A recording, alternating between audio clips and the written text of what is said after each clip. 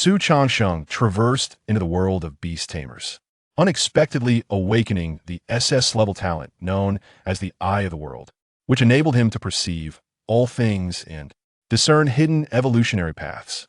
Simultaneously, he activated an achievement system that granted his spatial domain divine level enhancements. Once all beast companions entered his spatial realm, they would inherit a trace of mythical bloodline. The Shadow Wolf, upon final evolution, could ascend to become the mythical beast, Lord of the Night. The Wood Spirit, upon final evolution, could evolve into the mythical beast, Divine Wood of Fuyo. The Multicolored Serpent, upon final evolution, could evolve into the mythical beast, the Indomitable Ancestral Dragon. Upon witnessing the multitude of mythical beasts surrounding Xu Changsheng, countless foes crumbled in despair. Who could stand against an army of mythical beasts? Chapter 87. Another achievement. Terrifying effects. Congratulations, host, on achieving. Renowned throughout the world. Renowned throughout the world. Your accomplishments and fame are known far and wide, none remain unaware. Reward. The beast you contract will possess a rank no lower than one major realm beneath your own strength. For example, should the current strength of the Beastmaster be the first tier of gold, the next contracted beast will be born at the silver tier. The mechanical voice of the system echoed in Xu Changsheng's mind after a long absence. His pupils contracted as an unmistakable excitement flickered across his face. With this reward from the system, it meant that when Xu Changsheng next contracted a beast, the new beast would not need to start its cultivation from the lowest rank of black iron. Its initial tier would be at least that of silver. Moreover, this enhancement would escalate as Xu Changsheng's own realm progressed, significantly conserving the cultivation time for new beasts. It is noteworthy that Xu Changsheng had only managed to cultivate Fuyo to the 9th tier of bronze in nearly a month of commitment. From now on, contracting beasts will require little to no waiting. They will be ready to assist me in battle immediately. With this thought, Xu Changsheng's excitement grew even more fervent. This was a direct augmentation of his power. The exhilaration on his face was interpreted by the onlookers as the joy of securing first place in the international competition. Amidst the cheers of the crowd, Xu Changsheng descended from the podium. The audience's gaze followed Xu Changsheng with fervor, akin to zealous devotees. "Hello, please follow me." A staff member beckoned as Xu Changsheng stepped down from the winner's platform. This staff member was tasked with guiding him through the selection of resources from the National Treasury. Following the staff, Xu Changsheng arrived at a teleportation array. With a flash of white light, when Xu Changsheng opened his eyes again, he found himself in a peculiar chamber. It was called a chamber, yet it lacked walls, and even the ceiling was absent.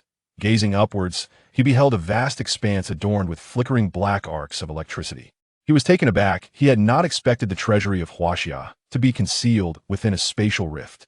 What a grand feat! They had literally torn apart a portion of space and then forcibly stabilized it to form a colossal domain capable of harboring treasures. Outside the treasury, fierce and violent spatial lightning surged. Even enemies at the star fragment tier or higher would be obliterated if they dared to intrude upon the treasury. The power of space is not to be trifled with. What do you think? Impressive, isn't it? The staff member inquired with a smile, pride evident in his pale brows and beard. This was the essence of Huaxia. Even the treasury was not a place that just anyone could access freely. Absolutely astounding. Xu Changsheng responded, then turned to survey the countless resources within the treasury. Each item radiated powerful energy waves. Any single piece could cause a stir in the outside world, yet now they lay available for Xu Changsheng's selection. Rare beast eggs are located in the far east, while fire-type resources are in the northeast. The elderly guide explained meticulously, adding, "Take your time, there's no rush and no time limit."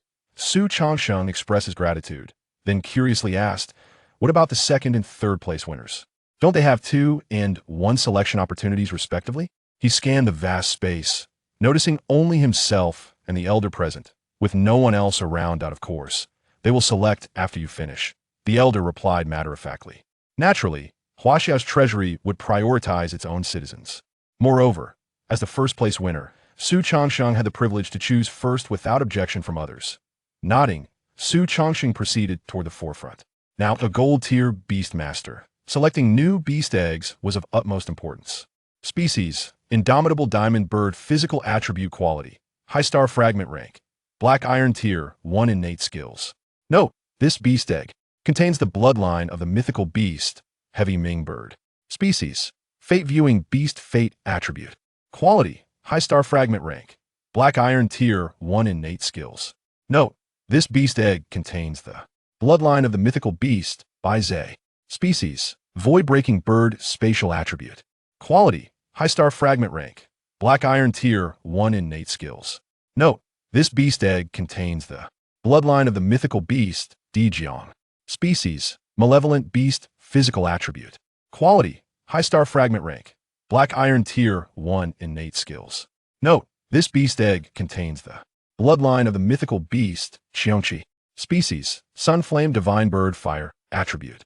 Quality: High Star Fragment Rank. Black Iron Tier 1 Innate Skills. Note: this beast egg contains the bloodline of the mythical beast Three-Legged Golden Crow. A multitude of beast egg information flooded Xu Changsheng's vision, leaving him awestruck. Just the high star fragment quality beasts alone accounted for 4 varieties. The medium and low star fragment qualities numbered in the dozens. As for the diamond tier beast eggs, such ranks were not even worthy of residing within Huaxia's treasury. As Xu Changsheng gazed at the array of beast eggs before him, he wished he could gather them all. Unfortunately, he had but 4 opportunities to select. Xu Changsheng's expression grew conflicted.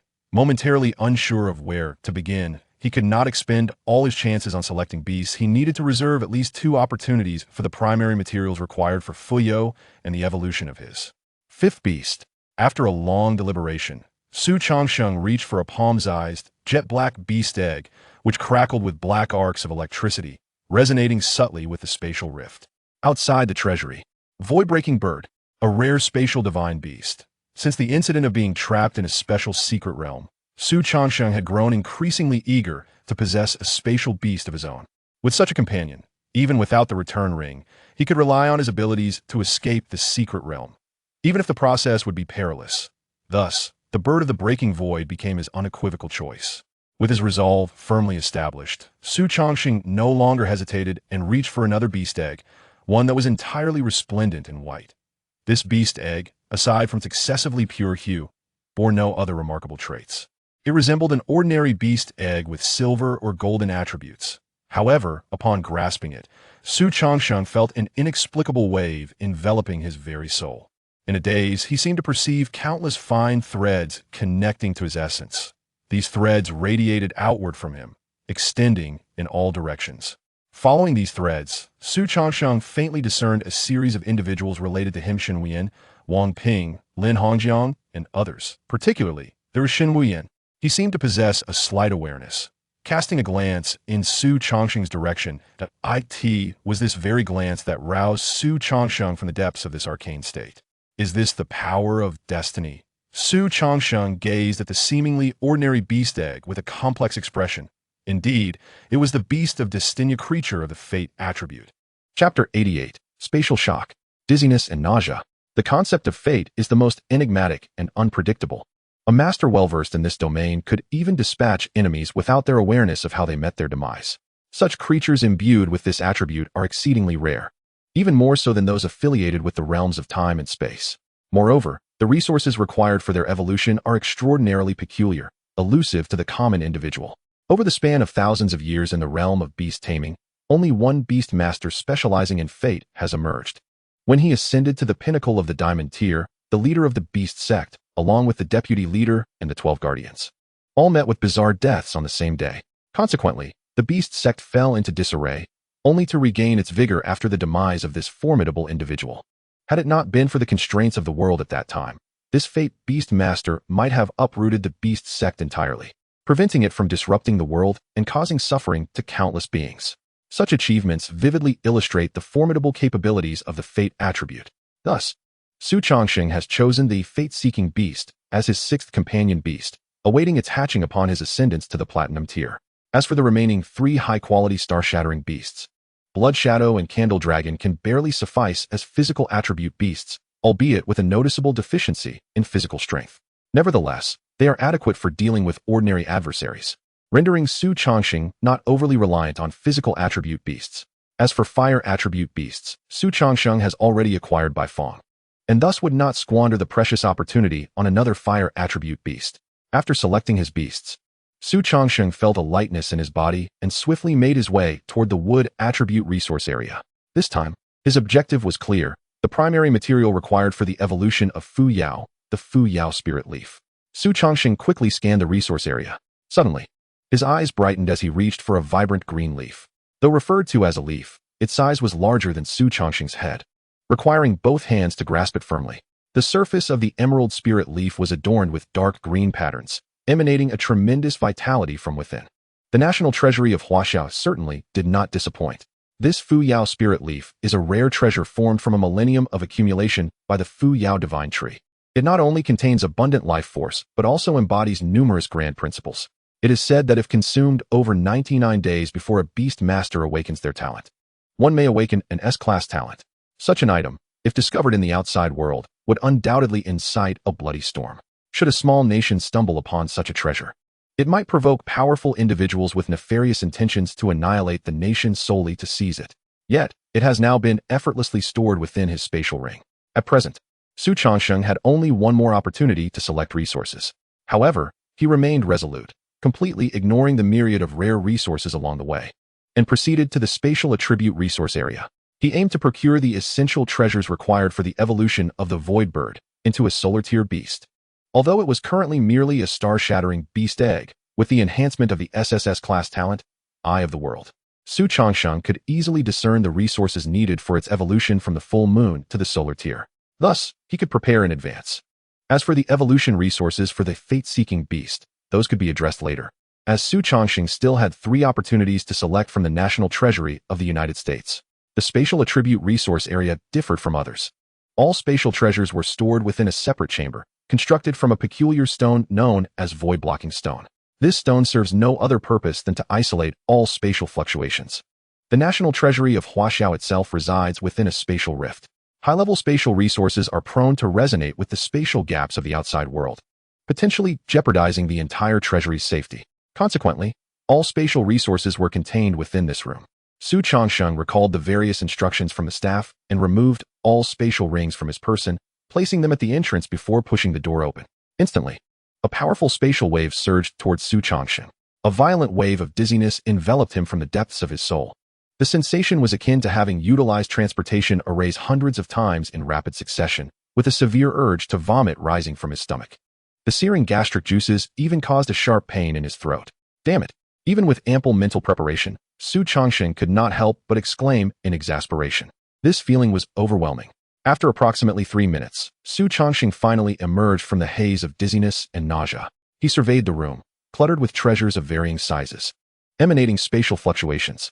Subsequently, these fluctuations intertwined, intensifying in strength. Even Xu Changsheng found it difficult to endure remaining in this room.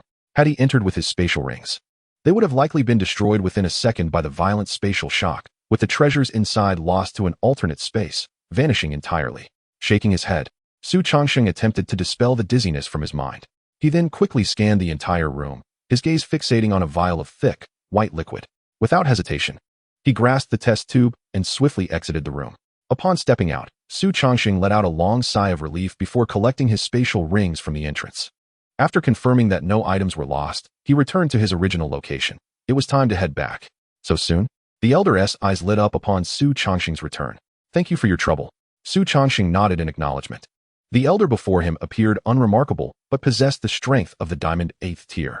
Even in the imperial capital, he was a figure of considerable stature. Yet, he had come specifically to oversee Xu Changsheng's selection of resources, underscoring the importance the Huaxiao authorities placed on him. The elder said nothing further, waving his hand. Beneath them, a formation suddenly rose. In a flash of white light, Xu Changsheng found himself back in the real world. He surveyed his surroundings and realized he had arrived near Imperial Capital University, with his villa just 100 meters away, to spare you from being swarmed by fervent fans. The elder explained. Given Xu Changsheng's current popularity in Huaxia, appearing on the streets would undoubtedly attract a crowd of fans clamoring for signatures. Thank you. Xu Changsheng expressed his gratitude, as that was a scenario he wished to avoid. As a master specializing in the spatial attribute, the elder possessed such capabilities. After bidding farewell, Xu Changsheng returned to his villa. It was time to enhance himself. A spark of brilliance flickered in his eyes as countless rare resources filled the living room like pearls.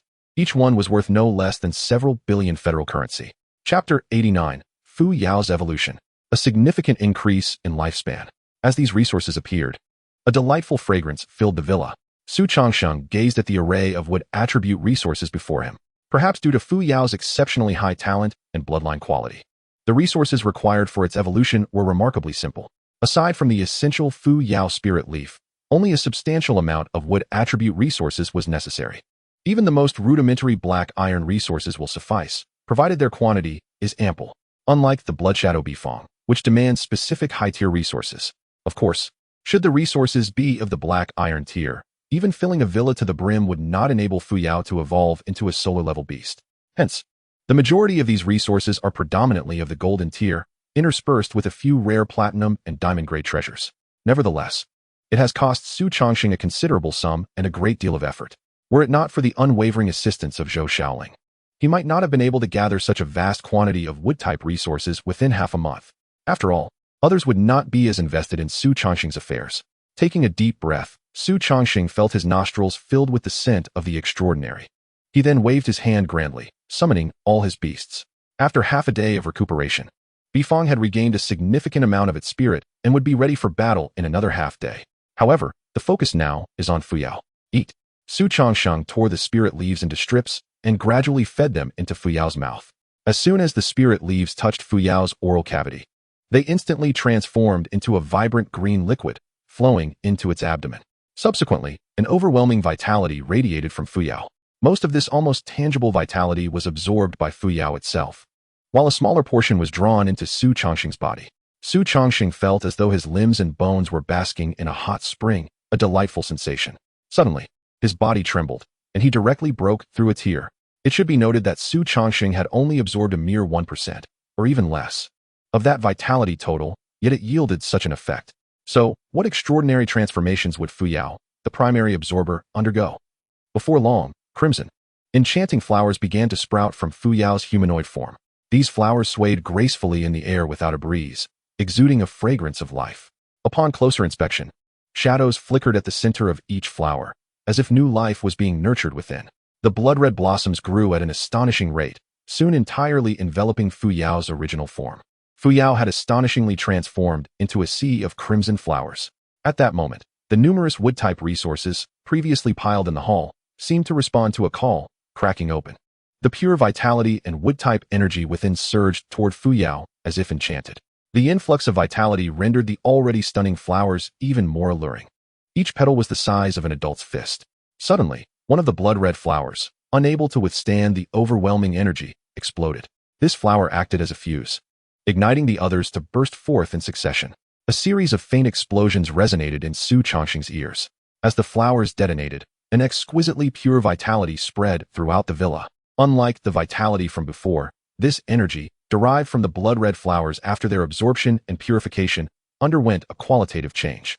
The pure vitality condensed into droplets of rain. Within Xu Changsheng's villa, a downpour composed entirely of life essence began to fall. Xu Changsheng and Bifong Bloodshadow Candle Dragon reveled in the rain. In that moment of reverie, Xu Changsheng sensed an indescribable leap in his own life level. As the rain ceased, Xu Changsheng opened his eyes, a vibrant green light flashing within. This sensation, Xu Changsheng clenched his fists, a surge of excitement washing over his face. In his perception, his power had at least doubled. However, the most significant enhancement was not his strength, but rather his physique and recovery speed. Xu Changsheng was confident that his current golden tier physical constitution was undoubtedly on par with any diamond tier beastmasters. Even in terms of recovery ability, he far surpassed them. Moreover, Xu Changsheng had a premonition. His lifespan had undoubtedly received an astonishing increase. The vigorous vitality surging within him seemed to proclaim, "You, my friend, could live for 1,000 years and still be as sprightly as ever." It is worth noting that diamond tier powerhouses typically have a maximum lifespan of only 500 years. Even those like Shen Wuyan, the star-shattering elites, rarely exceed 800 years. Yet now, Xu Changsheng, merely at the golden tier, possessed a lifespan of over 1,000 years.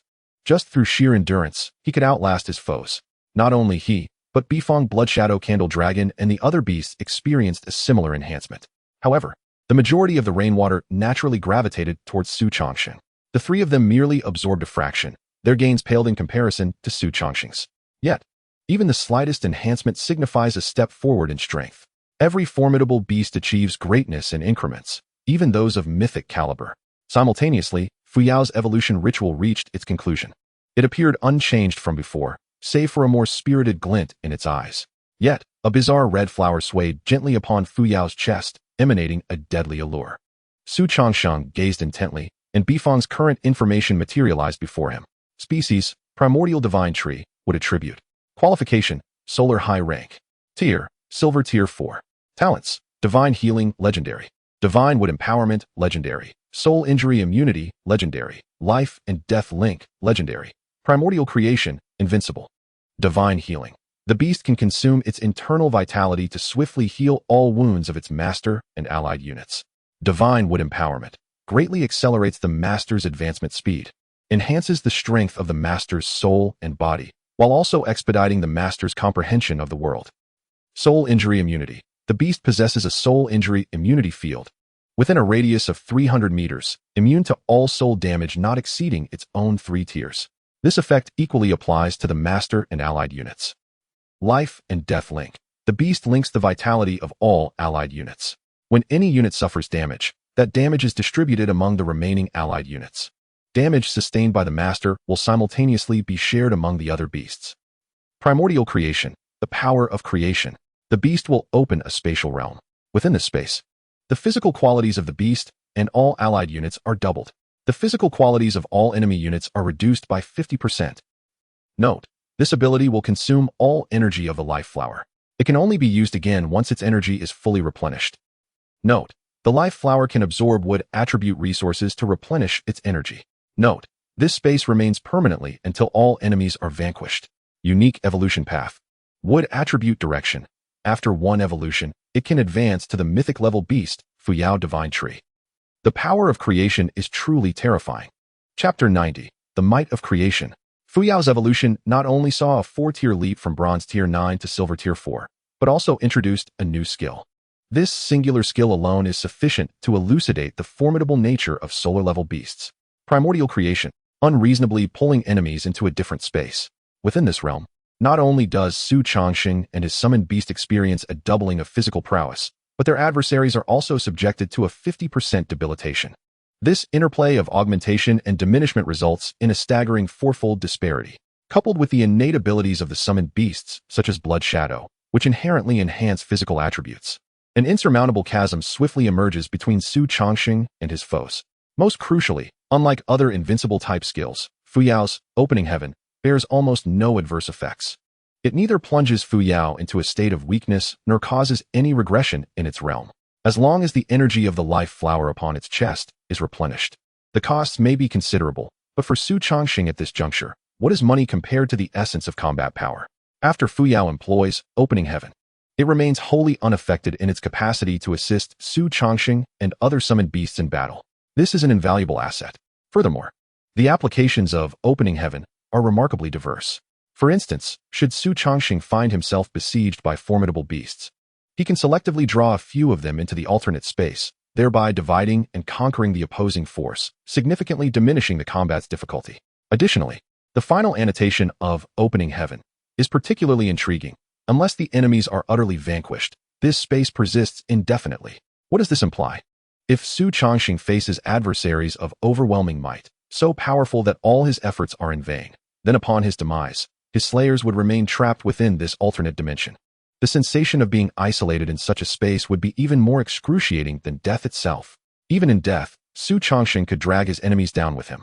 Observing Fuyao's impressive status panel, Xu Changsheng nodded in satisfaction. Witnessing this, Fuyao nuzzled affectionately against Xu Changsheng's chest. The flower upon its breast brushed against Xu Changsheng's right arm, imparting a refreshing sensation. Fuyao was merely seeking affection. Xu Changsheng, naturally, did not rebuff this request, gently stroking its head. To him, his summoned beasts were the closest kin he could ever have in this world. Meanwhile, the Baifeng Blood Shadow Candle Dragon, observing this exchange, also approached, its gaze revealing unabashed desire. After soothing all his summoned beasts, Xu Changsheng gathered them into the summoned beast space. Then, his consciousness entered the summoned beast realm. It was time to hatch a new summoned beast. Xu Changsheng turned his attention to the mythological bloodline egg beside the pool, which flickered with black arcs of electricity.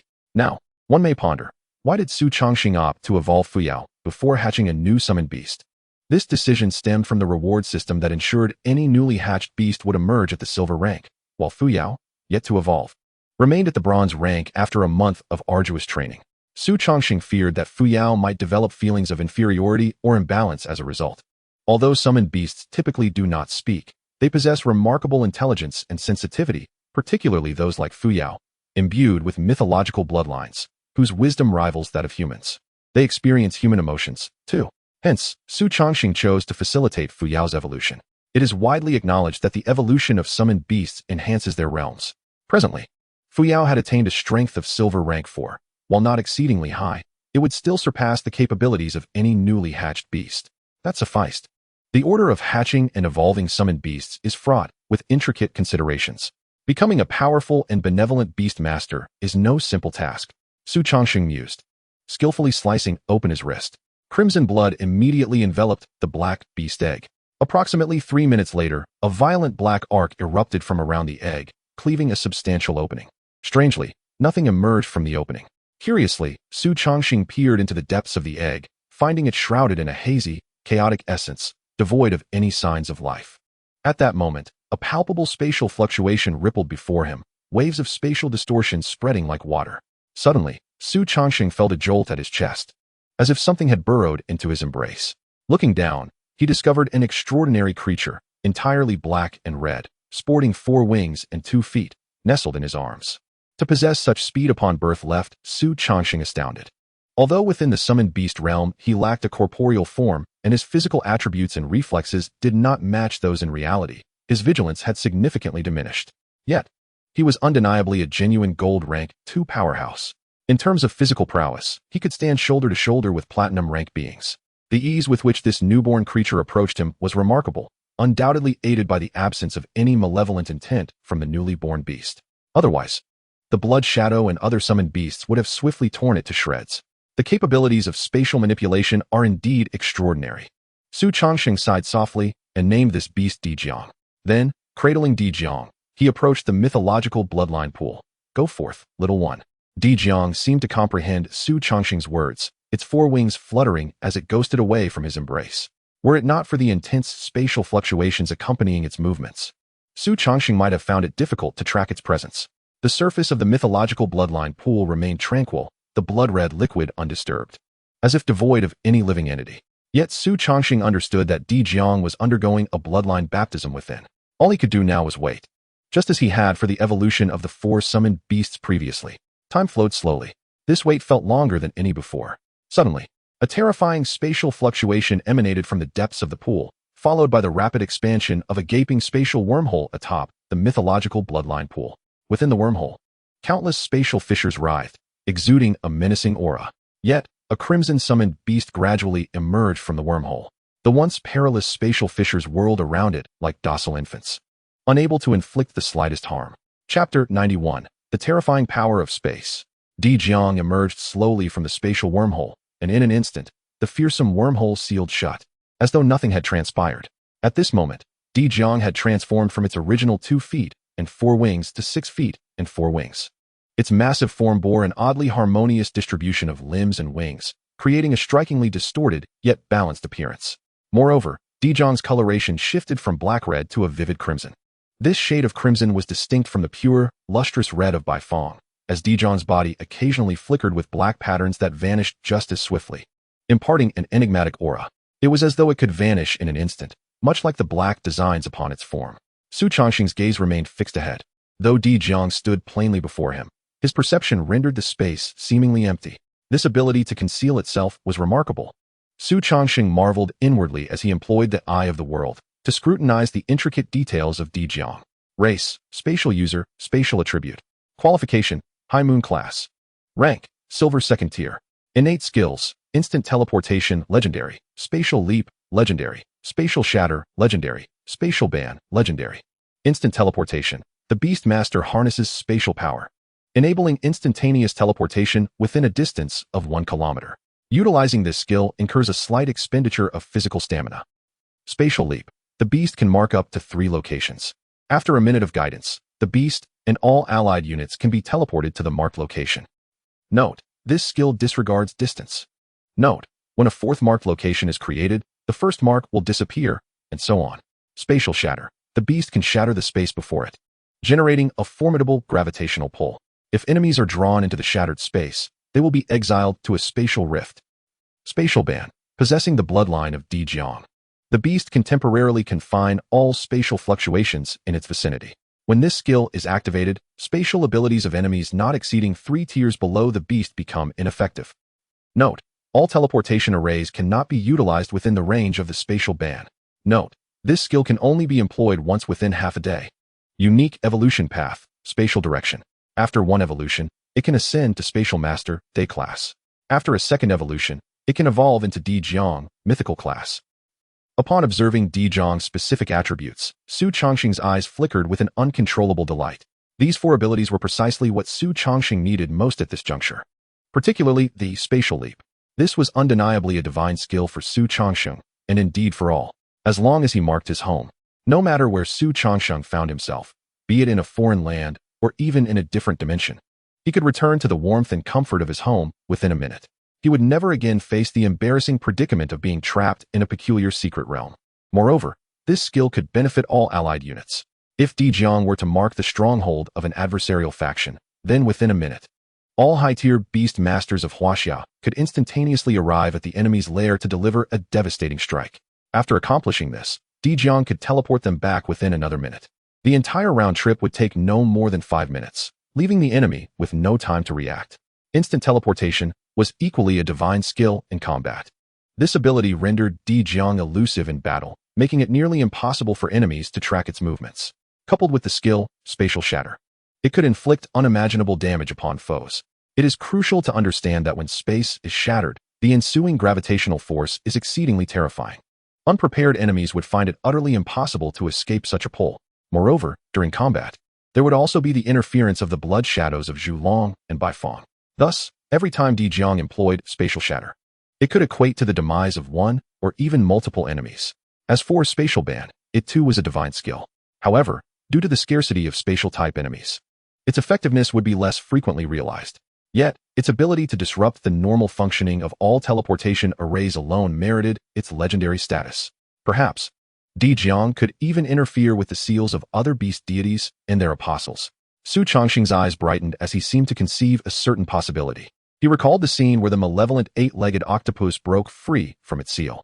Had Di Jiang been present then, resealing the malevolent octopus would have posed no such danger. Merely one spatial ban could have entirely closed that azure circle. While it is possible that Di Jiang may not yet influence the seals of beast deities, what if it were to evolve into a high moon class or even a mythical class beast? At that time, resealing a beast deity would undoubtedly be a matter of ease. The prophecy of beast deities breaking free from their seals had long weighed heavily on Xu Changsheng's mind. Unlike others, Xu Changsheng had witnessed the terrifying power of a mythical beast firsthand. During the hatching of Zhu Long, he had glimpsed the ethereal form of the dragon. At that moment, merely a fleeting glance from the true form of Zhu Long had left Xu Changsheng rooted to the spot, unable to move. Even after shaking off that state, Xu Changsheng's own tier had been elevated. Even more terrifying was that what Xu Changsheng had encountered was merely the phantom of Zhu Long. What then could be said of the true power of such a mythical beast? Legendary beast deities were precisely such entities. Now, the weight that had pressed upon Xu Changsheng's heart had finally begun to lighten. Roar! A dragon's roar jolted Xu Changsheng from his reverie. He turned to Zhu Long and noticed an emotion akin to grievance in its lantern-like vertical pupils. Do not fret, your evolution is imminent, Xu Changsheng mused, finally understanding the source of Zhu Long's discontent. The earlier hatched by Fong Blood Shadow had already become a day class innate beast. Even the subsequent hatchling, Fu Yao, had attained the same rank. Presently, the freshly hatched Di Jiang had also reached high moon class qualification, matching Zhu Long's caliber. Dragons are inherently proud creatures. Now, with Zhu Long virtually at the bottom of Xu Changsheng's beasts, how could it not feel aggrieved? Xu Changsheng approached to soothe Zhu Long's emotions, feeling somewhat helpless himself. His search for evolution resources for Zhu Long had never ceased. However, high-tier resources related to time were exceedingly elusive. Moreover, Xu Changsheng was reluctant to squander the valuable opportunity of selecting resources from the national treasury on evolution assistance materials. Consequently, the resources for Zhu Long's evolution remained incomplete. Chapter 92, Huaxiao's Support, officially recognized as the first prodigy. 3 days later, Xu Changsheng, responding to Shun Wuyan's invitation, arrived at Shen Wuyan's office. During these 3 days, aside from contacting Xu Changsheng to solicit her assistance in intensifying the search for resources, he had devoted himself to diligent practice. In merely 3 days, his cultivation had seen another elevation. The beasts he had contracted also experienced varying degrees of advancement. Such speed would astound many. It is noteworthy that Xu Changsheng had already stepped into the threshold of a mid-tier beast master. For beast masters of his rank, the required beast power for each ascension is extraordinarily vast. Most individuals consider it commendable to advance once a month. Even geniuses often require a week or 2 for such progress. Yet, Xu Changsheng's rate of advancement was tenfold that of theirs. Over the years, the gap he would create with them would be monumental. Knock, knock, knock. Arriving at the office door, Xu Changsheng raised his hand to knock, his heart brimming with anticipation. Shen Wuyan seldom summoned him, but each meeting almost invariably brought good news, such as beast eggs, various resources, and entry tickets to special secret realms. Enter. Shen Wuyan's steady voice penetrated the solid wooden door, resonating in Xu Changsheng's ears. TSK. Upon hearing this tone, Xu Changsheng couldn't help but click his tongue. Why did old Shen seem to be carrying himself with such gravity today? Even his voice sounded different. He didn't dwell on it for long, and simply pushed the door open. In the corner of the room, an incense burner was placed, with exquisite spices smoldering within, transforming into a delicate wisp of blue smoke that danced elegantly in the sunlight. Merely inhaling the fragrant aroma invigorated Xu Changsheng's spirits. However, at that moment, his thoughts were not on the fragrance. Xu Changsheng's gaze swept across the office. To his astonishment, the once spacious and desolate room was now filled with people. Even the area that had originally housed flowers and plants had been cleared out. In its place stood rows of chairs, each occupied by a unique individual. Their eyes fixed intently on Xu Changsheng as he entered. You've arrived, Changsheng. Shen Wuyan stood up to greet him. Xu Changsheng waved his hands, signaling that such formalities were unnecessary. Surely, his status did not warrant Shen Wuyan standing to welcome him. Xu Changsheng, Principal Shen is not here to welcome you. He is here to introduce us to you. A slightly familiar, cool voice interjected from the side. Xu Changsheng turned to see a familiar figure with white hair and pink eyes, Bai Daoling, the leader of the younger generation of the Bai family, an esteemed hidden clan. His rosy eyes sparkled with mirth as he explained to Xu Changsheng. The others present smiled kindly at this remark. At this moment, Shen Wuyan approached Xu Changsheng, introducing him one by one. This is our Federation's Chancellor, Yanhua. An elderly man clad in a black robe, embellished with golden embroidery, rose and extended his hand towards Xu Changsheng, exclaiming, "Heroic youth, talented young man. May heaven bless our Huaxia." Xu Changsheng reciprocated the handshake. His curiosity piqued regarding this legendary chancellor. Yanhua appeared no different from an ordinary old man, save for the deep furrows etched upon his brow, forming a subtle shape, clearly indicating a life burdened by myriad concerns. Yet, at that moment, he smiled like a blooming chrysanthemum, the wrinkles on his face unfurling with joy. Evidently, he was quite pleased with Xu Changsheng. This is Bai Daoling, the designated heir of the Bai family, Shen Wuyan continued, seamlessly introducing each individual. With every name mentioned, Xu Changsheng felt increasingly astonished. The chancellor of the Huaxia Federation, the heads of various hidden clans, and absolute titans who controlled the very lifeblood of Huaxia. Every person in this room was an unrivaled power in the outside world, capable of shaking the very foundations of the capital with but a stomp of their feet. Yet now, they regarded Xu Changsheng like elders observing the growth of a cherished youth, their faces adorned with gentle smiles. One elder jovially remarked, "Changsheng, I have a lovely granddaughter around your age, and though she may not be a beauty that could cause fish to leap or birds to fall, she is certainly fair enough to make the moon hide and the flowers blush. You should spend some time together." Such sentiments were abundant, leaving Xu Changsheng feeling quite embarrassed. The introductions and playful banter alone consumed a full hour. As Xu Changsheng formed his initial impressions of these individuals, Shen Wuyan cleared his throat, signaling that it was time for the main matter at hand. The room fell silent, and Xu Changsheng turned his gaze toward Shen Wuyan, aware that significant discussions were about to commence. "Changsheng, your parents perished while guarding our borders, their roots deeply embedded in righteousness. You discerned the actions of the beast cult at a tender age, rescuing countless citizens in the process. Subsequently, you led the post-disaster reconstruction in Changnan, eradicating the forces of darkness. You even reinforced the seal of the beast god as emissaries, saving the world from peril. Just 3 days ago, you demonstrated your extraordinary talents and strength to the entire world. Now, the seal of the beast god is on the verge of breaking, posing a grave danger to Huaxia and indeed the world. After thorough deliberation among all present, we hereby appoint you as the light of Huaxia. You will share the same status as I. Each year, You shall have 5 opportunities to choose resources from the national treasury. As for ordinary resources, you need only ask, and we shall do everything in our power to provide. Shen Wuyin declared, his gaze fixed intently on Xu Changsheng, filled with expectation and pride. The young man he had once recognized had now grown at an astonishing pace, radiating brilliance as he stepped into the spotlight. Xu Changsheng, do you wish to become the light of Huaxia? To fight for yourself, for Huaxia, and for humanity? At this moment, all eyes were fixed upon Xu Changsheng, and he felt an overwhelming weight settle upon his shoulders, a heavy sense of responsibility that almost rendered him breathless. To be frank, the conditions offered by Huaxia were incredibly generous. The mere opportunity to select resources from the national treasury 5 times a year was enough to entice Xu Changsheng, not to mention the provision of additional ordinary resources, nearly limitless power, and immense status. Having been born and raised in Huaxia, he held deep affection for this land. Figures like Wang Ping, Lin Hongjiang, and Shen Wuyin had supported him numerous times throughout his growth. It could be said that without their aid, Xu Changsheng might not be alive today. And now, it was finally his turn to illuminate the paths of others. With this thought in mind, Xu Changsheng hesitated no longer and solemnly declared, I am willing. Chapter 93, The Gift. With Xu Changsheng's resolute words echoing through the room, the previously solemn atmosphere lightened considerably. The faces of all present once again broke into warm smiles. Though they had extended such generous conditions and privileges, it was well understood that a normal person would not refuse. However, it was common knowledge that the temperament of geniuses could often be erratic, particularly for someone as exceptional as Xu Changsheng. They genuinely feared that a slight misstep might lead him to decline outright. What a good child. Just like my granddaughter. A truly good child. Honestly, I believe you two would get along splendidly. The elder who had previously conversed with Xu Changsheng spoke again. It was evident that he genuinely wished for Xu Changsheng to meet his extraordinarily beautiful granddaughter.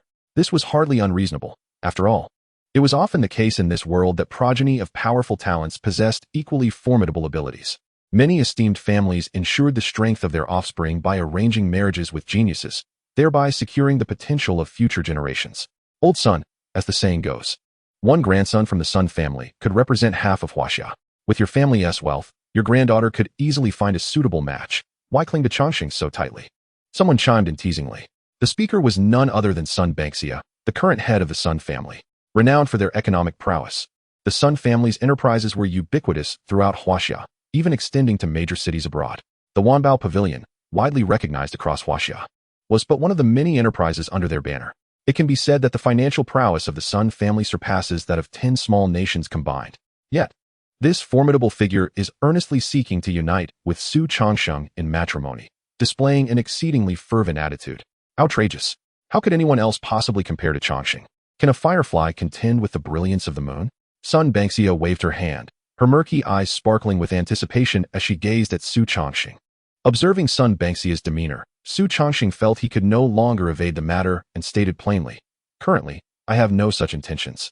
Seeing that Sun Bangxia remained undeterred, he added, without becoming a solstice-level beastmaster, I have no thoughts of starting a family. At this declaration, the room erupted in astonishment. A solstice-level beastmaster. What does this entail?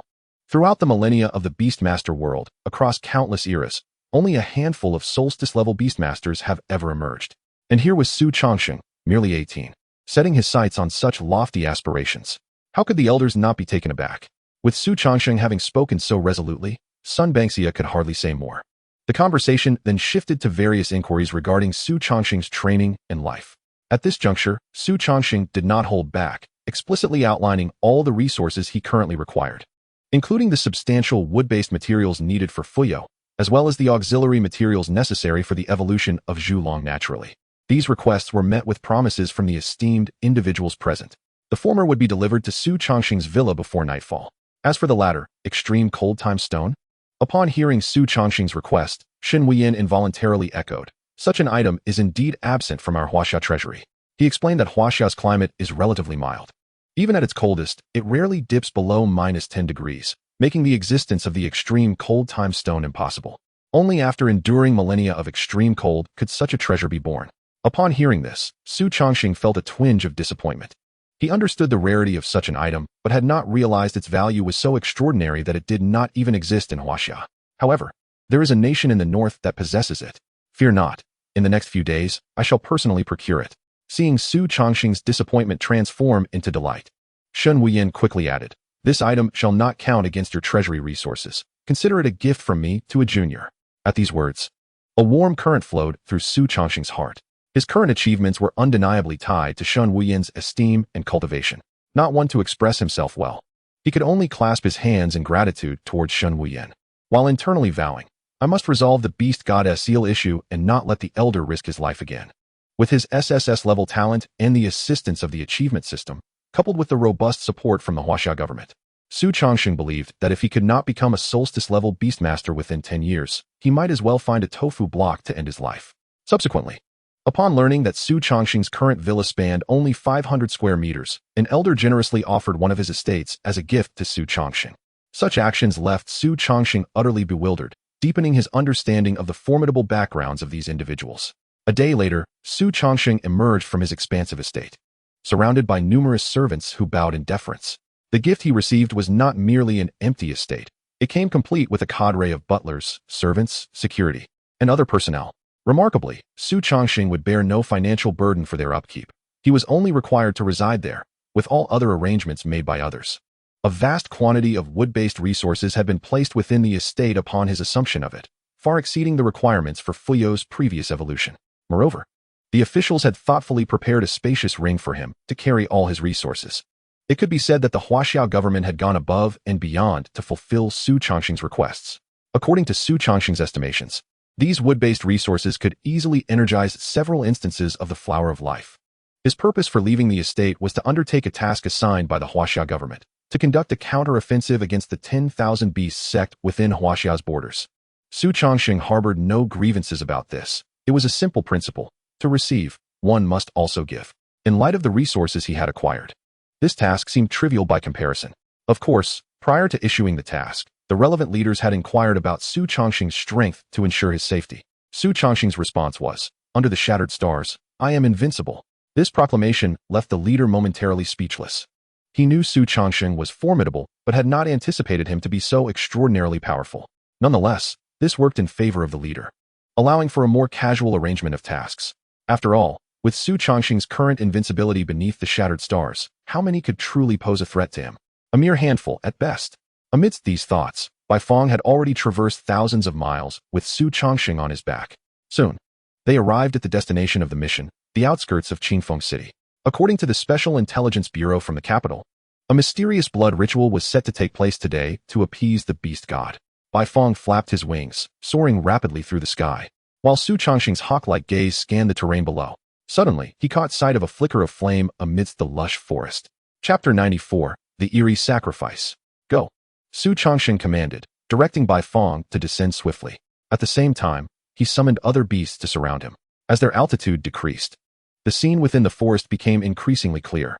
A significant portion of the verdant woods had been deliberately felled, creating a clearing of several hundred square meters. In this open space, a throng of people crowded together like ants, their heads bowed, staring at their toes, their expressions revealing confusion and helplessness. At the forefront of the clearing stood a rudimentary altar, upon which a wizard clad in a blood-red robe raised a staff, murmuring indistinct incantations. The wizard's whispers, akin to phantoms speaking in one's ear, were indecipherable yet imbued with extreme terror. Suddenly, flames erupted within the crowd, and a fierce wind surged. The wind fanned the flames, and in the blink of an eye, the ferocious fire, like a venomous serpent, began to lash out at every individual present. The crowd, once relatively calm, erupted into a cacophony of anguished cries. Faced with the uncontrollable inferno, the most primal fears of the people surged forth. In an instant, everyone desperately fled toward the edges of the clearing. Yet, with so many people present, rationality and courtesy were cast aside in the face of panic. As long as there was someone in front, they would shove them aside and trample over their bodies in their frantic escape. Upon the elevated platform, the sorcerer, hearing the ghastly wails akin to those of tormented spirits, curved his lips into a sinister smile, his whispers quickening. "Come forth. Let your blood and suffering delight the beast god." As Xu Changsheng commanded the Bai Feng to descend, he was met with a scene reminiscent of a hellish tableau. His eyes widened in horror as he cried out, "Bai Feng, extinguish this fire." A piercing howl reverberated from below. Instantly, countless vines erupted from the earth, as if imbued with sentience, ensnaring the panicked crowd like headless flies. In the blink of an eye, the chaos of trampling and pushing vanished. All were ensnared tightly by the sudden onslaught of vines. "Let me go? There is a fire." Countless voices shrieked in panic. As they saw the raging flames advance upon them, many shut their eyes, awaiting death. Suddenly, a radiant green light ascended from the vines, expanding outward. The once ferocious and rampant flames recoiled in terror from this verdant glow. Yet, the retreat of the flames could not match the rapid expansion of the green light. Wherever the flames came into contact with the green luminescence, they were instantly extinguished. Within mere seconds, the once rampant fire was utterly vanquished. Had it not been for the charred ground and the acrid scent lingering in the air, one might not have believed that a great conflagration had raged here moments before. The Bai Fong, being a creature of both wood and fire, possessed vines that naturally excelled in repelling such mundane flames. Moreover, these vines bore a healing quality, capable of mending the various injuries the people had sustained. Who is it? The blood-robed sorcerer, witnessing the disruption of his ritual, suddenly lifted his head and bellowed. His voice was raspy and grating, as if scorched by fierce flames. His gaze fixed upon the Bai Fong, its resplendent crimson hue reminiscent of pure garnet, impossible to overlook, especially when paired with the imposing form of the candle dragon. You have angered the great beast god. As his loyal servant, it is my duty to tear you apart, the blood-robed sorcerer proclaimed, his voice laced with fervor, spittle flying as he brandished his staff, leaving afterimages in its wake. Hearing his words, the crowd, having just gained a moment's respite, was once again engulfed in panic. To them, the youthful Xu Changsheng appeared no match for the aged sorcerer before them. Ha! You have provoked the divine. The blood-robed sorcerer reveled in their dismay. The power of beast mastery surged wildly within him, the skin on his neck bristling with dark fur. He was indeed a high-ranking acolyte of the beast cult, steeped in the blood of beasts. Yet, with merely the strength of a platinum 9th rank, what audacity did he possess to challenge Xu Changsheng? Suddenly, time slowed. The terror etched on the faces of the crowd, their involuntary gulping in panic, the sorcerer's spittle, and the lifelike bristles on his neck. All of it came to a standstill. No, it was not merely slowing. It was a complete stasis. Every individual in that open space, indeed every existence, was ensnared in an eerie suspension. In an instant, the cacophony transformed into silence. A silver-white claw flashed like lightning across the sorcerer's neck. With a resounding crack, the world resumed its natural course. The din and clamor surged back into Xu Changsheng's ears. Simultaneously, a torrent of blood gushed forth from the sorcerer's neck. Thud! The staff slipped feebly from his grasp, crashing to the ground. Hiss, hiss, hiss.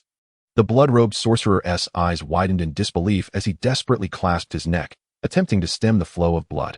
Yet, the crimson liquid, mingled with fragments of his severed vessels, continued to pour uncontrollably through his fingers. A profound sense of helplessness and suffocation rapidly enveloped him. Unable to maintain his stance, he toppled from the platform, producing a resounding thud. Witnessing this, confusion flickered in the eyes of the onlookers. They could scarcely comprehend what had transpired. Such a formidable acolyte of the beast cult had perished so easily. After a long pause, someone finally whispered in a stifled voice, "He is dead. He is dead. We are saved." In an instant, feeble cheers echoed in Xu Changsheng's ears. All eyes involuntarily turned toward the young man atop the Bai Fong, gazing at him as if in the presence of a deity. "Why have you gathered here?" Xu Changsheng spoke, his voice resonating with authority, silencing all murmurs. For a moment, the crowd exchanged glances, yet no one dared to respond to his inquiry. The expressions of relief that had graced their faces faded, replaced by profound fear. It was only when Xu Changsheng furrowed his brow that someone finally spoke. "My lord, we have no food. We were told that food would be given here." Xu Changsheng's brow furrowed deeper. No food? How could that be? Have not all those unable to work in Huaxia been provided with at least the most basic sustenance? Could it be that someone has embezzled it? At that moment, a childish voice interrupted his thoughts. "Brother, look. Is my leg better now?" It doesn't hurt at all. Following the voice, Xu Changsheng turned to see a little girl gazing at him with eager eyes, awaiting his response. Yet, her legs were a mere remnant of what they once were, ravaged by flames, with muscle and skin long since obliterated, leaving only bare bones, devoid of nerves. Such injuries were beyond the healing capacity of Bai Fong's vines. Chapter 95, The Corruption of Qingfeng City. The little girl, with her cherubic features, appeared to be around 6 or 7 years of age. At such an age, one would expect to be cherished by family, treated like a princess. Yet, she was tattered and covered in grime. Her skin bore the marks of countless footprints, bruises marring her delicate form. Her body, a testament to prolonged malnourishment, was grotesquely swollen. A mere touch would leave an indentation that lingered for ages. Only her eyes retained the innocence of childhood, blinking with hope as they gazed upon Xu Changsheng. Xu Changsheng's gaze fell upon the girl's skeletal legs, his lips quivering slightly. a child of such tender age. In an instant, an overwhelming fury surged within him. A glimmer of wrath flashed in his eyes, only to be swiftly replaced by gentleness. Without hesitation, Xu Changsheng leapt from Baifeng's back and hurriedly crouched before the little girl. Fu Yao followed closely behind him. Well done. You noticed that. But you must wait a moment before you can move, okay? By the way, what is your name? Xu Changsheng smiled, gently brushing the dust from her face. My name is Tao Tao, big brother. The little girl replied obediently, though her voice betrayed an undeniable frailty. As they spoke, a dazzling green light flickered from Fu Yao. A refreshing breeze replaced the acrid stench that lingered in the aftermath of flames. A magnificent vitality surged towards Tao Tao like a tidal wave, enveloping her in a gentle embrace. Under the deft control of Fu Yao, this life force gradually revitalized the little girl's frail constitution, transforming her once unruly hair into a silky cascade. Her dull, sallow complexion morphed into a vibrant, healthy porcelain hue. The swelling in her body receded swiftly, as the bruises that marred her skin vanished entirely. Most notably, her legs, which had been reduced to mere bones, underwent a miraculous transformation. Flesh and muscle grew back at a visibly rapid pace, and within mere seconds, a pair of robust, lively legs re-emerged. Such grievous injuries would have been beyond the capabilities of Baifeng to heal, yet for Fu Yao, who specialized in vitality, it posed no challenge whatsoever. However, while Tao Tao's injuries might not have seemed significant to Xu Changsheng, they represented a lifelong disability for others, particularly for the ordinary onlookers present. My heavens! What is this? Truly, it is divine. The crowd erupted in fervent exclamations upon witnessing the miraculous transformation of Tao Tao. Many among them, who also bore disabilities, turned their hopeful gazes towards Xu Changsheng. Some even dragged their impaired bodies towards him, yearning for his assistance in their own healing. Come, Tao Tao. Let us see if you can stand and walk, Xu Changsheng said, momentarily ignoring the clamoring voices around him. Wow, it really worked. Tao Tao exclaimed, attempting to stand. Initially, her form wobbled, but soon she gained complete control over her rejuvenated legs. A cherubic smile illuminated her youthful face, her eyes sparkling as she looked at Xu Changsheng. How wonderful. But can you tell your brother why the authorities did not provide you with food subsidies? Xu Changsheng inquired, as he stood and affectionately touched Tao Tao's now lustrous black hair. At his question, the brightness in Tao Tao's eyes dimmed, her lips quivering as she stammered, I dare not say, for they would beat me. Seeing her tremble, a flicker of ruthlessness flashed in Xu Changsheng's eyes. He steadied his emotions and patiently probed. Do not be afraid, your brother is here. Who are they?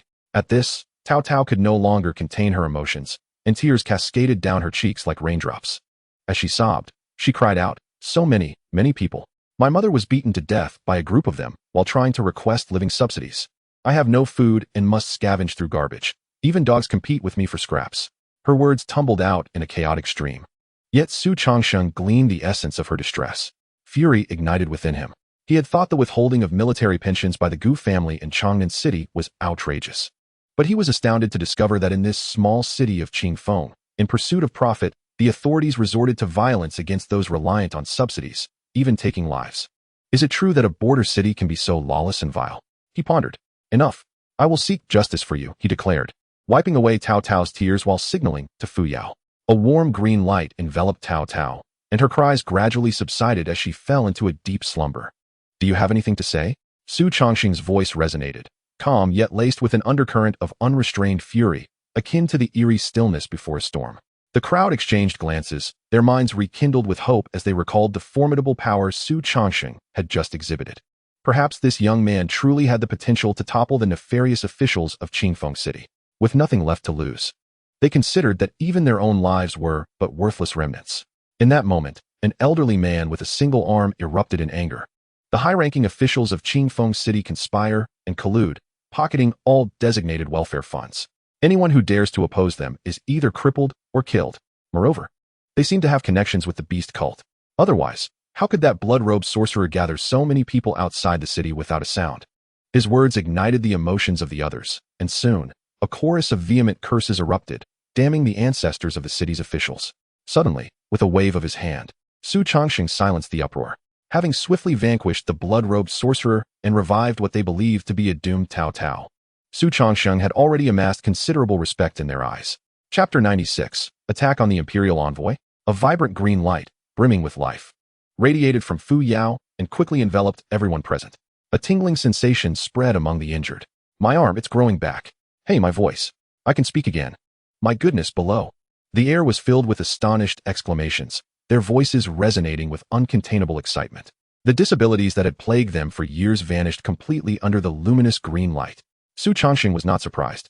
For Fu Yao, a beast master of exceptional caliber, healing the injuries of these ordinary people was an effortless task, requiring little of her vitality. Return to the city. You shall ride upon its back. Xu Changsheng commanded with a flourish of his arm. The towering figure of the Zhu Long appeared before the crowd, its massive vertical eye regarding them with an impassive gaze. The gusts from its nostrils could easily topple an ordinary person.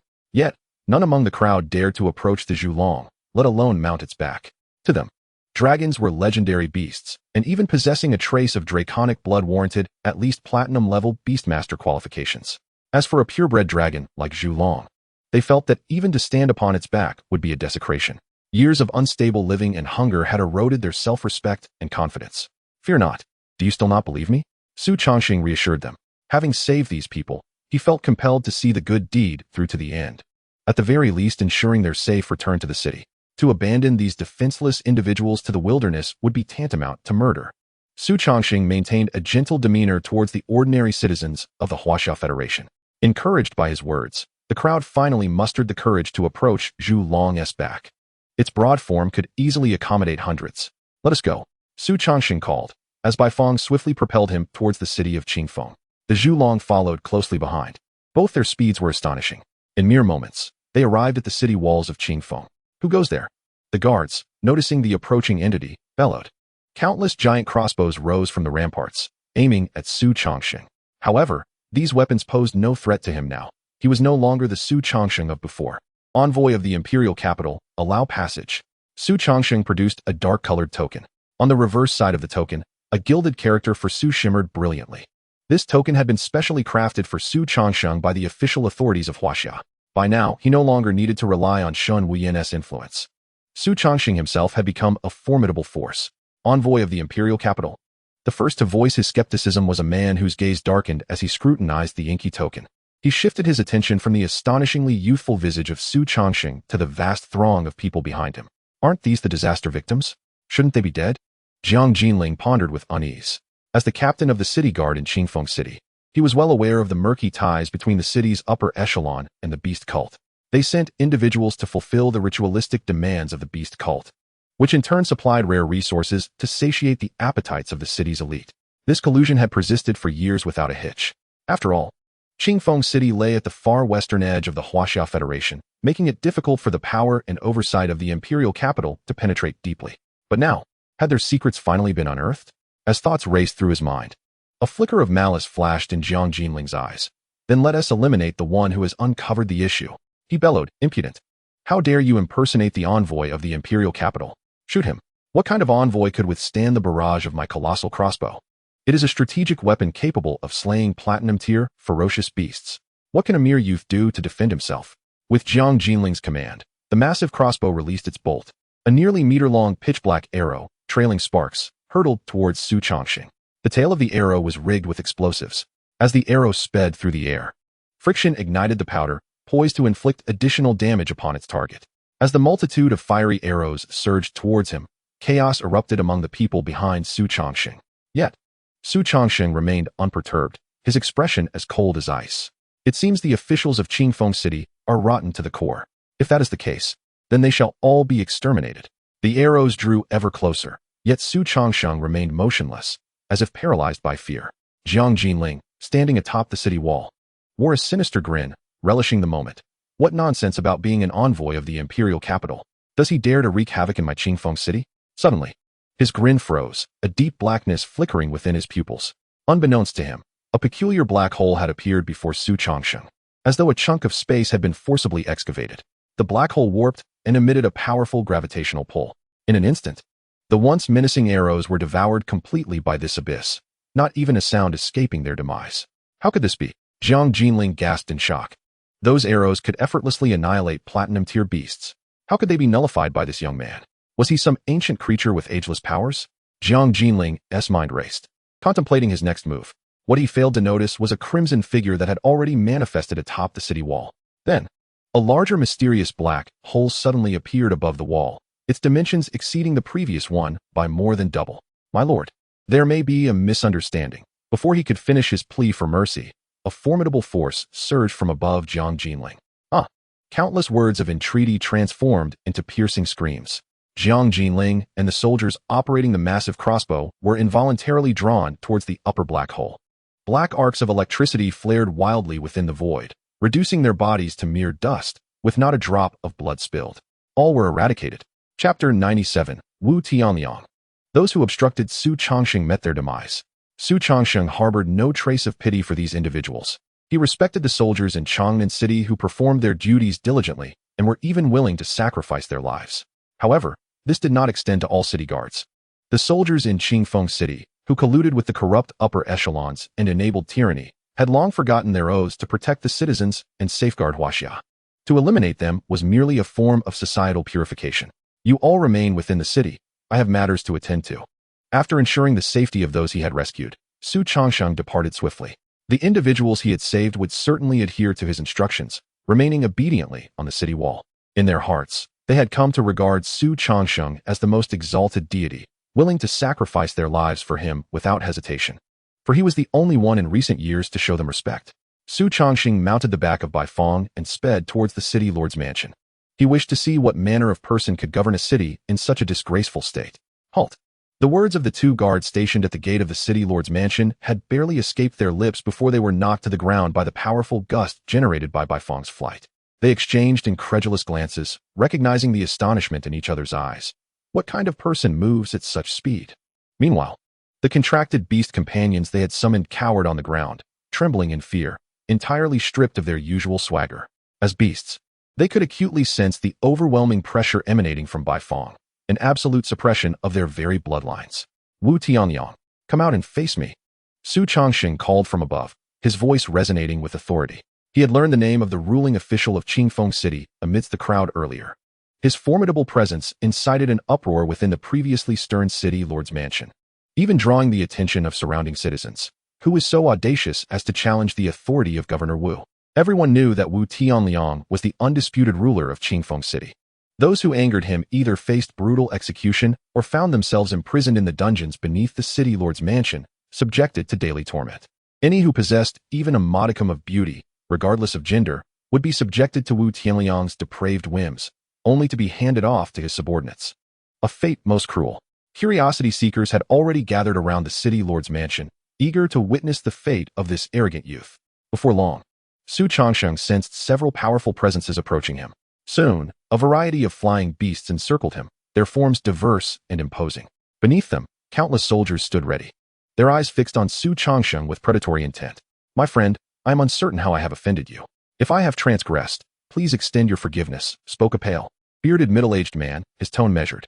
He was none other than Wu Tianliang. At that moment, Wu Tianliang scrutinized Xu Changsheng's astonishingly youthful visage. Yet, he felt no inclination to underestimate him. Just moments ago, the news of the annihilation of the Eastern City Guard had reached his ears. The instigator was none other than the youth before him. It was well known that if the colossal crossbow fired in unison, the resulting power could be lethal, even to him. A platinum-tier beastmaster. A moment's carelessness could cost him his life. Yet this young man had effortlessly dispatched them all in a brief span of time, showcasing his terrifying strength.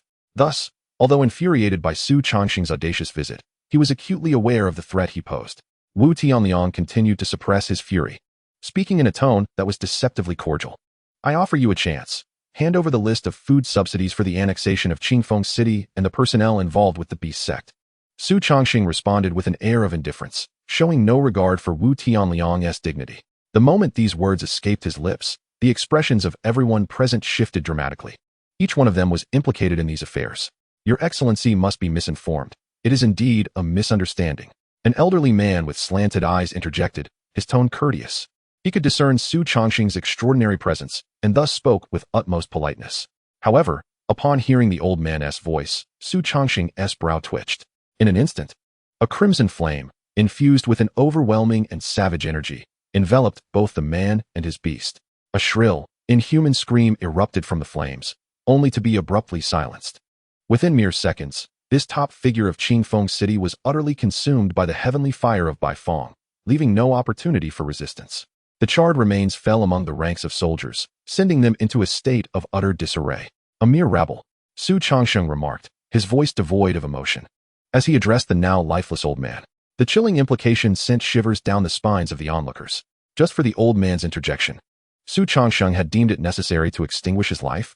Such a brutal and capricious temperament. Those observing from a distance found this spectacle almost unbelievable. Wasn't that the head of the Qin family? No, a platinum-tier powerhouse, without even a chance to retaliate. The winds of change were sweeping through Qingfeng City. Countless whispers filled the air, some shocked, some terrified, but many were driven by an unrestrained sense of joy. They too had suffered under the tyranny of Wu Tianliang and his ilk. As Wu Tianliang's face contorted in horror, Xu Changsheng recognized that his intention to instill fear had been successfully achieved.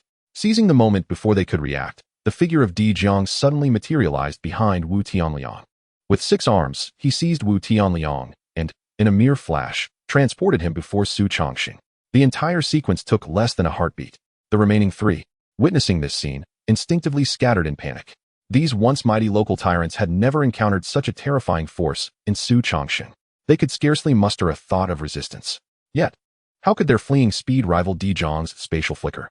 Within moments, all 4 knelt before Xu Changsheng, behaving as obediently as errant children, stripped of their former arrogance. My lord, I believe you have made a mistake, Wu Tianliang attempted to explain. However, Xu Changsheng swiftly struck him across the face. Do I require your instruction on how to conduct my affairs? The crimson handprint blossomed on Wu Tianliang's face, causing him to bow his head in silence. A flicker of rage flashing in his eyes. Xu Changsheng then commanded by Fong to descend, instructing the beast to escort the 4 into separate chambers for interrogation. Today, he intended to uproot all the sordid affairs plaguing Qingfeng City. Chapter 98. Eradicate all threats. Right, Xu Changsheng coldly stated, eyes fixed on the prostrate Wu Tianliang. I am in a favorable mood. Perhaps I shall spare your life. As he spoke, he casually tossed a blank notebook onto Wu Tianliang's face. The shadow of blood loomed menacingly behind him, sharp claws radiating an intimidating chill. I can write, but you must promise, Wu Tianliang replied, his gaze locked on his Xu Changsheng, ready to make demands. Suddenly, a howling cold wind swept through, and a flash of silver erupted before Wu Tianliang's eyes. A piercing pain shot through his neck. The excruciating agony caused Wu Tianliang to lose his composure, writhing on the ground in torment, blood gushing from his neck like a fountain. Had it not been for Blood Shadow's deliberate restraint, Wu Tianliang would have already been a lifeless corpse. Gazing at the writhing figure before him, Xu Changsheng felt a flicker of disdain. Had he known such cruelty would be necessary, he would have never allowed himself to be oppressed by a tyrant who disregarded the laws of Huaxia. He stepped forward and delivered a powerful kick to Wu Tianliang's soft abdomen. Bang! The forceful blow sent him crashing against the wall, and his pained groans ceased abruptly. Wu Tianliang, once bent like a shrimp, now lay flat on the ground, resembling a corpse. Xu Changsheng raised his hand, and Fu Yao appeared beside him, casting a faint green light upon Wu Tianliang. Coughing violently, the near-death Wu Tianliang struggled to rise from the ground. Crawling, he knelt before Xu Changsheng, blood spilling from his mouth with each movement. In an instant, the previously dignified room was filled with a nauseating stench. Regret filled Wu Tianliang's eyes. He had never anticipated Xu Changsheng would lack the patience to hear his requests. Not only that, but Xu Changsheng's ruthless methods reminded him of the beast sect's adherents, who truly held life in contempt. Thus, he dared not voice any further demands. Picking up the blood-stained notebook, Wu Tianliang faced a dilemma. Xu Changsheng had provided him with a book, but no pen. How was he to write? Cautiously lifting his gaze, he was met with Xu Changsheng's icy, indifferent eyes. A tremor ran through him, and he swallowed the words asking for a pen back down his throat. Resolutely, he bit into his fingertip, using his blood as ink, and began to write. Witnessing this, Xu Changsheng felt a flicker of satisfaction. Against a villain like Wu Tianliang, he must be even more ruthless. Only in this way could he thoroughly subjugate these despicable individuals. Leaving Blood Shadow to oversee Wu Tianliang, Xu Changsheng strolled into another room, employing the same method. Soon, for notebooks filled with blood-written names were gathered before him. His expression remained impassive as he perused their contents, his fury steadily escalating. Every faction in Qingfeng City, from top to bottom, was rotten to the core. Quite good. Xu Changsheng suddenly tossed the notebooks aside and brought Wu Tianliang and the others to another courtyard. Upon seeing each other, though battered, they felt a glimmer of hope. Could it be that such a fierce Xu Changsheng would truly spare their lives? Indeed, they were still too young. Fools, Wu Tianliang mused, yet his demeanor remained respectful, fearful of uttering another wrong word that might provoke further violence. Suddenly, his pupils were engulfed in a surge of crimson. In an instant, a rising flame enveloped all four present. "What? You promised to spare us?" They cried out in disbelief, their voices laced with anguish and resentment. "You are untrustworthy." "Ah, it burns." They howled, consumed by the flames unleashed by Baifeng, their cries echoing with despair. Xu Changsheng's expression remained impassive until the cacophony of the four's anguished cries faded into oblivion. Only then did he depart. Why bother with integrity when dealing with villains? Even the notion of extinguishing their lives felt excessively merciful to him. Thus, he opted to incinerate them into ashes with the celestial fire of Baifeng. It is essential to understand that Baifeng's flames do not merely assault the corporeal form. They also assault the very essence of the foe. Such torment is precisely what these wretches ought to endure. Next, it was time to reckon with the others. Were it not for the innocent civilians in this vicinity, Xu Changsheng would have relished the idea of letting Baifeng engulf the entire city in flames. His countenance was as still as water as he stepped through the great doors. The sound of weapons being sheathed resonated in unison, akin to a rising tide. Beyond the gates, countless soldiers stood at the ready. However, upon witnessing Xu Changsheng emerge from their midst, unscathed, they promptly returned their weapons, gazing solemnly ahead. "We welcome the Imperial Envoy. Thank you for ridding Qingfeng City of its scourge." A synchronized chorus ascended into the heavens. The soldiers, their faces flushed, exerted all their might in a fervent roar. Such fervor and harmony in their battle cry inevitably raised suspicions of prior orchestration. "Oh, are you not aware that you yourselves are a blight upon Qingfeng City?" Xu Changsheng remarked with indifference. Though his voice was but a whisper, it detonated in the ears of those present like a thunderclap. The soldiers' expressions shifted dramatically, and some felt the power of their beast companions stirring restlessly, as if poised to strike Xu Changsheng. Yet, Xu Changsheng was swifter. At an unknown moment, a colossal black hole manifested in the heavens above, surrounding and within this abyss. Numerous black arcs flickered with a terrifying luminescence. Even the light itself seemed to be devoured by the void. In an instant, the vision of every soldier present dimmed. Their bodies involuntarily began to levitate. Crack, crack. The flesh was shredded into fragments by the rifts in space. From the black hole above, the harrowing sound of souls being ground echoed incessantly. Crimson blood and mangled flesh dripped intermittently from the void. At that moment, the street transformed into a nightmarish abyss. The onlookers, paralyzed by terror, stood motionless, their eyes filled with dread, their mouths unable to cease their moans. "My heavens, is this Lord an angel or a demon?" One nearby was startled by this remark and quickly covered the speaker's mouth, hissing, "You seek death. Be cautious, lest he decides to slay you too." As the crowd's gazes turned towards Xu Changsheng, they were astonished to find that the spot where he once stood had become utterly vacant. Only the splattering blood and dismembered limbs continued to fall like a gentle rain. At that moment, Xu Changsheng was systematically purging the city of its myriad evils, following the order on his list. This was his first instance of slaying so many. Nonetheless, Xu Changsheng felt an overwhelming tranquility, even a sense of exhilaration within. To eradicate evil thoroughly, if the festering flesh is not excised, then the remaining healthy parts of the body will inevitably succumb to decay. He, Xu Changsheng, was not one to dither. Chapter 99. One man guards a city. Half an hour later, a faint scent of blood pervaded the entire city. Countless streets lay strewn with corpses and innumerable ashes. Xu Changsheng even discovered disciples of the 10,000 Beasts sect in the villa district to the west, where a human sacrifice was being conducted. The victims, of course, were the pitiable souls abandoned in the city. After completing his tasks, Xu Changsheng instructed Di Jiang to establish a mark within Qingfeng City. This marked the second city bearing Di Jiang's insignia, the first being the imperial capital. Having eliminated nearly all the powers within Qingfeng City, he possessed alternative means to stabilize the situation. By employing Di Jiang's spatial leap, he could swiftly relocate a select group of high-caliber talents from the imperial capital to Qingfeng City, thereby steering the overall situation.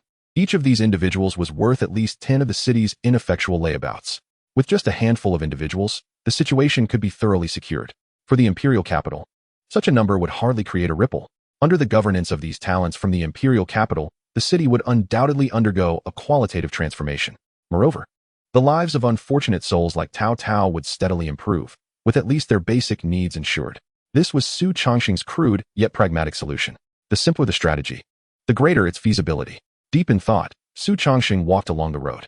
Nowadays, the streets of the city were nearly devoid of pedestrians. A few scattered passers-by, upon catching sight of Xu Changsheng and the fearsome beasts accompanying him, displayed expressions of dread mixed with terror, hastily retreating to avoid incurring his wrath. Xu Changsheng was not surprised by such reactions. Who would not fear a veritable harbinger of death? even if this harbinger's intentions were for their own good. However, Xu Changsheng had never harbored intentions of seeking their affection. He merely followed his own heart, pursuing the deeds he deemed necessary. Boom! The thunderous sound of stomping and the tremors beneath his feet shattered Xu Changsheng's contemplation. This commotion heralded the beast tide. A pedestrian exclaimed, their face betraying unmistakable panic. Yet, Xu Changsheng remained composed. Qingfeng City was, after all, the stronghold of the 10,000 Beasts sect, and the pervasive stench of blood made the emergence of a beast tide entirely predictable. This was also why Xu Changsheng had yet to return to the imperial capital. He was waiting for the beast tide to arrive. Then, he would decisively vanquish it. After all, Xu Changsheng was not the kind of person to indulge himself without concern for others. Having slaughtered all combat forces within Qingfeng City, he felt a responsibility to protect its residents temporarily. The stomping grew increasingly deafening. The beast tide was imminent. Standing atop Baifeng, Xu Changsheng summoned the power of his beasts, proclaiming, the beast tide approaches. All citizens, return to your homes. I am the light of Huaxia, possessing strength equal to that of a star fragmentation level powerhouse. Everything is under my control, do not panic. The important message warranted repetition. Under the influence of his beast power, Xu Changsheng's voice even drowned out the distant stomping, resonating throughout the city. Every inhabitant heard this young, yet authoritative declaration. The light of Huaxia. What a majestic title. A star fragmentation level powerhouse. No wonder he possesses such strength. Excellent. I knew Huaxia would not abandon the citizens of Qingfeng City. May heaven bless Huaxia.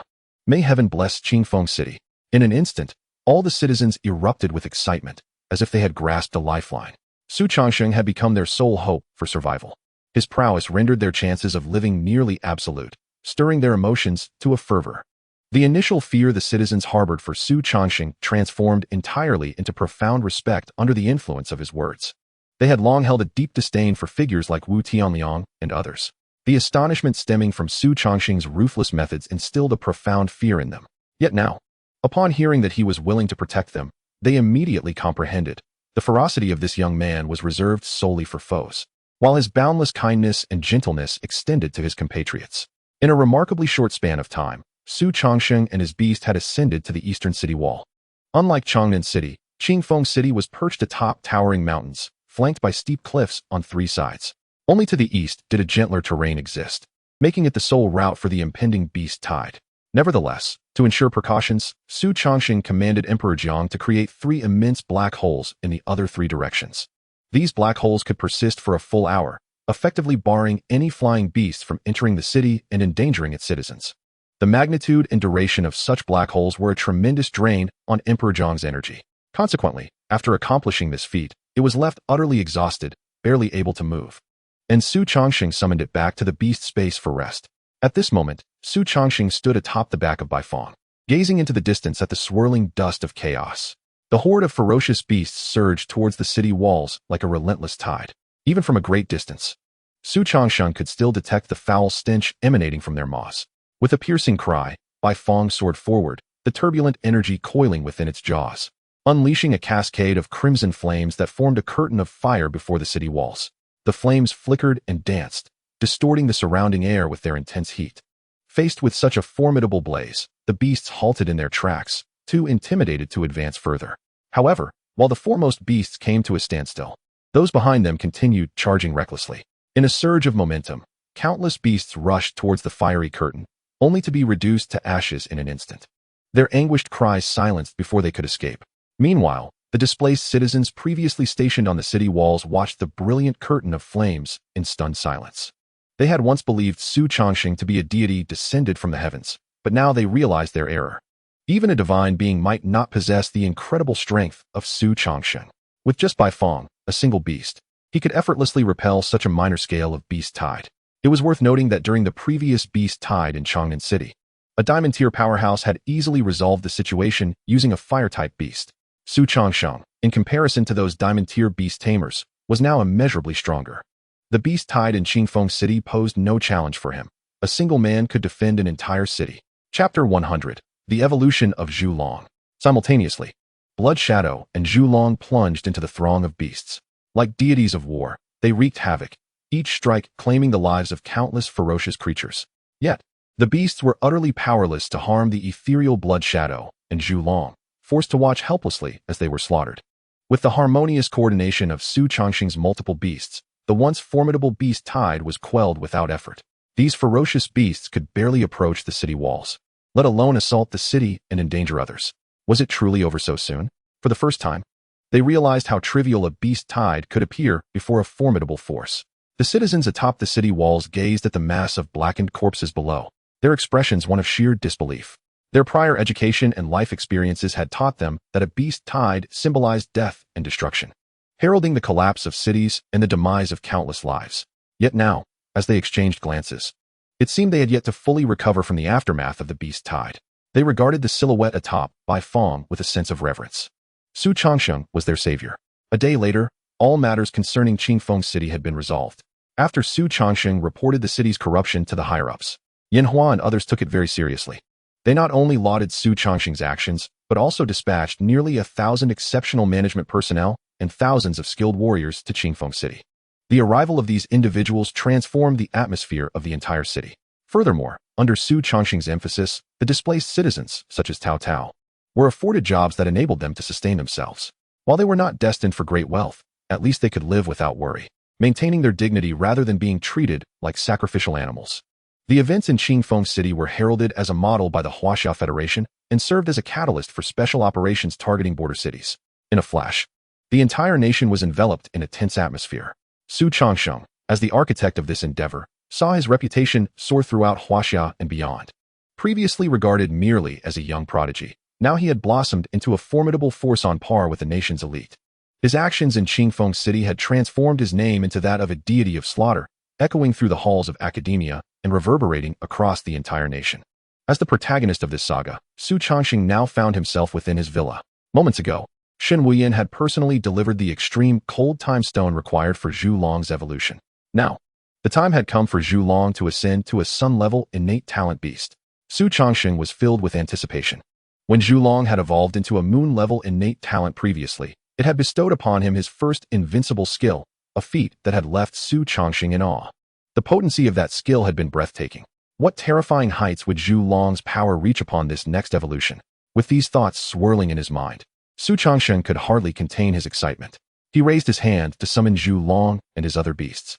The golden-red form of Zhu Long filled his entire field of vision. With a soft grunt, Zhu Long lowered its head, affectionately rubbing against Xu Changsheng while emitting contented sounds. Its mere head towered above Xu Changsheng's entire body, hinting at the sheer magnitude of its form. "Are you eager?" Xu Changsheng asked with a smile. Then, with a flicker of light from the spatial ring on his left hand, the various resources required for Zhu Long's evolution appeared before him. The jade essence of time, moon god grass, extreme cold time stone, and sunlight essence. In an instant, a dense energy filled the entire room.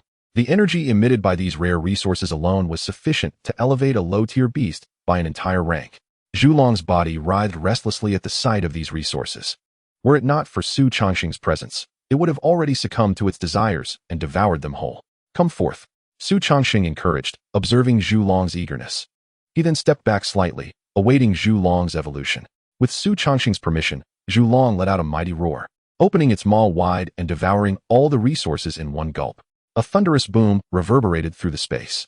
A substantial wave of energy radiated outward from the center of the candle dragon, its potency so formidable that Xu Changsheng found himself involuntarily retreating 2 steps.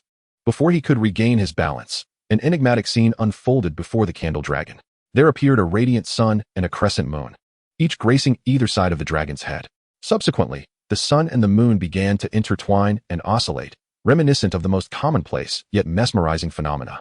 This spectacle of a global sunset and moonrise manifested within the confines of Xu Changsheng's modest villa, leaving him in awe. As the movements of the sun and moon accelerated, they began to create afterimages, ultimately reaching a pace that was nearly imperceptible to the naked eye. Xu Changsheng observed as the yellow and white lights danced around each other, colliding and separating in a breathtaking display. He was entranced, as the mysteries of time flowed through his mind, elusive and tantalizing. This sensation nearly drove him to madness. When he finally regained his senses, he was astounded to discover that his own realm had undergone an unrecognized breakthrough. Not only had he ascended remarkably from the 2nd tier of gold to the 7th, but even his contracted beasts experienced similar advancements. Blood Shadow and Bai Fong both reached the 5th tier of gold, while Fu Yao attained the pinnacle of the 9th tier of silver. On the cusp of breaking into gold, Zhang also experienced significant elevation, now at the 7th tier of silver. Such profound breakthroughs, which in the past would have taken Xu Changsheng nearly half a month, had now transpired in mere moments. Before he could fully marvel at this transformation, a blinding light captured his attention. The yellow and white lights, symbols of the sun and moon, had seamlessly merged into a singular, indescribable hue. A blend of yellow and white that exhibited a stunningly peculiar appearance. Suddenly, with a resounding boom, the light expanded dramatically, growing from the size of a human head to a colossal sphere with a diameter of approximately 50 meters. Within this luminous orb, thunder rolled and lightning flashed, with a myriad of natural phenomena manifesting within. As time flowed, the sphere continued to swell, until it seemed to reach a critical point and erupted explosively. Countless motes of light cascaded down like rain upon the candle dragoness form, its once crimson gold body now divided and replaced by yellow and white. In this moment, the candle dragon exhibited an astonishing duality. Its left side radiated a brilliant yellow, while its right side emanated a serene white, an uncanny yet harmonious union of contrasting colors. Thus concluded the evolution of the candle dragon. As Xu Changsheng beheld the transformed creature, a flicker of undeniable excitement flashed in his eyes. He was no longer the novice beastmaster he once was. He had come to understand that the greater the disparity in appearance post-evolution, the more significant the enhancement of power.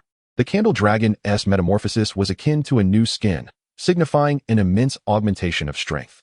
Xu Changsheng could hardly contain his eagerness as he activated his SSS grade talent, Eye of the World, to examine the candle dragon's current status. Species, Sun and Moon Dragon King, dual light and dark attributes. Talent, High Sunlight. Rank, Golden 6th tier.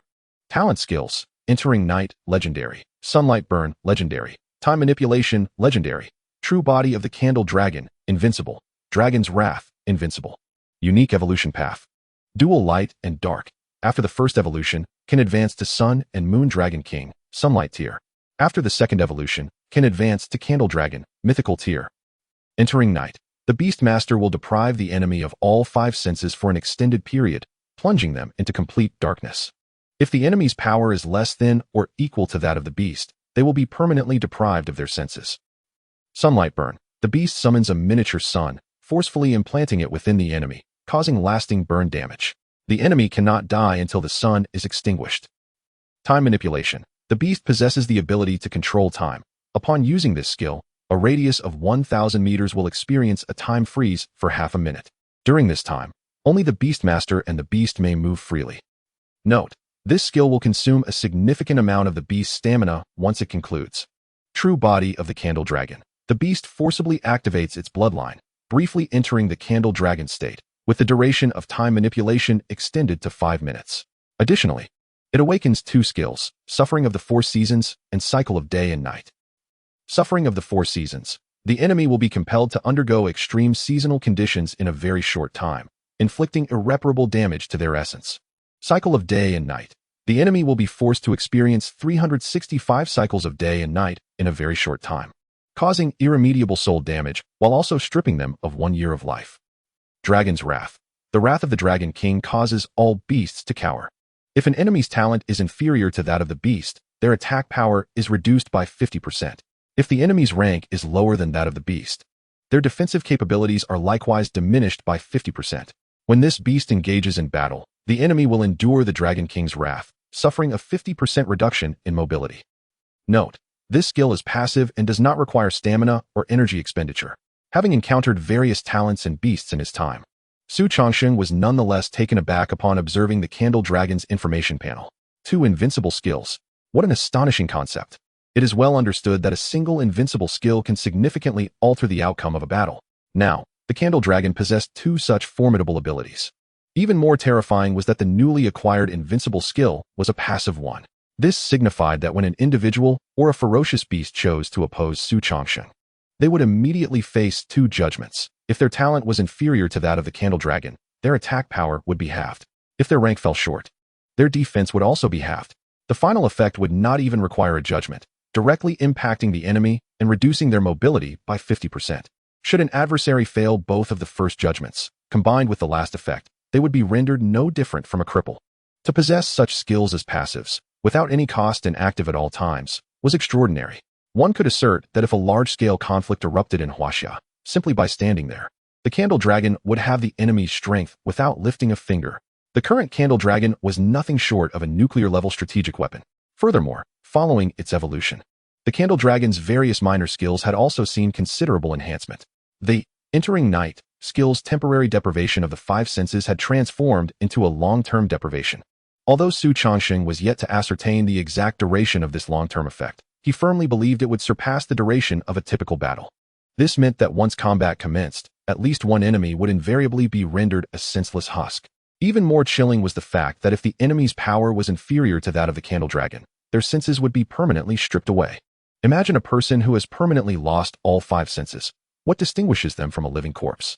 Such a fate is a punishment that far exceeds death in its horror. The concept of Days of Scorching Heart bears a striking resemblance to the celestial fire of the mythical bird by Fong. Both possess the formidable trait of rendering the enemy immortal and their wounds unhealable, making them exceedingly troublesome adversaries. Furthermore, time control, the most crucial means of control wielded by Xu Changsheng, has undergone a qualitative enhancement in its duration, escalating from 3 seconds to an astonishing 30 seconds, an increase tenfold. Even 3 seconds can determine the outcome of an extraordinary battle, while 30 seconds leaves Xu Changsheng contemplating the impossibility of any opponent being able to thwart his onslaught. Additionally, the range of time control has been doubled, becoming broader and more extensive, aptly describing the current form of the Zhulong. More astonishingly, when entering the true form of Zhulong, the duration of time control extends to an impressive 5 minutes, 300 seconds. Moreover, Xu Changsheng has noticed that the side effects of true form of Zhulong have vanished. This revelation invigorates Xu Changsheng's spirit. Does this not imply that the Zhulong can now utilize the true form of Zhulong consecutively within a short span of time? This represents a qualitative leap in its sustained combat capability. Of course, Xu Changsheng is aware that it cannot be entirely devoid of side effects. Rather, they are significantly diminished compared to before. After thoroughly analyzing all the data on the information panel, an uncontrollable smile spreads across Xu Changsheng's face. His overall strength has surged remarkably. Previously, he needed to exert all his strength to defeat a world-class genius like Alge. Now, however, Xu Changsheng believes he can easily resolve matters with Alge by merely unleashing any one of his beasts outside of Di Jiang Fuyao. The disparity is readily apparent. With his full power unleashed, Xu Changsheng is now brimming with confidence to contend with top-tier powerhouses like Shen Wuyan, even surpassing them. It is not an exaggeration to proclaim Xu Changsheng as the foremost powerhouse in the world today. Chapter 102, Journey to the United States. Naturally, Xu Changsheng does not possess the hubris to believe he can vanquish individuals like Shen Wuyan or Alan. He is indeed strong, but not to the extent of defying the heavens. There are valid reasons for the aforementioned individuals to be regarded as the strongest in the world. When it comes to self-preservation, they may not be any less formidable than Xu Changsheng, who possesses the blood pact. Should a protracted battle ensue, Xu Changsheng would find himself at a disadvantage against Shen Wuyan and Alexis. After all, it is only through explosive power that Xu Changsheng can surpass them. His sustained combat ability still lags behind. However, let us not forget that Xu Changsheng has merely awakened his talent for 6 months. In this brief span, he has ascended to such heights. Given a few more years of development, to what extent will Xu Changsheng evolve? This answer is perhaps beyond even his own comprehension. Now, let us turn our attention to the evolution of Di Jiang and the hatching of that fateful beast. Xu Changsheng mused. As for the materials required for these beasts to evolve into mythical-level creatures, the mere thought gives Xu Changsheng a headache. It necessitates a portion of the mythical beast's essence from their bloodline. For instance, if the Zhulong is to ascend to mythical talents, Xu Changsheng must personally locate the remains of its ancestor. He would then extract its essence to nourish the Zhulong, complemented by various other complex materials. Only then can the Zhulong successfully evolve. However, the pressing question remains. Where on earth can Xu Changsheng procure the remains of mythical beasts for their evolution? It is worth noting that throughout the millennia of the beast world, there is only one mythical beast with documented records, the beast god. This singular entity casts a shadow over the entire beast world. The other mythical beasts exist solely in legends, with many believing that they are merely figments of ancestral imagination. In such circumstances, where can Xu Changsheng find the resources needed for the evolution of the Zhulong and other beasts? In recent days, he has been searching for those materials, even personally visiting the treasury of Huaxia to inquire with high-ranking officials such as Shen Wuyan and Yin Hua if they have ever encountered such materials. Yet, all responses have been negative. Those materials, Xu Changsheng has never heard of them. Even Yin Hua, a long-standing authority who has experienced countless worldly affairs, has not heard a whisper of them. Sighing softly to himself, Xu Changsheng felt a faint pang of disappointment. However, he quickly rallied his spirits. Since he cannot find them now, he shall focus on the evolution of Dijiang first. He firmly believes that there is always a way out. Given that his Eye of the World has provided the names and specific information about those materials, Xu Changsheng has faith that he will eventually discover them. It may simply take a bit longer. At present, the most pressing matter is still the evolution of Dijiang. Though powerful, it has only recently hatched. Currently, it struggles to keep pace with Xu Changsheng's combat intensity. Moreover, each evolution of a beast can propel Xu Changsheng's level upward. For instance, the Zhulong's recent evolution has allowed him to ascend 5 tiers, saving him several days of arduous training. When Dijiang evolves into a beast with the talent of the days, Xu Changsheng will undoubtedly break through to the platinum level from gold. At that time, the contract with the Fate Beast will also pose no issues. Contemplating this, Xu Changsheng quickly arrived at a decision. The next day at dawn, Xu Changsheng departed from the manor. He intended to directly utilize his authority to select 3 resources from the United States. This was a compensation personally promised to him by Alan, the strongest in the United States, during the international tournament. It is time to make use of this compensation. Xu Changsheng thought, hastening his steps toward the teleportation array leading to the imperial capital. What? No teleportation array leading to the United States? Upon hearing the staff's explanation, Xu Changsheng was perplexed. How could the United States, one of the foremost powers in the world of beasts, lack a teleportation array? Even a small nation like Japan has corresponding teleportation arrays. You are unaware of this? The staff member was astonished. He glanced at the conspicuous dark-colored token at Xu Changsheng's waist, and his heart trembled. Those who possess such tokens are all renowned figures in Huaxia. How could such a prominent person be unaware of the absence of teleportation arrays in the United States? Suppressing his inner confusion, the young staff member patiently explained to Xu Changsheng. The great being who created the teleportation arrays was a child of Huaxia. The people of the United States, with their narrow-mindedness, feared that this great being would take advantage of the teleportation array. Thus, these short-sighted individuals rejected the great being's generous offer to construct a teleportation array free of charge.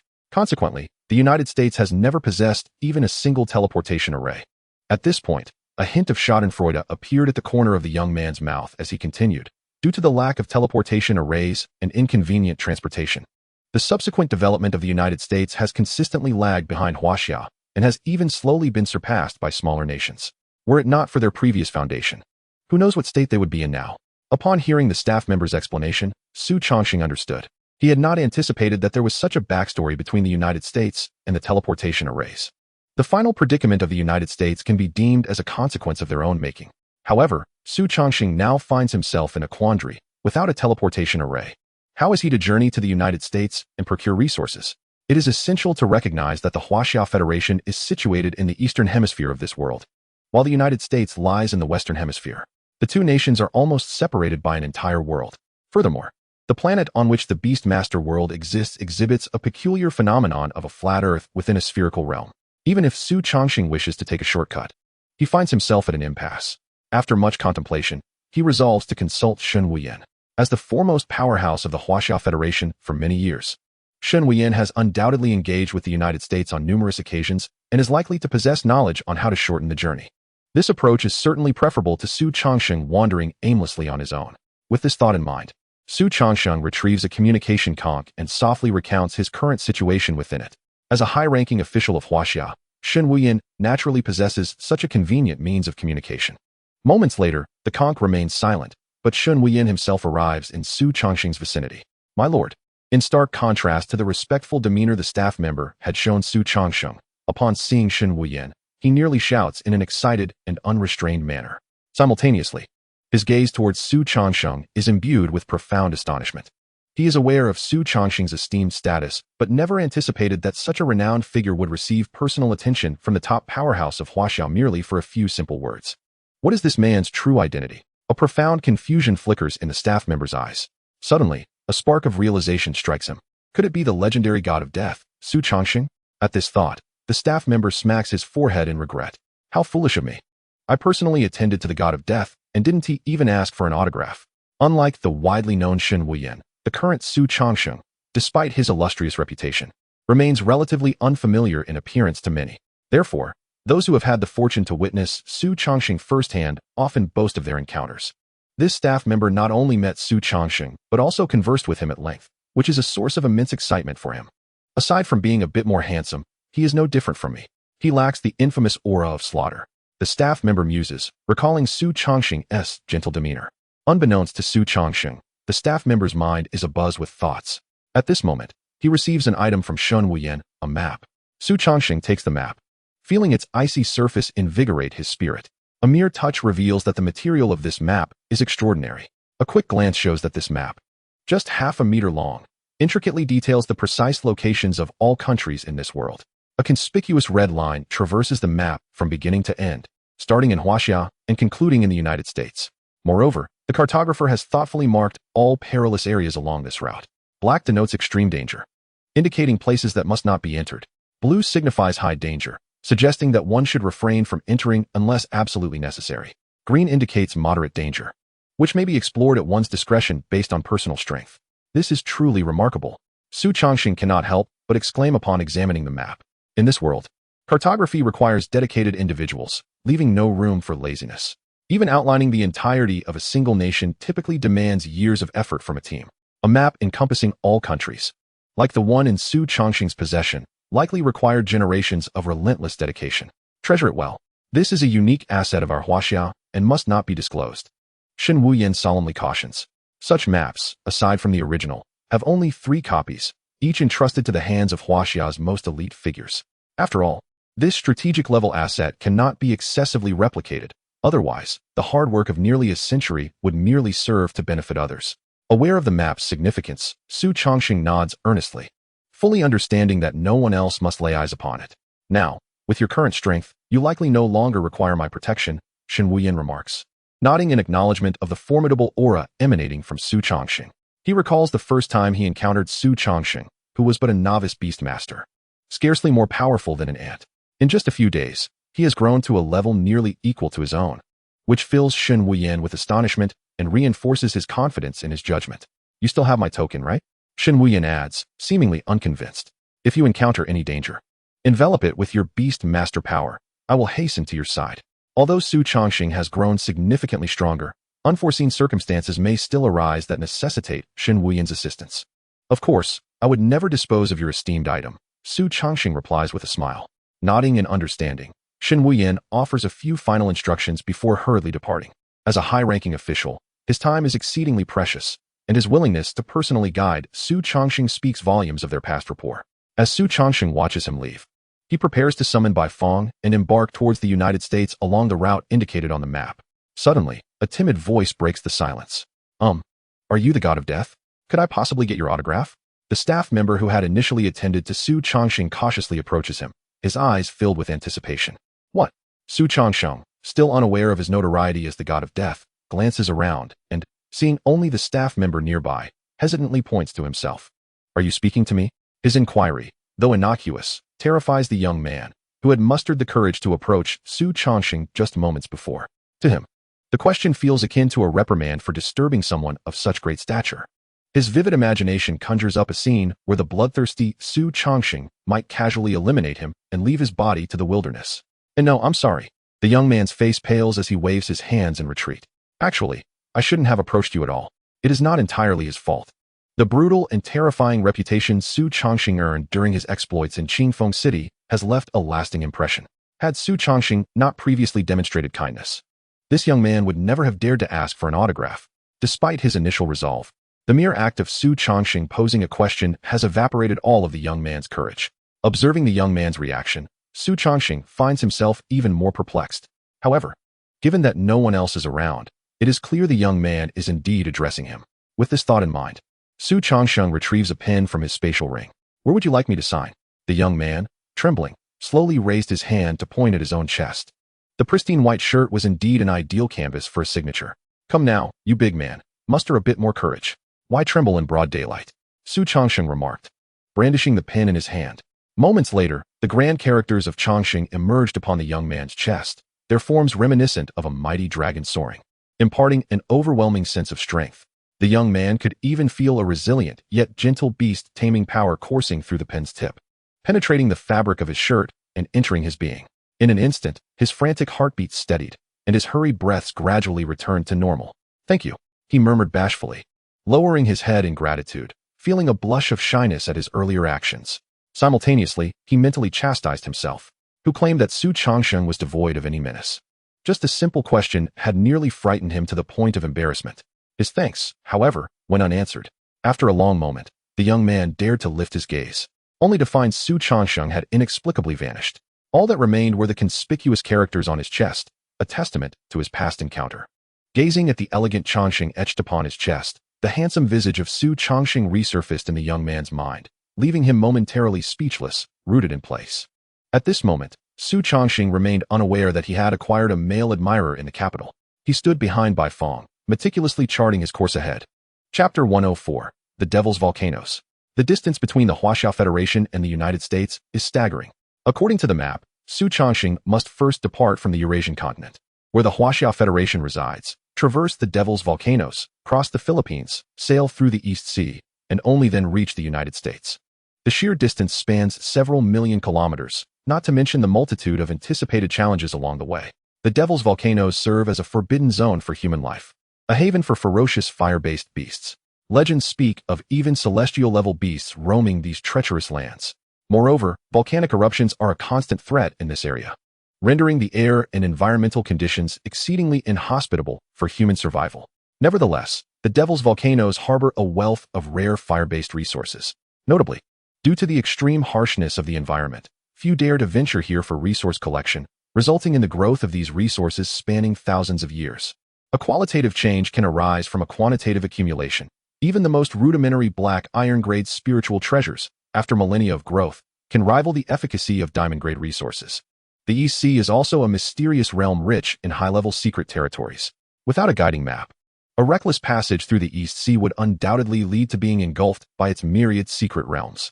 It must be noted that within countless high-level secret territories, ferocious beasts abound, and the environment is perilous. Ordinary individuals entering would find only death awaiting them. Even Xu Changsheng, with his current prowess, would not dare to assert he could safely navigate the East Sea. After all the secret territories Xu Changsheng previously explored had been preemptively dealt with by predecessors, made safe for students and juniors, significantly reducing their danger. Of course, with the guidance of a map, safety is greatly enhanced. To his dismay, not a single teleportation array could be found over such a vast distance. Xu Changsheng lamented inwardly. Not only was there no teleportation array within the United States, but even the small nations between the Huaxiao Federation and the United States lacked such facilities. This compelled Xu Changsheng to rely solely on his own strength to reach the United States, leaving no room for idleness. This may work to my advantage. It provides an excellent opportunity for my beasts to engage in combat. Xu Changsheng mused. Having awakened his talents for merely half a year, he had rapidly enhanced his strength. Yet his combat experience remained somewhat lacking. This journey could serve to remedy that deficiency. Additionally, the invincible skill of his blood shadow, devour sun and sky, could absorb and extract the bloodlines of high-level ferocious beasts to enhance himself. Previously, Xu Changsheng had not found the time to take the blood shadow out for hunting, so this skill had lain dormant. Recently, it had only seen limited use during the beast tide in Qingfeng City. He had contemplated allowing the blood shadow to hunt independently. But with Xu Changsheng already atop the infamous list of the 10,000 Beasts sect, not only was his own head under a hefty bounty, but every one of his beasts was equally sought after. The rewards were substantial enough to sustain a family for generations. Therefore, he was reluctant to let the blood shadow act alone. The fierce winds whistled past Xu Changsheng's ears as he beheld the magnificent landscapes along the journey. In merely 2 days, due to Bai Fong's rapid flight, he arrived at the periphery of the Devil's Volcanoes. The intense scent of sulfur wafted through the howling winds, invading Xu Changsheng's nostrils. The clouds above hung low and dark, seemingly brimming with filth and dust. Cough, cough. Xu Changsheng was caught off guard by the sudden sulfuric stench, erupting into a fit of violent coughs. Various toxic substances in the air began to infiltrate his body through his skin's pores. In an instant, he felt a constriction in his breath, dizziness, and weakness in his limbs. Alarmed by these unusual sensations, Xu Changsheng was taken aback. His body had undergone the baptism of mysterious substances during his evolution with Fuyao. In terms of defensive capabilities, he was on par with ordinary diamond-grade experts. Yet, merely the air of the Devil's Volcanoes could elicit such symptoms. The reputation of this human forbidden zone was well-deserved. Xu Changsheng, unwilling to take any chances, promptly summoned Fuyao from the beast space. A verdant light radiated from it, enveloping Xu Changsheng and Bai Fong.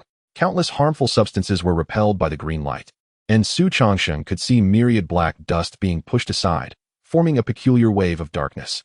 Simultaneously, the acrid odor vanished entirely, replaced by a refreshing fragrance. All of Xu Changsheng's discomforts dissipated under the green light's glow.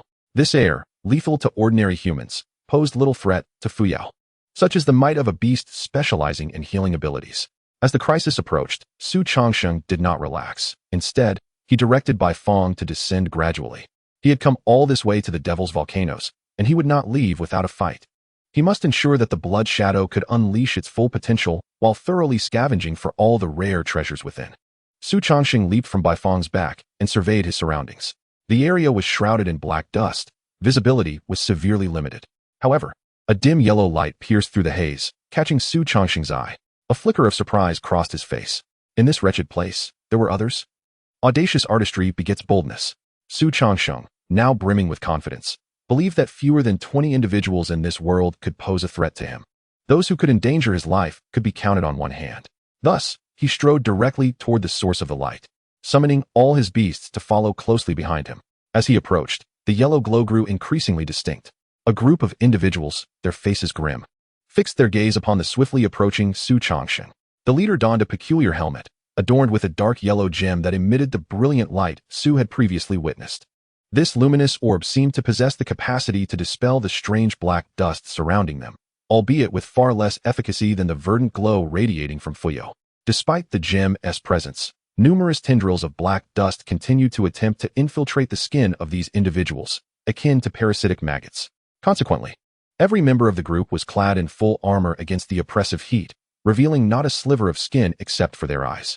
Merely observing them left Xu Changsheng feeling stifled. In contrast, these individuals gazed at his cool attire, their exposed eyes betraying a flicker of astonishment and envy, quickly supplanted by caution. After all, in the treacherous expanse of the Devil's Volcanoes, where lawlessness reigned, violent acts of murder and theft were commonplace. Grumble, clamor, clatter. The leader's voice erupted like thunder, seemingly forbidding Xu Changsheng from advancing any further. What could this mean? Xu Changsheng pondered, puzzled by the strange language. He was adept in several of the more common tongues of this world, yet the words spoken by this individual were evidently not among them. Nonetheless, he could discern from their gestures and expressions that he was not welcome. Chapter 105, Annihilation. Observing the aggressive posturing of the group before him, Xu Changsheng shrugged in resignation. He had initially intended to inquire about the forbidden zones within the Devil's Volcanoes, with the plan to obliterate those regions himself, transforming the formidable beasts within into nourishment for his blood shadow. It was evident to him that such feeble beings dared to explore this perilous locale, suggesting a considerable familiarity with it. However, given the language barrier and their lack of hospitality, Xu Changsheng opted to withdraw, not wishing to provoke unnecessary conflict. As he turned to depart in another direction, a barely perceptible sigh of relief escaped the group. Though Xu appeared youthful and handsome, akin to an inexperienced scion of a noble family, they understood well that someone capable of traversing this forbidden land with such ease was no ordinary individual. Should a confrontation arise, their collective strength would likely pale in comparison to Xu Changsheng's singular prowess. Only when Xu's silhouette had completely vanished did the group resume their advance. Meanwhile, Xu Changsheng and his beast companions delved deeper into the heart of the Devil's Volcanoes. In stark contrast to the desolation of the periphery, the interior of the volcanic range was bustling with life. The thunderous eruptions of volcanoes reverberated throughout, and the temperature soared to unbearable heights. Even with the protective green light of Fuyao, Xu felt a slight oppression in his chest, not to mention the earlier encounter with that group. Furthermore, as he ventured deeper, he encountered increasingly formidable beasts, their power escalating from the initial golden tier creatures to those of the platinum rank. Ultimately, he found himself surrounded by diamond tier fire beasts. Should chaos erupt within the Devil's Volcanoes, the mere presence of these diamond-ranked creatures could obliterate entire small nations, leaving them devoid of any chance for resistance. Yet, to Xu Changsheng, these beasts were merely fodder for his blood shadow.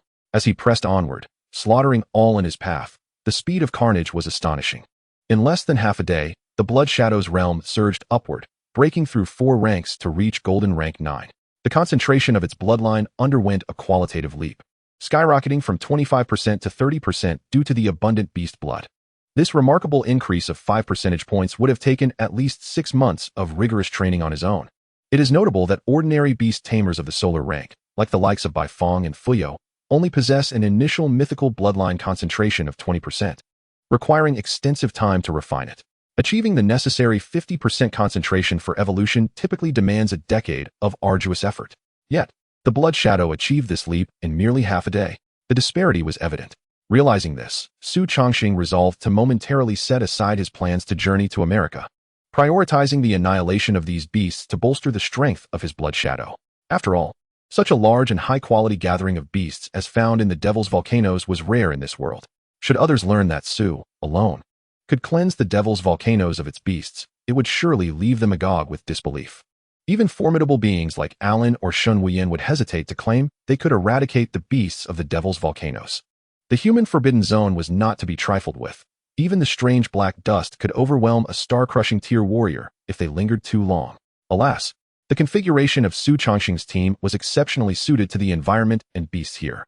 Fuyo's abilities rendered the lethal black dust ineffective against Xu, while Baifeng, a dual-element divine beast, was impervious to harm from the creatures. Instead, their attacks invigorated him. How could they possibly fight back? Thus, regardless of the tier of beast, none stood a chance against Xu Changsheng. Consider this a service to the people, Xu Changsheng mused as he ventured deeper. With such a vast number of beasts within the Devil's Volcanoes, their food consumption must be staggering. Where did their sustenance originate? One source was the mutual predation occurring within the volcanic range, while another stemmed from their incursions into neighboring countries to feast upon humanity. This plight had left surrounding nations in dire straits, with many small countries having to relocate entirely, becoming vassals to others. Countless families had been shattered, torn apart in the wake of this relentless conflict between humans and their monstrous foes. Consequently, Xu Changsheng felt no remorse as he continued his slaughter.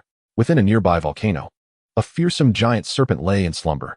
The searing magma instinctively flowed toward the serpent, being absorbed into its being.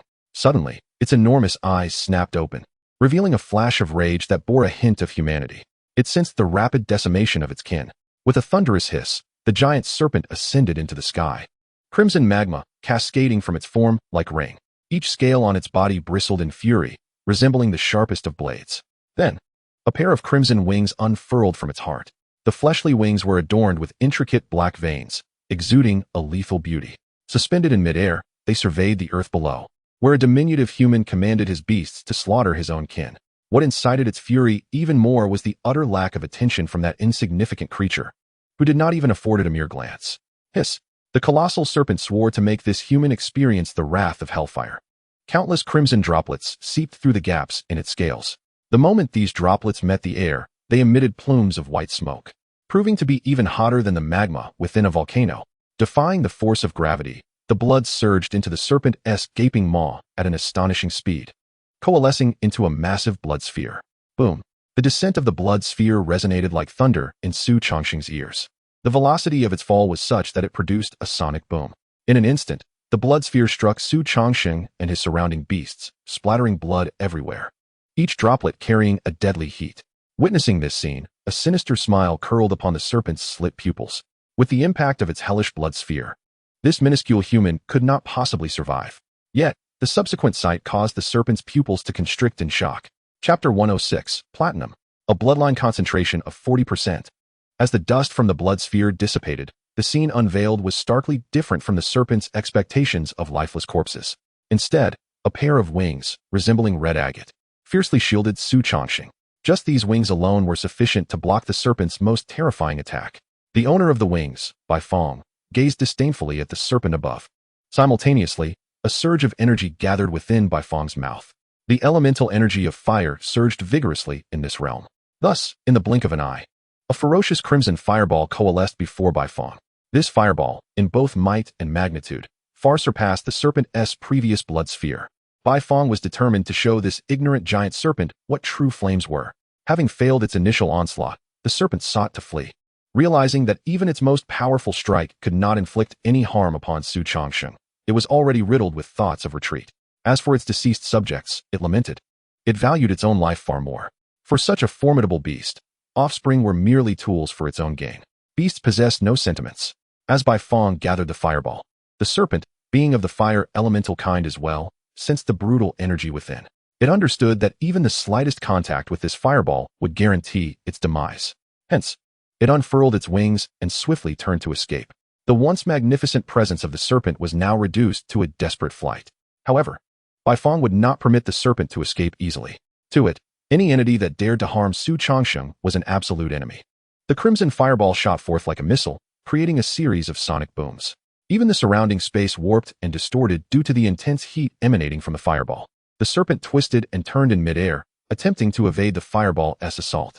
Yet, Bai Fong was no ordinary beast. It was the true progenitor of fire elemental energy. Under its command, the crimson fireball seemed to possess a life of its own. Regardless of how the serpent maneuvered, the fireball accurately struck its body. Boom! The flames surged like a colossal wave, engulfing the fearsome serpent in an instant. The serpent writhed in agony within the fiery torrent. As torrents of black-red blood gushed forth from its scales, desperately trying to resist Bai Fong's flames. A great cloud of white vapor ascended. Xu Changsheng gazed upwards, observing a mist spreading outward from the serpent's center. The fierce and cruel flames were particularly conspicuous amidst the white fog. Yet, every struggle of the serpent appeared utterly futile against Bai Fong's heavenly fire. The crimson flames enveloped the serpent's body, the terrifying heat causing its scales to peel away, revealing the blood-red flesh beneath. However, the flesh was exposed for barely half a second before being reduced to ash by the ferocious flames. Hiss! A wailing cry, akin to that of a tormented spirit, erupted from the serpent's mouth. This cry echoed across the vast volcanic landscape, warning other ferocious beasts within the vicinity. An invincible entity had arrived. Subsequently, the charred serpent plummeted from the sky, its immense weight shattering the hardened volcanic ground into fragments.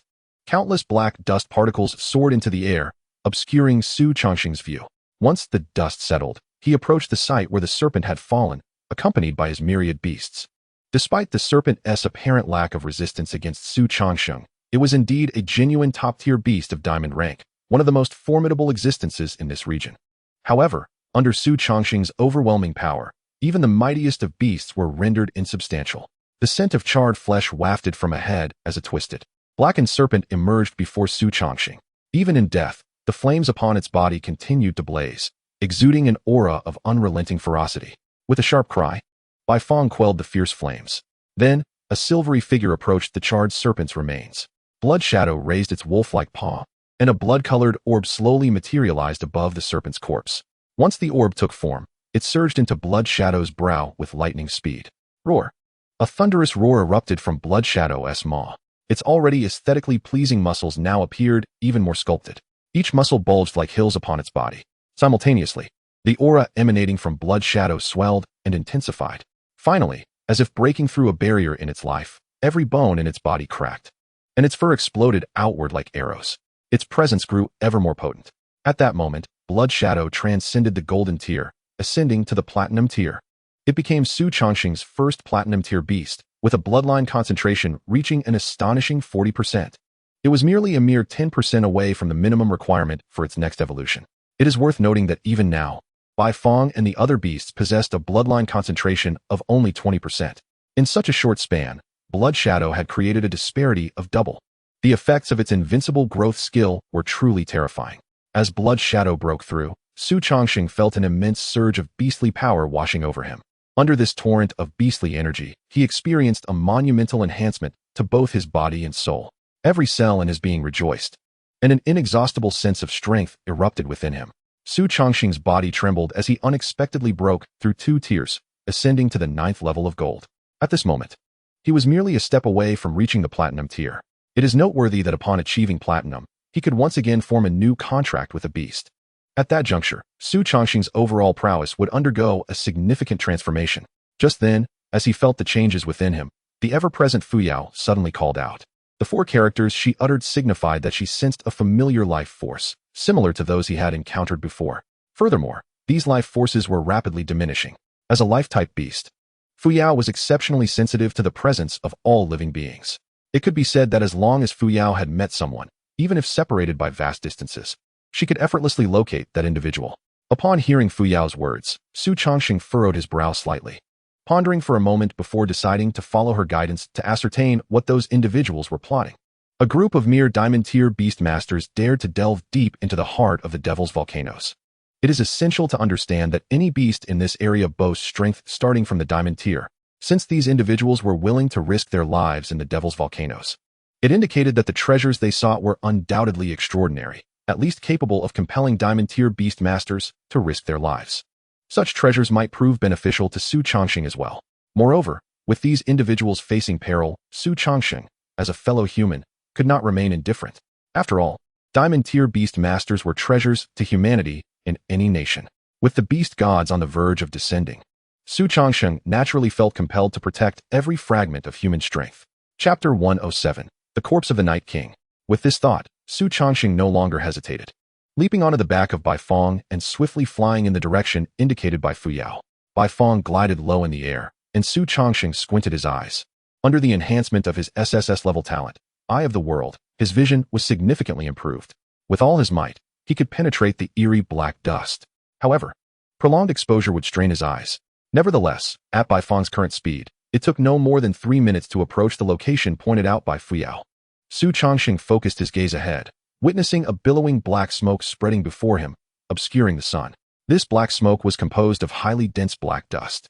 At such a concentration, without protection, even a diamond-tier beastmaster, or even one at the Shattered Star tier, would not last long. Xu Changsheng activated Eye of the World to its utmost potential. In an instant, a faint golden light flickered from his pupils. The dense black smoke that had obstructed his view seemed to vanish, revealing the scene within unobstructed before Xu Changsheng's eyes. He beheld a peculiar black bird soaring through the sky with a wild demeanor. Countless black dust particles were absorbed by its feathers, and then even thicker and more viscous black dust was expelled from its body. With each inhale and exhale, the quantity of black dust increased manifold. The group of individuals Xu Changsheng had previously encountered was now struggling on the ground beneath the blackbird.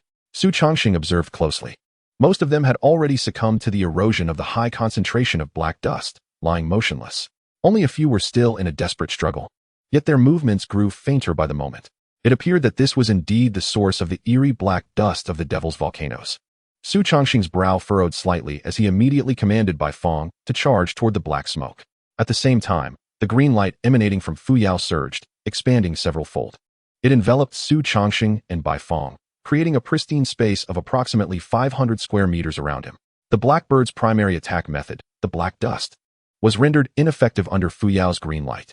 However, the immediate priority was to save lives. Bai Fong dove downward, swiftly reaching the group of incapacitated individuals.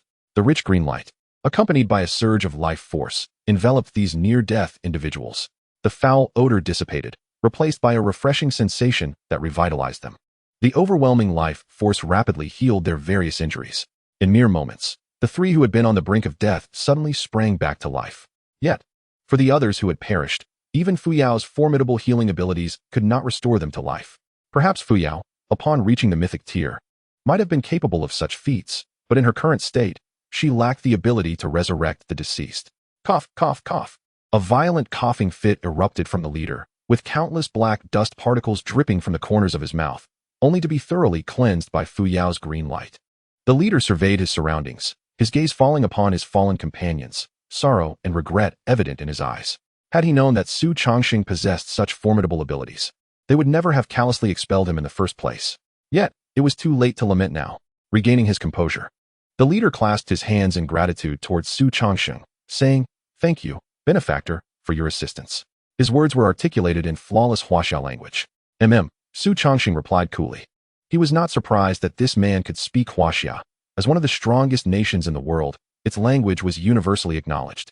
It was rare for a diamond-tier powerhouse not to speak it.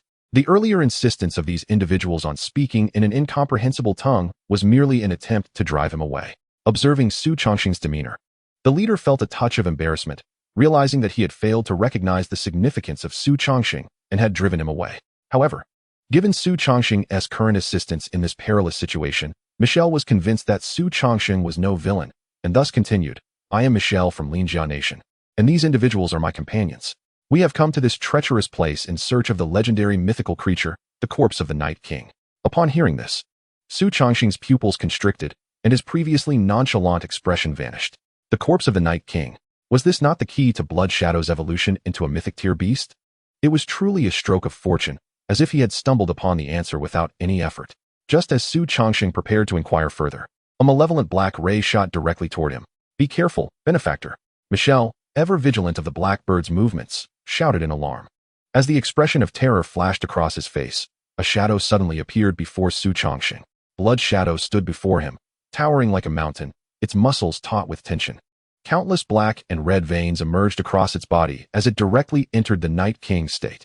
Boom! The originally ferocious black beam collided violently with Blood Shadow's massive form.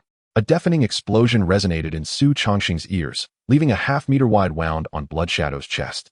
This strike managed to bypass Blood Shadow's phasing state. Thick as ink. The blood dripped languidly from the wound of the Blood Shadow. The entity's nostrils flared with intense breath, exhaling a steamy mist that emerged from its nostrils. Suddenly, a sound akin to a spring snapping echoed through the air. The Blood Shadow propelled itself with its hind legs, appearing as if it were a wraith, soaring directly in front of the black bird looming in the sky. This leap spanned a staggering distance of several hundred meters. The obsidian claws glimmered ominously as they lunged towards the bird's neck. Yet, the strange black bird reacted swiftly, summoning a dense cloud of black smoke to shroud itself. However, its once proud defenses were rendered as fragile as parchment, instantly torn apart before the might of the Blood Shadow's claws. With a hissing sound, a spray of blood erupted from the wound on its neck. The claws of the Blood Shadow sank deeply into the black bird's flesh, which then plummeted rapidly, propelled by its own weight. A thunderous roar erupted, akin to a meteor colliding with the earth, resonating in the ears of all present. The once arrogant black bird now hung limply, much like a lifeless fowl, from the sharp claws of the Blood Shadow. Blood oozed from its wounds, and only the occasional twitch of its wings hinted at a flicker of life remaining. Chapter 108. The Night Spirit Pearl. The passage to the Beast Realm. Thick, tar-like black blood dripped slowly from the black bird's neck. Hiss, hiss, hiss. Each droplet that struck the ground created a bowl-sized crater. The blood of this bizarre black bird possessed an astonishing corrosive power. Michelle and the others gazed at the scene before them, their faces etched with disbelief. They could hardly fathom that this formidable beast, capable of easily cornering them to the brink of despair, was being mercilessly slaughtered by Xu Changsheng's beast. Had it not been for the Blood Shadow's deliberate restraint, it was likely that not even a whole carcass would remain of the black bird. Yet, Xu Changsheng paid no heed to the bird's mangled body, urgently demanding, "What did you say? Where is the body of the Night King?" His urgency was palpable. After days of relentless searching, he had finally gleaned a hint about a means to elevate a beast to mythic status, stirring his heart with anticipation. As Xu Changsheng posed his inquiry, the Blood Shadow's blood-red eyes, imbued with an icy indifference, fixed upon Michelle and the others. Within those depths lay a glimmer of yearning, an instinctual stirring from the core of its very being. This gaze sent a shiver down Michelle and his companion's spines. They had just witnessed the Blood Shadow's terrifying prowess, an entity that had dispatched the black bird with ease. Reluctantly, Michelle lowered his head and retrieved an object resembling a luminous pearl from his bosom. Unlike ordinary luminous pearls, this orb was entirely black, akin to the darkest night. The moment the black pearl emerged, Xu Changsheng felt a sudden dimming of his vision, as if the very sunlight had been absorbed. However, this sensation dissipated swiftly. Simultaneously, Michelle's voice, filled with utmost reverence, reached his ears. "My lord, this is a treasure I stumbled upon. It is said that if one buries this pearl at the heart of the demon volcano's overlord, the Night Divine Bird, for half an hour, it can unlock the passage to the body of the mythic beast, the Night King." Michelle, you. Upon hearing Michelle divulge their greatest secret, the other two gasped in shock and fury. "Silence," Michelle retorted fiercely. "Were it not for this esteemed lord's intervention, we would have met the same fate as those corpses." He gestured toward the lifeless bodies on the ground, his expression sorrowful. "Do you not grasp the gravity of our situation? Our strength is insufficient to wield this pearl." At his words, the two fell silent, realizing the truth in his statement. It was not merely Michelle's words that had silenced them. At the moment they spoke, an overwhelming chill surged from the depths of their souls. They sensed that one more utterance might provoke the merciless claws to sever their throats without hesitation. As they beheld the Blood Shadow's eyes, glistening with a hunger for blood, their fears were firmly rooted in reality. How intriguing, Xu Changsheng mused, recognizing Michelle's tactfulness. He extended his hand to take the black pearl that Michelle presented. It was remarkably smooth and warm to the touch, reminiscent of jade. Xu Changsheng lowered his gaze, his eyes shimmering with a golden light. Night Spirit Pearl, half-sealed a treasure that opens the gateway to the beast realm. Requires immersion in the heart's blood of a beast containing the bloodline of the Night King to fully unseal. Note, this night pearl is in a half-sealed state. If not completely unsealed within 7 days, it will be rendered useless. Note, once the seal is fully lifted, the Night Spirit Pearl retains its sentience for 3 days. During this period, the user may freely open the gates between realms. After 3 days, its sentience will wane, and the Night Spirit Pearl will become obsolete. Note, the beast realm is exceedingly perilous, Please exercise caution when unsealing. The Eye of the World proved to be an SSS level talent, under Xu Changsheng's full exertion. The information regarding the Black Pearl unfolded before him. Not only did he uncover the method to unseal it, but he also gleaned various special annotations that ordinary individuals could scarcely comprehend. Should anyone recklessly utilize the Night Spirit Pearl without knowledge of its characteristics, they would likely squander such a precious gem. Moreover, should they mistakenly believe that unsealing it would grant them effortless access to the Night King's remains, they would be gravely mistaken, potentially at the cost of their lives. After all, the Beast Realm was no benevolent domain. It was a territory rife with immensely powerful feral beasts. The Beast God, after all, was sealed within the spatial rift between the Beast Tamer World and the Beast Realm. The so-called special secret realms existed within this crevice between the two. The cultivation restrictions of the Beast Tamer World not only limited the ranks of beast tamers, but also barred the formidable beasts of the Beast Realm from descending upon the Beast Tamer World by any means, serving as a safeguard for the real world. Consequently, the powerful feral beasts that had never been seen or even heard of in reality were commonplace within the Beast Realm. Even the diamond-tier beasts that approached the pinnacle of power in the real world were merely of moderate strength in that domain. As for the even mightier star-shattering and crescent moon-tier beasts, while not ubiquitous, their numbers were certainly not negligible. Even Xu Changsheng dared not act recklessly within the Beast Realm. Xu Changsheng's mind echoed with the teachings of his theoretical course instructor from Imperial Capital University, and his expression darkened like stormy waters. The crux of the matter was that this pearl was currently in a half-sealed state. If it were not unsealed within 7 days, it would become utterly worthless. Moreover, once unsealed, the pearl would only possess 3 days of effectiveness. This meant Xu Changsheng had a maximum of 10 days to prepare. Have you attempted to unseal this pearl prior? Xu Changsheng inquired. Michelle nodded. We previously immersed the pearl in the heart's blood of multiple diamond-tier feral beasts of the dark attribute, but to no avail. Foolish. Xu Changsheng's heart seethed with indignation. Were it not for their reckless actions, he would not find himself ensnared in such a quandary. However, considering their ignorance of the specifics, he refrained from reprimanding them further. Merely an unsightly expression marred his visage. Meanwhile, Michelle observed Xu Changsheng's countenance with utmost caution. He sensed that since Xu Changsheng had taken possession of the gem, the mood of this formidable individual seemed to have soured in an instant. This realization sent a shiver through his very soul, as he feared that a momentary displeasure from Xu Changsheng could lead to their utter demise. Fortunately, Xu Changsheng was not of such temperament. Taking a deep breath, he waved his hand and declared, "You may return. This place is not meant for you." Upon hearing these words, Michelle and his companions felt as if a heavy burden had been lifted. They had long wished to depart from this cursed location, now granted Xu Changsheng's permission. They bowed respectfully and turned to leave. Yet, scarcely had they taken 2 steps when Xu Changsheng's icy voice rang out behind them. Wait. Michelle froze, dread creeping into his heart. Did Xu Changsheng change his mind and intend to silence them? Fear coiled around him like a vine, rendering him breathless. He yearned to flee, but reason compelled him to suppress his terror, and he turned with a strained smile, saying, "My lord." In a swift motion, a spatial ring landed precisely in Michelle's pocket before he could finish his sentence. "Take this as compensation for the Night Spirit Pearl," Xu Changsheng stated. The revelation left not only Michelle but also the 2 survivors behind him utterly astonished. They had never anticipated Xu Changsheng's generosity. Simultaneously, a pang of guilt surged within Michelle for having underestimated the noble character of this man.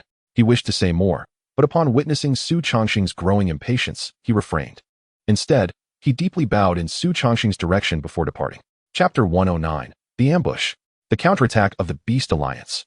Xu Changsheng remained rooted in place, watching as Michelle and his companions hastily departed, his mind swirling with strategies. Once their figures vanished from his sight, he began to formulate his plans. Abandoning this opportunity was simply out of the question. If he let this chance slip, who could say when he might encounter another treasure like the Night Spirit Pearl? Xu Changsheng was not one to gamble with fate. Summoning additional allies would prove futile. Exploring the Beast Realm with diamond-tier experts would be of no use, and they would likely become a burden to him. He would be forced to divert his attention to their safety, an endeavor fraught with loss. As for the unparalleled masters of the Shattered Star tier, Xu Changsheng was only aware of Shun Wuyin and Alan. As a pillar of the Huaxia Federation, Shun Wuyin could not afford to spare 3 days to accompany Xu Changsheng into the secret realm. Doing so would leave the nation vulnerable to incursions from the Beast Alliance and other foreign threats. Should such a scenario unfold, Xu Changsheng would become a pariah in his homeland.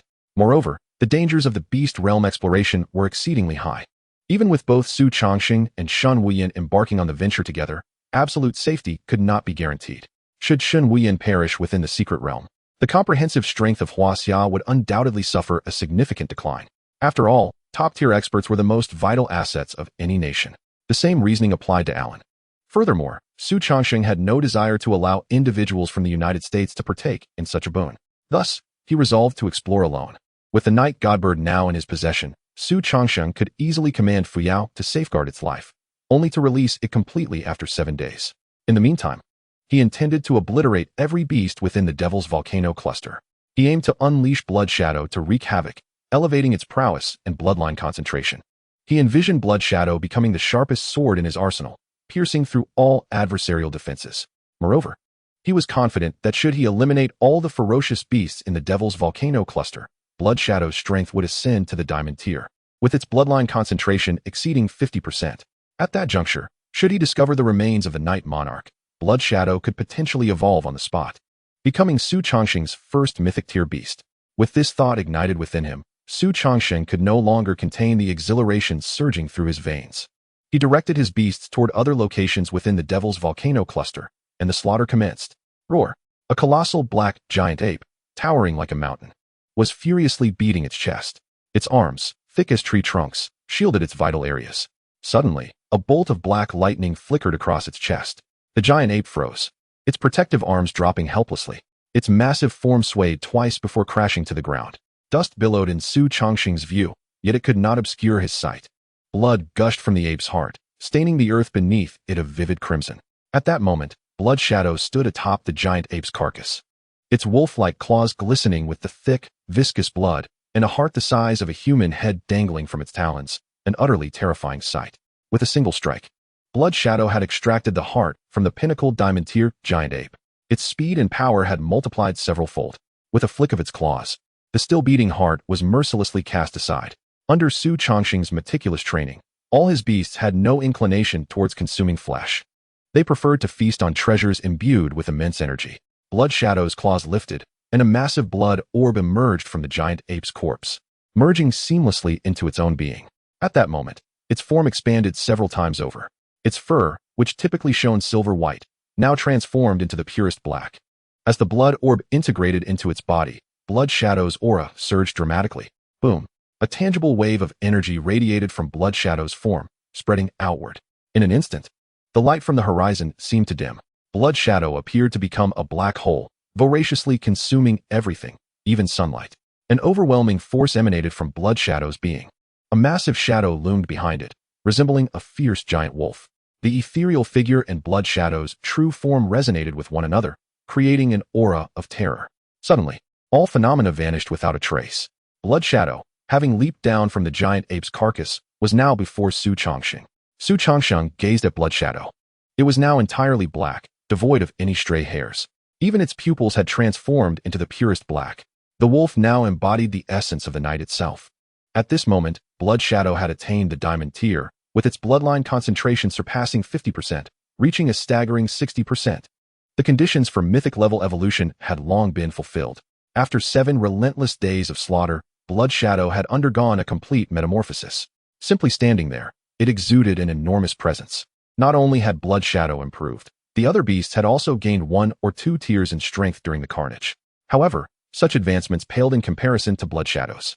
As Xu Changsheng's first contracted beast, Blood Shadow had once again risen to the forefront among all his beasts, showcasing its elder brother demeanor. Suddenly, a pure white beam of light shot forth from a hidden corner, directly aimed at Xu Changsheng. The speed of the radiant beam was so astonishing that it took but an instant for Xu Changsheng to perceive its arrival before him. With a resounding clap, Blood Shadow reacted with remarkable swiftness, positioning its formidable wolf form in front of Xu Changsheng. The pure white beam struck the jet-black body of Blood Shadow, creating a striking visual contrast. Had it been earlier, Blood Shadow might have sustained injuries from a sudden assault, but now, this beam failed to even graze its skin. A weighty aura, reminiscent of a prison, emanated from Blood Shadow. Its wolfish head was held high, and its obsidian eye seemed capable of piercing through space itself. Gazing towards the incoming beam, from the shadows, countless figures clad in blood-red robes began to emerge, their sleeves adorned with intricate golden embroidery. These individuals were none other than the high-ranking members of the 10,000 Beasts sect. Somehow, they had managed to track Xu Changsheng to this very location. Over 20 disciples of the 10,000 Beasts sect advanced slowly towards him, their exposed skin sprouting dark fur, and their eyes marred by crimson veins. Their contracted beasts, numbering in the hundreds, effectively sealed off all possible avenues of retreat for Xu Changsheng. Chapter 110 Ambush. Counterattack. Hundreds of gazes, imbued with a palpable intent to kill, surged towards Xu Changsheng. For an ordinary person, being targeted by such a multitude of beast masters would render them utterly immobile, let alone capable of resistance. However, in the face of such overwhelming odds, Xu Changsheng displayed no hint of panic. Had this been before, he might have found the situation daunting, for indeed, a multitude of ants can bring down an elephant. The simultaneous assault from so many diamond-tier beast masters and their accompanying beasts was beyond his capacity to contend with. Yet now, the circumstances had dramatically changed. While a swarm of ants may slay an elephant, could they vanquish a dragon soaring through the heavens? The two factions exchanged glances, devoid of any superfluous dialogue. A terrifying wave of energy erupted from the disciples of the 10,000 Beasts sect, manifesting as various offensives composed of pure energy. In an instant, they surged towards Xu Changsheng. Beams of light, fireballs, hailstones, over 100 different forms of attack, all infused with tremendous might, descended upon him like a rain of arrows. The sheer spectacle was suffocating, quelling any urge for resistance. In their fervent attempt to eliminate Xu Changsheng once and for all, the 10,000 Beasts sect had spared no expense. Even their elusive leader, who rarely revealed himself, had taken the field, summoning every diamond-tier expert available. Unlike those around him, this leader was clad in a robe of purest white, devoid of any embellishments, a stark contrast to the grotesque black fur that adorned his exposed skin. He made no immediate move to attack. Instead, he stood with arms crossed atop his flying beast, his gaze fixated upon Xu Changsheng, the one who had caused them such substantial losses since the awakening of his talents. His bloodshot eyes sparkled with a mix of excitement and cruelty, reveling in the thought of finally tearing Xu Changsheng to shreds. As the myriad attacks were poised to strike Xu Changsheng, the emotions within the leader's eyes became increasingly pronounced. He meticulously observed every movement of Xu Changsheng and his beast, fully aware that he must obliterate any possible escape routes. He understood well that Xu Changsheng's beasts possessed the ability to manipulate both time and space. Should he falter, even with sheer numbers, Xu Changsheng could very well elude capture. Yet, contrary to his expectations, Xu Changsheng remained utterly still. Not even his surrounding beasts displayed any semblance of reaction, as if paralyzed by the overwhelming force of the impending assault. Witnessing this, the leader's expression flickered with disdain. So-called geniuses can often falter under pressure, having never faced significant adversity since their awakening. When confronted with an insurmountable foe, they often perform far worse than an ordinary person. In that moment, he regretted his earlier decision to rally so many others, realizing he could have handled the situation alone, thus conserving precious resources. Suddenly, a thunderous roar erupted in his ears. The leader's pupils constricted, his earlier disdain replaced by sheer shock. What? The shadows of the manifested energy attacks on the ground began to writhe violently. In the blink of an eye, these shadows ascended into the air, colliding with the very attacks they had originated from. Astonishingly, the power of these shadows rivaled, if not surpassed, that of the original assaults. Every single attack was nullified by their own shadows. Upon reaching the diamond tier, Blood Shadow's control over Shadow Devour had expanded beyond mere living beings, extending even to the shadows of the attacks themselves, allowing for a counteroffensive. Terrifying energy fluctuations erupted in the air, and from a distance, a massive mushroom cloud began to billow from the volcanic region, resembling divine retribution. What is happening? I knew this young man was no ordinary foe. Continue the assault. I refuse to believe he can maintain such a formidable counterattack indefinitely. The disciples of the 10,000 Beasts sect were equally shaken. They had envisioned countless methods for Xu Changsheng's retaliation, whether to flee or to have their beasts withstand the onslaught. Yet none had foreseen that their meticulously planned assault would be dismantled in such an uncanny manner. Battle-hardened, they quickly regrouped, preparing for a second round of attack. Suddenly, an arcane ripple of time enveloped the assembly, freezing their movements, thoughts, and even souls in a state of paralysis. However, the leader, standing aloof, remained untouched. A sinister grin crept across his face. I've been anticipating this move. Then, a similarly mysterious wave of temporal energy radiated from him, dispersing downward. The wave traveled so swiftly that within half a second, the assembly broke free from the constraints of time control. However, Blood Shadow moved even faster. The shadow energy surged around him like a tide, transforming him into the very embodiment of night, commanding the shadows of all present. In an instant, The shadows beneath the feet of the 10,000 Beast sect disciples were seized by blood shadow. These shadows contorted and morphed, launching themselves at the sect's members like colossal wolves, targeting the very hearts of their foes with ruthless precision. Thud, thud, thud. The sound of blood exploding resonated throughout the volcanic region. Beating hearts, vibrant and red, were grasped within the shadow's clutches as crimson blood rained down, exuding a pungent stench. Simultaneously, the leader's retaliatory measures finally bore fruit, yet it was far too late. My heart. It hurts. I'm in agony. Countless wails of anguish echoed through the volcanic terrain, transforming the area into a scene reminiscent of a legendary hell. All who opposed Xu Changsheng were subjected to the excruciating punishment of having their hearts torn asunder. The individuals of the Beast sect, having undergone the baptism of beast blood, possess minds that are far from lucid. Their primal instincts render their perception of pain acutely heightened. Consequently, the agony of having their hearts extracted is nearly unbearable for them. In an instant, every one of them has been stripped of their capacity to fight. Moreover, the blood shadow's shadow devour does not merely affect the beast tamers. The hundreds of beasts standing behind the tamers also find their hearts wrenched from their chests by their own shadows. Like their masters, they collapse helplessly to the ground. Crimson blood stains the earth a deep scarlet. Hearts of various sizes lay strewn about carelessly, as if they were the most worthless refuse. Without their hearts, even the mightiest warriors are rendered incapable of retaliation. In that moment, all present, save for Xu Changsheng, have fallen. The only one still standing is the leader of the Beast sect. He has evaded the grasp of time control. Thus, when his shadow underwent a transformation, he was quick to react, dodging this lethal strike. Chapter 111. Contracting a new beast. However, the Beast sect leader, having narrowly escaped death, feels no joy from his survival.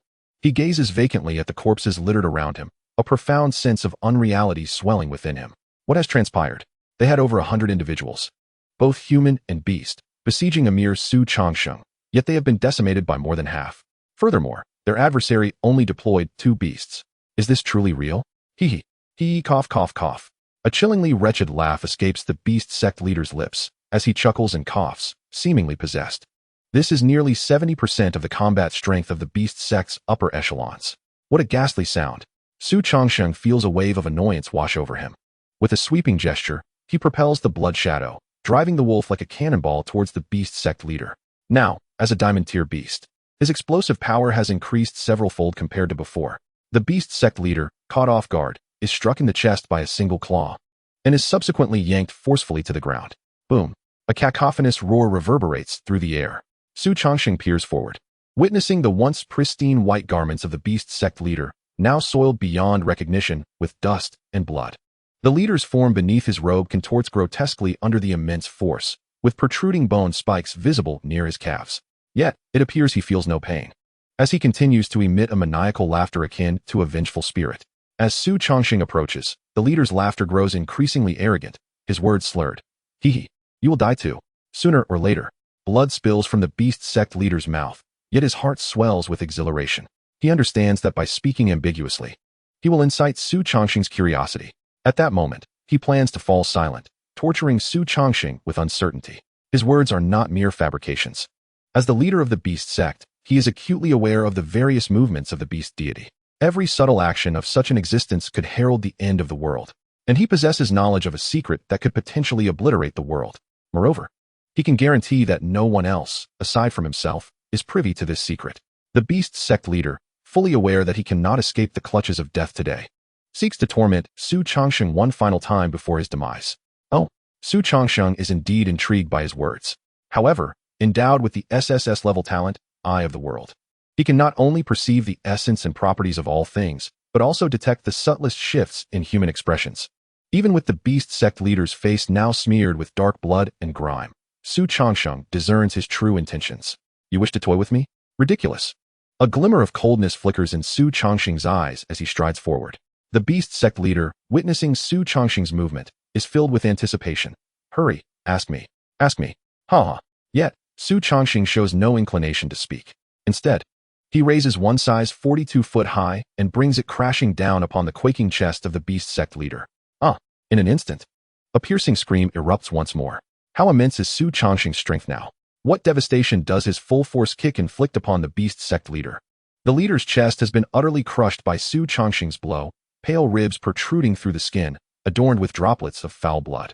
Xu Changsheng utters not a word, relentlessly trampling the beast sect leader's chest with foot after foot. This is retribution for the countless lives lost and families shattered due to the beast sect's relentless actions over the years. Under the force of Xu Changsheng's furious stomps, the beast sect leader's screams grow increasingly feeble until they vanish entirely. This man, who had reached the pinnacle of diamond-tier strength and could be considered one of the world's mightiest, has been crushed to death beneath Xu Changsheng's feet.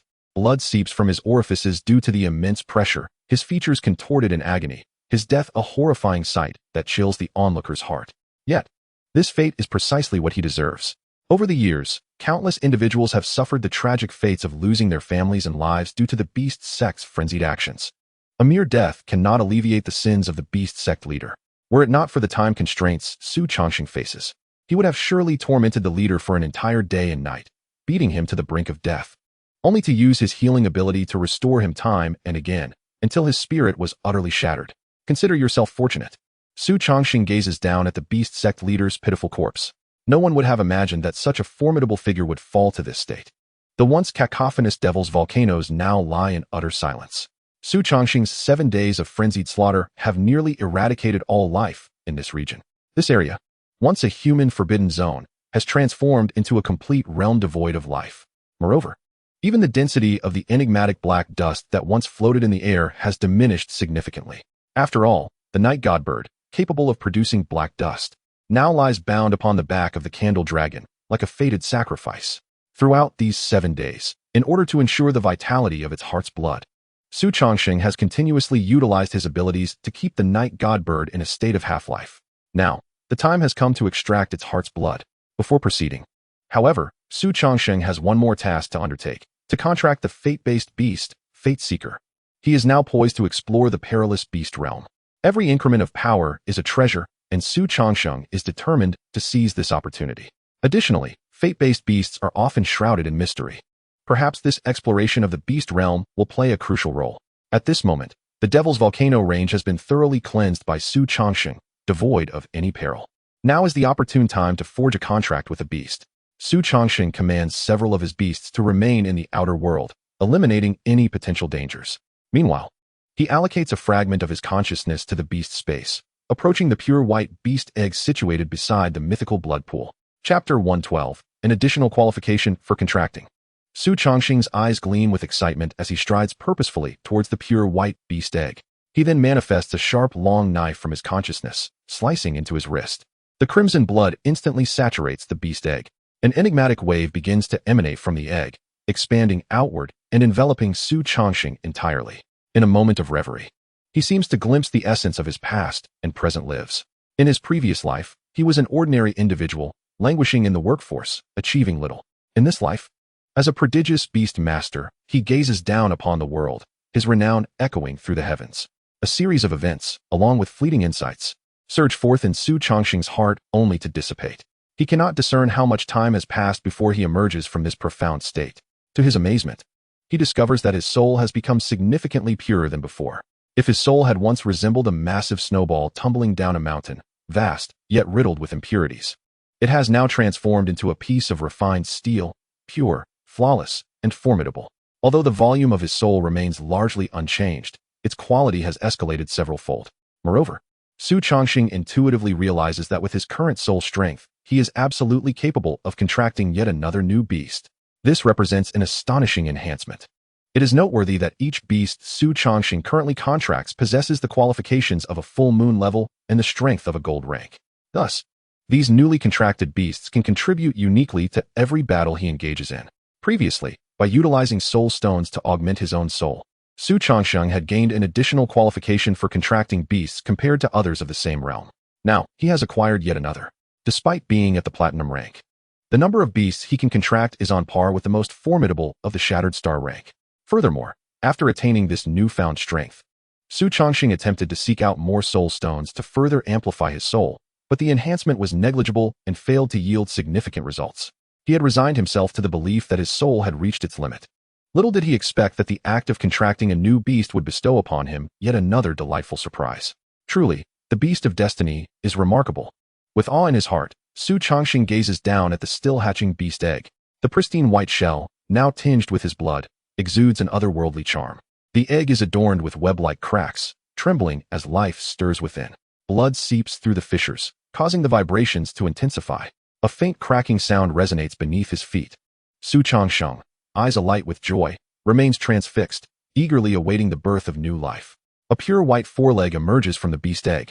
Shortly thereafter, the form of the fate-seeking beast is fully revealed to Xu Changsheng. Its entire body is a gleaming white, its fur flowing gracefully, and a pair of antler-like horns sprout from its forehead, adding an air of ethereal grace. As soon as it emerges, the fate-seeking beast dashes towards Xu Changsheng and leaps into his embrace, emitting a delightful sound that is utterly endearing. How charming! Xu Changsheng caresses the fate-seeking beast, its incredibly smooth texture rendering him utterly enchanted. As per tradition, he names the fate-seeking beast Baze. Go forth, Xu Changsheng declares, cradling Baze as he strides towards the mythical blood pool. He gently places Baze into the pool. To his astonishment, Baze swiftly climbs out of the pool within mere moments. Less than a minute, in fact, were it not for the noticeable changes in its aura and appearance. Xu Changsheng might have doubted the efficacy of the mythical blood pool on beasts of the destiny attribute.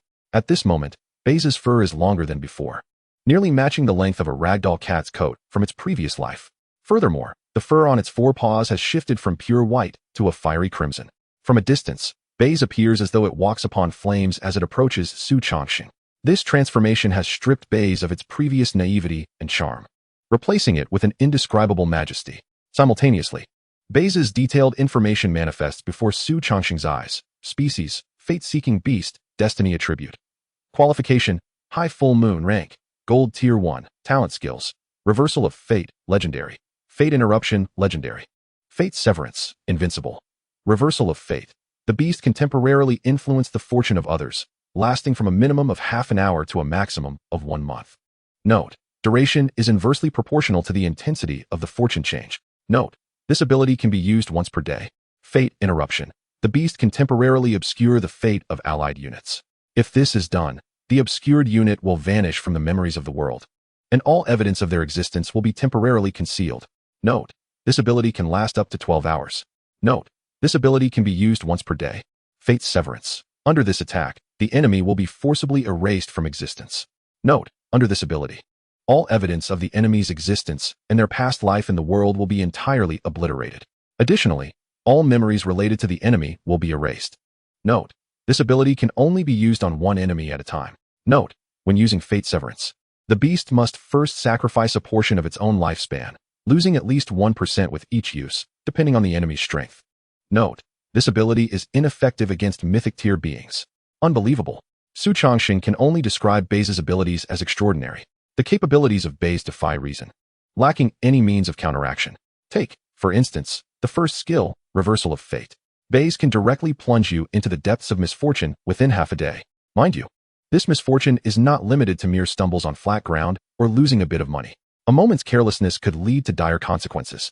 For example, one might be struck down by an uncontrollable powerful beast while walking along the road. Alternatively, during the contracting of a beast, fluctuations in the soul could result in the death of the new beast, inflicting severe damage upon the beast master's soul. Such instances, while rare, are not unheard of. Under the weight of extreme misfortune, the likelihood of such low probability events occurring is significantly heightened. Moreover, this ability can be wielded not only against enemies, but also to bestow Xu Changsheng with absolute good fortune.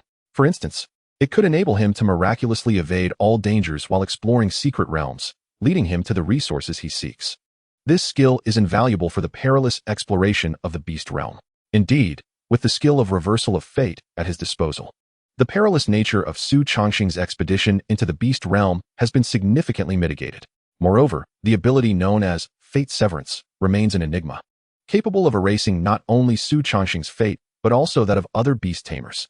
It compels all beings to forget Xu Changsheng entirely. Even if he were to stand before them, they would perceive him as mere air. This formidable ability proves immensely advantageous for assassination, treasure acquisition, and even escape. The final capability, Life Severance, epitomizes the concept of being insurmountable. In Chapter 113, Life Severance allows Baze to eliminate foes from the very fabric of fate, obliterating their existence and all evidence and connections pertaining to them. It disregards all defenses and countermeasures. Even the most formidable of the day-level beasts would find themselves powerless against the onslaught of Life Severance. Imagine, for instance, that you are a leader of great esteem and authority in your nation. One fateful day, your existence is entirely expunged from the world by Xu Changsheng. Your parents, friends, and spouse would all forget you. Every trace of your existence would vanish. Such a notion is terrifically horrifying. Merely contemplating it sends shivers down one's spine. This ability is akin to a miracle. However, as a first-tier golden beast, Baize's possession of such a terrifying power comes with inherent limitations. Firstly, it cannot affect mythic-level beasts.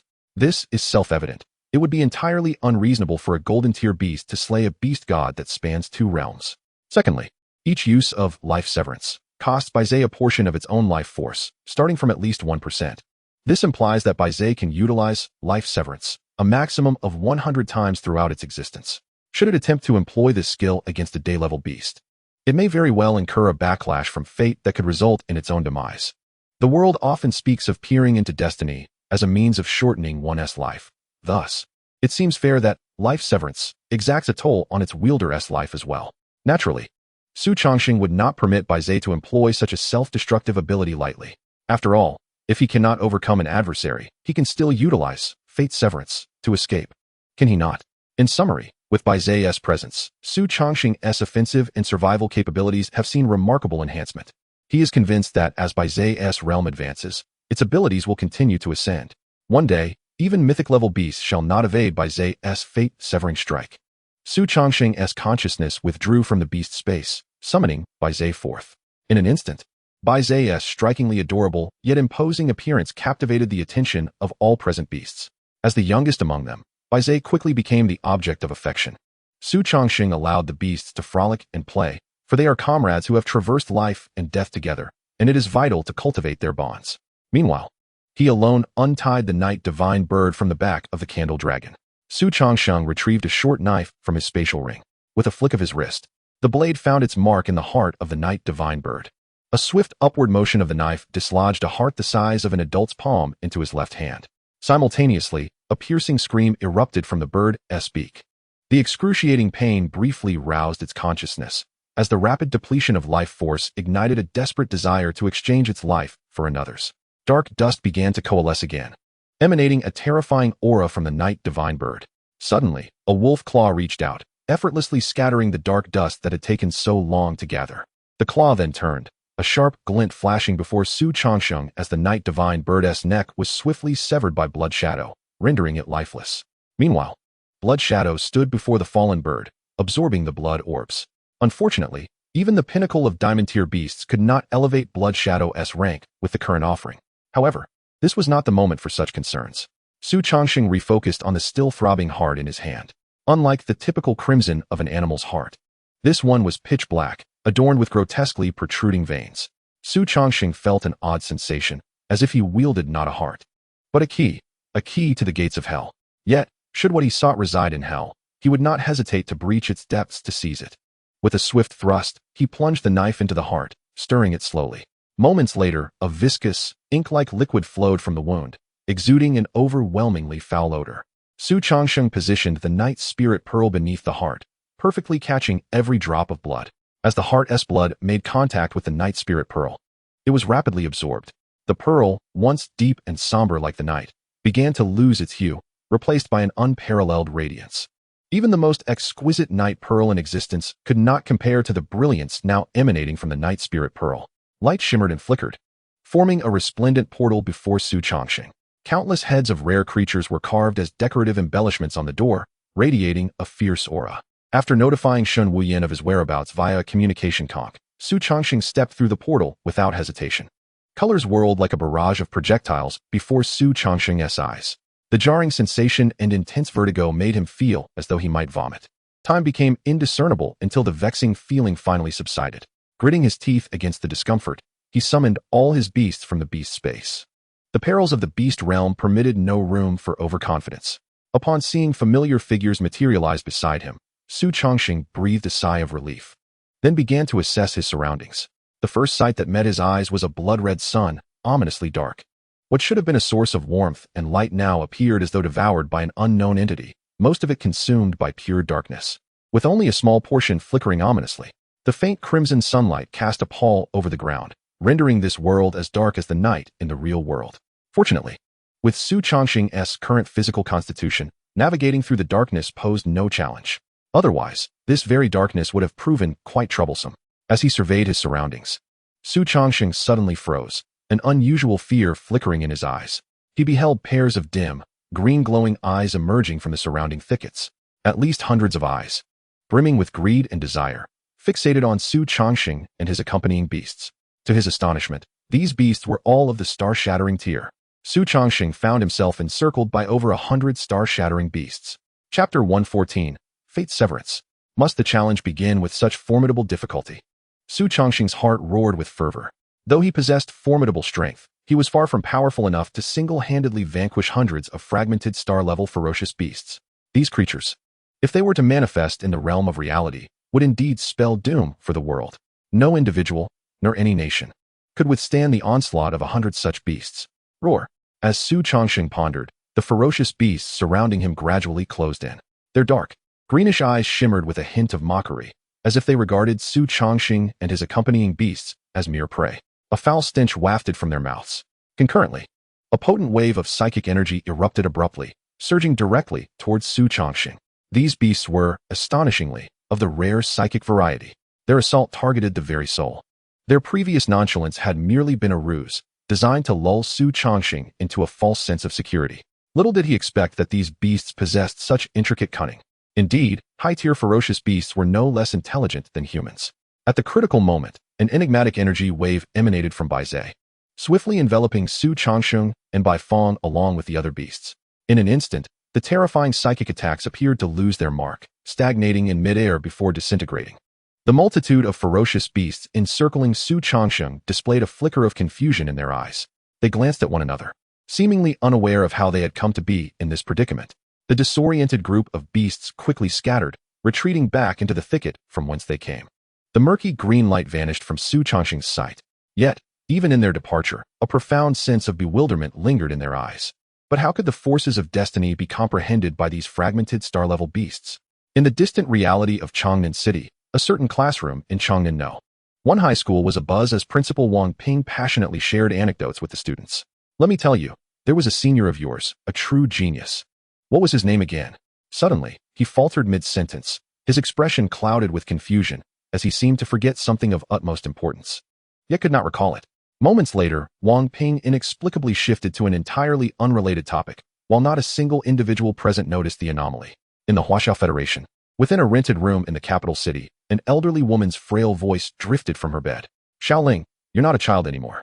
It's time you found a suitable partner to marry, cough cough. The silver-haired matron gazed at her daughter, Zhou Xiaoling, with a look of deep remorse. In her mind, if not for her bettered-in condition, her daughter's beauty would surely attract a multitude of exceptional suitors. Oh, Mom, didn't I tell you? I have someone I like.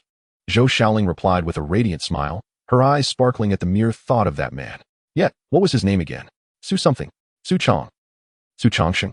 A flurry of names flitted through her mind, but none coalesced into the correct answer. Unbeknownst to her, the image of that man began to fade slowly from her memory. No, don't. Zhou Xiaoling cried out in desperation, reaching out as if to grasp something intangible. Sunlight streamed through the window, illuminating her lovely visage, now streaked with tears. After a moment, she touched her face in astonishment, glancing at the woman on the bed. Mom, what is happening to me? Why am I crying? Such occurrences transpired in every corner of the reality. Xu Changsheng appeared as a mere illustration on paper, abruptly erased from existence by a mysterious eraser. Meanwhile, in the beast realm, Xu Changsheng remained blissfully unaware. He simply felt an overwhelming sense of lightness, even as if his soul were about to float away in sheer delight. It was as though all burdens and encumbrances had been severed in that very moment. However, now was not the time for Xu Changsheng to indulge in such sensations. He stood, astonished, watching as the once menacing pack of beasts suddenly dispersed. One fragmented star-level beast even brushed past him, colliding with him slightly, yet it did not even spare him a glance. What an extraordinary ability! Xu Changsheng gained a profound understanding of Baizhe's fate severance. Were it not for forging a contract with Baizhe, facing the onslaught of 100 fragmented star-level beasts would have left him with no choice but to rely on Di Jiang's spatial leap to flee in haste. Yet, doing so would mean forsaking the invaluable opportunity to explore the beast realm and elevate Blood Shadow to mythic status. Furthermore, under the unexpected assault of these psychic beasts, Xu Changsheng and Di Jiang would have had no chance to react, only to be rendered senseless and subsequently torn apart, losing their lives. But with Bai Zhe, everything changed. Xu Changsheng strode boldly through this perilous land, exuding an air of arrogance, as not a single creature cast a glance in his direction. It was only after the effects of fate severance dissipated, and he had distanced himself from the terrifying psychic beasts, that he allowed himself a moment of relief. Yet, at that moment, he faced a dilemma. Unlike previous explorations, Xu Changsheng's current venture into the beast realm had a clear objective: to locate the remains of the Night King. Moreover, he had a mere 3 days to accomplish this. This meant that Xu Changsheng must find the Night King's remains amidst the vast expanse of the beast realm within that limited time frame. For someone without a map, this task seemed nearly impossible. After a moment of contemplation, Xu Changsheng turned his gaze to Bai Zhe, observing Bai Zhe's furry form. A thought began to take shape within him. Bai Zhe, grant me your blessings for good fortune, for half a day's luck, to the best of your ability. Since there is no map, let fate guide my path. As soon as Xu Changsheng's words left his lips, an intricate energy wave emanated from Bai Zhe, enveloping him in its embrace. A refreshing chill cascaded from head to toe, cleansing Xu Changsheng's soul and invigorating his limbs. He shuddered, his eyes fluttering shut in bliss. When he opened them once more, he discovered that the world had transformed. Before him lay a vibrant tapestry of wild grasses, blooming flowers, thickets, and towering trees, all seemingly rejoicing in his presence. The energy in the air buzzed with vitality, rushing eagerly into Xu Changsheng's being. He found that he need not actively cultivate. The power of his summoned beasts began to grow within him gradually. In that moment, he felt as though he had become the chosen one, with the entirety of existence conspiring to assist him. This sensation was so intoxicating that Xu Changsheng felt himself becoming somewhat entranced. Just then, a gust of ethereal wind swept in from his left side. The wind howled violently, rustling his garments with a crisp sound, as if beckoning Xu Changsheng toward something. Sensing the tempest, Xu Changsheng wasted no time, leading his many summoned beasts to the left. With the blessing of good fortune, he was inclined to trust any peculiar phenomenon. Each one was a summons to guide him on his path. Chapter 115. Humans in the Beast Realm. Xu Changsheng, accompanied by his beasts, resolutely ventured to the left. He had contemplated riding his Baifeng for swift progress, yet this forest seemed to be imbued with some enigmatic energy. The Baifeng was utterly incapable of flight, barely able to ascend a mere 10 meters, insufficient even to surpass the towering trees surrounding him. Not only the Baifeng, but also other flying beasts such as Di Jiang and Zhu Long were equally grounded, significantly hampering Xu Changsheng's pace. Nevertheless, as a platinum-tier beastmaster, his physical prowess was hardly inferior to that of an ordinary diamond-tier beastmaster, allowing him to maintain a commendable speed, capable of traversing 1,000 miles in a day. Furthermore, whether by fortune's favor or due to the scarcity of ferocious beasts along this path, Xu Changsheng encountered not a single beast throughout his journey. Remarkably, he also discovered several rare resources unguarded by any ferocious creatures, including the precious falling sun grass, a celestial treasure that could only thrive in the remnants of sun fragments. The intensity of its fire energy was exceptionally rare in the world, and crucially, it served as a necessary material for the further evolution of his blood shadow. Such a spiritual entity, astonishingly, remained unprotected. Xu Changsheng found it hard to believe. It was as if heaven had bestowed upon him a boon. Yet he would suffer if he failed to seize it. Without hesitation, he harvested it and stored it in his spatial ring before departing hastily. Although the beast realm was fraught with peril, the rewards were undeniably substantial.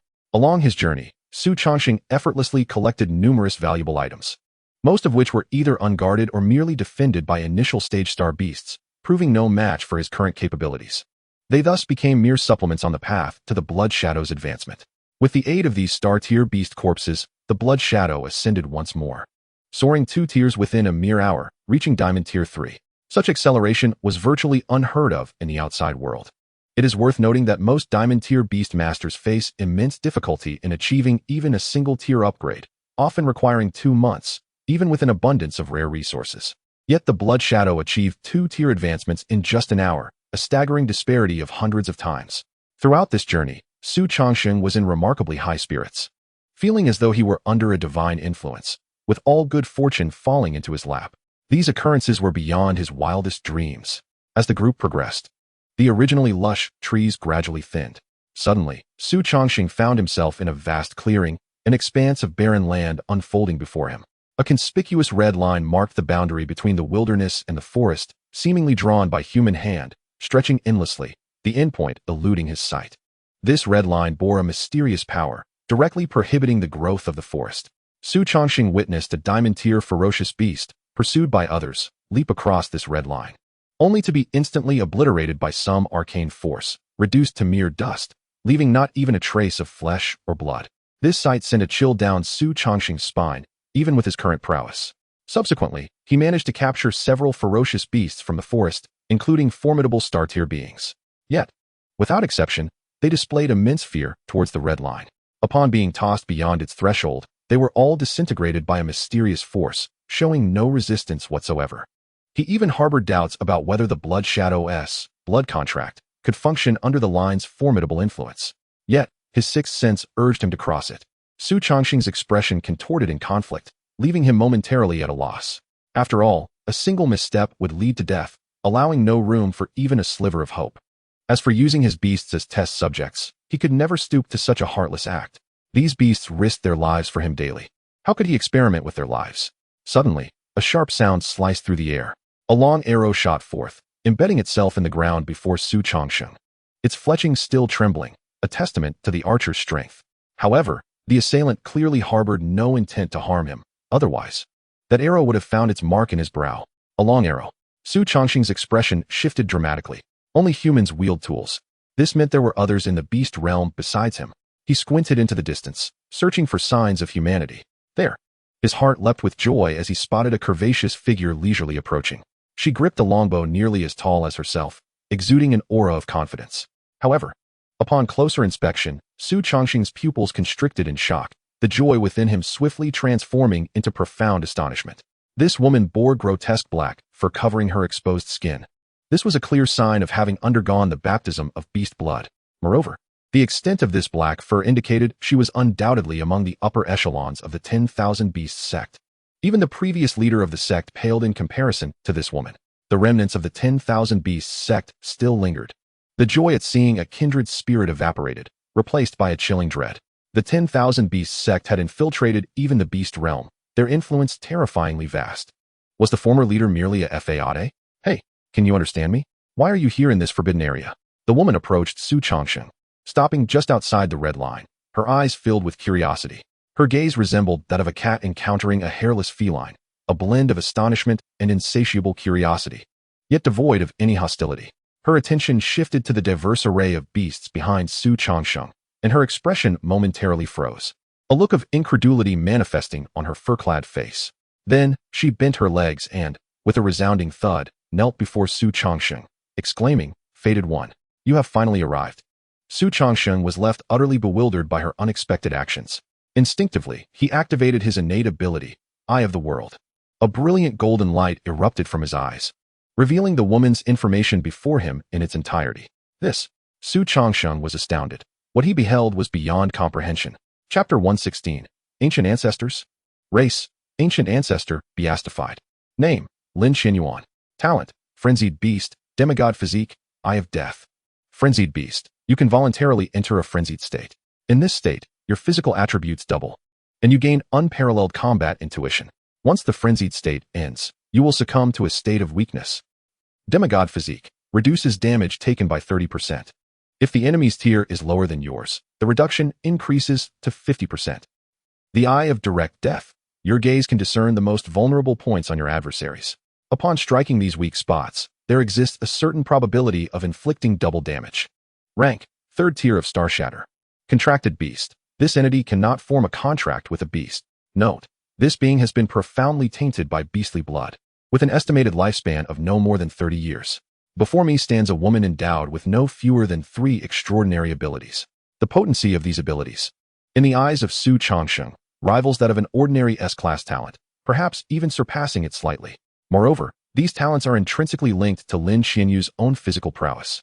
Unlike the talents of Xu Changsheng and others from the Beastmaster world, which affect their beasts, hers is solely a manifestation of her own strength. Furthermore, she is utterly incapable of forming a contract with a beast. Yet, this is not the crux of the matter. What preoccupies Xu Changsheng's thoughts even more is the nature of this woman's lineage. Ancient Ancestors. What does this signify, and whose ancestors are they? Are they the forebears of humanity from the beast realm? No, that cannot be the case. Lin Xianyu herself is a contemporary of the beast realm. Otherwise, She would not stand before Xu Changsheng. Suddenly, a terrifying conjecture invaded Xu Changsheng's mind. Could this woman possibly be a descendant of the Beastmaster world? Even if she is not, she undeniably shares an intricate connection with that realm. Setting aside other considerations, one can discern this merely from her fluency in the purest form of Huaxiao language. If these two worlds were entirely unrelated, why would they converse in the same tongue? Suppressing the myriad of questions swirling in his mind, Xu Changsheng gazed at the kneeling Lin Qianyu and inquired, "What does the Destined One mean? Please elucidate." Upon hearing his question, Lin Qianyu, emboldened by a sense of reverence, lifted her bowed head. With a respectful demeanor, she looked towards Xu Changsheng, catching the fleeting glimmer of gold in his eyes, which only heightened her decorum. Our great leader foretold 3 significant events at the onset of calamity. First, a mystical forest arose in the east, serving both as a prison and sanctuary. Second, the beast blood warriors bear the curse of malevolent spirits, ensuring their lifespans do not exceed 50 years. Third, the Destined One possesses wondrous magical powers, capable of transforming ferocious beasts into their closest companions, heralding the final hope for humanity. At this juncture, Lin Qianyu paused slightly, gesturing towards the forest behind Xu Changsheng. This is the first event. The demon forest emerged approximately a millennium ago, imprisoning nearly all high-tier ferocious beasts within its confines. As for beast blood warriors like us, it is rare to find anyone who reaches even 30 or 40 years of age. Her expression ignited with fervor as she continued. Only the last prophecy has remained unfulfilled for millennia. Some even believe it to be a benevolent lie from our leader, until I encountered you. Xu Changsheng's brow furrowed as he processed the information relayed by the woman. 1,000 years ago, a remarkable prophecy. If Lin Qianyu's account holds true, then every inhabitant of the Beastmaster world could very well be a Destined One, with Lin Qianyu merely having chanced upon him. Moreover, the time frame of a millennium starkly contrasts with the historical records familiar to Xu Changsheng, which detail the history of the Beastmaster world stretching back 10,000 years. His previous conjectures crumbled under the weight of this revelation. The more he contemplated, the more perplexed he became, prompting him to set these thoughts aside. A more pressing matter loomed before him. Since Lin Qianyu believed herself to be a Destined One, he would embrace that designation as well. Very well, but I have another question. How do I exit? Xu Changsheng pointed at the crimson thread beneath his feet. You may simply walk out. The red thread only affects ferocious beasts and poses no threat to humans, Lin Qianyu quickly replied. Xu Changsheng scrutinized her, and despite the menacing black fur obstructing his view, every subtle expression on her face remained visible to him. It was the truth. Realizing Xu Changsheng's hesitance stemmed from distrust, Lin Qianyu gritted her teeth, rose to her feet, and boldly stepped over the red thread, approaching Xu Changsheng, then retracing her steps over the line, repeating the action several times without incident. Observing her actions, Xu Changsheng felt a measure of relief. Simultaneously, an inexplicable calling urged him to take a bold step forward. With this dual motivation, Xu Changsheng no longer hesitated, striding confidently across the fearsome red thread. To his astonishment, he felt nothing at all. A surge of joy filled him as he immediately summoned his beasts into the beast space, then called them forth once more. Following this sequence, the likes of Bai Feng emerged safely beyond the red thread, unscathed. Lin Qianyu stood in stunned silence, unable to comprehend why these colossal beasts had seemingly vanished, only to reappear beside the Destined One. Unable to grasp the phenomenon, she attributed everything to a divine miracle. After all, it was only fitting for Xu Changsheng, as the Destined One, to possess some extraordinary traits. Come, lead me to your place of residence, Xu Changsheng commanded without hesitation. Since fate had orchestrated Lin Qianyu's appearance, it must surely carry significance. He need only follow her. Lin Qianyu obediently nodded. Even without Xu Changsheng's directive, she would have naturally taken him back to the gathering place. For there were many others eagerly awaiting the arrival of the Destined One. This was the hope for survival for countless souls. Tell me about your situation there. How many individuals possess capabilities akin to yours, or even stronger? Xu Changsheng inquired as they walked, probing into the dynamics of the human factions within the beast realm. Whether it was due to the influence of beast blood or Lin Qianyu's inherent simplicity, she divulged the entirety of the human factions in the beast realm in response to Xu Changsheng's queries.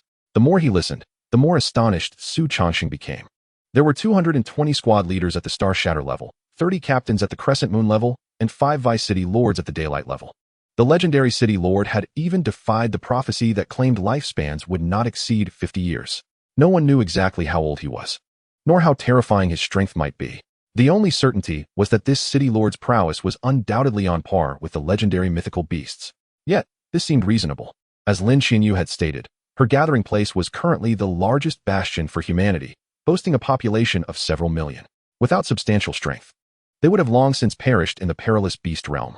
Xu Changsheng then inquired in detail about the cultivation methods employed by Lin Xinyu and her peers. However, the answer he received left him astounded. Chapter 117. Greetings, Xu Changsheng. The humans in the beast realm were subjected to the infusion of beast blood from the moment of their birth. How vulnerable is an infant?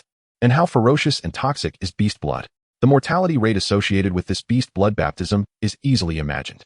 Previously, Xu Changsheng had heard of the hidden families within the Beastmaster world, such as the Bai family, administering beast blood rituals to their members at the age of 15. At that time, he had deemed such practices to be exceedingly cruel. Yet, in comparison to the experiences of those in the beast realm, the actions of the hidden families appeared trivial and could hardly be compared. According to Lin Xinyuan, it is considered fortunate if 3 out of 10 infants survive in good health. However, the mortality rate is not as dire as Xu Changsheng had envisioned. Perhaps due to prolonged natural evolution, even newborns in the beast realm possess a commendable resistance to beast blood. Even if they do not survive, death is not the inevitable fate. Rather, they may suffer from certain disabilities. These individuals serve as mere reproductive vessels for humanity, continually providing newborns, only for their offspring to inherit the same fate. A man must engage in this act at least thrice daily, without respite throughout the year. A woman, in her lifetime, is expected to bear no fewer than 15 children, inflicting tremendous physical and spiritual trauma. Lin Xinyuan recounted these grim realities with an utterly indifferent expression.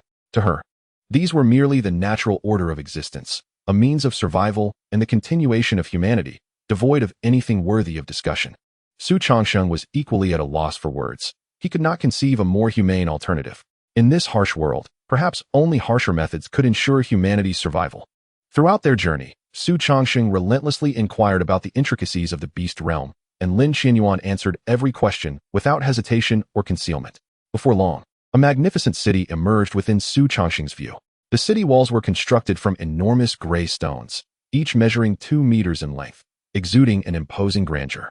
Upon the walls, colossal siege weaponry resembled enormous crossbows, their cold, dark arrowheads glinting ominously under the blood-red sun. Xu Changsheng harbored no doubts regarding the formidable power of these crossbows. Above the towering city gates hung countless severed heads of ferocious beasts, a fetid and menacing aura wafting forth.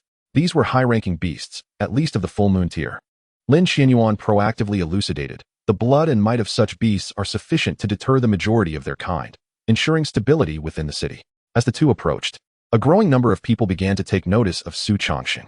More precisely, they were captivated by the obedient beast at his side, resembling a docile pet. Their expressions were one of astonishment, disbelief rippling through the crowd as they exchanged glances. Then, a wave of fervent excitement surged across their faces. The prophesied chosen one. Is it truly possible to befriend ferocious beasts? The prophecy has come to fruition once more. A millennium of waiting. A millennium of anticipation. The clamorous voices erupted within the city. The onlookers were adorned with dense fur, resembling various animals. Furthermore, Xu Changsheng observed that the higher their strength, the more robust their fur became, with additional animal features such as antlers, gills, and shells.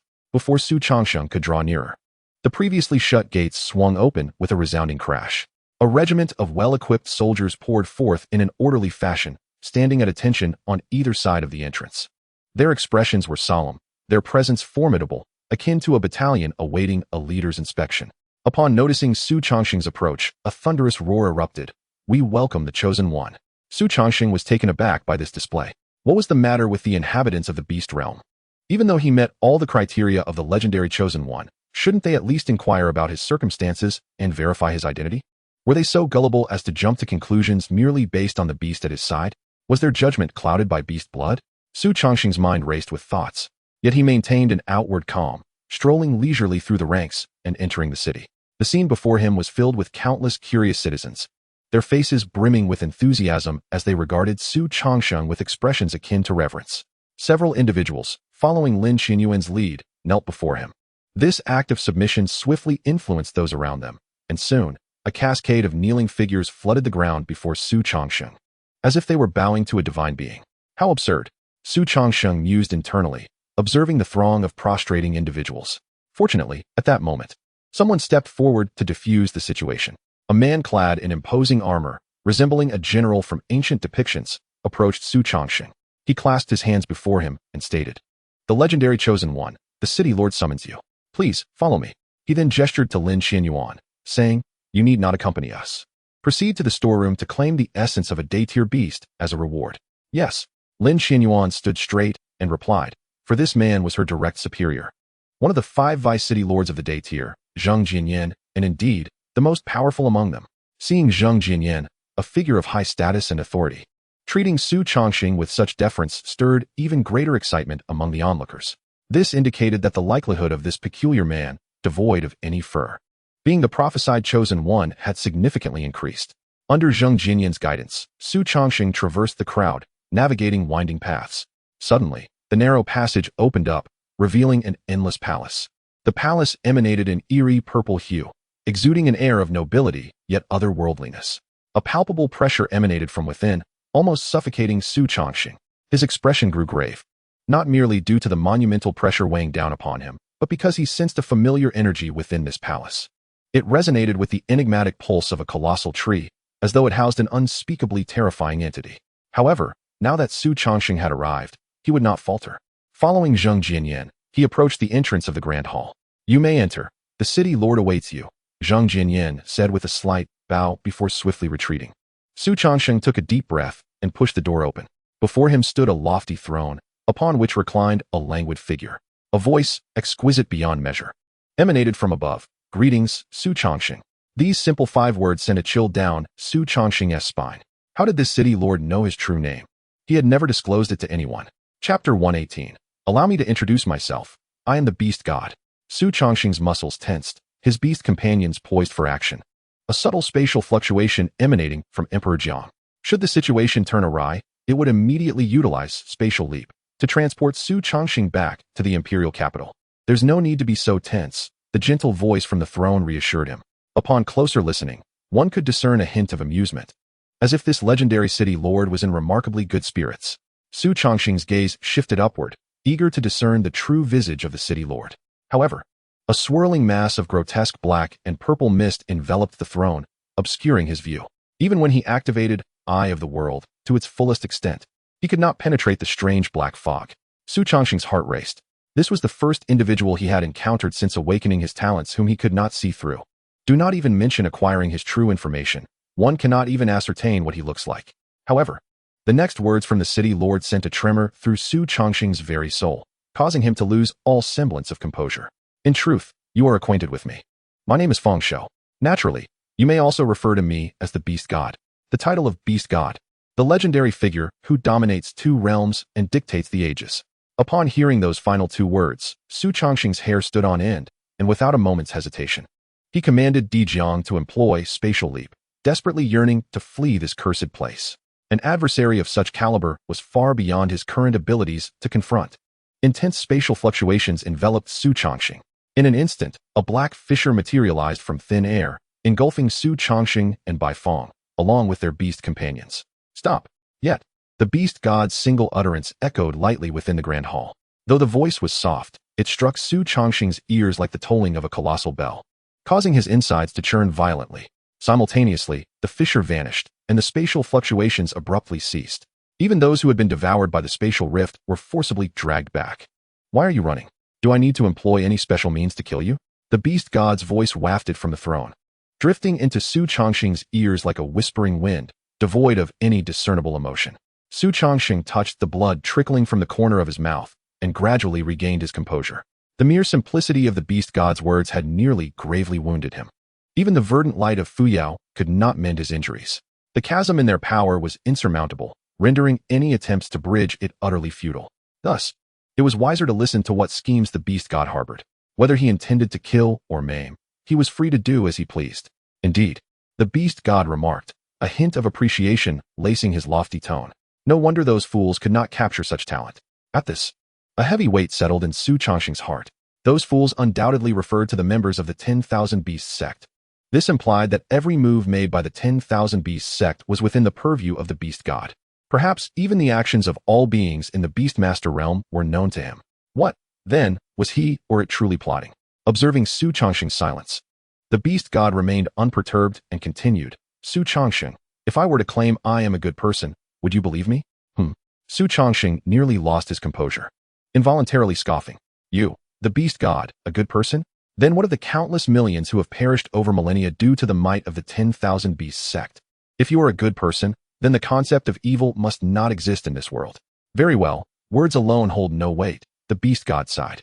The sound of his exhalation reverberated through the vast hall, suffused with solitude and resignation. As his words fell, a dark purple light surged towards Xu Changsheng's brow. The speed of this purple light was so swift that it left Xu Changsheng no time for any reaction before it merged with his being. Countless chaotic memories erupted in Xu Changsheng's mind, careening through his consciousness as if intent on tearing his very soul asunder. When he opened his eyes once more, he found himself in a cold, metallic laboratory. Have I traversed realms again? A thought flashed through Xu Changsheng's mind, but before he could further assess his situation, a composed female voice reached his ears. Dr. Fong, the demonic liquid has been successfully analyzed. This substance appears capable of maximizing the latent potential within the human bloodline, allowing for unrestricted physical enhancement, potentially even enabling resistance against demonic entities. Her voice was crisp and efficient, brimming with palpable excitement. Simultaneously, a series of images flickered through Xu Changsheng's mind. In the year 2032, the demonic entities descended upon the world, wreaking havoc upon humanity. In a mere 6 months, the Eastern Islands, the land of a sand, and the nation of the stick fell one after another. By 2033, humanity was horrified to discover that all their prized high-tech devices had become inoperative under the influence of demonic energy. At that moment, only the United States and Huaxia, two superpowers, were desperately holding on. In 2035, a team led by the Huaxia scientist Fang Shou was the first to decode the blood of the demons, marking the beginning of resistance. Yet, at that time, humanity remained blissfully unaware. The nightmare was only just commencing. Fragmented information flickered in Xu Changsheng's mind. Then, the scene shifted, and the cold laboratory reappeared before him. The violent tremors beneath his feet and the anguished cries of men and women around him instinctively drove Xu Changsheng to seek a safe haven. However, his legs betrayed him, refusing to respond to his commands. Now Xu Changsheng understood. The beast god was forcefully transmitting all the experiences he had previously undergone directly into his mind. He, Xu Changsheng, was merely a spectator, utterly incapable of influencing the progression of events. A thunderous crash echoed as the door collapsed, reaching the ears of the beast god Fang Shou. He turned in terror to behold a horde of serpentine creatures, wreathed in black mist, surging towards him with frenzied abandon. Wherever they slithered, they left behind a viscous black fluid. Even the laboratory's robust metallic structure was corroded, leaving gaping holes in their wake. These were the demonic entities that rendered humanity powerless. They had materialized on this planet one day, intent on indiscriminate slaughter, without purpose, without reason, unable to communicate, unable to resist. Within mere years, humanity was on the brink of extinction. Huff, huff. Heavy breaths escaped the beast god. A flash of ferocity crossed his face as he swiftly turned, injecting a vial of viscous black liquid from the experimental table directly into his heart. The dark liquid, possessing potent corrosive properties, devoured the muscles surrounding his heart, exposing the thumping organ within. Prior to this, they had conducted thousands of human trials. Only 1% of subjects survived such a fierce liquid, experiencing a significant enhancement in physical prowess and even developing some extraordinary abilities. Yet, without exception, these individuals perished within a month. What they had injected was merely a diluted version of the black liquid. But the beast god now injected the raw substance. As the liquid coursed through his body, the encroaching demons surrounded the beast god. Thereafter, the chilling sounds of tearing flesh echoed throughout the laboratory for an extended duration. Chapter 119. I do not care. Yet even so, the beast god did not utter a single cry. Such willpower left even the observing Xu Changsheng profoundly awed.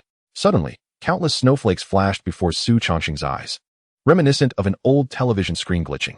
When his vision cleared, a dark, profound circle appeared before the beast god, emanating intense spatial fluctuations from within. This was a brand new world, a world untainted by demonic corruption. The beast god's voice resonated with fervor. Before him stood a vast multitude of humanity, numbering in the tens of thousands. However, these are the only living souls on this planet. We are the cursed ones. With a grand gesture, the beast god pointed behind him. Xu Changsheng's gaze followed suit. Before him stood countless figures, variously shaped and cloaked in black fur, silently positioned behind the beast god. Voiceless and still, this very form represented the entirety of the beast realm's inhabitants. We shall not venture into the new world. Otherwise, the malevolent spirits shall descend. The beast god continued, asserting that without these individuals to thwart the advance of the malevolent spirits, even if these survivors were to relocate to multiple worlds, they would still fall prey to those insidious beings. However, you must guarantee the tribute of living flesh. Only in this manner can we suppress the malevolence within our hearts. At this juncture, a trace of sorrow crept into the beast god's tone. Indeed, after being tainted by that black blood, he too had succumbed to madness and bloodlust. Without the constant consumption of flesh and blood, he faced the risk of losing control. You, and you shall protect these individuals, ensuring their survival in the new world. The beast god singled out a few individuals, instructing them to meld into the throng of unchanged figures. Yet, the appearance of these half-beasts was markedly distinct from that of ordinary humans. Some even recoiled a few steps at their approach, seemingly frightened by their existence. Suddenly, the scene was severed. A dense, inky darkness enveloped Xu Changsheng. In a daze, he seemed to hear countless reptilian sounds mingled with the wet, sticky slithering of viscous substances rushing towards him. It was the beast god's voice that pulled him from this stupor. "So, do you understand now?" The beast god inquired nonchalantly. Xu Changsheng, still shaken, remained silent for a considerable time. Once his thoughts were organized, he finally managed to croak. "Are you saying that it is you who guards this world, even the beast mastery realm?" The beast god chuckled softly. "This is not merely my assertion. It is the truth.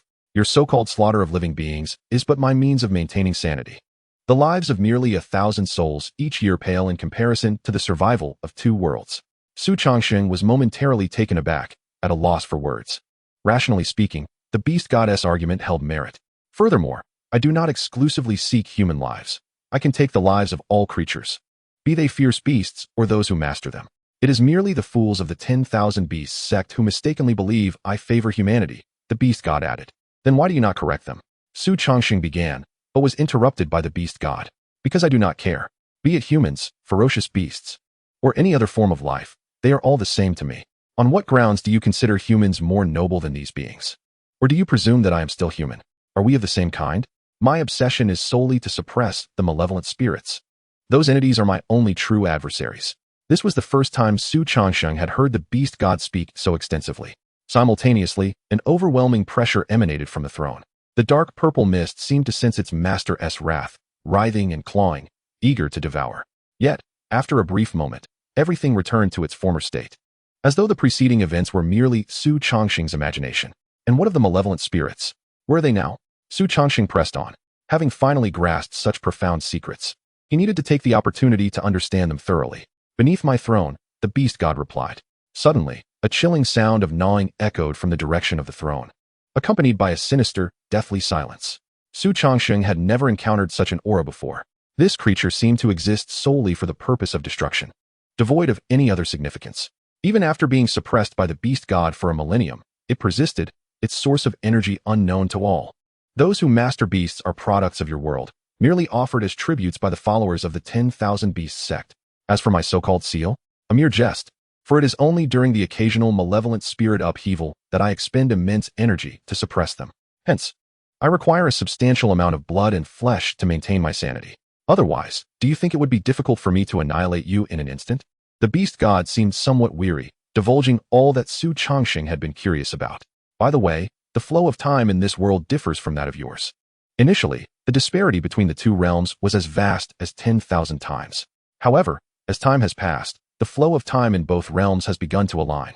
The beast god further explained why the beast mastery realm boasts a history spanning millennia, while this world's history since the malevolent spirit's outbreak amounts to merely 1,000 years. Moreover, I have a premonition. Should the flow of time in both realms synchronize completely, an exceedingly terrifying event may unfold. The beast goddess voice carried an unusual gravity. "This is also why I sought you out. My power derives from the malevolent spirits. No matter how exceptionally gifted I may be, I cannot exceed them by much.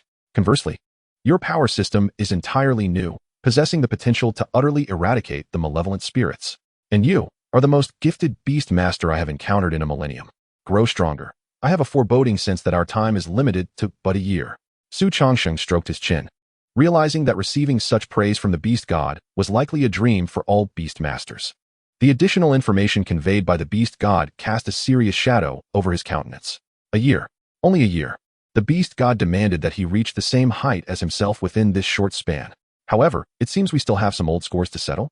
Xu Changsheng had yet to fully recover from the overwhelming influx of information. The beast god's slightly chilling words pierced his ears. The temperature in the hall suddenly dropped. Chapter 120, Punishment. Do you remember the evil thought octopus? It was one of my favorite pets, having brought me countless sustenance. I kept it in the crevice of space to hunt those malevolent spirits that inadvertently fled. However, it was naturally mischievous, occasionally desiring to explore the outside world, to kill a few humans for amusement. Yet the beast god paused mid-sentence. Xu Changsheng sensed a frigid gaze fixated upon him. It seemed the beast god was contemplating how to address Xu Changsheng's affront towards his pet. Upon hearing the beast god's words, a profound sense of absurdity welled within Xu Changsheng. So, the so-called seal was nothing but nonsense. What restrained the evil thought octopus's actions was not a seal, but a command from the beast god. And in the beast god's current view, the lives of humans in the real world had become so cheap that they could be casually extinguished for the amusement of his pet. Perhaps a millennium ago, the beast god genuinely cared for the populace, even willing to sit on the throne for 1,000 years to suppress the malevolent spirits in the interest of humanity's proliferation. Yet, as time wore on, under the dual onslaught of divine power and the blood of malevolent spirits, the beast god's humanity gradually faded, replaced by primal instincts and divine nature, unfettered and dismissive of all, were it not for his lingering aspiration to suppress the malevolent spirits. The beast mastery realm and the beast realm would likely have become the beast god's playground long ago. No, even at this moment. If the beast god desired to unify the two realms, it would merely take a fleeting instant. Yet, as he has stated, he is utterly indifferent. He cares not for the judgments or speculations of mortals, nor for the survival and continuation of humanity. And he is certainly disdainful of becoming the sole monarch amidst the two worlds. A frigid gaze swept back and forth over Xu Changsheng. He stood there motionless, for there was no escape, and resistance would be futile. Thus, Xu Changsheng felt an unusual calmness in this moment. Moreover, according to the beast goddess words, he still required Xu Changsheng. He would undoubtedly refrain from impulsively ending Xu Changsheng's life or damaging his talents. In fact, the beast god intended to assist Xu Changsheng in growing stronger, providing him with various resources. Though I have provoked you, you are powerless to harm me and must even aid me. Such is the nature of the relationship between Xu Changsheng and the beast god at present. Although Xu Changsheng's strength pales in comparison to that of the beast god, the one holding the initiative is, in fact, Xu Changsheng himself. Just as Xu Changsheng pondered, a black-purple artifact whistled through the air, striking him squarely between the brows. Bang! The collision of the skull and the artifact produced a dull echo that reverberated throughout the main hall. A searing pain radiated from his forehead, spreading through Xu Changsheng's limbs and bones. This strike was not merely a physical injury. It was accompanied by an excruciating torment of the soul. A blood hole, the size of an eye, appeared on Xu Changsheng's brow. That artifact had pierced through his skull, merging into his mind. Acknowledge your error. The noble voice of the beast god, laden with pressure, echoed clearly in Xu Changsheng's mind. How domineering he is. He demands that Xu Changsheng admit his mistake on the spot. Deep within his soul, waves of tearing pain surged. Xu Changsheng's eyes widened in horror, tears instinctively flowing from his body's nerves to protect his eyes, rendering his vision blurred. Yet, he still forced his eyes wide open. A brilliant golden light erupted from the depths of his pupils, piercing through the mysterious, eerie black-purple mist. Xu Changsheng seemed to see the beast god seated upon his throne, surrounded by countless menacing tentacles, a smirk of disdain curling at the corners of his mouth. Xu Changsheng's face contorted in agony, saliva dripping from the corners of his mouth due to the intense pain. The torment deep in his mind intensified, his soul and body emitting cries of suffering. Yet, he could not concede. Even as his spirit teetered on the brink of collapse and his body could scarcely endure the strain, Xu Changsheng remained resolutely silent. Crack! A sharp sound emanated from Xu Changsheng's mouth. Gag! He doubled over, and the echo of violent retching resounded in the main hall. A pool of blood mixed with a few nearly shattered teeth was expelled. Despite the excruciating agony, Xu Changsheng remained silent. Witnessing Xu Changsheng's defiance, the beast god let out a cold snort. In an instant, all pain surged away from Xu Changsheng's soul and body like a receding tide. If this torment were to continue, Xu Changsheng's soul and essence would undoubtedly suffer irreparable damage, which would be detrimental to his plans. As the pain dissipated, Xu Changsheng collapsed to the ground, resembling a deflated balloon. His head drooped, and he promptly lost consciousness. Within the grand hall, silence reigned. Only the sound of Xu Changsheng's heavy breathing could be heard. Time passed, and a black-purple light slowly approached Xu Changsheng, enveloping him. The luminous glow washed over his body, expelling countless black impurities through his pores. A foul stench filled the entire hall. Suddenly, a bright flash occurred. Xu Changsheng and all the filth upon the ground vanished as though it had been but an illusion. Chirp, chirp. A peculiar sound emanated from the throne. Within the menacing mist, a blue figure had appeared unbeknownst to anyone. Had Xu Changsheng been present, he would surely recognize it as the malevolent octopus he had previously imprisoned in the special secret realm. However, the malevolent octopus now appeared far less fearsome than before. Its form had shrunk drastically, now resembling a small dog, eagerly awaiting its master's affection. No rush, this individual possesses some ability. Perhaps he can assist me in my grand endeavor. The beast god's voice resonated from within the black-purple mist. Subsequently, the mist shifted, coalescing into a massive hand that gently caressed the malevolent octopus. A millennium of solitude and suppression. Accompanying the beast god were merely these adorable little creatures. The lifespans of those half-beasts are ultimately too short. In the blink of an eye, those beings have changed from generation to generation while the beast god merely dozed. Only these ferocious beasts possess longevity, able to accompany him for eons. Therefore, the beast god harbored some affection for the malevolent octopus. However, these little creatures were at least of the caliber of sun-level ferocious beasts, albeit particularly docile in the presence of the beast god. In the realm of beast taming, outside the borders of America, a caravan of dozens was slowly advancing along a road. Suddenly, a startled cry from a young woman rang out from ahead. "Father, look, there's a nearly dying person here." In an instant, chaos erupted within the caravan, with everyone on high alert. Various beasts surrounded, protecting all their supplies at the center. Xu Changsheng, amidst this cacophony, gradually awakened. He slowly opened his eyes. Before him stood a charming young girl, approximately 18 or 19 years of age. Her appearance pure and captivating, evoking the feelings of first love and youth. Chapter 121, Striking it Rich. Xu Changsheng was momentarily taken aback. It was not due to the beauty of the woman before him. As a luminary of Huaxia, well-placed and influential, he had encountered women of all appearances. Though the girl before him was indeed lovely, akin to a sweet and innocent maiden, she did not leave him speechless. What puzzled him was, where is this place? Hadn't he been confronting the beast god in the beast realm? This woman before him bore no signs of black fur. "Hey, why are you here?" Upon seeing Xu Changsheng lying there in a daze, the girl waved her delicate, snow-white fingers before his eyes. The unique fragrance of her maidenhood wafted into Xu Changsheng's nose. "Miss, why are you saying so much to him? Do not concern yourself with him. Let him perish here. He may well be a bait for bandits lurking in the outskirts of America." A deep voice resonated from behind the girl. America? Xu Changsheng's consciousness was somewhat muddled.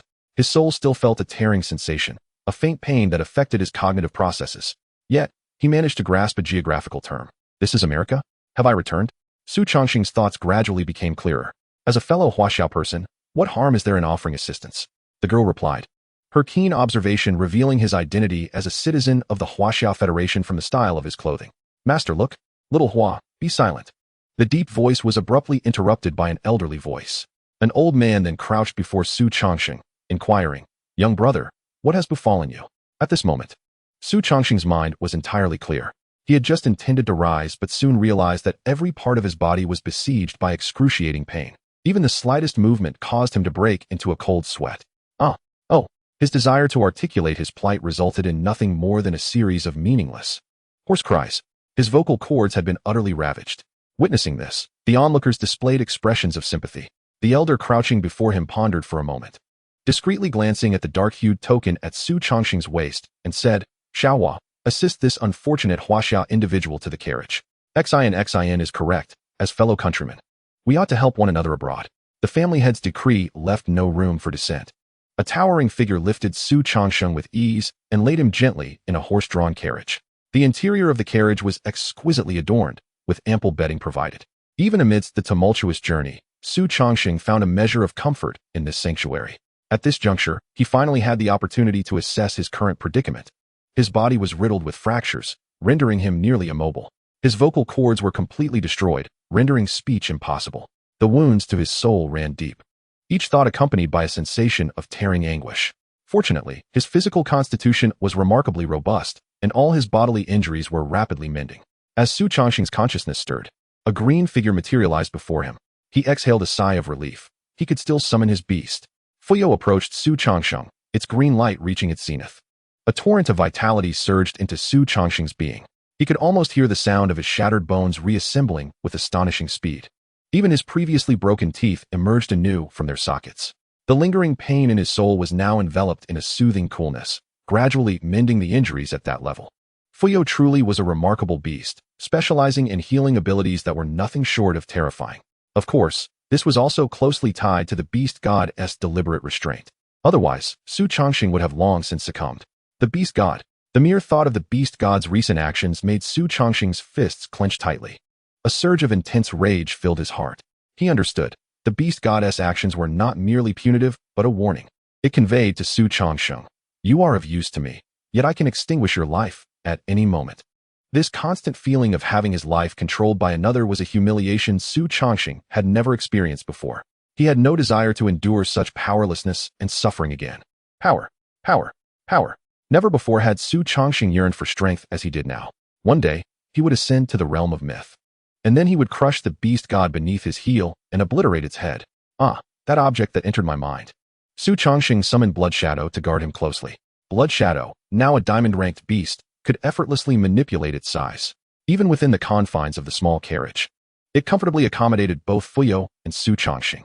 Once everything was in place, Xu Changsheng's consciousness sank, delving deeper into his mind. In a mere moment, he beheld a ring embedded with a dark purple gemstone, slowly rotating within his consciousness, emanating faint spatial fluctuations. Xu Changsheng's awareness drew closer, only to be met with a sudden and powerful pull from the ring. In an instant, he found himself within an extraordinary space. The surroundings were enclosed by pure white, transparent walls, within which lay countless corpses. Though these bodies had been deceased for millennia, they still exuded an overwhelming aura of power. Any ordinary person who encountered them would likely succumb to paralyzing fear and fall to their knees. Xu Changsheng, too, was taken aback. Each corpse was that of a mythic beast. How many mythic beasts had the beast god slain? Was its strength truly limited to that of myth? Countless questions flickered in Xu Changsheng's mind, but were quickly cast aside as he spotted a wolf-shaped corpse, entirely black and absorbing all light, reminiscent of a black hole. It was the Night King he had desperately sought. Not just the Night King, but also the ancestors of all his contracted beasts, Bifeng, Fuyo, Zhulong, and Dijiang, lay within this mysterious space. Moreover, there were many additional corpses, all of mythic caliber. The beast god had bestowed upon Xu Changsheng these invaluable remains of mythic beasts. How much time would this save him in his quest for resources? Xu Changsheng considered himself fortunate. Even the treasures of the American treasury paled in comparison to any of these corpses. Yet, despite this windfall, he still harbored a desire to shatter the beast god's head. Xu Changsheng's consciousness returned to his body, and he declared fiercely, "The beast god's assistance in enhancing my strength is merely an acknowledgement of my potential, a means to eradicate the evil spirits entirely. There is nothing to be grateful for." However, it was evident that this was not the opportune moment for Blood Shadow's evolution. He would need to wait until his injuries were fully healed. Thus, Xu Changsheng recuperated within the merchant caravan's carriage. For 2 entire days, the group provided meals punctually, without disturbing him otherwise. This kindness was not lost on Xu Changsheng. With his formidable physique and Fuyo's abilities, he had nearly healed within that time. Just then, the carriage jolted to a halt, followed by a cacophony of arguments mingled with the sound of a girl weeping, all reaching Xu Changsheng's ears. Chapter 122. Dig your dog eyes. "Sir, we have already paid the entry fee to the city. Please allow us to pass." Zhang Erwei's aged voice carried a hint of resignation, and even a trace of pleading. Although Xu Changsheng had spent 2 days in the caravan without much interaction, he recognized the names and faces of the key figures within the merchant group. Zhang Erwei was the elder who had previously permitted him to rest in the carriage, and thus he felt a debt of gratitude towards him. The pure and innocent girl, Zhang Lingxin, was the elder's only granddaughter. At that moment, her soft sobs reached Xu Changsheng's ears. His brows furrowed. For the past 2 days, it had been Zhang Lingxin who personally brought him meals. Moreover, she was the first to offer him assistance.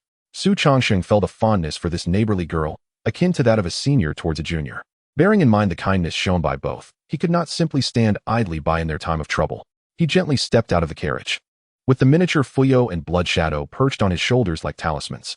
As he made his move, he instantly captured the attention of a significant portion of the caravan. This marked the first time in 2 days that Xu Changsheng had stepped out of the carriage. However, it wasn't long before the raucous shouts of the border personnel drew everyone's attention back. "Haha, the entry fee has been paid. But, well..." A burly white man with only a few sparse strands of dirty yellow hair leered, his eyes greedily scanning Zhang Lingxin's youthful and vibrant form. The implications were unmistakable. "Sir, we..." Zhang Erwei's face bore a bitter expression as he attempted to argue. Yet, He was abruptly interrupted by a young man behind the burly figure, who spoke harshly. "Old man, our captain is fortunate to have laid eyes on this girl. Moreover, if we were to detain your goods for 10 days or half a month, that would be quite normal. No one would dare to raise a complaint." At this, the bitterness on Zhang Erwei's face deepened. The goods they were transporting had extremely stringent preservation requirements. If stored in a spatial ring, they would immediately lose their vitality and become utterly worthless. They could only be preserved for a maximum of 3 months in an environment rich in spiritual energy. This was precisely why Zhang Erwei had expended nearly half of his fortune to assemble such a large caravan. The journey from Huaxia to the United States had already consumed a full 50 days. If they were to be held up for another 10 days or half a month, those goods would likely be reduced to refuse, losing all value. All their hard work over the past days would be in vain. The border personnel of the United States were fully aware of this and acted with such impunity, knowing Zhang Erwei and his companions dared not resist. Furthermore, they had no opportunity to do so. After all, in the territory of the United States, who would heed the words of the Huaxia people? Over the years, this burly white man had seemingly taken advantage of countless foreign maidens. I warn you, do not overstep your bounds. Seeing Zhang Lingxin's tear-streaked face, Wang Xiaohua, the strongest member of the caravan, stepped forward. He had harbored feelings for Zhang Lingxin and could not allow a foreigner to bully his beloved. The others in the caravan, witnessing Wang Xiaohua's stand, gripped their weapons tightly, the aura of beast mastery swirling around them as if they were ready to engage in a fierce battle with the burly man. Haha, the burly man, Yisun, scoffed coldly. A chilling sound of crossbow bolts being loaded echoed from above the city walls. Countless cold, gleaming giant crossbows were aimed at the caravan, poised to unleash their fury upon humanity instead of the beasts they were designed to combat. Upon seeing the icy crossbow bolts, Wang Xiaohua's anger froze on his face. His words faltering, his platinum tier perception warned him. He could never withstand such bolts. After all, these were the giant crossbows of a heavily fortified city on the United States border. Looking at the expectant gaze of Zhang Lingxin, Wang Xiaohua instinctively shrank back, ultimately yielding. A beautiful maiden is indeed precious, but his own life was evidently more important. If Wang Xiaohua felt this way, one could only imagine the fear gripping the rest of the caravan. Yisun observed the docile crowd before him with a disdainful smile curling at the corners of his mouth. "So how about it, beauty? Come with me." His eyes fell upon Zhang Lingxin's tear-stained face, and an overwhelming desire to conquer surged within him. He lewdly approached Zhang Lingxin, reaching out as if to grasp her hand. "Remove your filthy hands." A sudden icy voice rang out from the crowd. Yisun halted, his face contorted with anger as he turned towards the source of the voice, eager to discover who dared to provoke him in this manner. A tall, handsome young man strode forth from the crowd. "You brat, what did you say?" As Xu Changsheng drew nearer, Yorsen's lips curled into an excited grin. His preferences were quite liberal, and Xu Changsheng's striking features and commanding presence naturally piqued his interest. He vowed to make this young man experience pain and despair. The more Yisun thought about it, the more exhilarated he became, even feeling a stirring desire below. Xu Changsheng came to a halt, his expression devoid of emotion as he regarded the lascivious grin on Yorsen's face. Then, he raised his right hand high and delivered a resounding slap to Yorsen's ugly face. Smack! The crisp sound of the slap resonated in everyone's ears. How formidable was Xu Changsheng's physical prowess? Before his journey into the beast realm, he could rival a diamond-tier beastmaster. Furthermore, having completely healed from his injuries, he felt an invigorating surge of strength. His slap sent Yisun flying through the air like a spinning top, crashing down to the ground with a thud that echoed ominously. All present, whether members of Zhang Erwei's caravan or the border guards of the United States, were left in stunned silence at the scene unfolding before them. No one could have anticipated that this handsome young man would strike with such ferocity. Then, Xu Changsheng's cold voice jolted everyone from their stupor. "Should I catch you casting such a gaze again, I shall personally pluck out those vile eyes of yours and feed them to the flies." A heavy pressure and overwhelming aura descended upon the crowd, rendering them speechless. Xu Changsheng turned to the remaining border personnel and barked, "What are you standing there for? Open the gates. Let them through." His assertive demeanor made it seem as though he were the true leader of the United States border. To everyone's astonishment, the soldiers complied with his command under the weight of his imposing presence. This series of events left Zhang Erwei and Zhang Lingxin utterly dumbfounded, especially Zhang Lingxin, whose mouth gaped in shock, revealing her delicate pink tongue. This expression, juxtaposed with her innocent beauty, created a striking contrast. "Let's go? Why are you staring at me?" Xu Changsheng discreetly cast a glance before gesturing with his hand. The crowd, as if awakening from a dream, hurriedly made their way towards the city. "Nobody move. I will kill them. All of them. Kill."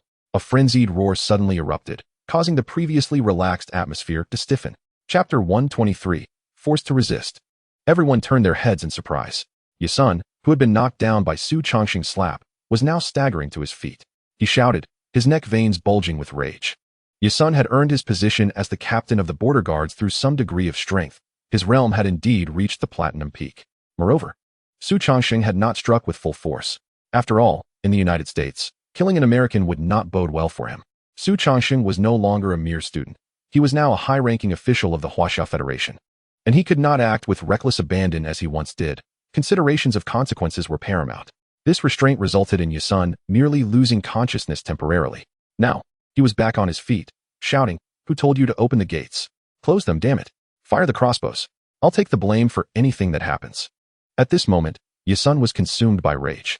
He strode over to the city guard and, with a swift kick, sent him flying before personally securing the gates.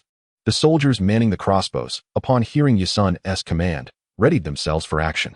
Yusun was genuinely furious. In front of so many subordinates, he had been publicly humiliated. Without a means of retaliation, who would heed his orders in the future? Moreover, occasionally slaying a person and reporting it as an attack by bandits was not uncommon. After all, a single incident of banditry in a year is hardly surprising, and perhaps Yusun could even gain some recognition for it. As the enormous crossbow prepared to unleash its deadly payload, Xu Changsheng narrowed his slanted eyes slightly. He had not anticipated that this burly white man would dare to kill. The merchants around him were thrown into disarray, scurrying about like ants in a hot pan. "What are you panicking for? Come here," Xu Changsheng whispered. Such a large-scale volley of crossbow bolts could indeed annihilate ordinary beasts of the diamond rank. Yet, for him, they were akin to mere toys. Seeing Xu Changsheng standing there, remarkably composed rather than begging for mercy as he had imagined, further fueled Yusun's wrath. "Fire!" He waved his hand dramatically. Instantly, countless bolts shot forth like a torrential downpour, hurtling towards Xu Changsheng. The sharp tips sliced through the air with a terrifying sonic boom. The crowd surrounding Xu Changsheng erupted in a cacophony of panic, all instinctively covering their heads, as if that would somehow shield them from the bolts. "Hey, why doesn't he get hurt?" After a moment, one person voiced his confusion, unable to suppress his curiosity as he cautiously glanced upward. Upon catching a glimpse, he was utterly stunned. A colossal shadow of a black wolf loomed before them like a mountain. Those formidable crossbows, which appeared lethal moments ago, were now akin to mere tickles to the blood shadow. With a diamond rank of the 3rd tier, combined with the high-tier aptitude of the sun's radiance, the blood shadow possessed a physical strength comparable to the high-tier beastmasters of the Shatterstar. Its pitch-black fur billowed slightly in the air, exuding an aura of royal dominance. With its eyes lowered, it resembled a sovereign surveying its trembling subjects. The mere presence of this creature was enough to strip the will to resist from the hearts of those present. At that moment, Yusun felt his legs weaken. Upon witnessing the blood shadow, he realized the gravity of the entity he had provoked. Not even the legendary Sword of America, Lord Allen, commanded such terrifying might in his beast. "My lord, I understand my mistake, I beg you." Yusun collapsed to the ground, writhing towards Xu Changsheng in a manner akin to a worm. His pleas for mercy were distorted by fear. In that instant, Yusun wished he could slap himself. What audacity had possessed him to lay a hand on a beastmaster of such caliber? Suddenly, a rare smile graced Xu Changsheng's lips, akin to the beauty of glaciers melting and the awakening of all life. Observing this, Yusun's heart soared with hope. His pleas were evidently effective. Consequently, he adopted an even more obsequious demeanor towards Xu Changsheng, nearly groveling. Since this esteemed individual was so amenable, perhaps with a bit more flattery, he might earn his favor. For a moment, Yusun began to dream sweet dreams. However, a size 42 foot came crashing down, shattering Yusun's daydream. Xu Changsheng pressed down hard, forcefully embedding Yusun's head into the muddy ground. The pressure was so immense that blood began to seep from his orifices, and under this overwhelming force, Yusun felt he was on the brink of suffocation, utterly incapable of rational thought. He could not comprehend why Xu Changsheng, who had just worn such a pleasant smile, would suddenly resort to violence. Had he known of Xu Changsheng's reputation as the god of death, perhaps he would not have been so taken aback. Xu Changsheng's smile had been one of relief at finally having just cause to eliminate this repugnant scoundrel. The higher-ups of China had visited America only to be met with obstructions and even assaults from American officials. When their lives were threatened, they had no choice but to retaliate. How perfect, flawless, with no room for criticism. Moreover, the American side would likely have to offer some form of compensation due to Yusun's recklessness. After all, Xu Changsheng was a legitimate member of the highest echelon of China, with only a handful of individuals comparable to him. Boom. At last, Yusun's head exploded under the tremendous force, brain matter and blood splattering beneath Xu Changsheng's feet, the stench overwhelming. This horrific scene, coupled with the intimidation of the blood shadow, rendered the onlookers breathless, silencing them in fear of provoking Xu Changsheng. All right, let us move on. Xu Changsheng said with a smile to Zhang Erwi and the others. The blood shadow swiftly shrank down, landing upon Xu Changsheng's shoulder. The merchants hastily entered the city, and this time, no one dared to voice any objections. Meanwhile, Xu Changsheng found a chair atop the city wall and settled down, quietly awaiting the arrival of the American officials. His commotion would undoubtedly arouse their wariness. However, this was for the best, as it spared him the trouble of traveling from the border to the capital. After all, Xu Changsheng was still a creditor of America. Moreover, with his current strength, he was arguably the most formidable in the world. What harm was there in being a bit arrogant? Chapter 124. The little rascal yet to mature? Xu Changsheng reclined in the chair brought by the American soldiers, his entire being nearly sinking into the soft cushions. It must be said, that rascal Yusun truly knew how to indulge. Even the chair he usually occupied was remarkably comfortable. Meanwhile, an astute American soldier offered him a glass of deep red juice, purportedly made from local berries known for their exquisite taste and rumored aphrodisiac properties. Xu Changsheng took a sip, and the sweet, rich flavor compelled him to drink 2 more gulps. Of course, he simply relished the taste, with no regard for the juice's supposed enhancing effects, basking in the gentle breeze, sipping the juice, and crossing his legs while observing the line of American soldiers bowing slightly before him. Xu Changsheng felt as if he were on a leisurely beach vacation, utterly relaxed. In stark contrast, the American soldiers who had previously looked down upon the Chinese were now bowing their heads, too intimidated to meet Xu Changsheng's gaze. After all, their commander's head was still buried in the mud, unable to be retrieved. However, as one of the superpowers in the Beastmaster world, despite various issues, America maintained a commendably high efficiency in critical matters. Before long, the warm sunlight above Xu Changsheng suddenly vanished, replaced by an enormous shadow that enveloped him completely.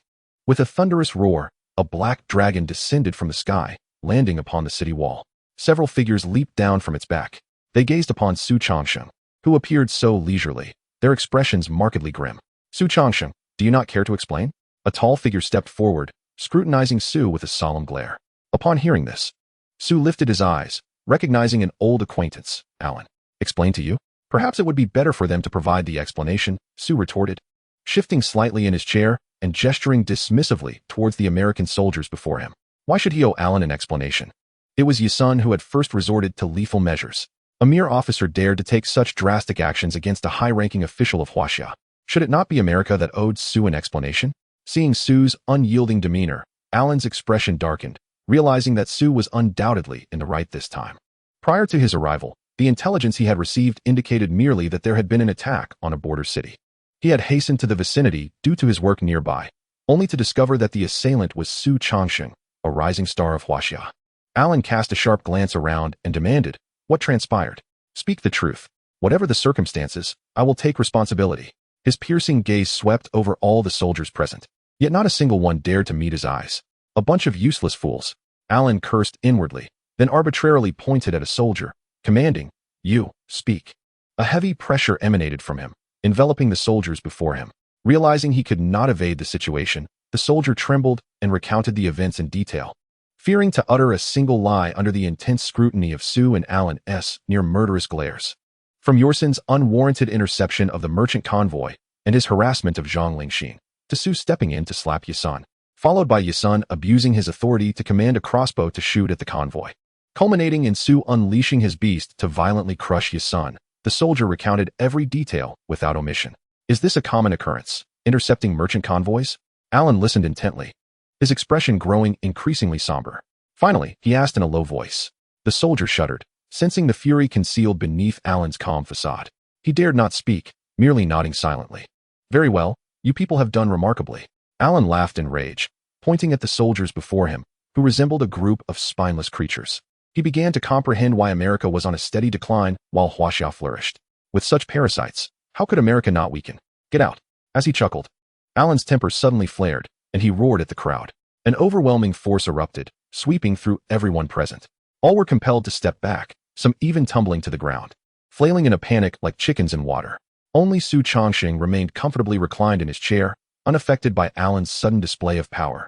Alan's eyes flickered with surprise upon witnessing this. His sudden outburst was not merely a loss of control, but a calculated attempt to suppress Xu's momentum while he was off guard, thereby gaining the upper hand in the ensuing negotiations. To his astonishment, Xu displayed no sign of being affected. This young man had evidently undergone tremendous growth. Alan marveled inwardly, lamenting that Xu was not one of his countrymen. Once the onlookers had retreated, a bright smile unexpectedly graced Alan's face, as if the furious individual from moments ago was a mere stranger. "Thank you, young brother Changsheng, for ridding America of these pests," Alan remarked with a smile. With that single statement, he reframed the incident, portraying it not as a malicious attack, but rather as Huaxia's higher-ups aiding America in eliminating a threat, thereby highlighting the friendship between the two superpowers. In doing so, he managed to salvage some semblance of dignity for America. After all, when a country's citizens perish at the hands of foreigners, an apology is often required, which can easily incite public outrage. Yet, with Alan's words, the narrative shifted entirely. The incident remained unchanged, but the implications were now vastly different. Xu Changsheng, hearing this, allowed a smile to grace his lips. Yet his words were unyielding.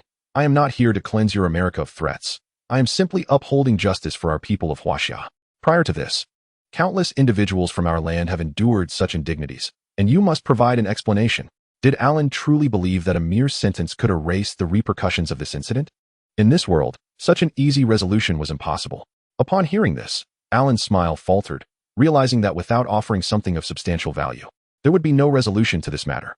Not only Alan, but also the other dignitaries accompanying him, wore grim expressions. Previously, America had been an undisputed dominant force in the beast world, and even though Huaxia had recently emerged as a contender, it was still regarded as a shared top position. When had they ever endured such an affront? Not only had their own people died on their soil, but now they had to apologize to the murderer. These dignitaries, having experienced the glory days of America, harbored an innate pride that made it impossible for them to accept such humiliation, irrespective of the right or wrong of the matter. Thus, an elder with hair as white as snow spoke up. "What do you, a mere child, expect in terms of an explanation? Perhaps if it were Shun Wuyan, it would be more fitting." This elder's presumption of superiority was evident from the outset. Trouble, Alan thought to himself as he recognized the precariousness of the situation.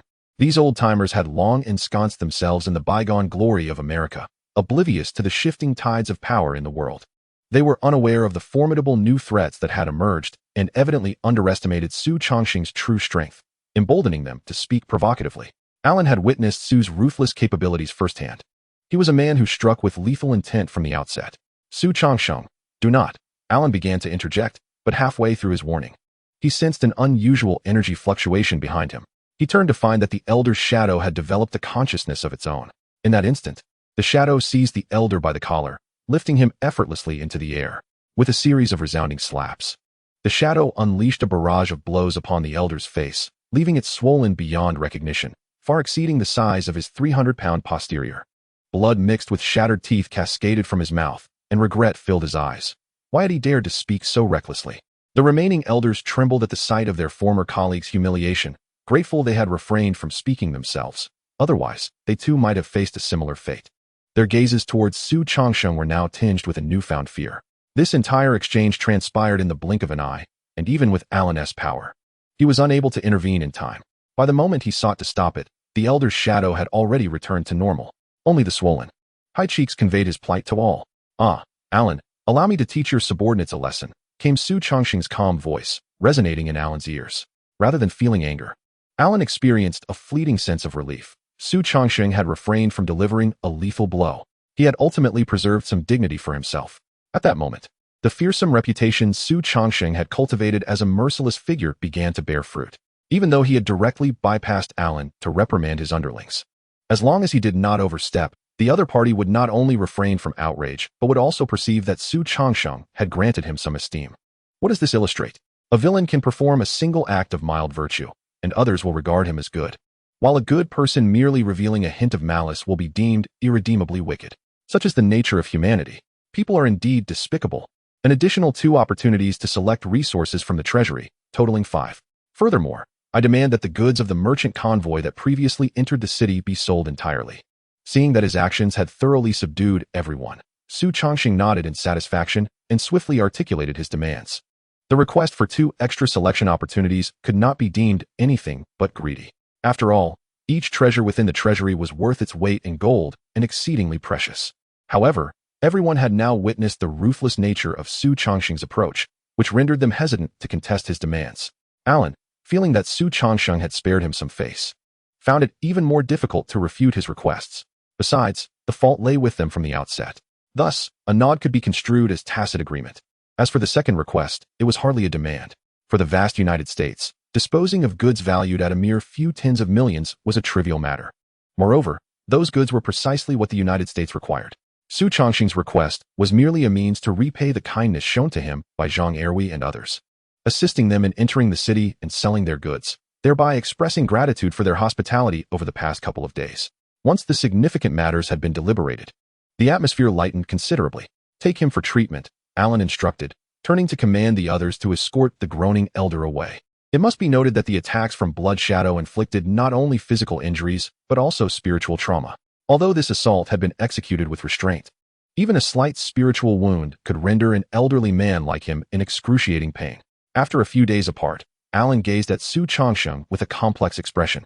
Since he had been unable to prevent Blood Shadow's ambush, he had realized that Xu Changsheng's strength was now undoubtedly on par with his own, if not exceeding it. This was one of the crucial reasons he acquiesced to Xu Changsheng's demands. Had Xu Changsheng been weaker, regardless of right or wrong, Alan would have had no qualms about delivering a severe reprimand if he dared to make demands.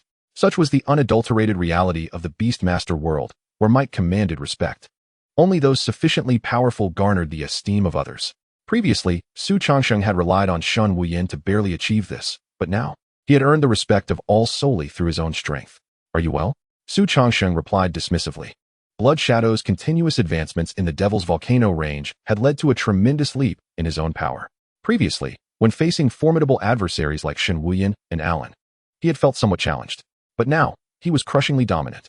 In every conceivable sense, he was prevailing, outstripping them in both explosive power and endurance.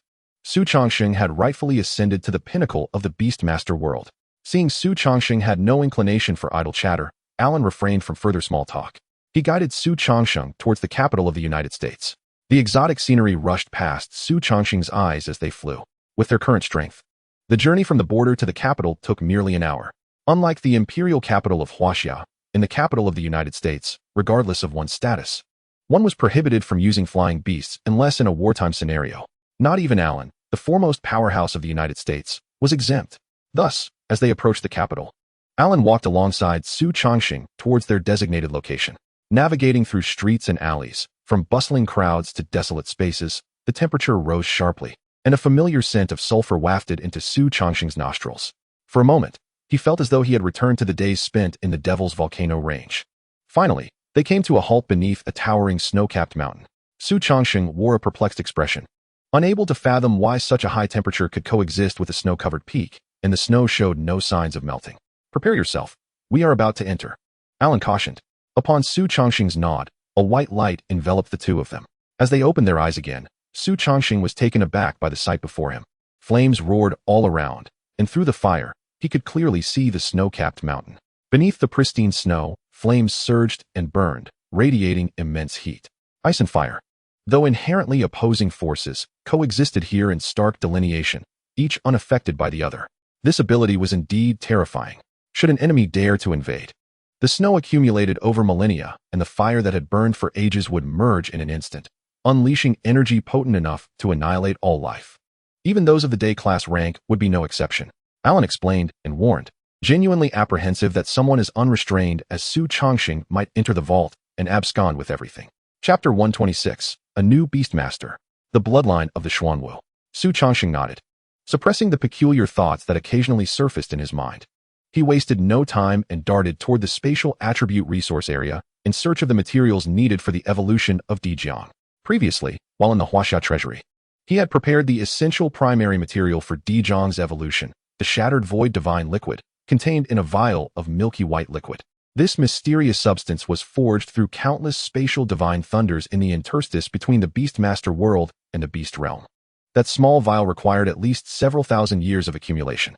If used recklessly without processing, the ferocious and violent spatial energies could tear apart everything within a 1,000-mile radius, extinguishing all life therein. However, even if he managed to find the primary material, The auxiliary materials remained exceptionally challenging to procure due to the rarity and preciousness of spatial resources. Despite the Huaxia government pouring immense effort into searching for Xu Changsheng, they had only managed to locate 2 auxiliary resources within a few days, leaving one still elusive. Indeed, such a resource did not even exist within the Huaxia treasury. This was a significant reason for Xu Changsheng's visit to the United States. Like the Huaxia treasury, the spatial resources in the United States treasury were stored separately. Following protocol, Xu Changsheng removed his spatial ring and placed it at the entrance before pushing the door open. Instantly, a powerful wave of spatial energy enveloped Xu Changsheng's soul and body. His form swayed involuntarily, and his vision blurred momentarily.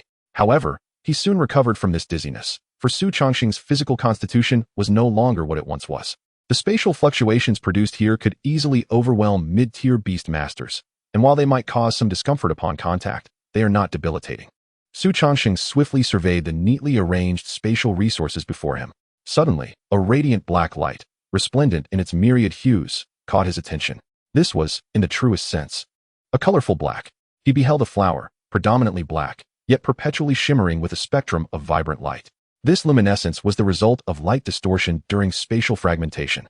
The black flower hovered in the air, moving as if stirred by an invisible wind.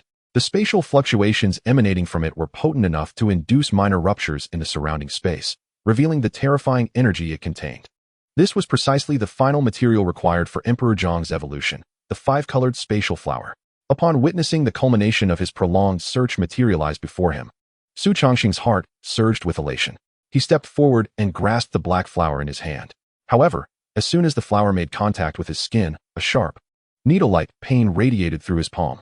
Xu Changsheng focused his gaze and observed countless minuscule black lightning bolts piercing from the flower into his skin. In an instant, tiny beads of blood formed, staining the flower with a sinister beauty. This flower was indeed rather wicked. Ignoring the pain coursing through his hand, Xu Changsheng hastened toward the exit. He retrieved his spatial ring and placed the 5-colored spatial flower within it. After shaking off the lingering discomfort, he noticed that the small wound on his hand healed rapidly. Upon carefully inspecting his spatial ring and confirming that none of its contents were missing, he strode purposefully toward the beast egg zone. After all, this was the treasury of the United States. As an outsider, it was prudent to exercise caution. When he contracted by Xu Changsheng's soul underwent refinement. Consequently, although his realm remained unchanged, he gained the ability to contract one additional beast. Seizing the opportunity, he resolved to explore the treasury for suitable beast eggs. Species: Xianshui Iron Turtle, Water Attribute. Quality: High Star Fragment.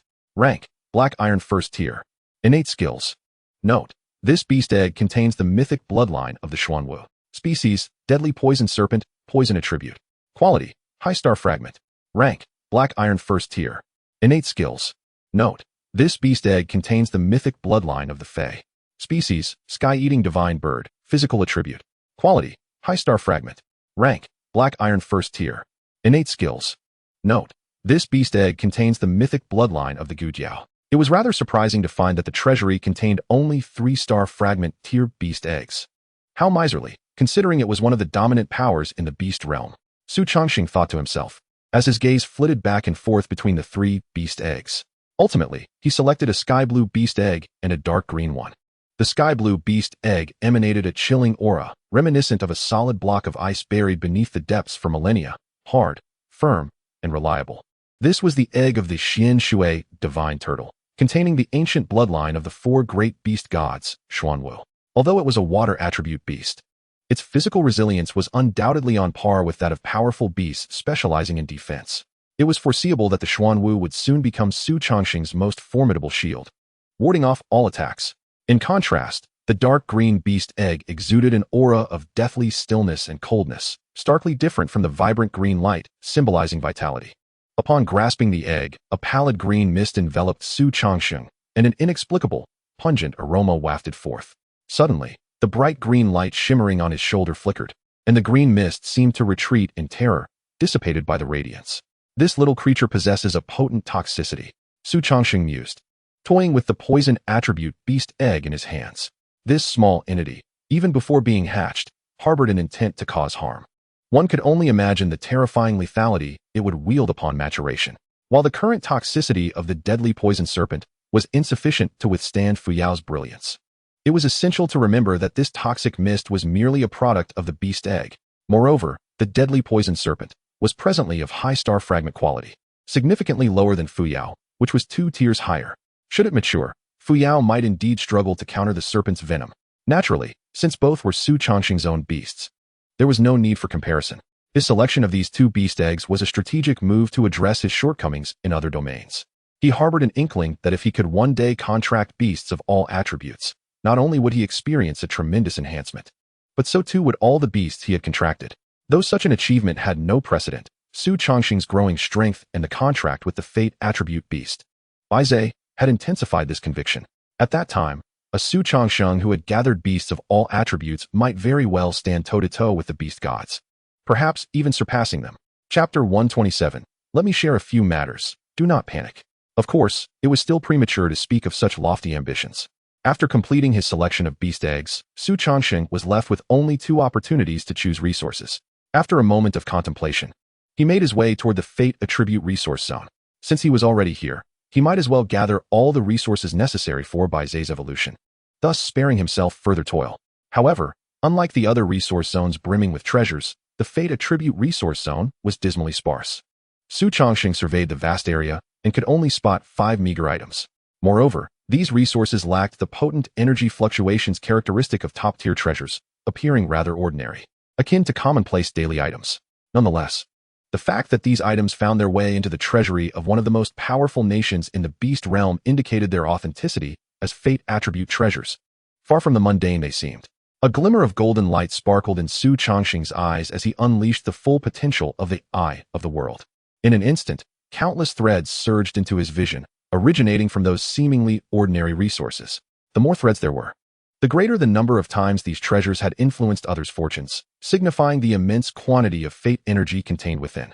Unlike other beasts, the resources required for Bai Zhe's evolution did not necessitate specific items. Rather, they demanded a substantial amount of fate power. Though it appeared simple, the quantity required by Bai Zhe was indeed staggering, judging by the quality of the treasures before him. At least 5 treasures must be gathered to meet the evolutionary needs of Bai Zhe. It is essential to note that treasures of the destiny category are inherently scarce. These 5 items, however, represent the accumulation of a superpower over millennia.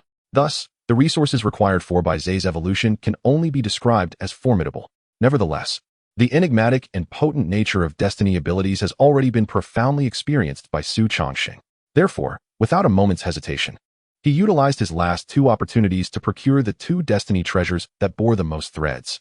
In an instant, the previously barren area was left with only 3 destiny treasures remaining. As for the other 3 that Bai Zhe still required, Xu Changsheng planned to exercise his rights as the Light of Huaxia to select from the national treasury. In Huaxia, he similarly possessed 5 chances for selection. Once he ensured that everything was collected within his spatial ring, Xu Changsheng hastily returned to his previous position. Finished selecting? Alan inquired, seemingly casual. Yet the astonishment in his gaze was unmistakable. In truth, since Xu Changsheng had entered the treasury of the United States, countless pairs of eyes had been fixated upon him, wary of any potential destruction. Simultaneously, they could assess his strength and beast mastery attributes based on the choices he made regarding resources. Consequently, every selection made by Xu Changsheng was under the watchful eyes of the Americans. When they observed him unreservedly expending 2 opportunities to select destiny treasures, a profound fear settled upon these proud Americans. They realized that Xu Changsheng might possess a destiny beast, and its rank was undoubtedly not low. Otherwise, he would not squander such precious opportunities. Destiny beasts are typically associated with the words enigmatic, rare, and powerful. Unlike other beasts that engage in straightforward combat, they operate in the shadows, capable of erasing the very existence of others. No one is unafraid of the prospect of being utterly obliterated one day. Thus, the Americans' trepidation towards Xu Changsheng reached its zenith. Aware of their covert surveillance, Xu Changsheng remained understanding. However, he was unaware that his selection of resources had instilled such profound fear in them. Observing Alan's somewhat strained smile, Xu Changsheng felt a twinge of curiosity, assuming he had chosen too many valuable items, causing Alan distress. Yes, I have finished, Xu Changsheng replied casually, then waved his hand towards Alan, saying, "No need to see me off. I can leave on my own." With that, a powerful wave of spatial energy erupted from Xu Changsheng, and a brilliant white light flashed before Alan's eyes. Even with his current physical prowess, he found himself momentarily blinded by the radiance. When he blinked again, the area was empty, with not a trace of Xu Changsheng remaining. At that moment, Alan finally recognized that Xu Changsheng's strength had far surpassed his own. Not to mention, the mere existence of such spatial abilities was enough to render Xu Changsheng invincible. Meanwhile, Xu Changsheng had returned to his estate in the imperial capital, utilizing the spatial leap ability granted by Di Jiang. Up to this point, he had successfully marked 3 locations for spatial leap. The first was, of course, his home in the imperial capital, allowing him to effortlessly return home regardless of where he found himself or the dire circumstances he faced. The second was the Beast Realm. After all, treasures like the Night Spirit Pearl were rare and invaluable. Without marking the Beast Realm, returning there would be no simple task. With the mark, however, traveling to the Beast Realm would be merely a thought away. The third location marked was the capital of the United States, facilitating Xu Changsheng's future visits to the country. As he gazed at the familiar decor, the tension that had gripped Xu Changsheng began to ease.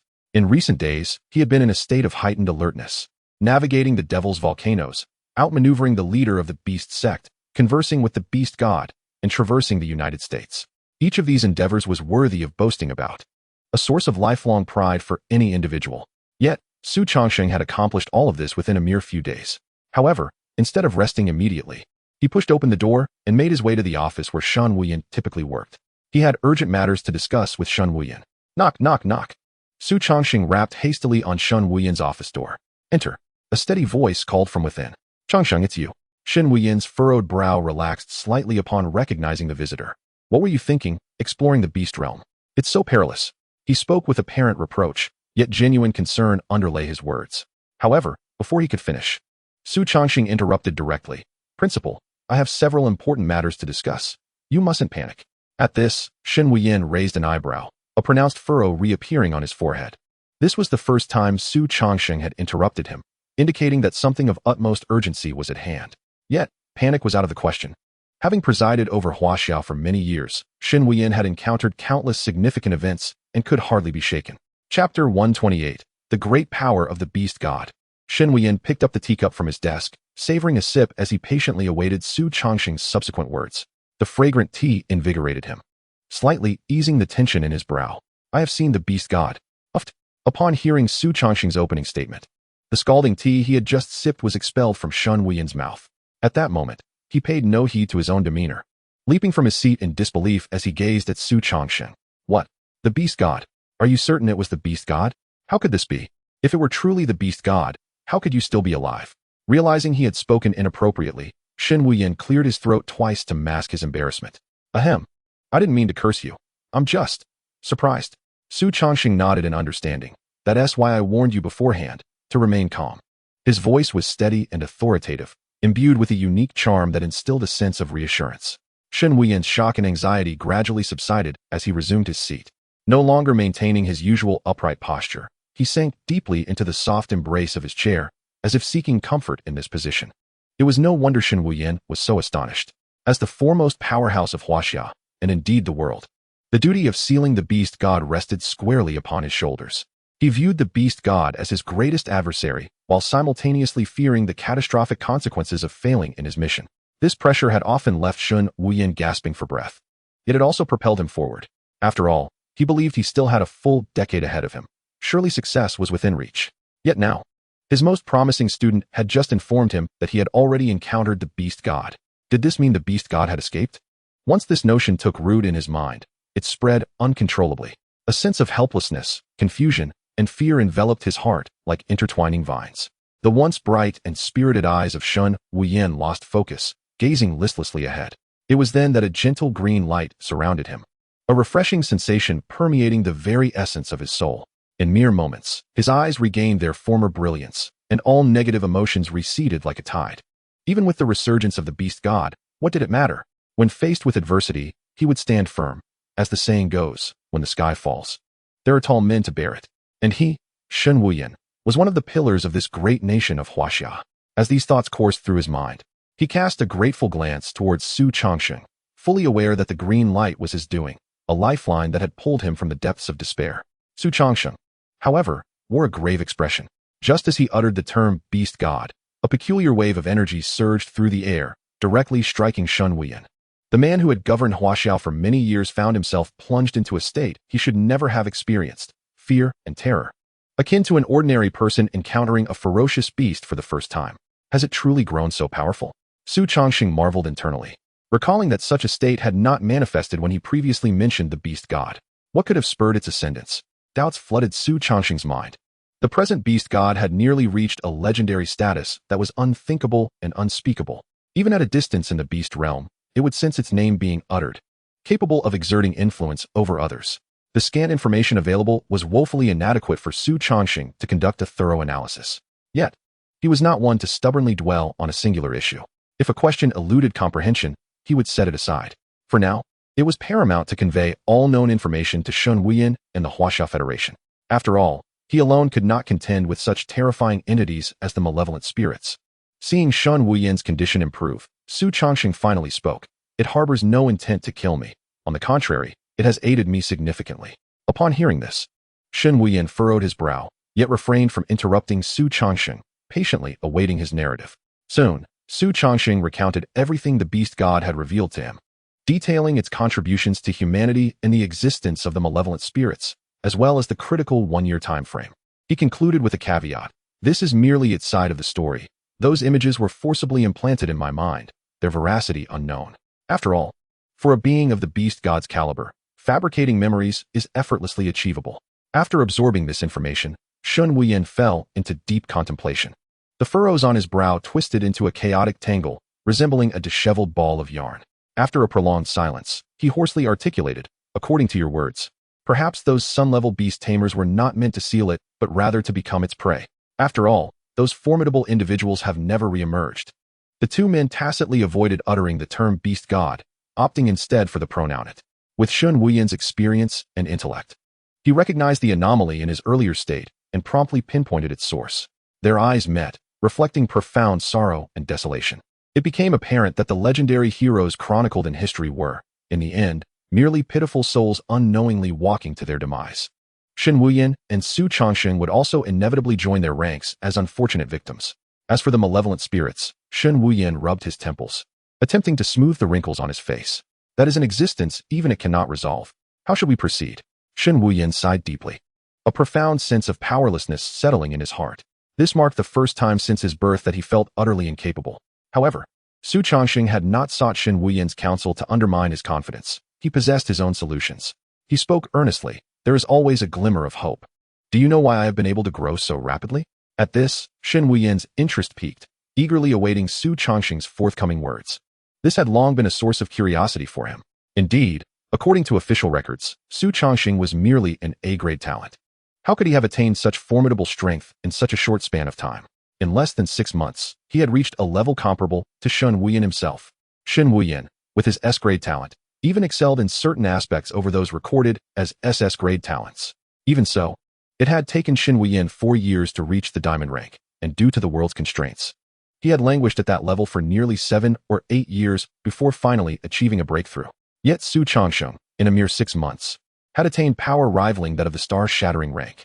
Shun Wuyan had always been curious, but out of respect for Xu Changsheng as his junior, he refrained from pressing further, recognizing that everyone harbored their own secrets.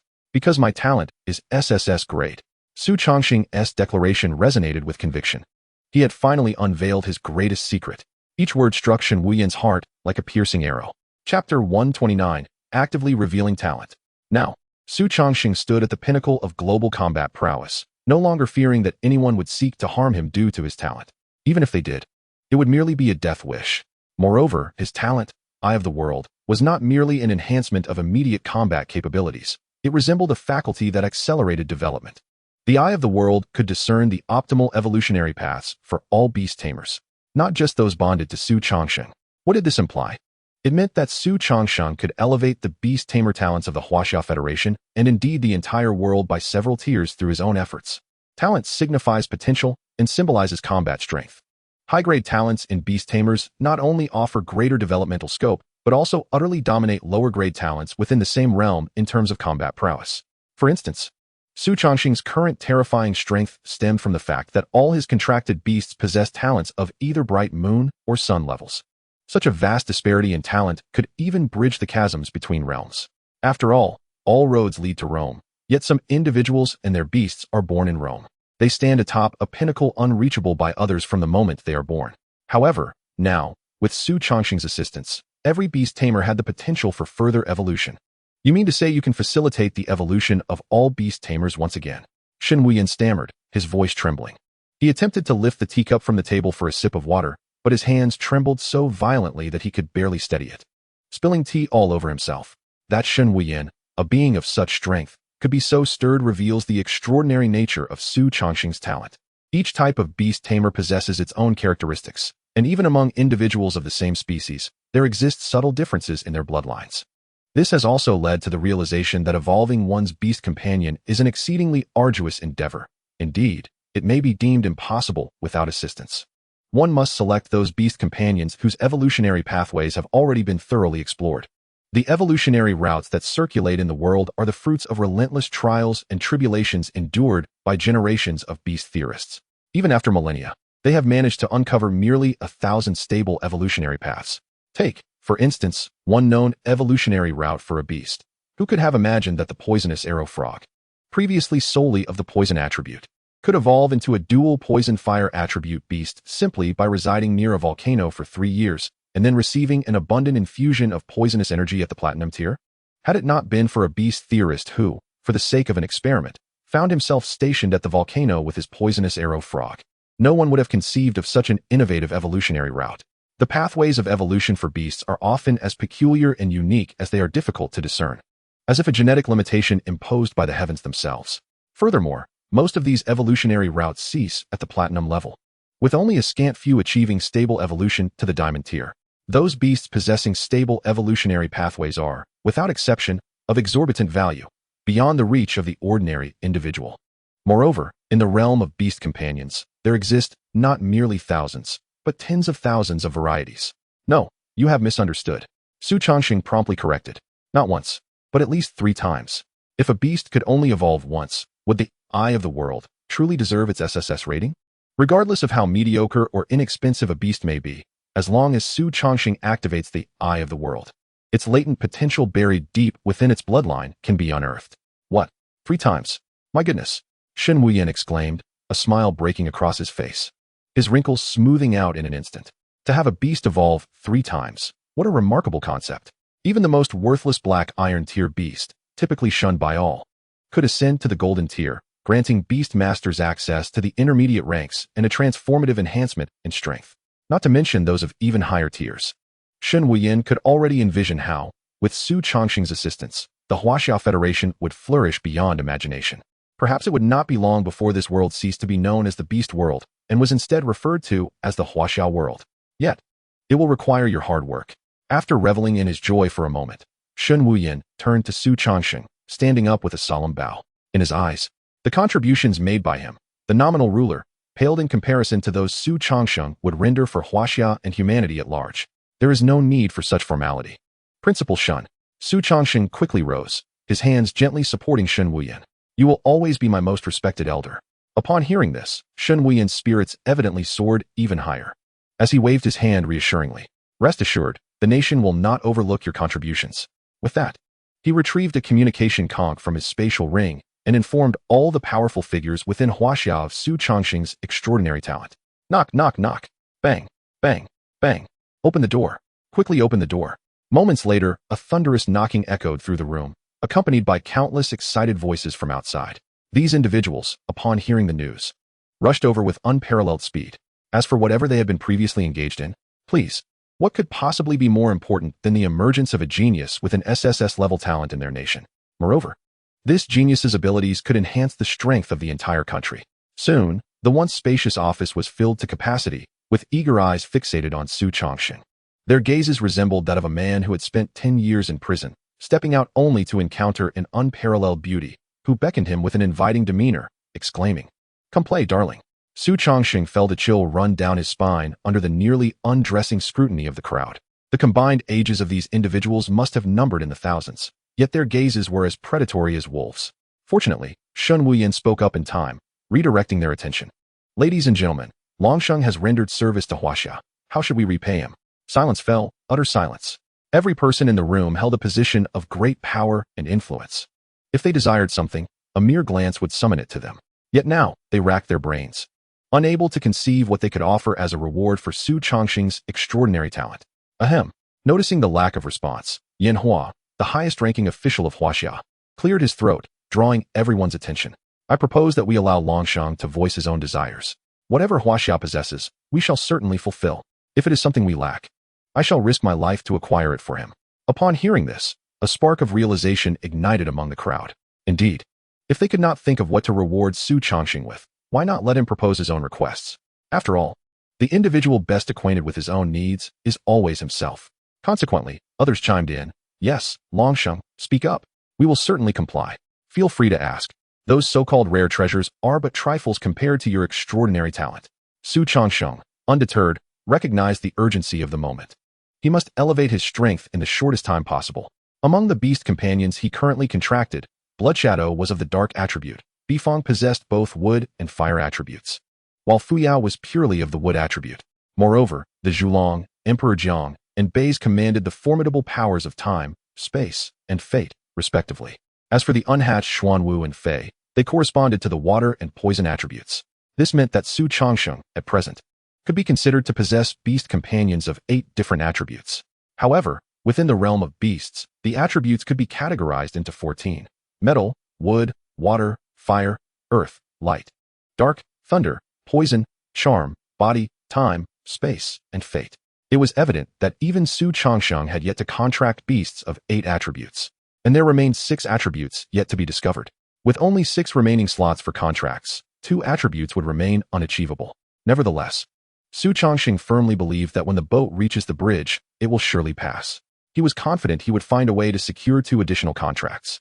Gazing at the eager expressions of the crowd, Xu Changsheng declared, I require beast eggs of metal, earth, light, thunder, charm, and body attributes, with a minimum innate quality of star-shattering tier.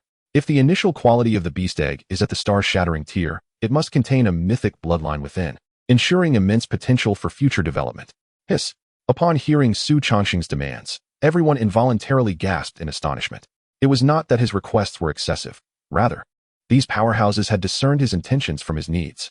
This young man, astonishingly, aspires to gather all attributes of summoned beasts. It is well known that most beastmasters, constrained by their innate talents, deliberately contract with summoned beasts of specific attributes. Take Luan Xue, for instance.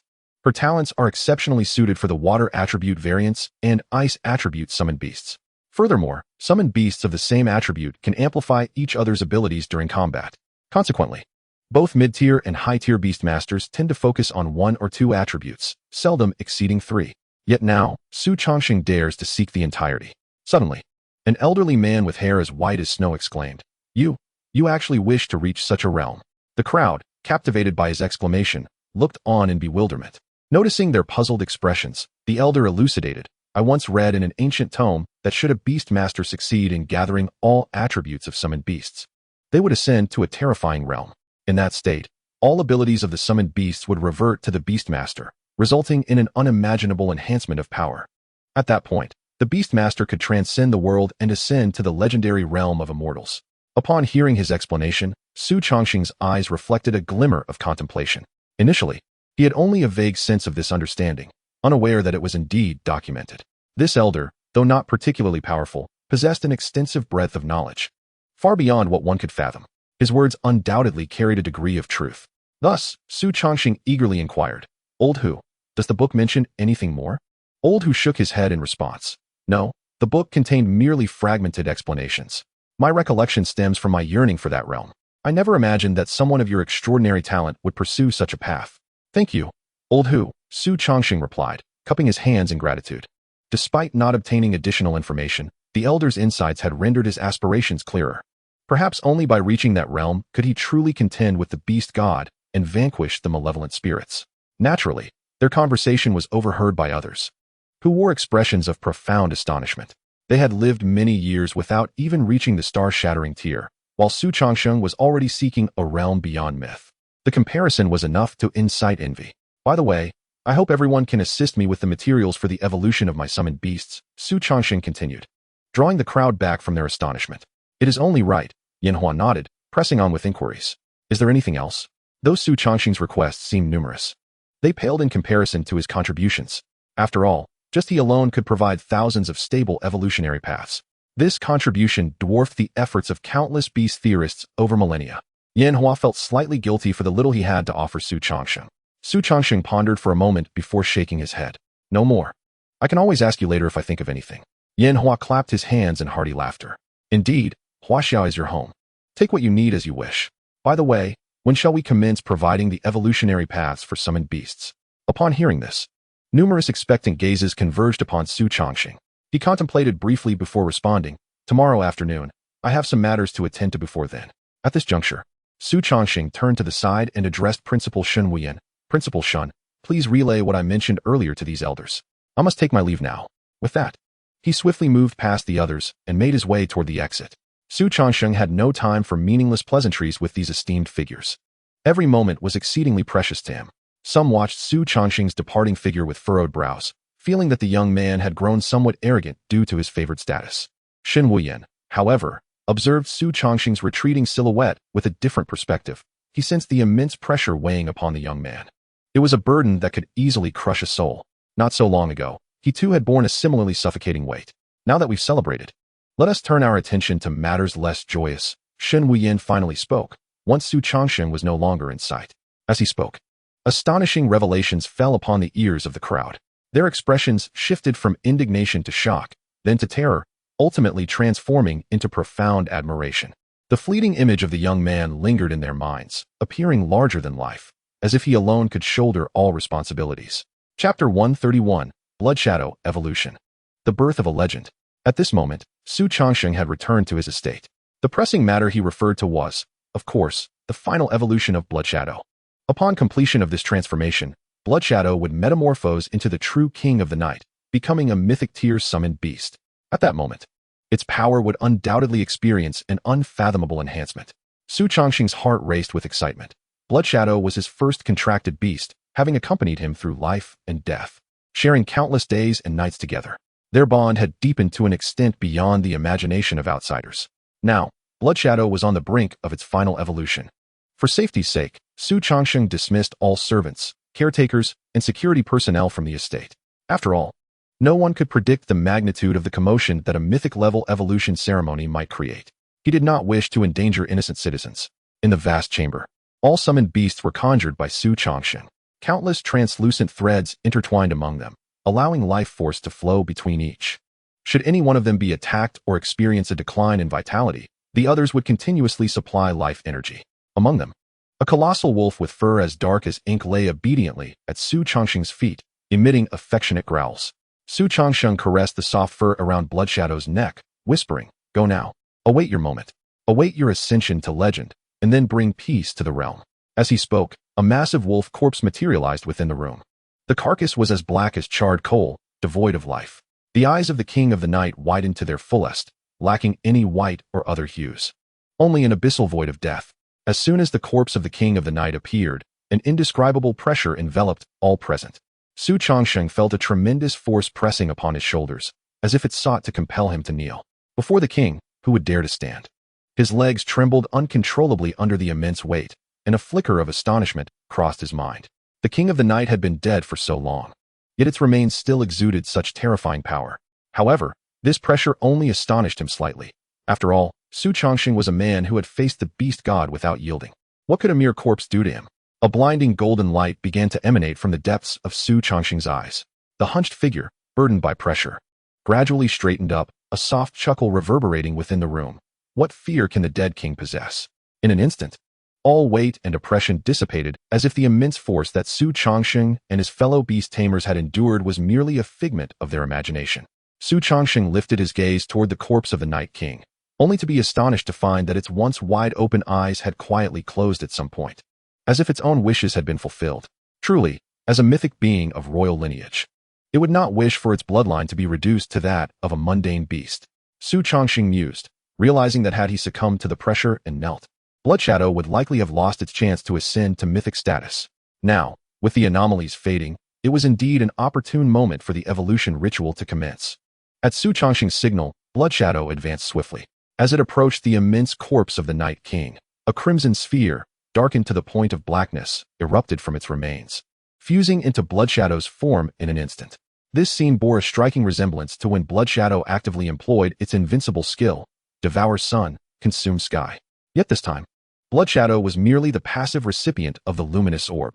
Suddenly, an overwhelming darkness engulfed the room where Blood Shadow stood.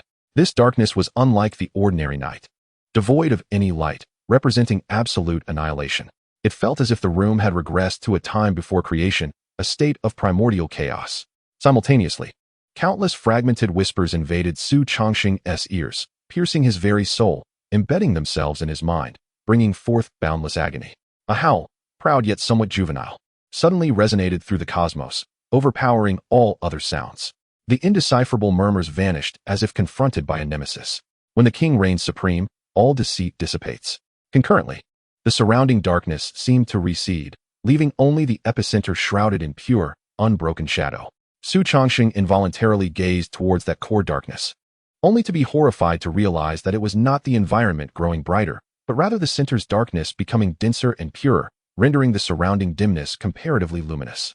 Just as Xu Changsheng was taken aback, a more commanding and mature howl echoed once more, imbued with an authority that even Xu Changsheng could not help but feel a surge of respect for. It was a reverence reserved for the supreme monarch. In an instant, the surrounding darkness surged toward the epicenter like a tide. The deepest, most profound black began to writhe, morphing and transforming. Ultimately, it took the shape of a colossal wolf king, reminiscent of Blood Shadow's previous form. However, the fur around Blood Shadow's neck became exceptionally fluffy and smooth, exuding an aura of regal magnificence akin to that of a lion. Upon completing its evolution, Blood Shadow's physique expanded tremendously, even within this specially crafted high-ceilinged room, boasting 50-meter-high ceilings. Its towering stature felt somewhat constricted. Blood Shadow's eyes, deep as the night itself, swept over the space below with an air of indifference, exuding a pressure devoid of any emotion. Embodying the essence of a true monarch, these eyes only revealed profound affection and joy when they turned to Xu Changsheng. Upon seeing him, Blood Shadow instantly shed its earlier imposing demeanor, shrinking rapidly to the size of an ordinary forest wolf. Then, with a blink, Xu Changsheng felt a weight on his chest. He looked down to find that Blood Shadow had somehow nestled into his embrace. The long black fur at its neck stirred without wind, teasing his nostrils. This was no king. It was merely a child who had yet to grow, gazing at its most beloved father. Nonetheless, Xu Changsheng understood that Blood Shadow only displayed this innocent side before him. In the face of adversaries, it morphed into a ruthless and merciless monarch, clearing all obstacles for Xu Changsheng. As Blood Shadow completed its evolution, the tension Xu Changsheng had held on to finally dissipated, and he exhaled a long breath of relief. At that moment, he was astonished to discover that his own cultivation had unexpectedly ascended. Upon a brief assessment, a look of shock crossed his face. This elevation had propelled him directly from Platinum Tier 1 to Platinum Tier 9. Such a remarkable increase was nothing short of terrifying. If Xu Changsheng's advancement was so significant, what kind of formidable enhancement had Blood Shadow experienced? Chapter 132, 6 Invincible Skills. A true defiance of heaven. Xu Changsheng, unable to contain his curiosity, activated Eye of the World to its utmost limit and gazed at Blood Shadow nestled in his arms. In an instant, the detailed information regarding Blood Shadow flooded his vision. Species, Night King, Dark Attribute. Qualification, Mythic. Tier, Shattered Star, Tier 3. Talent skills, King of the Night, Invincible. Sovereign, Invincible. Chapter of the Night, Invincible. Army of the Undead, Invincible. Annihilation Ray, Invincible. Monarch Devours All, Invincible. King of the Night. This beast is the embodiment of darkness, immune to all dark attribute attacks. Simultaneously, damage from other attributes is reduced by 80%. Sovereign. The beast can transform into its kingly form. In this form, all physical attributes are quintupled, and its attacks inflict irreparable source damage. Chapter of the Night. The beast can summon an absolute darkness that envelopes a radius of 10,000 miles. Enemies within the darkness hear an eerie yet beautiful nocturnal symphony every moment, inflicting tremendous harm upon their souls and essence. Army of the Undead. The beast captures the souls of its slain foes, storing them within itself to undergo a baptism of shadow energy. After a day, the souls transform into an army that knows only obedience. Note: armies formed through this method lack pain and emotion, do not require sustenance, and will completely dissipate upon death. Annihilation Ray. Dark energy surges, converging into a beam of death. Where this ray passes, not a blade of grass survives. All living beings perish. Monarch Devours All. The beast can absorb the life essence of all things in the world, elevating its own realm and purifying its bloodline. Xu Changsheng rapidly skimmed through the information before him, the golden light in his eyes flickering with astonishment. What is defiance of heaven? The evolved blood shadow perfectly exemplified what true defiance of heaven is. Xu Changsheng had previously thought that possessing 2 invincible skills was already formidable, as each invincible skill was sufficient to alter the outcome of battles and wars. Yet now, the current blood shadow boasted a staggering 6 invincible skills. Moreover, each one was at the pinnacle of invincibility. King of the Night granted blood shadow a terrifying level of defense, making it immune to dark attribute damage, which was expected. Given that blood shadow itself was a mythic beast of the dark attribute, naturally exhibiting a high resistance to such attacks. However, to discover that it sustained an astonishing 80% reduction in damage from other attributes was truly remarkable. What does this imply? Any attack that struck blood shadow would only inflict a mere 20% of its original potency. This was sufficient to transform what could have been a lethal blow into something as trivial as a mere tickle. The Sovereign represents an unparalleled enhancement of physical prowess, amplifying one's corporeal attributes 5-fold. Xu Changsheng has not merely witnessed such a phenomenon, he has scarcely even heard of it. More terrifying still is the blood shadow in this state, where each strike penetrates the very soul and essence, embodying a sinister malevolence. Meanwhile, Night's chapter, as the blood shadow's most formidable area of effect skill, boasts a staggering range that extends for thousands of miles. It could be said that the enemy may not even perceive the shadow of the blood shadow before being obliterated by its expansive attacks. When combined with Undead Army, this ability can cultivate an immense and formidable force in a remarkably short time. It is entirely reasonable for a sovereign to possess its own battalion. As for Silencing Ray, while it lacks the extensive damage range of other skills, Xu Changsheng firmly believes that its destructive potential surpasses all expectations. Devourer of Life bears a resemblance to a previous invincible grade skill. However, Sun Eater is limited to consuming the life force of living beasts. In contrast, Devourer of Life indiscriminately consumes all entities, even the lifeless shadow crystals, allowing the blood shadow to rapidly purify its bloodline. Yet, the quantity required is formidable. Notably, upon evolving into a mythic-grade beast, the blood shadow's abilities are no longer subject to additional restrictions. Unlike before, when employing an invincible grade skill would render it weakened, it now merely expends a modicum of stamina and energy. Thus, it is evident that the blood shadow has experienced a significant enhancement in its endurance. Furthermore, its realm has escalated dramatically during this evolution ceremony, leaping from the 3rd tier of Diamond to the 3rd tier of Star Shattering, an entire major tier ascension. No wonder even Xu Changsheng himself has ascended 8 tiers in response to the overwhelming power of the sovereign beast. A gentle wolf howl emanates from his chest. The blood shadow, dark as ink, nuzzles affectionately into Xu Changsheng's embrace. Such an endearing visage belies the fact that this wolf is, in truth, the most powerful sovereign beast in existence. Xu Changsheng strokes the blood shadow's soft fur, contemplating, perhaps it is time for the blood shadow to venture into the beast realm to slay and enhance itself. After all, it possesses the skill Devourer of Life. Remaining by Xu Changsheng's side may indeed hinder its growth. Previously, he feared that the blood shadow would encounter peril if it strayed too far from him or other sovereign beasts. However, in this world, what other beasts could possibly harm the blood shadow? Even in the treacherous and unpredictable beast realm, few creatures could genuinely threaten its existence. Di Jiang, come here. Xu Changsheng, with the blood shadow in his left arm, beckons Di Jiang with his right. Take the blood shadow into the beast realm to hunt and explore. Return to see me every 3 days, understood? He commands. Di Jiang, having marked the beast realm, is perfectly suited to escort the blood shadow across the 2 realms, facilitating rapid growth. Moreover, the blood shadow's elevation will further benefit Xu Changsheng, enabling him to swiftly contract new sovereign beasts. Upon hearing Xu Changsheng's instructions, Di Jiang's 4 wings and 6 legs flail exuberantly, seemingly delighted to escape the confines of the sovereign beast space. As a spatial sovereign beast, it is particularly intolerant of solitude and yearns for the world beyond the sovereign beast realm. To Di Jiang, this mission feels akin to an outing, especially with the blood shadow acting as its guardian.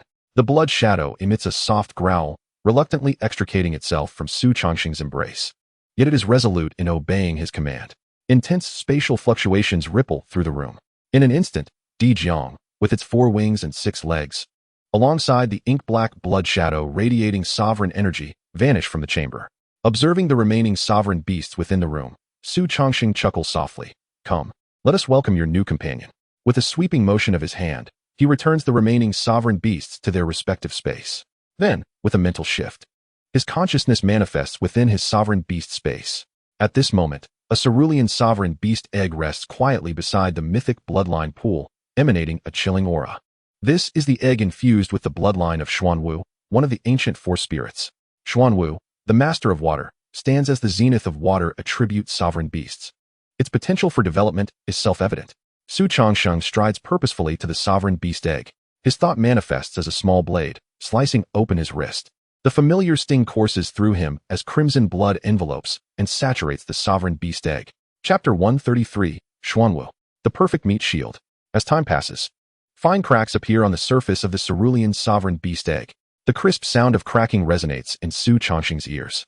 At last, a green figure begins to emerge from the egg, still coated in the viscous fluid of birth. This fluid freezes into ice at a visibly rapid pace, courtesy of the newborn beast's innate chilling aura. Perhaps due to its recent arrival, its body is minuscule, roughly the size of a human head. Xu Changsheng swiftly scoops it up. By tradition, you shall be named Xuanwu. Now, go and take a bath. With that, he flings the freshly hatched sovereign beast into the mythic bloodline pool. With a splash, Xuanwu plunges into the water, sending up a considerable spray. Approximately 10 minutes later, a fearsome serpentine head emerges slowly from the depths. The head sways slightly, shaking off the droplets clinging to its form. Soon after, the entirety of Xuanwu's body surfaces from the mythic bloodline pool. What was once merely a head-sized creature now rivals the size of the Zhulong, thanks to the pool's nourishing properties. It is noteworthy that Zhulong has already evolved into a solar-grade sovereign beast and has endured numerous battles alongside Xu Changsheng to reach its current stature. Yet now Xuanwu, merely a crescent moon-grade sovereign beast, possesses such an imposing form. At this moment, Xuanwu, dragging its substantial body, approaches Xu Changsheng. Its stature casts a shadow over Xu Changsheng, eclipsing the sunlight and shrouding his handsome visage in darkness. He gazes upward, scrutinizing Xuanwu's current appearance. Unlike a common turtle shell, Xuanwu's is adorned with protruding spikes. These spikes exude a cold, translucent quality, resembling ancient, unmelting ice rather than flesh, embodying a violent aesthetic of beauty. Within its shell lies a formidable and large azure serpent, its tongue flicking in and out, evoking an unsettling sensation. Upon completion of its evolution, Xuanwu deviates from Xu Changsheng's preconceived notion of a stout, reliable shield. Instead, it resembles a valiant berserker ready to charge into battle. This revelation piques Xu Changsheng's interest. A subtle golden light flickers in its eyes. Xuanwu's detailed information soon materializes before him. Race: frenzied ice giant tortoise, water attribute. Qualification: high crescent moon, tier, golden 9th tier. Talented skills: northern underworld shield, legendary. Frenzied roar, legendary. Ice penetration, legendary. Divine protection of the underworld, legendary. Unique evolution path, water attribute direction. After one evolution, it can advance to the undying divine tortoise, solar grade. After undergoing a second evolution, it can ascend to the mythical level of Xuanwu. Biming shield, passive skill. The beast shell can withstand external attacks and generate a counter-rebound force. Frenzied roar. The beast emits a piercing and shrill cry, forcibly drawing the attention of enemies. Ice shard penetration. The solid ice on the shell falls off and strikes the enemy, inflicting penetrating damage and a freezing effect. Under the freezing effect, the enemy's agility will be significantly reduced. Note: using this skill will decrease the beast's defensive power. Divine protection of the underworld. The beast summons a shadow of the underworld deity, bestowing a special state. In this state, the beast's defense and recovery abilities are greatly enhanced. Note: this skill can only be used once a day. The 4 legendary skills are commendable for a Hallyu level beast, yet they failed to evoke any surprise in Xu Changsheng. If others were to discover Xu Changsheng's thoughts, they would likely be consumed by envy.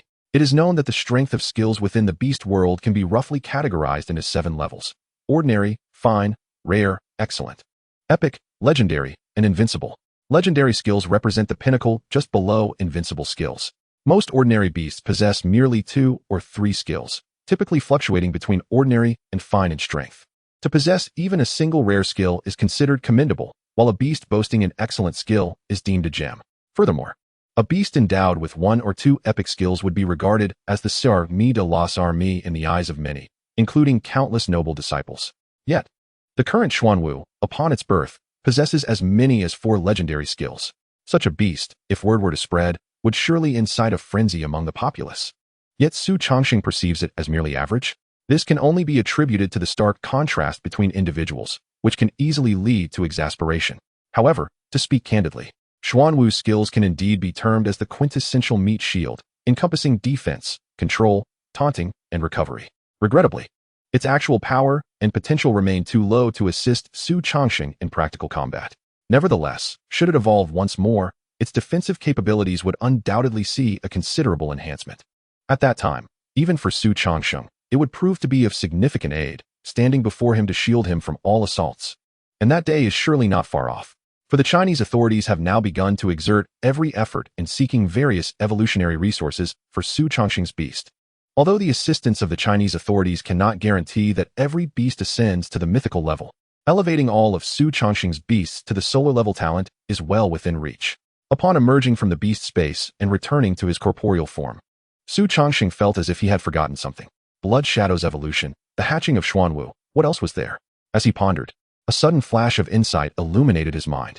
Xu Changsheng smacked his thigh in frustration. How could I forget to have Emperor Jiang evolve? The shock brought by the Blood Shadow evolving into a mythical beast, combined with the mental fatigue from nearly sleepless nights over the past 10 days, had indeed led him to overlook Emperor Jiang's evolution. Now that Emperor Jiang and Blood Shadow had already ventured into the beast realm, Xu Changsheng naturally would not summon them back. Never mind, I'll wait for 3 days and evolve alongside Baizhe, he thought to himself. With long-standing matters now resolved, Xu Changsheng's taut nerves finally relaxed. A wave of drowsiness washed over him. He was so lethargic that he could barely muster the energy to undress as he approached the bedside, reclining back. Moments later, soft snores emanated from the bed. The frown that had creased Xu Changsheng's brow, burdened by worries and responsibilities, finally eased. He desperately needed a rejuvenating rest to prepare for the battles that lay ahead. Chapter 134, An Appeal from Alan. When Xu Changsheng awoke, it was already midday the following day. He had slept for nearly 20 hours, a feat that could only be described as extraordinary. However, the sensation upon waking could only be encapsulated in 4 words: invigorated and refreshed. He had never felt his condition as splendid as it was today. After stretching and freshening up, Xu Changsheng made his way to Shen Wuyan's office. Today, he intended to employ the Eye of the World to forge a new and stable evolutionary path for all beasts in China. Given Xu Changsheng's current prowess, this journey would not take long. Knock, knock, knock. Xu Changsheng rapped on the office door, and upon receiving an affirmative response, he pushed the door open. However, the scene that greeted him was nothing short of astonishing. The once classic and elegant office had been entirely cleared out. A solid wood table and chairs were positioned at the center of the room. A faint fragrance emanated from the furnishings. Xu Changsheng's nostrils flared slightly as the soothing aroma invigorated his spirit, seemingly enlivening his mind and thoughts. What a grand gesture! Xu Changsheng marveled. He recognized that the solid wood furniture was crafted from a type of spiritual wood, traditionally used in the important venues of various families for incense. This wood possesses extraordinary effects, invigorating the spirit, enhancing the soul, and alleviating fatigue. Even a mere few grams would be valued at hundreds of thousands of federal coins. Now, a complete set of solid wood furniture made from this spiritual wood would surely be worth billions. Please, take a seat. No expense is too great for you. Shen Wuyan smiled and beckoned upon seeing Xu Changsheng's arrival. Simply write down the beast routes in the notebook. Shortly, personnel will bring various beasts over. You will have to endure some hard work during this time.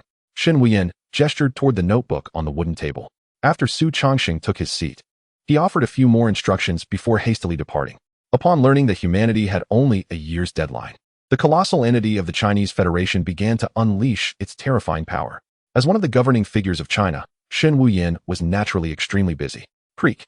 Shortly after Xu Changsheng settled in, the office door swung open. He lifted his gaze, curious to see which beast he would first encounter today. However, to his surprise, it was not a beast that entered, but 2 young women clad in revealing attire, their figures undeniably alluring. One of them even held a palm fan in her hand. What is this? A glint of golden light flickered in Xu Changsheng's eyes. He was certain that these were 2 genuine, pure-blooded human women, not some humanoid beast or succubus. Master Yin arranged for us sisters to fan you and provide a massage to alleviate your fatigue, one of the women said.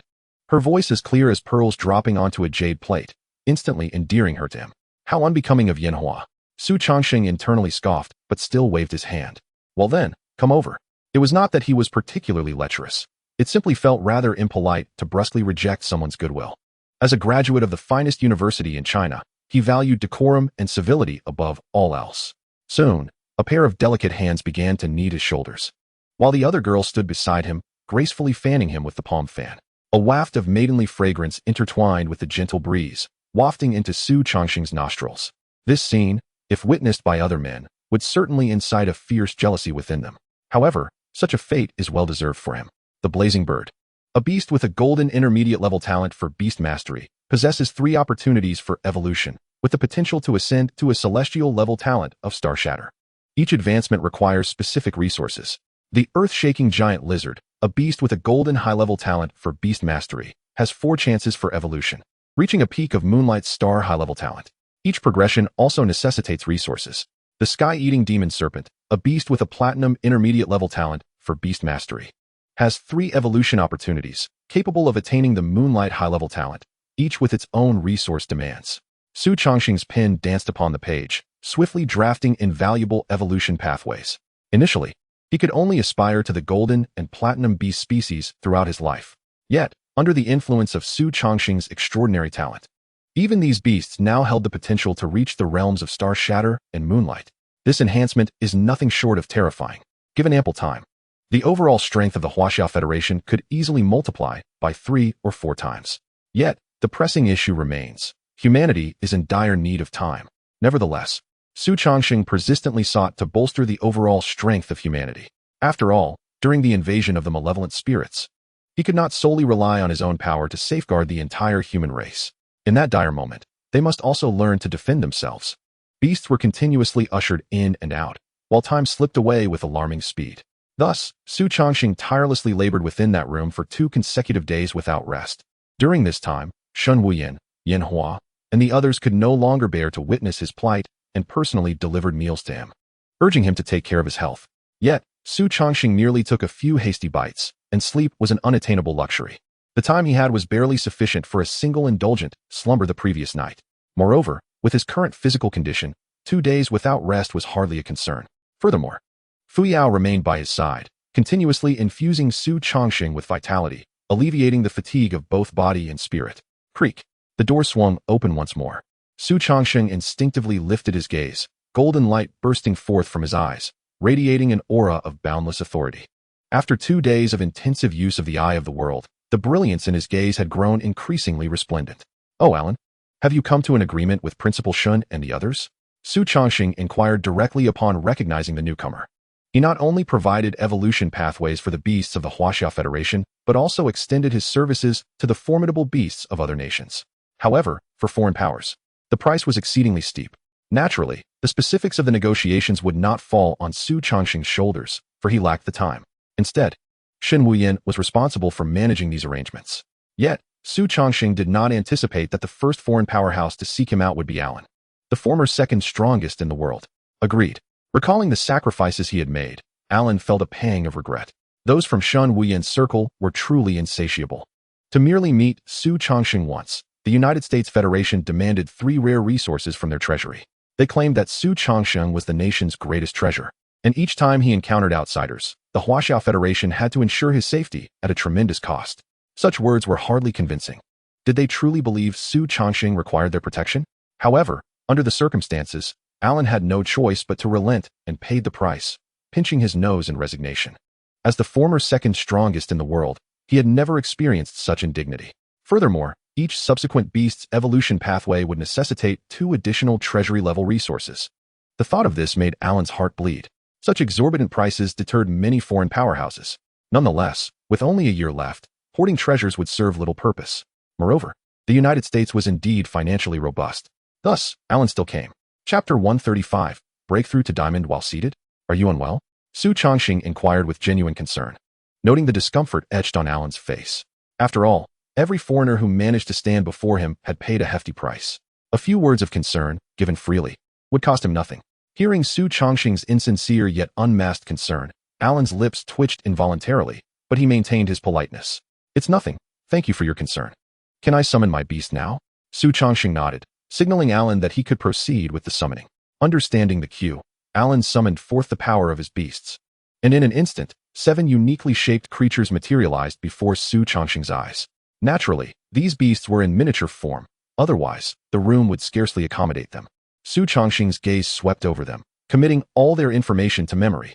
With swift precision, he jotted down a few lines. Then, with a decisive motion, He tore a sheet from his notebook and handed it to Alan. "Here it is, just as you requested," Xu Changsheng stated.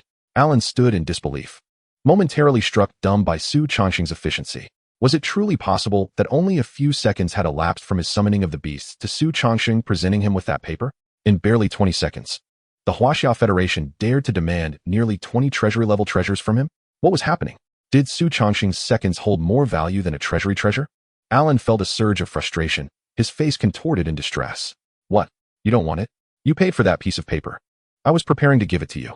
If you don't want it, I can tear it up," Xu Changsheng remarked, feigning to rip the paper. "What nonsense is this?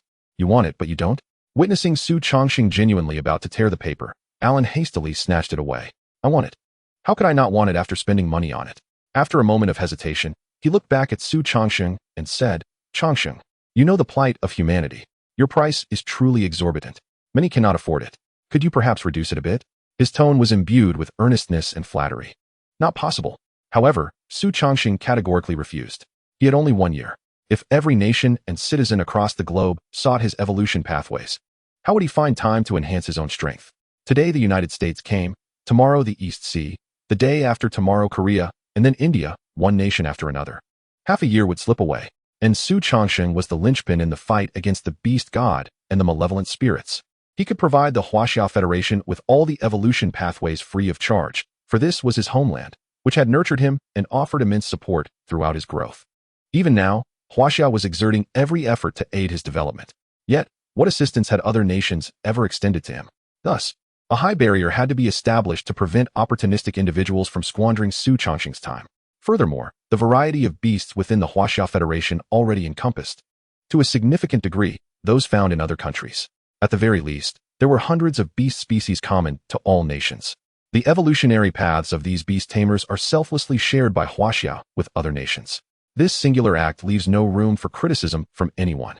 One ought to accept what is offered without reservation. Should one desire more, they must not blame Huaxia for their sudden change of heart. At that moment, Alan's lips moved as if he wished to articulate something further. After all, he hailed from the United States, where numerous formidable beast tamers and exceptionally talented newcomers resided. If their beasts could also undergo evolution. However, before he could finish his thought, he noticed Xu Changsheng had already closed his eyes. A sliver of golden light pierced through his eyelids, giving him an ethereal appearance akin to a celestial being descending from the heavens. This was unmistakably a gesture of dismissal. Realizing this, Alan let out a soft sigh and refrained from saying more, retracting his beast and turning to leave. Suddenly, a heavy aura of beastly power erupted from behind Alan. The surge sent a tremor through him, prompting a swift turn of his head. He beheld Xu Changsheng's tightly shut eyes, which had inexplicably opened at some point. A rich golden radiance filled the space, exuding an overwhelming majesty that made Alan hesitate to meet Xu Changsheng's gaze. Xu Changsheng's robes billowed and rustled as if stirred by an unseen wind, a manifestation of the uncontrollable beastly power emanating from him. Such phenomena typically occurred during a beast tamer's breakthrough. How could this be? Was he not seated moments ago? When did beast tamers gain the ability to break through while sitting? Alan's mind screamed in disbelief, feeling as though his very worldview was being upended by Xu Changsheng. There was no logic in a beast tamer breaking through while seated. Xu Changsheng sensed the tumultuous, beastly energy swirling within him. The power that once coursed through his meridians was now integrating into his muscles, progressively enhancing his physical constitution. Moreover, the beast space within him was rapidly expanding under the influence of this energy. In mere seconds, the area of his beast space transformed from that of a mere island to one comparable to the entire territory of the Huaxia Federation. Various extraordinary terrains began to manifest within the beast space, deserts, swamps, and mountains, until it bore no distinction from the real world. Simultaneously, he could finally transport items from the real world into his beast space. This meant that future evolutions of his beasts could conveniently occur within that realm. Suddenly, Xu Changsheng's aura subsided, and his robes settled back into stillness. He had acclimated to the abrupt surge of beastly power. This newfound strength could only be attributed to Blood Shadow and its companions achieving a breakthrough in the beast realm. Only Blood Shadow's skill, Devour All Life, could facilitate such rapid advancement. Feeling the enhancement of his power, Xu Changsheng's spirits lifted. Abruptly, a noble and authoritative voice echoed in his mind. "Xu Changsheng, come to the beast realm. I have matters to discuss with you." It was the voice of the beast god. Chapter 136. The beast god is injured? Xu Changsheng's body tensed at once, the elation from his recent power surge evaporating entirely. A formidable aura radiated from him, causing Alan, who stood at the doorway, to startle and promptly abandon any intention of lingering there. Anyone with eyes could discern that Xu Changsheng was in a foul mood. Alan had no desire to provoke his ire. Once the outsider departed, Xu Changsheng took a deep breath to steady his emotions. He then waved his hand, saying, "You may leave for now. Let us pause the discussion on beast evolution routes. I have matters to attend to." Upon hearing Xu Changsheng's words, the two women complied obediently, not uttering a single extraneous word as they bowed slightly and exited. They even remembered to close the office door behind them. In an instant, the vast room was left with only Xu Changsheng. He delved into a meditative state, locating a black thread that symbolized his bond with Di Jiang, the embodiment of his contract. Upon ascending to the diamond rank, a beast tamer experiences not only significant changes in their beast space, but also remarkable personal growth. A diamond-ranked beast tamer can now spontaneously dissolve their bonds with beasts.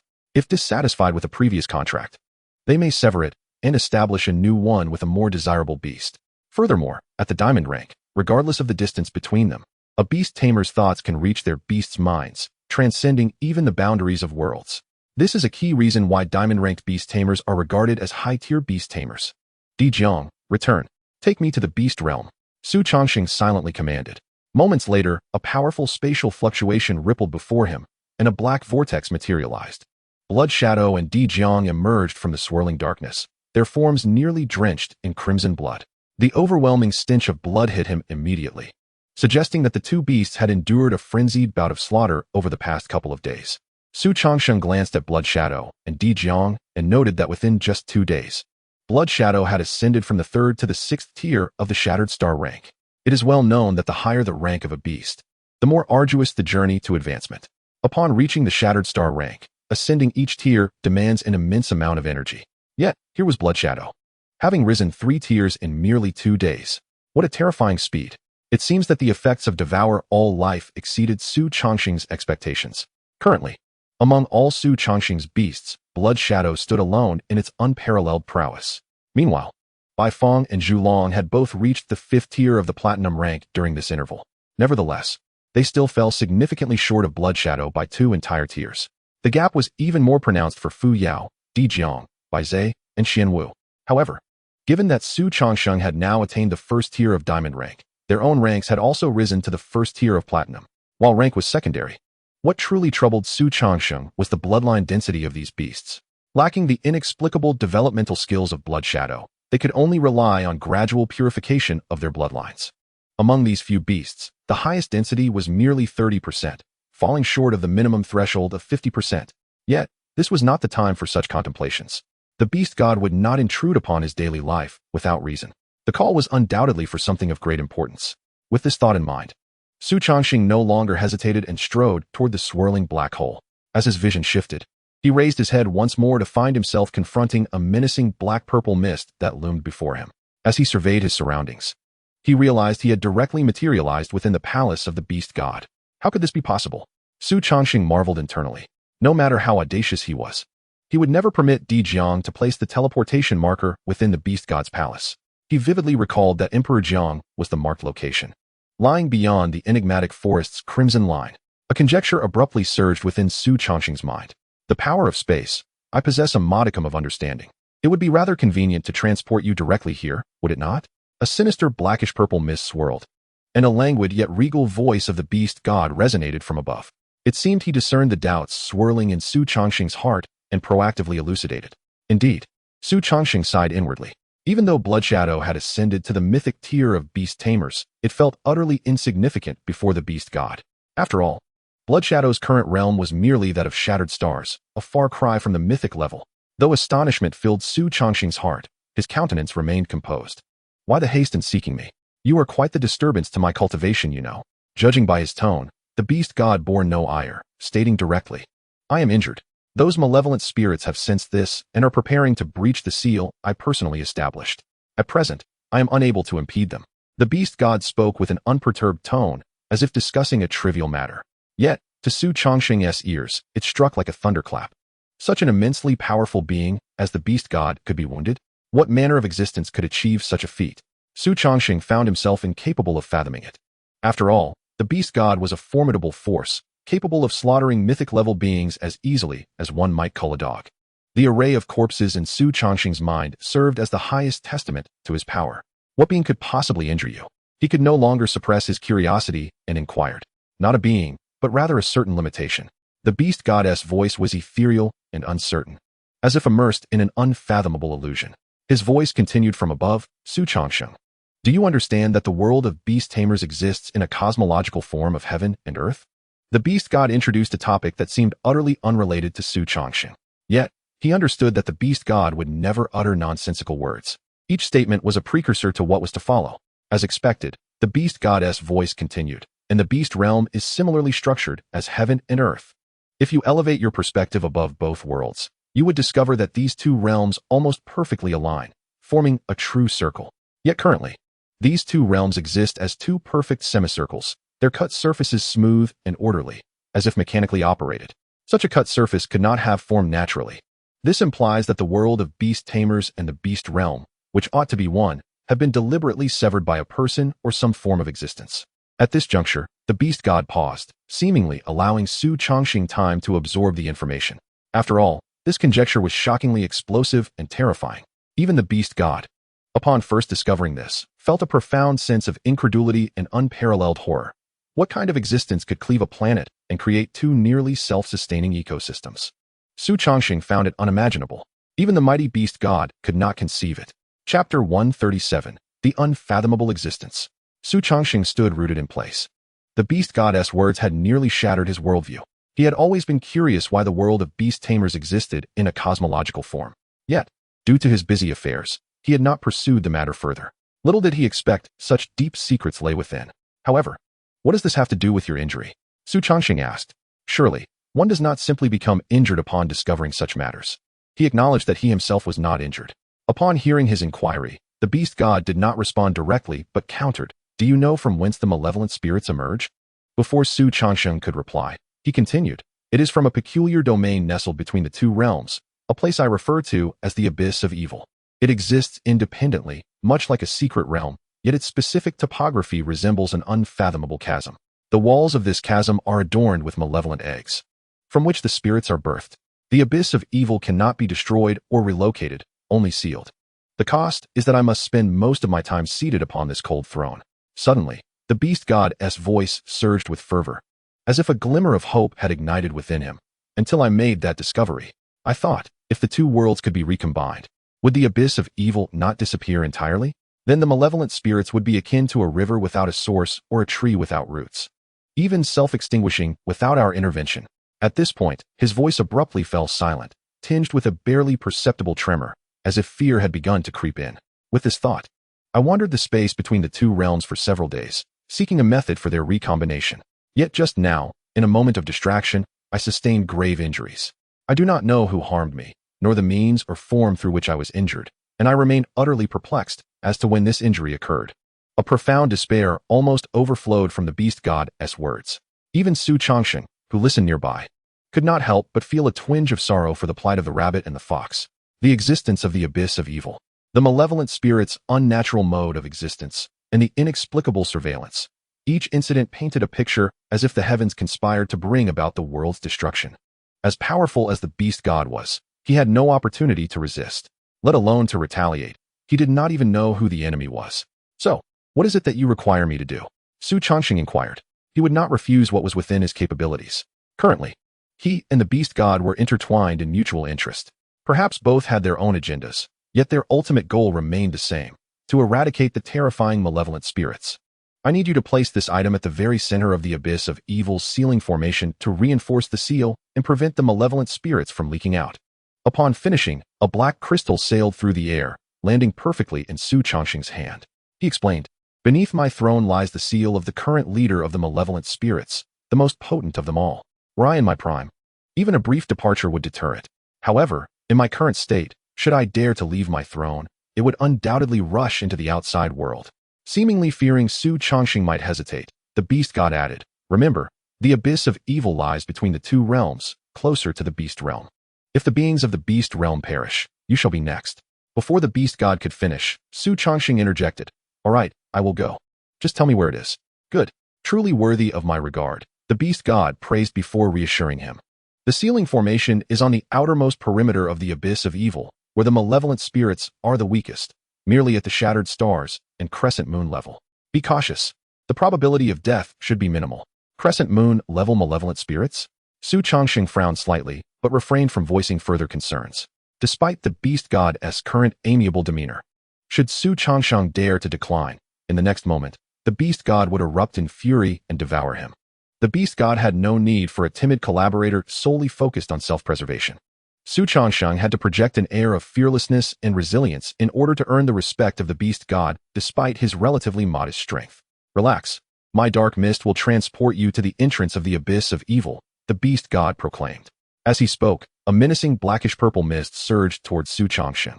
As the mist drew near, an unusual fragrance enveloped his senses, mingling an ethereal sensation with a dizzying effect that stirred deep within his soul. This exhilarating feeling surpassed even the ecstasy of intimate encounters. There was none of the nauseating discomfort typical of ordinary teleportation arrays. When Xu Changsheng opened his eyes again, he found himself not before a magnificent palace, but at the edge of a chasm as dark as charred coal. A potent malice, so intense it seemed almost tangible, emanated from the fissure, relentlessly assaulting his body. With each passing second, minute wounds appeared across Xu Changsheng's form. His once pristine robe was now tattered, with only a few ragged strips barely concealing his body.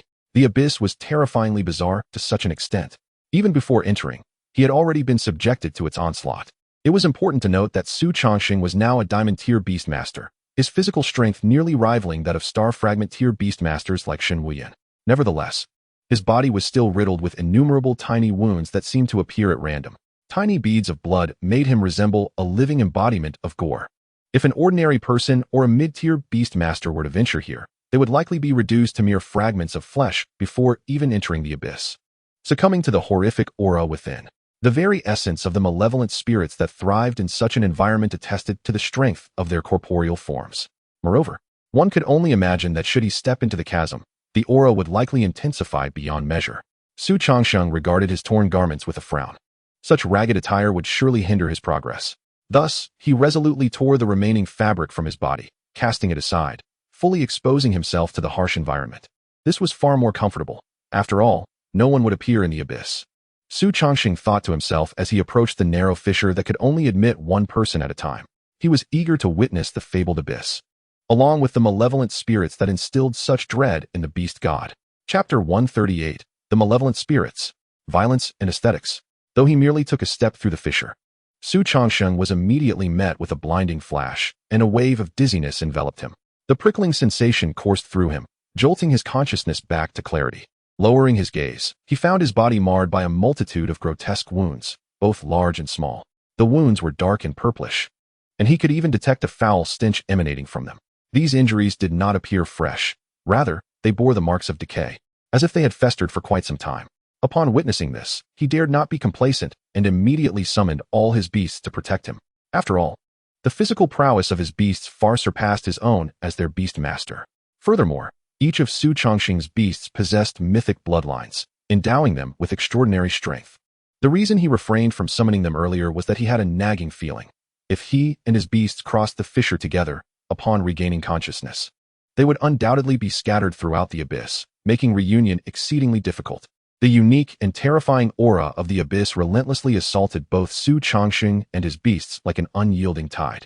Soon, all his beasts, except for Blood Shadow, were drenched in blood, their wounds mirroring Xu Changsheng's, dark, purplish, and reeking of decay. Even Fu Yao, despite pushing her abilities to the utmost, could not entirely shield them from the horrific aura's onslaught, as the dense green light enveloping Xu Changsheng and the others was insufficient to repel it. Xu Changsheng could even see the now tangible black aura straining to penetrate the green light, akin to a blade scraping against their forms. Of course, Fu Yao's abilities were not without merit. At the very least, beneath the protective green light, Xu Changsheng could distinctly feel the flesh of his wounds surging, with new tissue sprouting forth as his injuries healed at a visibly rapid pace. However, new wounds appeared just as swiftly, creating a bizarre balance between Fu Yao's healing and the damage inflicted by the ominous aura of the abyss. The exquisite agony of the healing process intertwined with the sharp pain of new injuries left Xu Changsheng perpetually feeling as though he were being subjected to 1,000 cuts. Such torment required no further elaboration. Yet, amid the searing pain, Xu Changsheng did not scream or exhibit any other reaction. His expression remained calm as he recalled the specific location of the sealing array as indicated by the beast god. "Let us proceed," Xu Changsheng murmured, his voice slightly trembling. He was not a machine. He was acutely aware of the pain. The sensation akin to being flayed alive tempted him to turn back. Yet Xu Changsheng could not afford to falter. He was a beast master, the cornerstone and guiding light for his beasts. If he displayed any sign of weakness, how could his beasts continue forward? Under Xu Changsheng's command, the group advanced with urgency. Baizhe had already bestowed good fortune upon Xu Changsheng, mitigating the risks of this sealing expedition. The environment of the abyss was extraordinarily peculiar. There was neither sun nor moon, yet an eerie violet light permeated the surroundings, rendering everything grotesquely distorted. The ground beneath their feet was a dark crimson, as if saturated with blood over the years. Under the violet glow, the soil, which should have been lifeless, seemed almost to pulsate, as if something lurked within. He had attempted to dig up some soil to analyze its components, but found nothing of substance. Aside from its color, this soil bore no distinction from ordinary earth. Furthermore, since Xu Changsheng had formally entered the abyss, he had yet to encounter a single living entity. No plants, no insects, no animals, nothing at all, let alone the legendary malevolent spirits. Xu Changsheng was uncertain whether this was the inherent nature of the abyss or if Baizhe's good fortune had influenced his experience. Nonetheless, his vigilance was at its peak. Something out of the ordinary must surely herald danger. Following the route provided by the beast god, Xu Changsheng and his beasts continued their advance. After another 10 minutes, Xu Changsheng suddenly halted. His expression grew grave as he gazed ahead. The once even ground had suddenly split open, revealing a chasm that stretched for thousands of miles. Xu Changsheng strained to see the end, but it was nowhere in sight. He realized he had truly come into contact with the abyss. Cautiously, he approached the very edge. Standing firm as he peered down, dark creatures clung to the steep walls of the abyss, resembling parasitic entities. The dense mass exudes an unsettling aura, as if shrouded in an eerie shiver. Their bodies secrete a viscous black liquid, which cascades down the cliffside like a waterfall, both magnificent and repugnant. With a mere glance, Xu Changsheng discerned at least 10,000 malevolent spirits. They appeared to be in a dormant state, utterly oblivious to Xu Changsheng's arrival. The sealing array lay approximately 50 meters beneath this precipice. The words of the beast god reverberated within Xu Changsheng's mind. For him at this moment, 50 meters was merely the blink of an eye. However, it was crucial to understand that these malevolent spirits were merely in slumber, not deceased. Any movement from Xu Changsheng could potentially awaken these myriad spirits instantaneously. At that point, he would be as defenseless as a fish on a chopping block, subject to their ravenous assault. Having come this far, he resolved to proceed boldly. After a moment of mental fortitude, Xu Changsheng summoned his courage. He looked towards Baizhe, who understood immediately and cast Fate Severance upon Xu Changsheng and all his beast companions. A wondrous sensation enveloped Xu Changsheng once more. Without a moment's hesitation, he mounted the candle dragon and dove downward. Fu Yao and Emperor Jiang steadied themselves upon his shoulders, one offering healing, the other ensuring his swift escape in perilous situations. Bai Feng followed closely behind, bearing the mythic beast Blood Shadow upon its back. Blood Shadow, with its wolfish head held high, faced the throngs of malevolent spirits without a trace of fear, exuding an air of regal pride. In an instant, Xu Changsheng beheld the so-called sealing array. The azure glow of the seal contrasted sharply with the blackish purple of the abyss, radiating vitality. Yet, this azure light flickered ominously, threatening to extinguish completely in a short span. When that moment arrived, unimaginable disaster would undoubtedly befall both realms. Hissing, spitting, and growling, in stark contrast to the tranquility above, the spirits beneath the azure seal were frenziedly assaulting it. Their forms were larger and more grotesque, with 8 long, spider-like legs, all bulging with muscle. These muscles, as hard as rock, were interlaced with dark veins, poised to burst forth. Their bodies twisted upward midway, forming a humanoid upper torso, with even the collarbones clearly visible. A pair of menacing bony wings unfurled from their backs, serving as both weapons of offense and a means of protection in times of threat, bestowing upon the spirits the ability to fly. Their heads bore a triangular shape akin to venomous serpents, devoid of superfluous features, save for a pair of eyes and an exceptionally hardened skull. The physique of these malevolent spirits epitomized an exquisite blend of brutality and beauty, seemingly born solely for violence and slaughter, evoking a sense of eerie shock. Under their relentless onslaught, the radiance of the sealing array diminished further. Witnessing the dire situation, Xu Changsheng dared not delay. The sealing stone slipped from his grasp and shot towards the sealing array. In an instant, a brilliant blue light erupted. The intense luminosity compelled Xu Changsheng to shut his eyes momentarily. Upon reopening them, the azure glow had intensified to a tangible form, firmly imprisoning all malevolent spirits beneath the earth. No matter how frantically they struggled, they could not shake the seal in the slightest. Chapter 139, Spatial Restrictions. It was not so difficult after all. The prowess of the fate system was indeed formidable. Xu Changsheng felt a wave of satisfaction wash over him. He had prepared himself for injury or even death during this venture, yet he had unexpectedly encountered no hindrance and succeeded. Indeed, while Baize's fate abilities had their limitations, their practical efficacy was unparalleled. After confirming the integrity of the sealing array, Xu Changsheng felt a sense of relief and prepared to depart from the abyss of evil. Suddenly, a series of eerie sounds echoed from all directions, causing Xu Changsheng to stiffen. Without hesitation, he commanded the candle dragon to ascend. In the blink of an eye, he and his beast companions had emerged from the abyss of evil, soaring into the open air. Gazing downward, he witnessed countless malevolent spirits leaping from the abyss, fleeing in a frenzy. These spirits, which should have still been in their developmental stages, inexplicably awakened. Although they were not fully developed, each possessed the strength of a low-tier stellar fragment.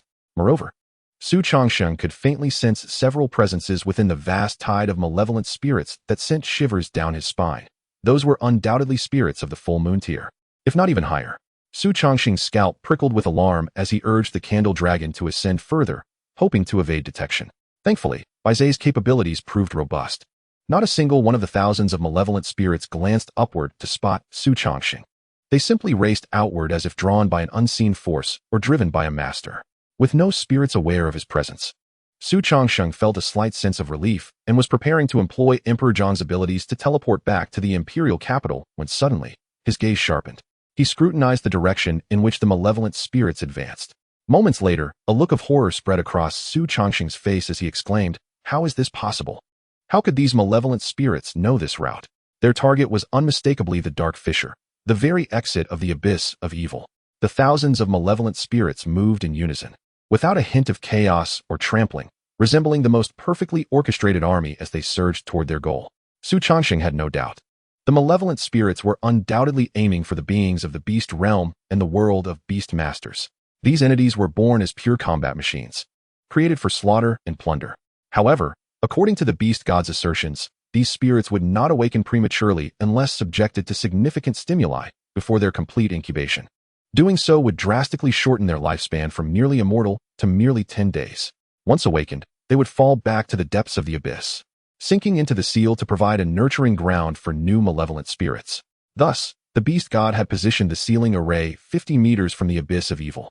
Yet, the current actions of the malevolent spirits shattered Xu Changsheng's limited understanding of them. The only certainty he possessed was that he must intercept the malevolent spirits. Otherwise, the consequences would be unimaginable. Setting aside the beast realm, within the world of beast masters, only a handful had achieved the stellar fragment tier, rendering them incapable of resisting the overwhelming tide of malevolent spirits before him. Each of these spirits bore the strength of the stellar fragment tier. Even a single one was capable of obliterating a small to medium-sized nation.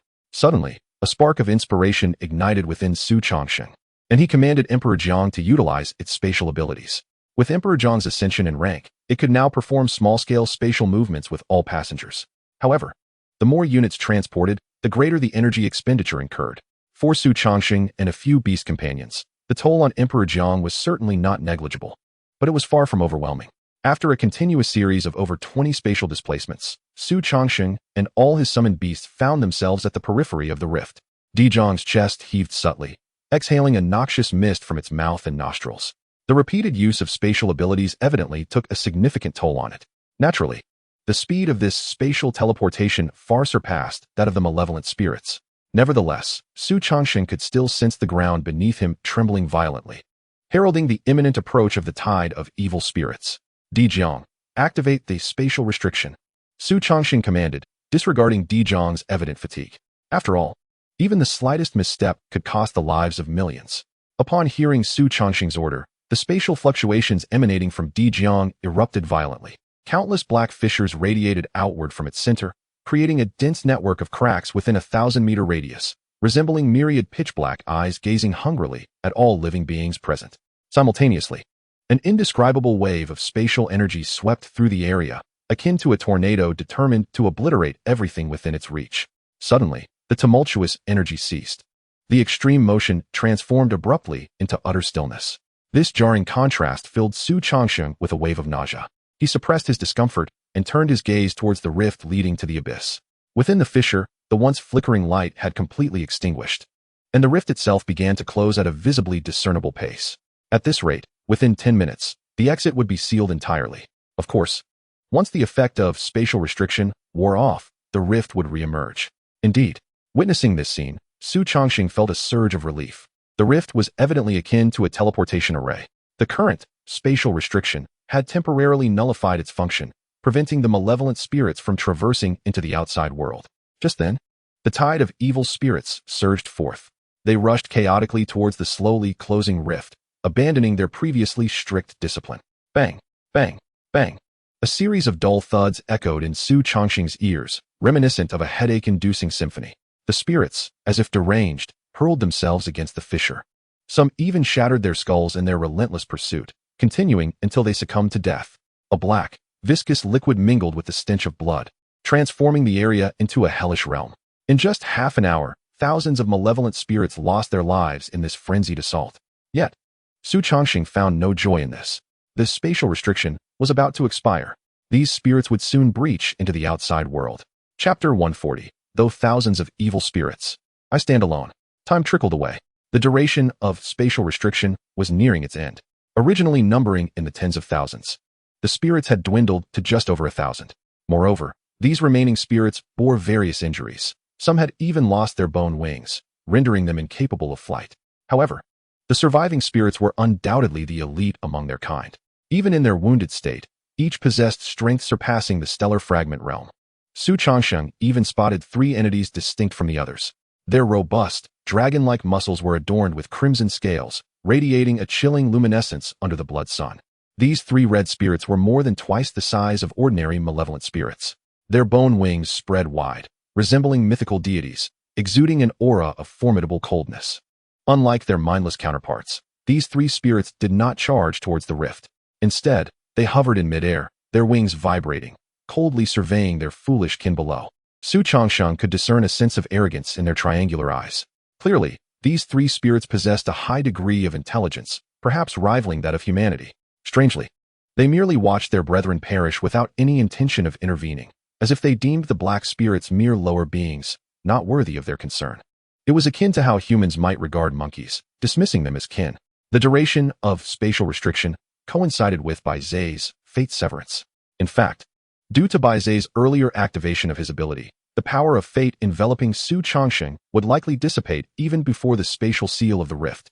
Nevertheless, amidst the frenzied spirits below, not a single one turned its gaze towards Xu Changsheng. Even the 3 red spirits in the air merely cast a cold glance in his direction, devoid of any action.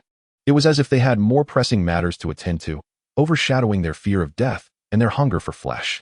Realizing this, Xu Changsheng's mind sparked with a bold idea. If these malevolent spirits were so eager to reach the outside world, seemingly indifferent to his presence, could he not seize this opportunity to attack or even slay some of them? Even if they retaliated after realizing his presence, he could easily utilize Di Zhang's spatial teleportation to return to the imperial capital or the beast realm.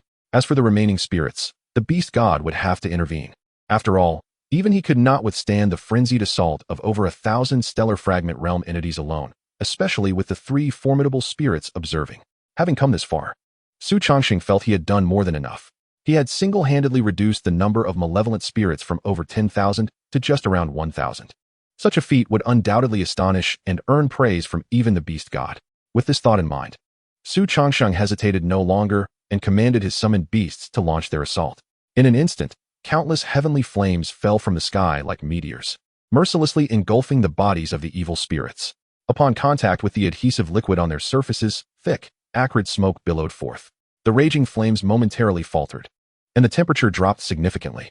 After all, these evil spirits, notorious for giving the beast god much trouble, possessed talents not inferior to the stellar fragment level. Given the current low realm of Baifeng, it could no longer dispatch enemies with the same ease as before. However, the heavenly flames were relentless and resilient. Though hindered, they continued to scorch the surfaces of the malevolent spirits, inflicting endless agony. Moreover, Xu Changsheng summoned beasts were not limited to just by Fong.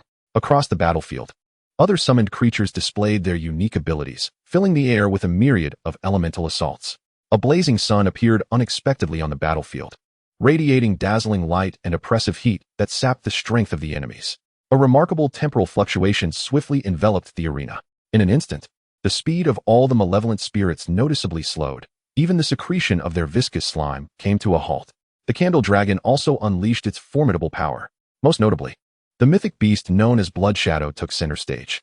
Thick as ink, darkness coalesced around Blood Shadow, quickly shrouding the entire battlefield. Simultaneously, a haunting melody echoed in the ears of all present. Thousands of tangible notes, piercing like the sharpest arrows, struck at the malevolent spirits. Each note carved deep, bone-exposing wounds into the hardened flesh of the spirits. Concurrently, various spectral beasts sprang forth from within Blood Shadow. In the depths of darkness, these apparitions rapidly materialized, forming bodies composed purely of dark energy. These spectral beasts were none other than the pain-free army crafted by Blood Shadow itself, obedient and oblivious to death. Upon a cursory glance, Xu Changsheng discerned that there were as many as 300 to 400 of them. Moreover, each possessed at least the strength of a high-tier diamond. Nearly 100 of these apparitions emanated the unique fluctuations indicative of Star Shatterer level. This singular army of Blood Shadow alone was sufficient to obliterate all nations within the Beastmaster world. Once the apparitions fully solidified, Blood Shadow's form began to swell dramatically, its muscles inflating to an alarming size, as if filled with air. In the blink of an eye, Blood Shadow expanded from its original 2 meters to several dozen meters. Its pure black eyes flickered with an elusive, ghostly light, rendering its intentions inscrutable, much like a sovereign. In the next heartbeat, Blood Shadow darted through the battlefield like a phantom. With each strike, a malevolent spirit succumbed to death. In this moment, Blood Shadow vividly demonstrated the formidable combat prowess befitting a mythic beast. Meanwhile, the other beasts also fought valiantly in their own unique ways against the malevolent spirits. Despite the presence of over 1,000 ordinary malevolent spirits, Xu Changsheng felt an unsettling sense of disadvantage while exerting his full strength. Witnessing this scene, he realized the terrifying extent of his own power.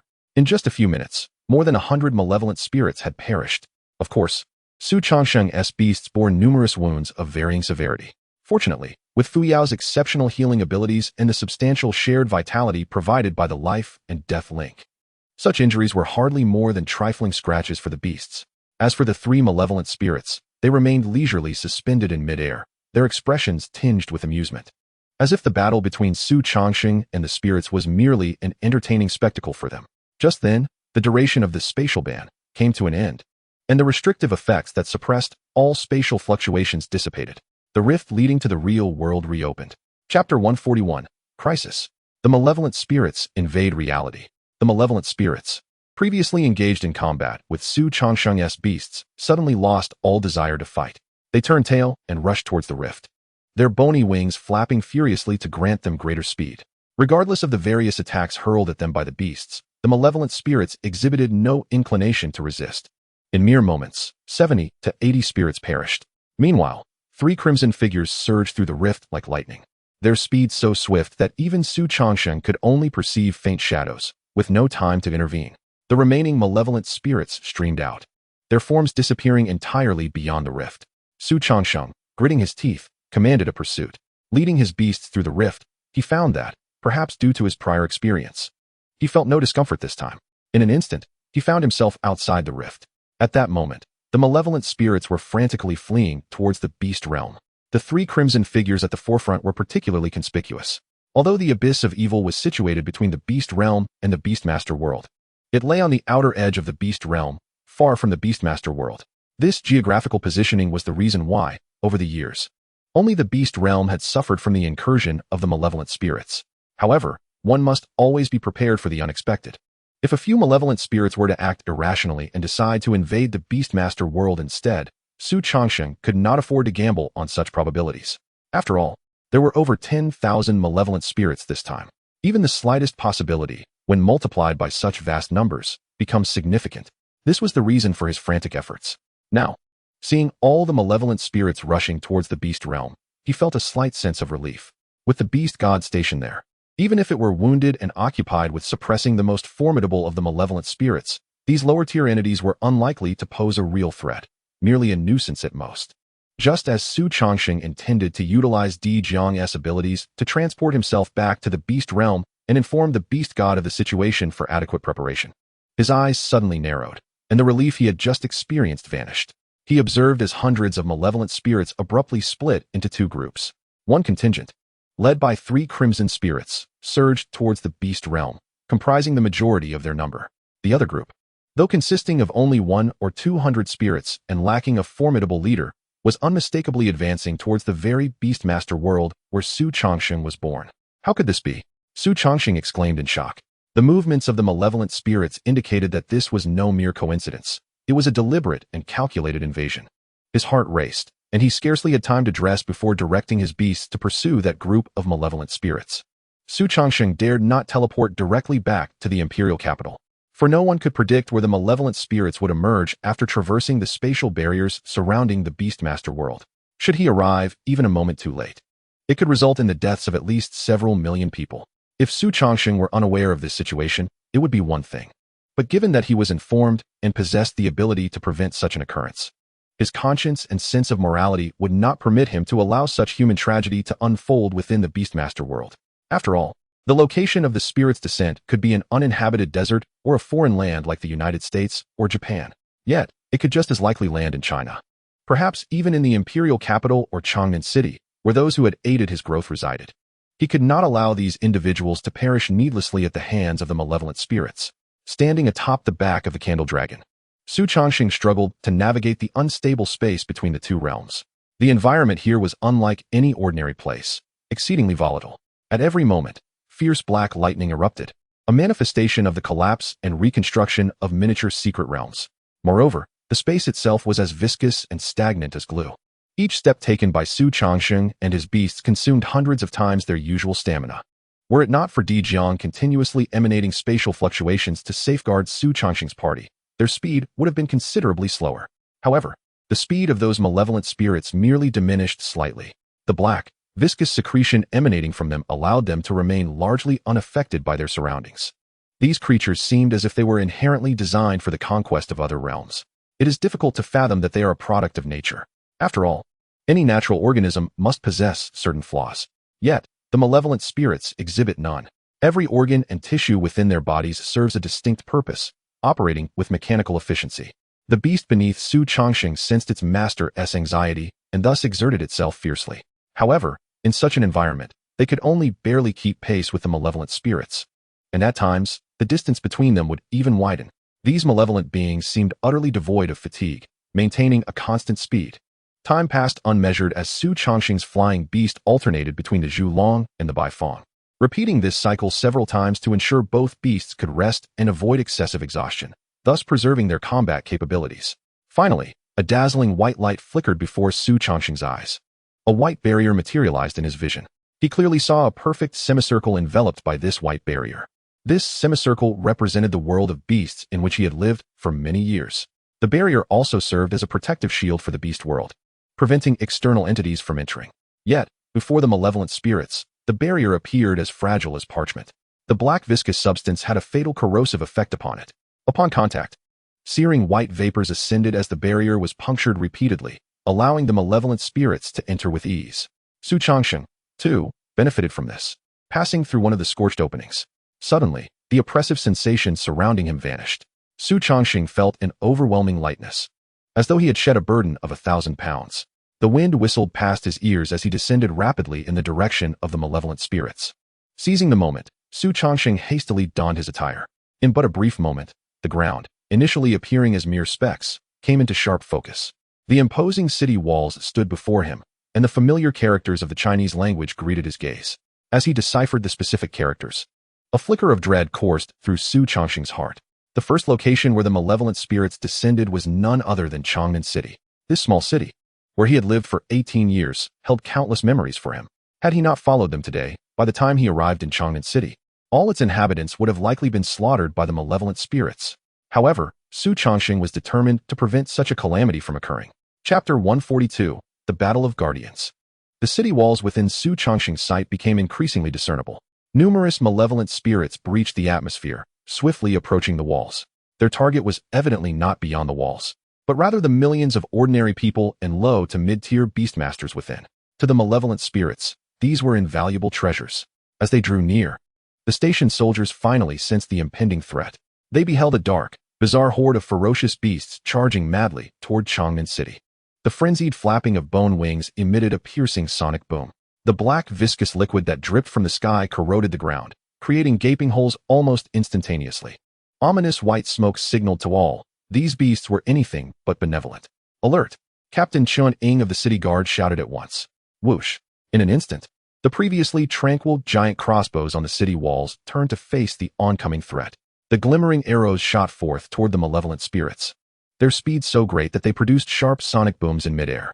However, to everyone's shock, the once invincible crossbows failed utterly at that moment. The sharp arrows struck the malevolent spirits as if they were mere child's play, leaving not a single scratch upon their formidable forms. How could this be? Witnessing this, incredulity flooded Chen Ying's eyes. These were crossbows capable of slaying high-tier platinum beastmasters. How could they fail to penetrate the defenses of these monstrous beings? What realm of existence did these bizarre creatures belong to? In that instant, a profound despair welled up within Chen Ying. He understood that Changnan City, with its meager strength, could not possibly withstand the onslaught of such terrifying entities. Not just him, countless ordinary soldiers and civilians also witnessed this harrowing spectacle. Instantly, an atmosphere of dread enveloped Changnan City. Some citizens, their legs turning to jelly, collapsed to the ground, unable even to stand.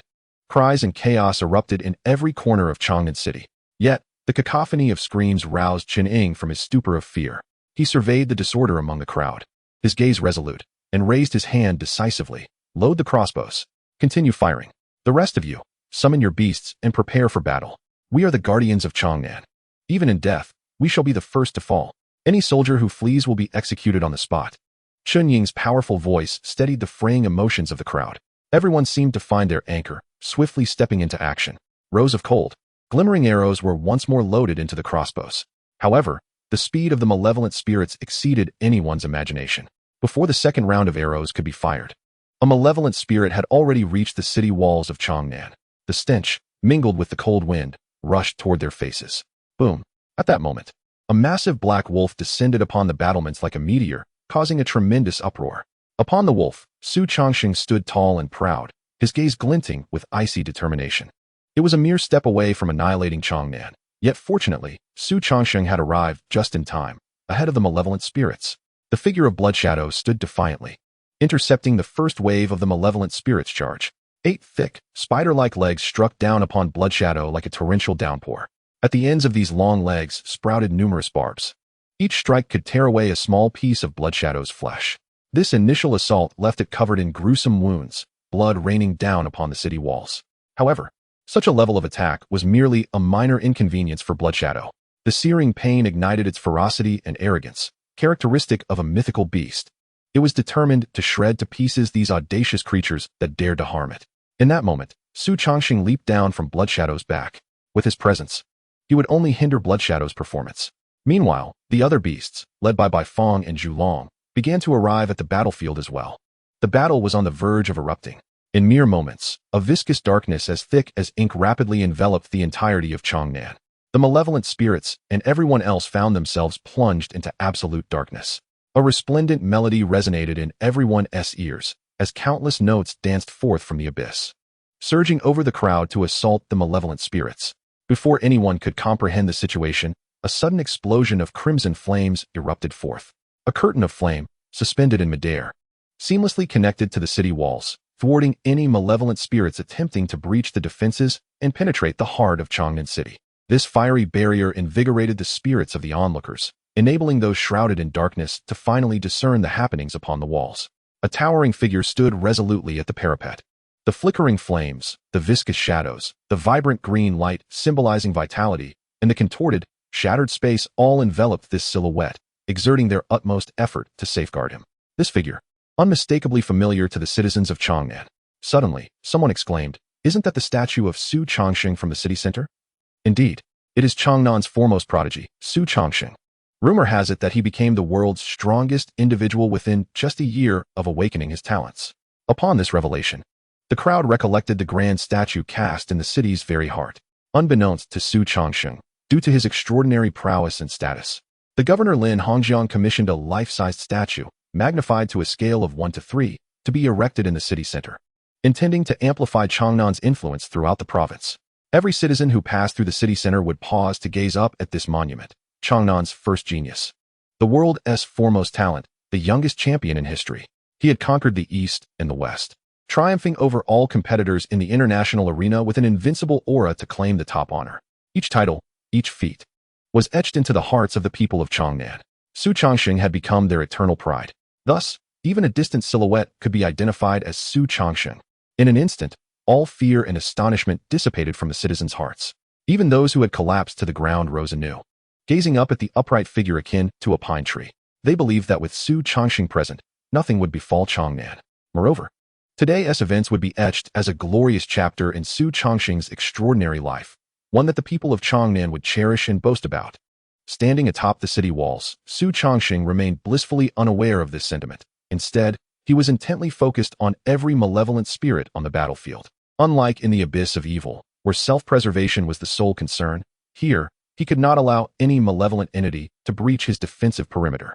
He must ensure that no innocent citizen of Changnan or any soldier defending the city sustained harm.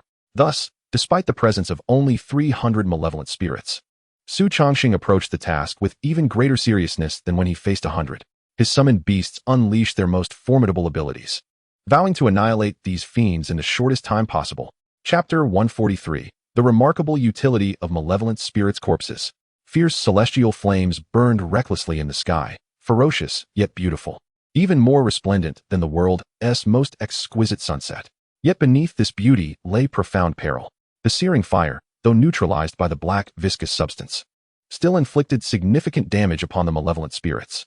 Coupled with the blazing sun summoned by the candle dragon, it severely depleted the spirit's stamina. The primary force in battle, of course, was blood shadow. Each resonant note left a gaping wound on the malevolent spirits, as blood gushed forth from their bodies, only to be swiftly incinerated into ashes by the intense heat of the sun and the celestial flames. Furthermore, the fearsome spectral beasts conjured by blood shadow intercepted countless malevolent spirits attempting to assail the residents within the city, greatly contributing to the battle's success. Under Xu Changsheng's relentless efforts, all 300 malevolent spirits were eradicated within mere minutes. Not a single one was spared. Panting heavily, blood shadow shrank back to Xu Changsheng's side, the sound of its labored breaths resonating in his ears.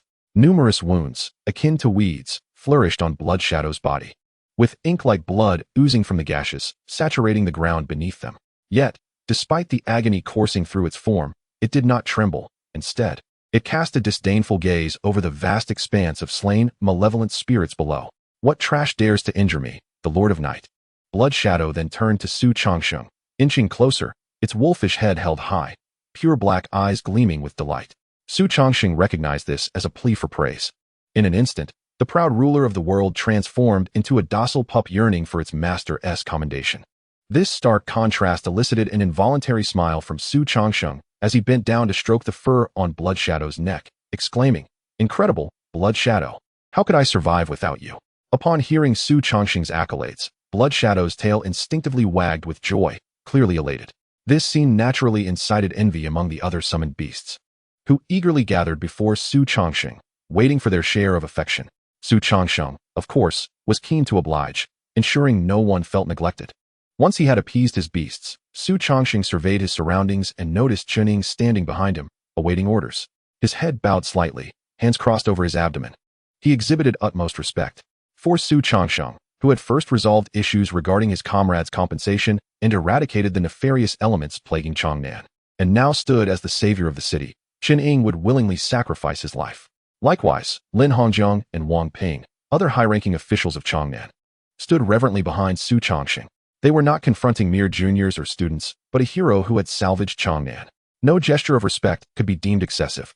The ordinary citizens below the city walls were even more expressive. Some bowed deeply, some knelt, while others wept openly. Their gratitude was genuine, for Xu Changsheng had saved not only their lives, but also those of their families. After all, it was evident to anyone with eyes that these malevolent spirits were far beyond the capabilities of Changnan's regular forces. Witnessing this scene, Xu Changsheng waved his hands, saying, "What is this? You're making me feel quite awkward. Please rise." Chuning was one thing, as he had once mentored him, but seeing Lin Hongjiang and Wang Ping both of whom had done him favors. Regard him with such expressions left him feeling somewhat uncomfortable. Changsheng, what are these creatures? Lin Hongjiang approached, visibly shaken as he looked at the corpses of the malevolent spirits below the city walls. Even in death, these bodies continued to exude that black viscous substance, eroding the soil beneath them. The land that had been tainted was no longer soft. It had begun to clump. Clearly, it could not be used as before. These malevolent beings, even in death, posed a significant threat to the world. Truly, they were terrifying entities. Upon hearing his inquiry, Xu Changsheng replied, "Malevolent spirits, exceedingly terrifying beings." He then shifted the conversation. "Uncle Lin, you have informed those in the imperial capital, correct?" Lin Hongjiang promptly responded, "The moment the malevolent spirits descended, I notified them and informed the higher-ups in the imperial capital of your appearance. They should take a few hours to arrive." Xu Changsheng nodded in acknowledgement. Only by witnessing the terrifying nature of the malevolent spirits firsthand will people come to take them more seriously. Otherwise, it remains merely his word against theirs. No matter how much trust figures like Shen Wuyan and Yanhua place in him, a sliver of unrealistic hope will always linger. What if the beast god is deceiving Xu Changsheng? Now, however, it is time to shatter this illusion and embrace the harsh reality. Yet, before that, the bodies of the malevolent spirits beneath the city wall must be dealt with. At the very least, they cannot allow them to corrupt the land. He leaped gracefully, landing steadily from the 10-meter-high wall. With Xu Changsheng's current strength, such heights posed no challenge. The others, however, could not match his elegance. They gazed at him with envy before hastily descending the wall and making their way outside the city. At this moment, golden light flickered in Xu Changsheng's eyes as he gathered specific information about the malevolent spirits. Species, malevolent spirit. Talent, moderate moonlight. Rank, star fragment stage 5. Talents, bone wing swift flap, epic, armor piercing strike, legendary. Annihilation of spirits, legendary. Corpse of silence, legendary. Note, the bodies of malevolent spirits can only be incinerated at extremely high temperatures. Note, the heart of a malevolent spirit can purify the bloodline of a sun-class beast. Other body parts contain potent toxins. As Xu Changsheng anticipated, even the malevolent spirits could not evade the scrutiny of his SSS class talent, Eye of the World. Information flashed rapidly before his eyes like flowing water. Remarkably, aside from slight variations in their talents, all 300 malevolent spirits possessed identical skills. It was as if they were all crafted from the same mold. To Xu Changsheng, this was utterly astonishing. One must realize that even within the same species, individual differences typically yield a variety of skills. While there may be one or two common talents within a race, having 4 identical skills is akin to a fantasy. However, what brought him the greatest joy was the last revelation. The heart of the malevolent spirit could indeed purify the bloodlines of beastmasters at the sun class level. Chapter 144. A stench beyond compare. What a formidable effect this was. For a beastmaster of the sun class, what is most crucial? It is not the realm, but the purity of the bloodline. Only when the bloodline purity reaches 50% or above can they qualify for further evolution. Moreover, the higher the bloodline purity, the greater the success rate. Thus, bloodline purity is the most critical and challenging metric for a Beastmaster's talent to reach the Sun class. Most Beastmasters may require decades to achieve a 50% bloodline purity. After all, not every Beastmaster possesses the terrifying evolutionary capabilities of a Blood Shadow. Now, what Xu Changsheng desperately needed was time. The malevolent spirits and the Beast God would not grant him the luxury of time to incrementally enhance his Beastmasters. Consequently, how to evolve by Feng and Zhu Long, among others, into mythic-level Beastmasters had always been his most pressing concern. Yet now, the heart of the malevolent spirit could purify the bloodlines of Beastmasters. It was as if a path had emerged from a seemingly insurmountable obstacle. It stands to reason that if the blood of malevolent spirits can affect humans, why shouldn't the heart of a malevolent spirit have an effect on Beastmasters? How reasonable. Xu Changsheng felt grateful for possessing the Eye of the World, a talent capable of unraveling the mysteries of all things. Were it not for this ability, he might never have discovered how to completely eliminate the bodies of the malevolent spirits. Furthermore, to grasp the formidable effects of the malevolent spirit's heart, countless lives might have to be sacrificed. Indeed, even sacrificing numerous lives might not reveal the heart's true potential. After all, other parts of the malevolent spirit's body contain potent toxins, resulting in instant death upon consumption, with no room for respite. Moreover, the heart only affects Beastmasters, and specifically those at the Sun class level. How many Sun class Beastmasters exist in this world? Even with Xu Changsheng's Eye of the World providing a reliable evolutionary pathway, the number of Sun class Beastmasters that other strong individuals could hatch within a short time would certainly not exceed a handful. And how could these influential figures possibly use such precious beastmasters for experimentation? Thus, had it not been for Xu Changsheng's Eye of the World, the miraculous utility of the malevolent spirit's heart would likely remain undiscovered by society. With this thought, a smile graced Xu Changsheng's lips. Regardless of the circumstances, his other beastmasters finally glimpsed the hope of evolving into mythic beings. The combat prowess of Sun-class beastmasters compared to mythic beastmasters is incomparably vast. Akin to the chasm between heaven and earth, the brilliance of the full moon versus the glow of fireflies. The onlookers observed Xu Changsheng's expression shift from solemnity to astonishment and finally to joy, their hearts filled with bewilderment. However, since Xu Changsheng remained silent, even with 100 times their courage, they dared not interrupt his train of thought. Please provide me with an empty spatial ring. Xu Changsheng pondered for a moment before calling out.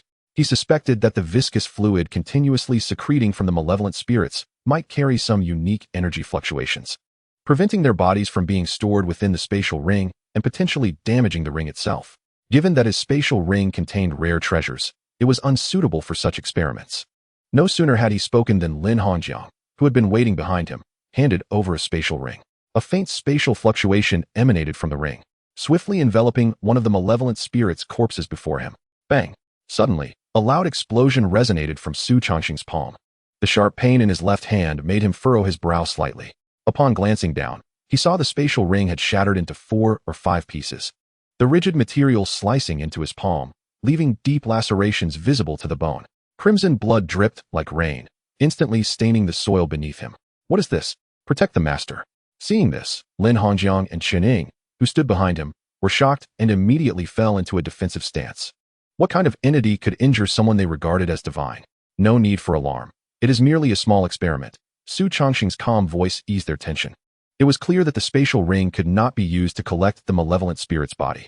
Xu Changsheng shook his hand, the droplets of blood tracing a tragic arc through the air. A swirling green light enveloped his injured left hand, rapidly mending the wound at a visible pace. However, Xu Changsheng had no mind to tend to his injury now. His brow furrowed as he cast his gaze downward. He noticed that the malevolent spirit's body, which had been enveloped by the spatial ring's fluctuations, had spontaneously exploded the moment the loud noise erupted, its form shattered into pieces, with its insides scattered in disarray.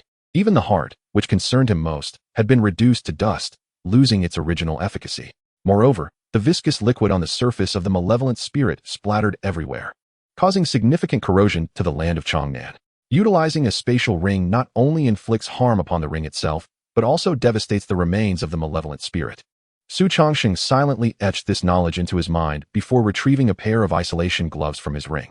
Once he donned them, his hands directly engaged with the corpse of the evil spirit, disregarding the corrosive slime that could erode the very earth. Sure enough, as soon as the gloves made contact with the malevolent remains, they emitted a dense plume of white smoke. Despite this, Xu Changsheng felt no pain whatsoever. These isolation gloves, while not exorbitantly priced, proved to be remarkably practical, commonly employed in the excavation of treasures buried in extreme environments. Today, they were indeed put to good use. Approximately 3 minutes later, the gloves were entirely corroded by the slime, and a sharp ache began to radiate from his fingertips, prompting Xu Changsheng to withdraw his hands. He removed the gloves and casually tossed them to Chen Ying, commanding, "Arrange for some individuals to don isolation gloves and suits, and extract the hearts from the evil spirit corpses to store them together. Be aware, for each heart excavated, the gloves and suits must be promptly replaced. Do you comprehend? The labor and garment expenses will be charged to me. Afterwards, you may send someone to the imperial capital for reimbursement." With over 300 evil spirit corpses, Xu Changsheng would naturally not undertake the task of extracting hearts himself, as it would be an egregious waste of his time. As for the expenses, they were trivial in his current context. Consider it a means to provide employment opportunities in Changnan and generate some revenue.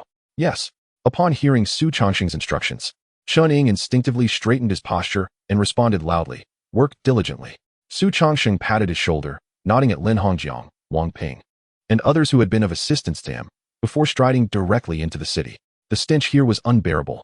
The slime of these malevolent spirits carried a peculiar, foul odor, reminiscent of seafood that had rotted under the sun for centuries. Following their demise, the stench intensified, striking at the very essence of one's being. Even with the utmost effort to hold his breath, Xu Changsheng could not suppress the rising nausea in his stomach. Chapter 145, A Welcoming Parade. Farewell to Lin Heng. As Xu Changsheng stepped into the bustling city of Changnan, He was taken aback by the sight before him. Above and below, every corner was filled with throngs of people. These citizens stood spontaneously along the roadside, their expressions fervent as they gazed at the slowly approaching Xu Changsheng. They were unaware of whether he would enter the city or when he would arrive. Nonetheless, they chose to wait. They awaited their greatest pride, Xu Changsheng, the pride of Changnan City and even the entire Huaxia Federation. The citizens of Changnan harbored a mix of curiosity and pride for this youth who had emerged from their humble town to ascend to the pinnacle of the world. However, when Xu Changsheng personally rescued them from the jaws of certain doom, their curiosity and pride transformed into boundless reverence.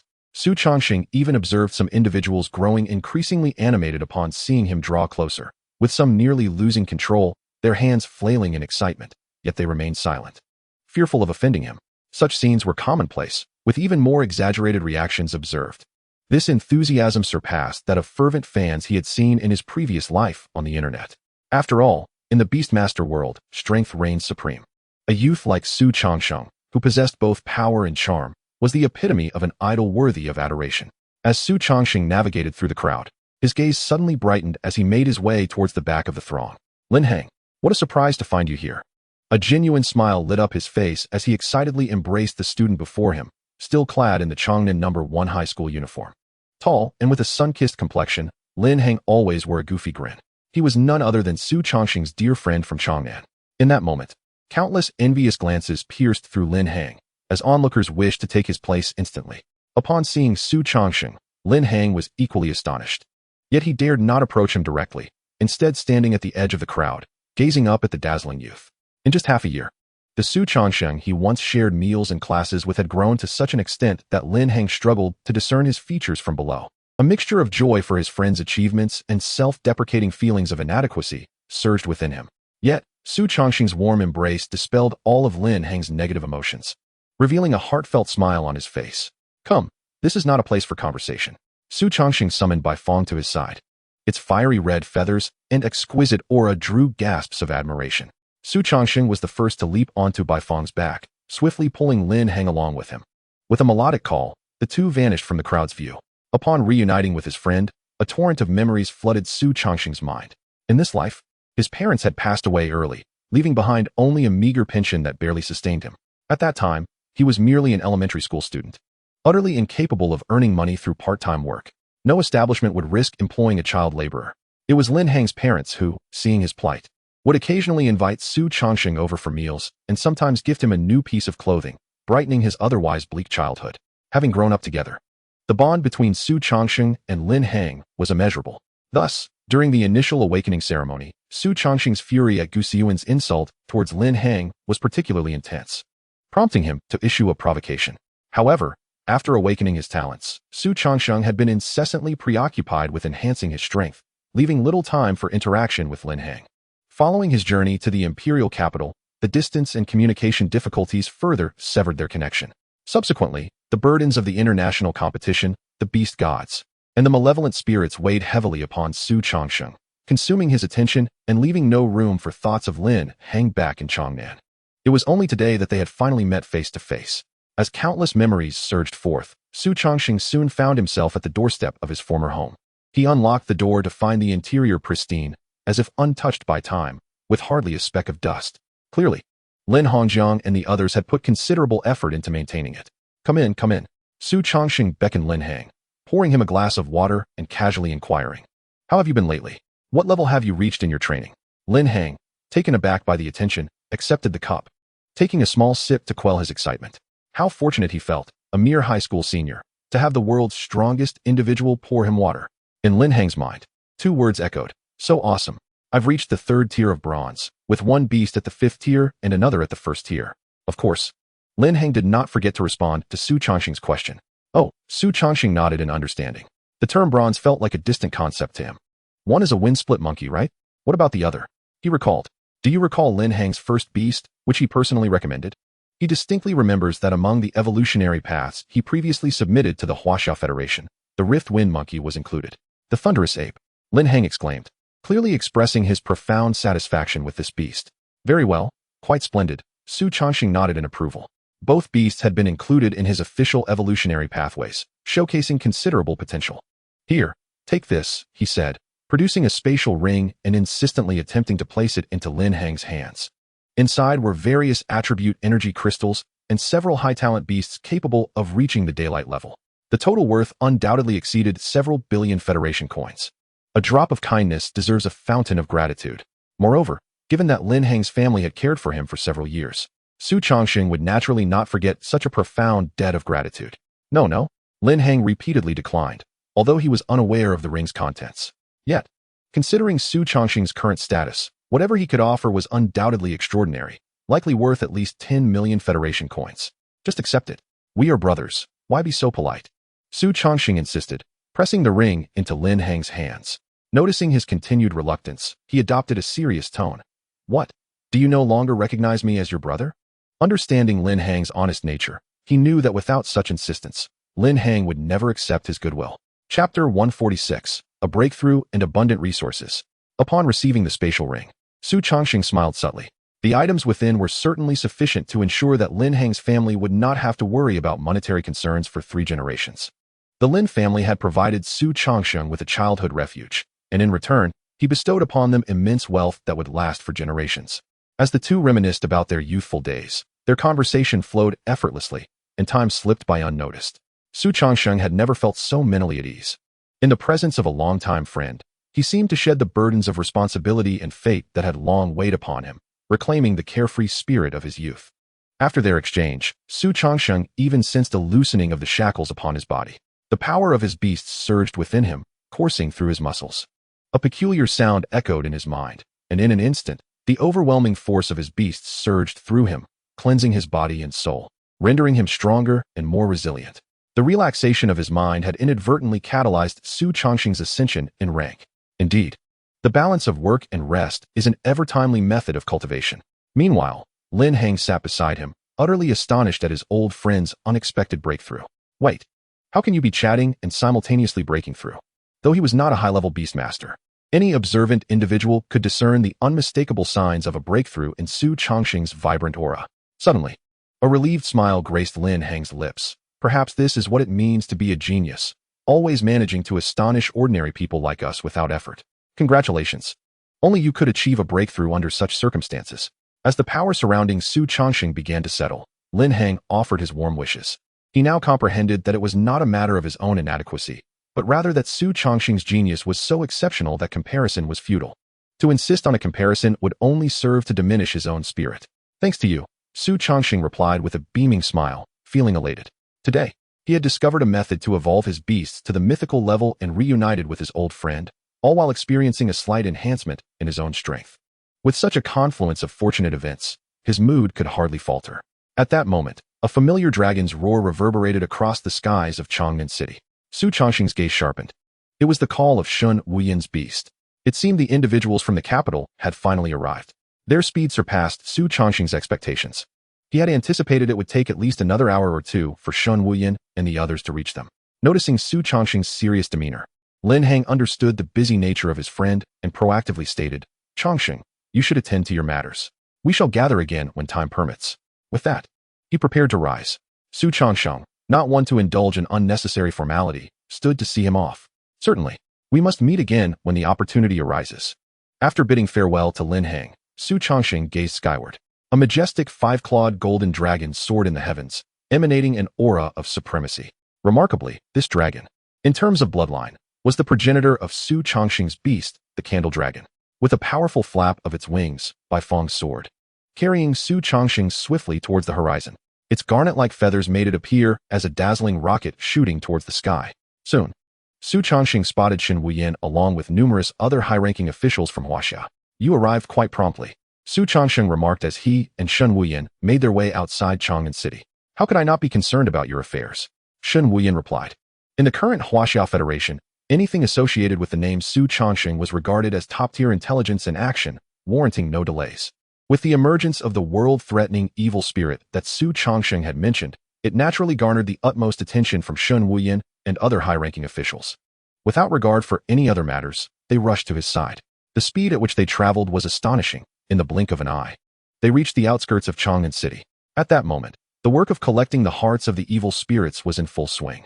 Upon Xu Changsheng's sudden arrival, the workers were taken aback, momentarily frozen in place, unsure of how to react. When they beheld the esteemed high-ranking officials from Huaxia trailing behind Xu Changsheng, their astonishment and incredulity were nearly palpable. Each individual present was a figure of legendary status, names that the workers in Changnan City had heard since childhood. Now, seeing them in person, an overwhelming sense of unreality washed over them. Continue, continue, Xu Changsheng gestured, pulling them from their stupor. Awakening from their daze, they redoubled their efforts on the task at hand. Changsheng, is this the evil spirit you spoke of? Shen Wuyan asked gravely. Even though what lay before them were merely corpses, he could still sense the oppressive aura emanating from them, instilling a sense of threat within him. Each of these evil spirits was undeniably of the Shattered Star level. As Shen Wuyan scanned the area, disbelief flooded his heart as he realized the sheer number of evil spirits, definitely not fewer than 300. Indeed, a very small fraction of them is among the weakest. Xu Changsheng affirmed. His cold words deepened Shen Wuyan's sense of despair as he trembled, asking, a very small fraction? What is the total number? What about their specific strength? Xu Changsheng pondered before responding. The total is approximately 50 to 60,000, at most around 100,000. Typically, their strength should be of the high Shattered Star rank. With an estimate of several tens of thousands at the Crescent Moon level, there should also be hundreds or even thousands at the Daylight level. And I would estimate several dozen at the Mythical level. This was Xu Changsheng's assessment, and while it was a rough estimate, he believed it was fairly accurate. After all, these malevolent spirits, though not fully hatched, already possess the strength of mid-tier stellar fragments. Therefore, those that are completely hatched must undoubtedly have the formidable powers of high-tier stellar fragments.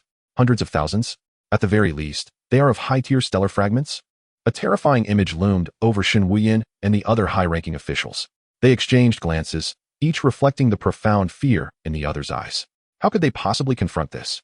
Yet, standing aside, Xu Changsheng remained calm and collected, starkly contrasting the reactions of those around him. Such an outcome had long been anticipated by him. After all, how could malevolent spirits, which even the beast god could not contend with, be easily resolved? Nevertheless, he reassured them, rest assured. The majority of the malevolent spirit forces will head to the beast realm. We can expect only a mere 10 to 20,000 to come our way. Observing that the crowd was still in a daze, he continued, moreover, these malevolent spirits are, to a certain extent, invaluable treasures. Upon hearing Xu Changsheng's words, Shen Wuyan and the others finally regained their composure, eagerly awaiting his elaboration. Xu Changsheng, not one to keep them in suspense, promptly elucidated the myriad uses of the malevolent spirit hearts. He concluded, ordinary malevolent spirits possess no resistance against mythological-level beast tamers. If by the time of the final showdown we have more mythological-level beast tamers, then these malevolent spirits will pose no threat at all. His resolute words reignited the confidence of the crowd, the flicker of hope igniting within their hearts. Chapter 147, Numerous Beast Eggs. Abundant Fate Power. However, Xu Changsheng sighed lightly in his heart.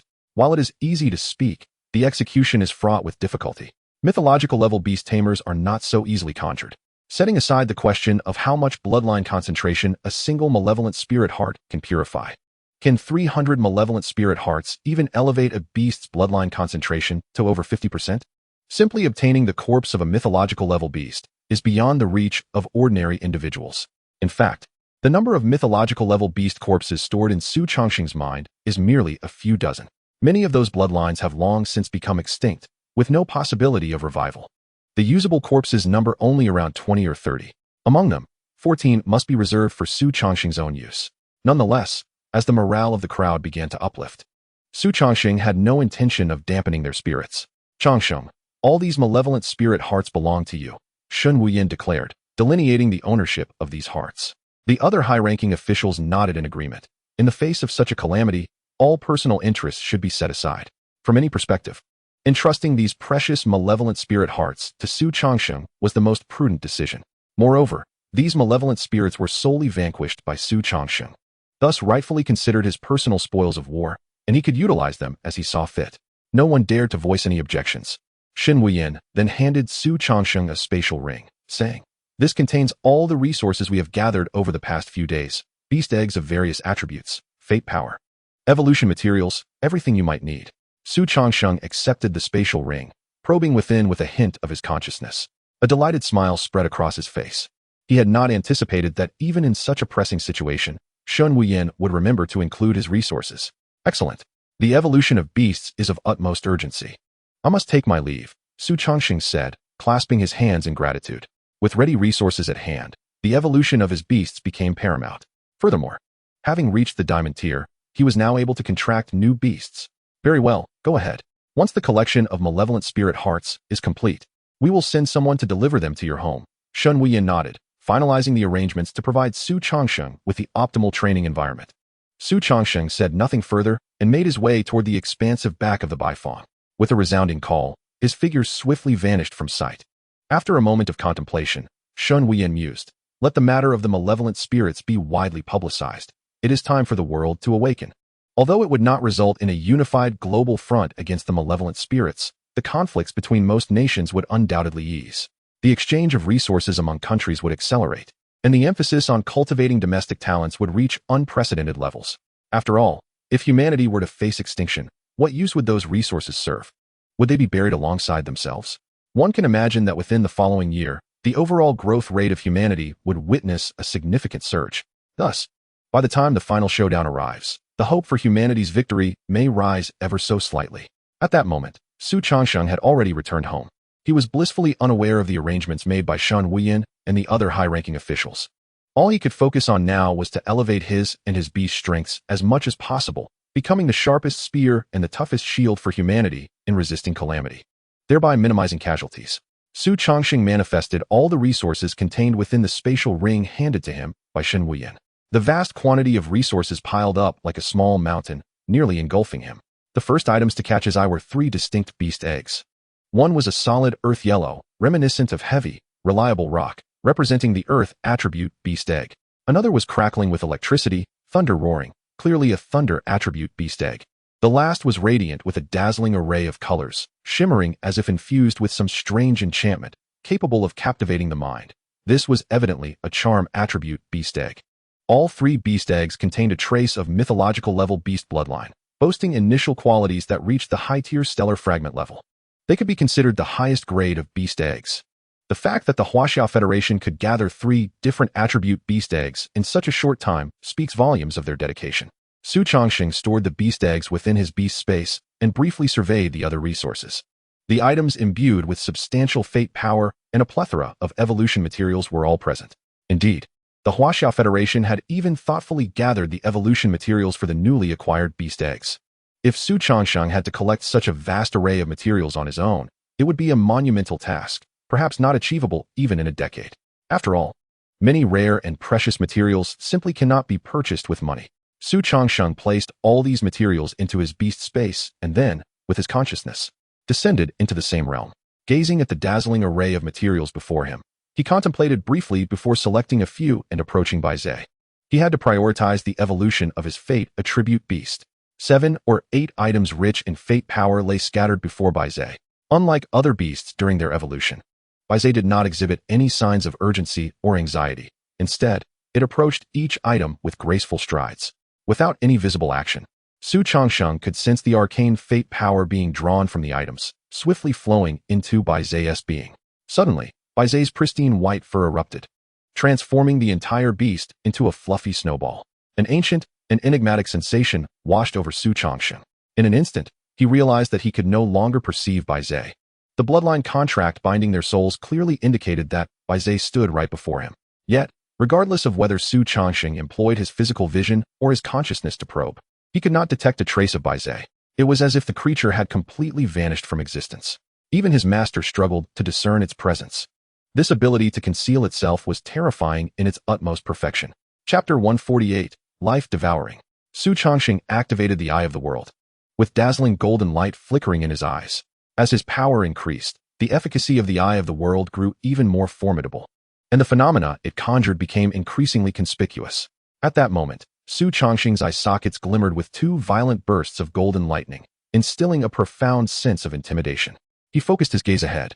Suddenly, on the previously barren ground, several pure white lines began to materialize. Gradually, these lines became more defined, and the details of Baizhe's fur and musculature re-emerged in Xu Changsheng's sight. Seeing this, Xu Changsheng exhaled in relief. No matter the circumstances, Baizhe's ability to conceal itself could not elude his SSS level talent. Although his beast would never harm him, Xu Changsheng's SSS level talent was his lifeline, his invaluable asset in combat. When addressing the likes of Shun Wuyin and others, Xu Changsheng merely hinted that he could see through the evolution path of his beasts, withholding details about his capability to probe worldly information or pierce through concealment effects. If he were unable to penetrate the hiding abilities of Bai Zhe, a solar-level beast, it would severely undermine his confidence. This doubt could lead him to question his innate abilities, leaving him paranoid and hesitant in battle, thereby preventing him from giving his all. After all, the foes he faced now were unlike any before, most possessing strength beyond the star-shattering level, and even ordinary star-shattering beasts did not command his concern. Once his worries dissipated, Xu Changsheng retracted the radiant gold in his eyes and commanded, "Come forth." Bai Zhe's ability to conceal itself was naturally within its control.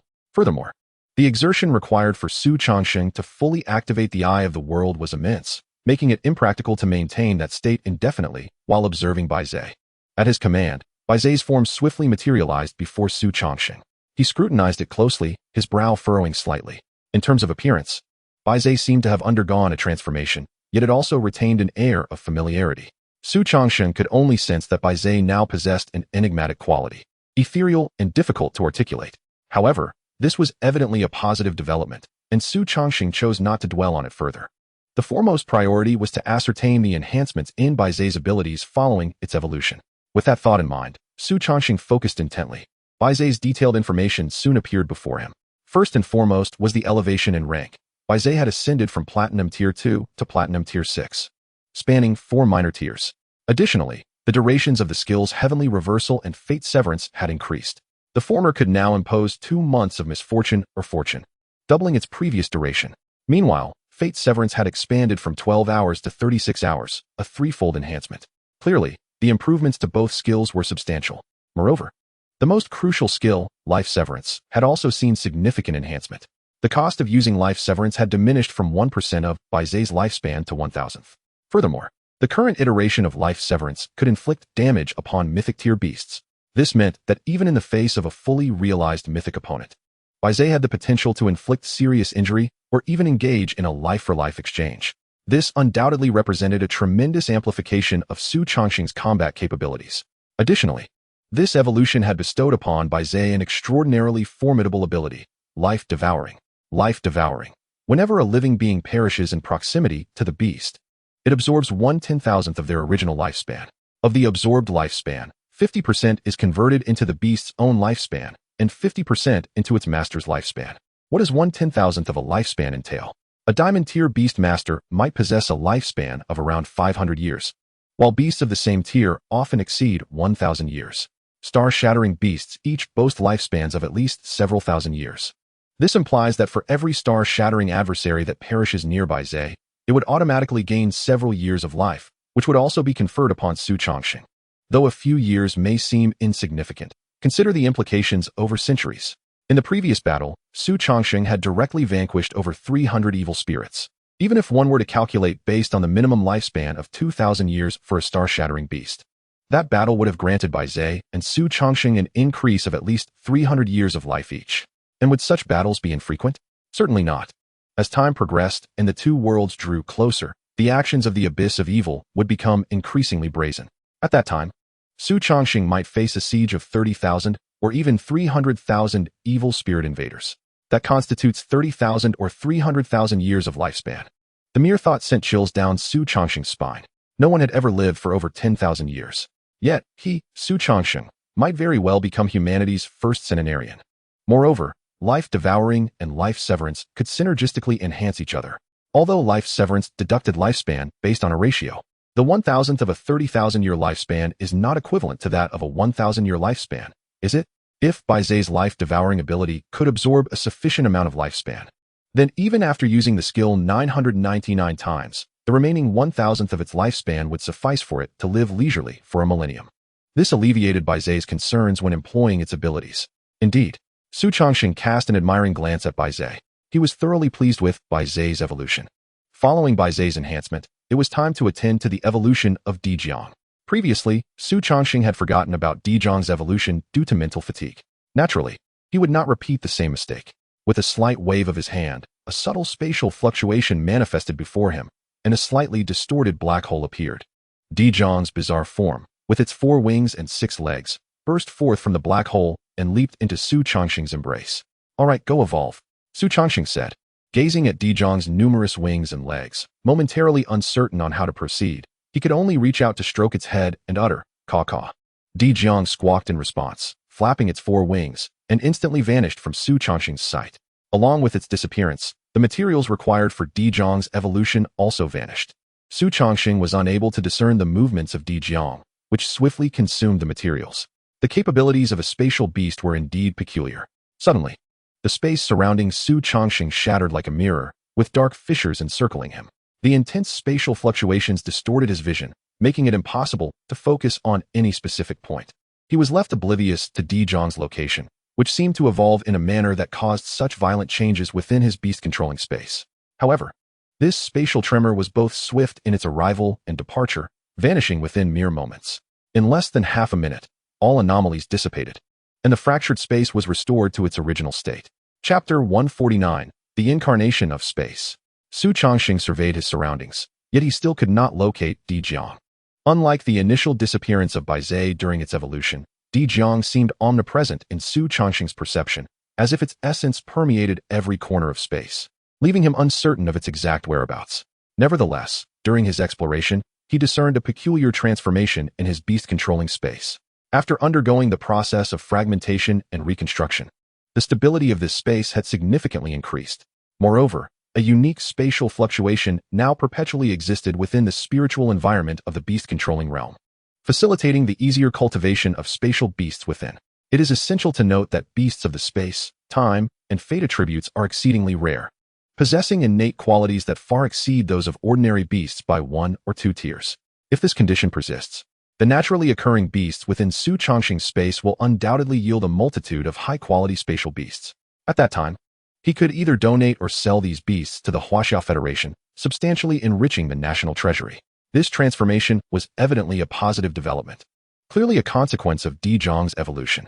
In the midst of his joy, Xu Changsheng suddenly felt a weight upon his chest and lowered his gaze. Unbeknownst to him, Dijong had leapt into his embrace. Its 4 wings unfurled behind it, nearly obscuring his view entirely. Moreover, the specific information regarding Dijong's evolution appeared before Xu Changsheng's eyes. The range of instant teleportation had expanded from 1 kilometer to 3, significantly enhancing its mobility. The designated locations for spatial transition had increased from 3 to 7, enabling Xu Changsheng to traverse a greater expanse with ease. The interval for spatial ban had been reduced from once every half day to once every 3 hours, and the stamina required had diminished greatly. It could be said that all of Dijong's abilities, save for spatial shatter, had seen tremendous enhancement. However, did this imply that Dijong's offensive capabilities remained unchanged post-evolution? Certainly not. Much like Baizhe, Dijong had acquired an invincible level skill. Yet, unlike Baizhe's developmental skill, the new ability Dijong had manifested was a fusion of both defensive and offensive traits, rendering it exceptionally formidable. Spatial incarnation. The beast can merge with the surrounding space. In this state, the beast is impervious to any form of attack. After 10 seconds, the beast will manipulate the space, compressing all entities within it. Note, upon merging with the space, all forms of spatial abilities, aside from the beast's own, become ineffective.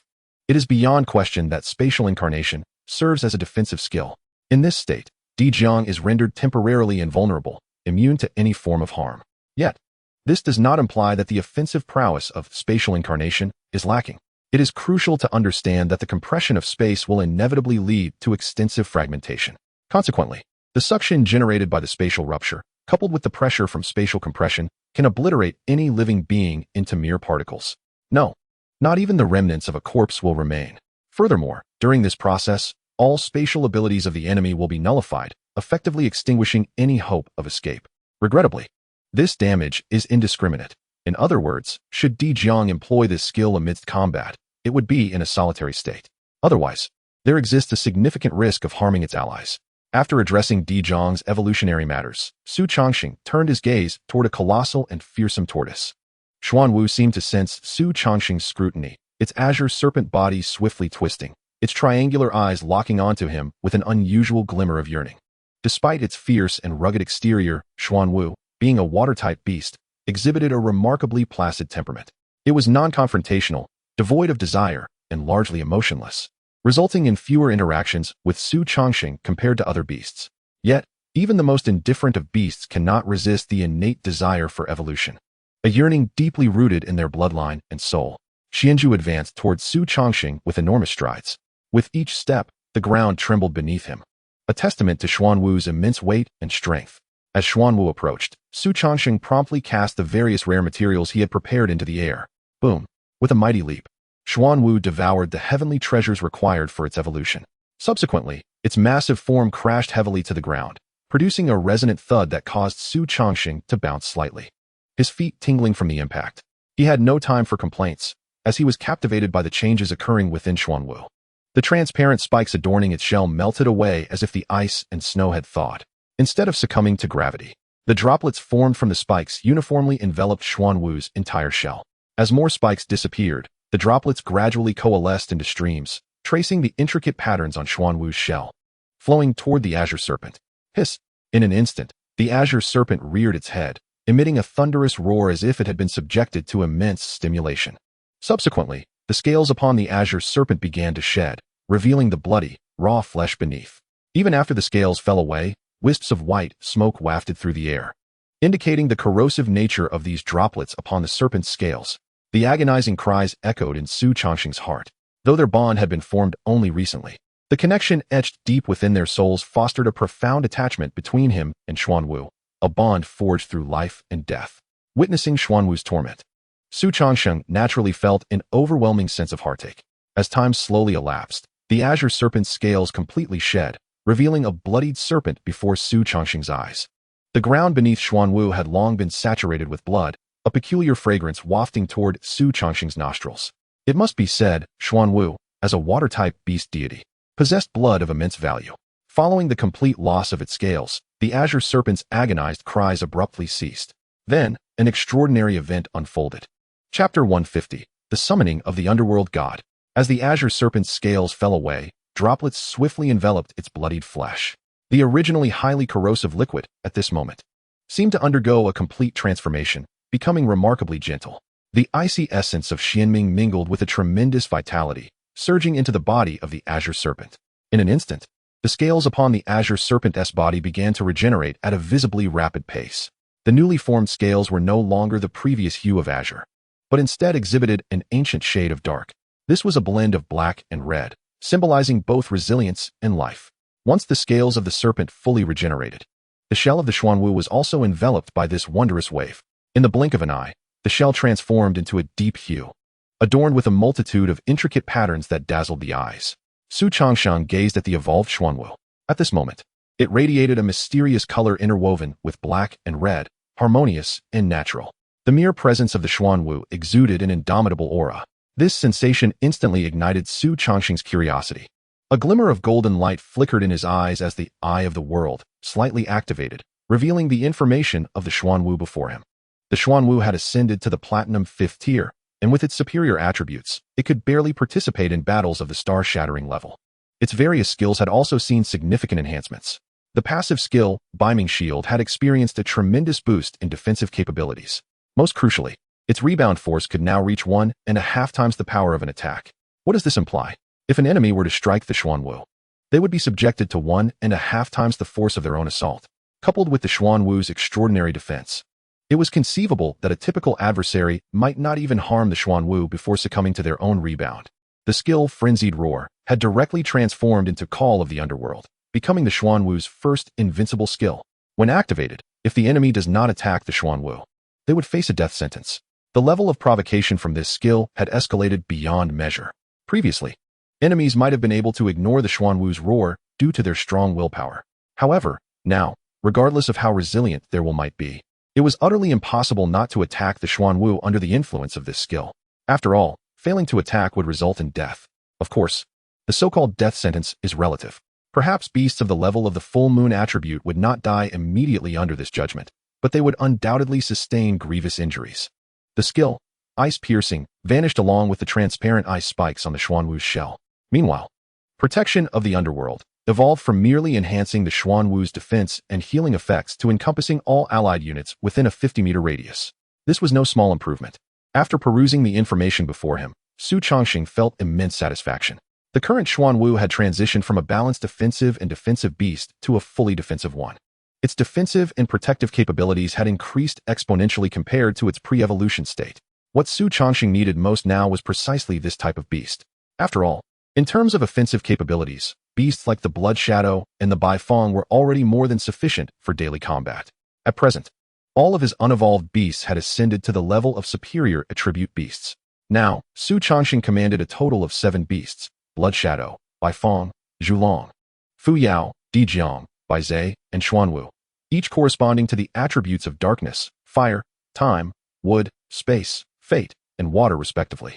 Blood Shadow had already reached the mythic tier, and the other 6 beasts also possessed superior attribute qualifications.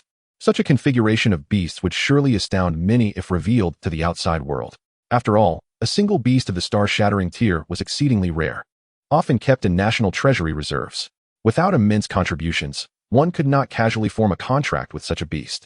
Yet now, every beast under Xu Changsheng's command possessed attributes that exceeded 2 major tiers above the star-shattering level. How could this not astonish the world?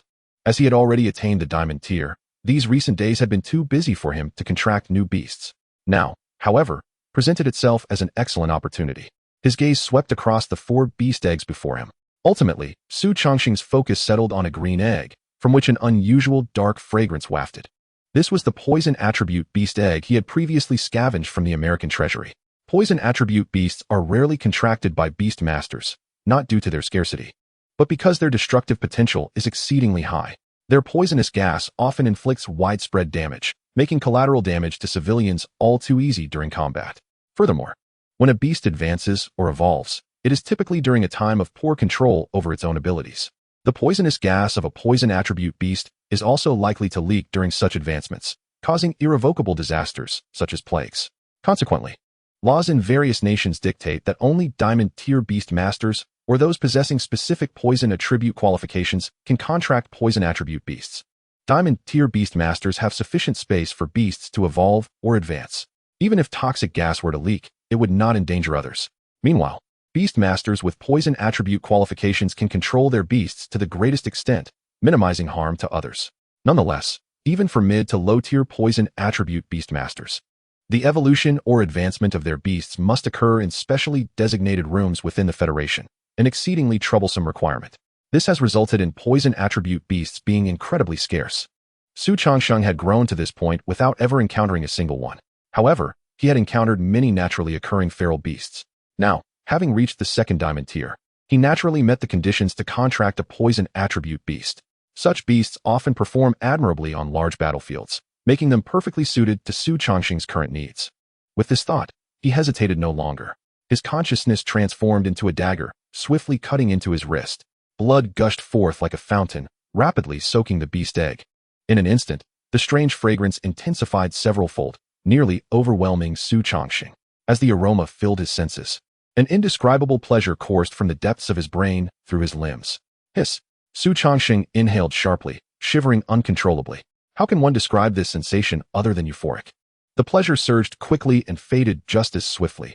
Within a breath, the tingling sensation receded from his body, leaving only a faint aftertaste that lingered in his mind. At that moment, the beast containing the divine creature Fei broke free from its shell. According to the records in the Divine Beasts Chronicles, Fei resembles a white-headed ox with a single eye and a serpent-like tail, referred to as Fei. Its presence drains water and withers grass, foretelling a great plague upon the world.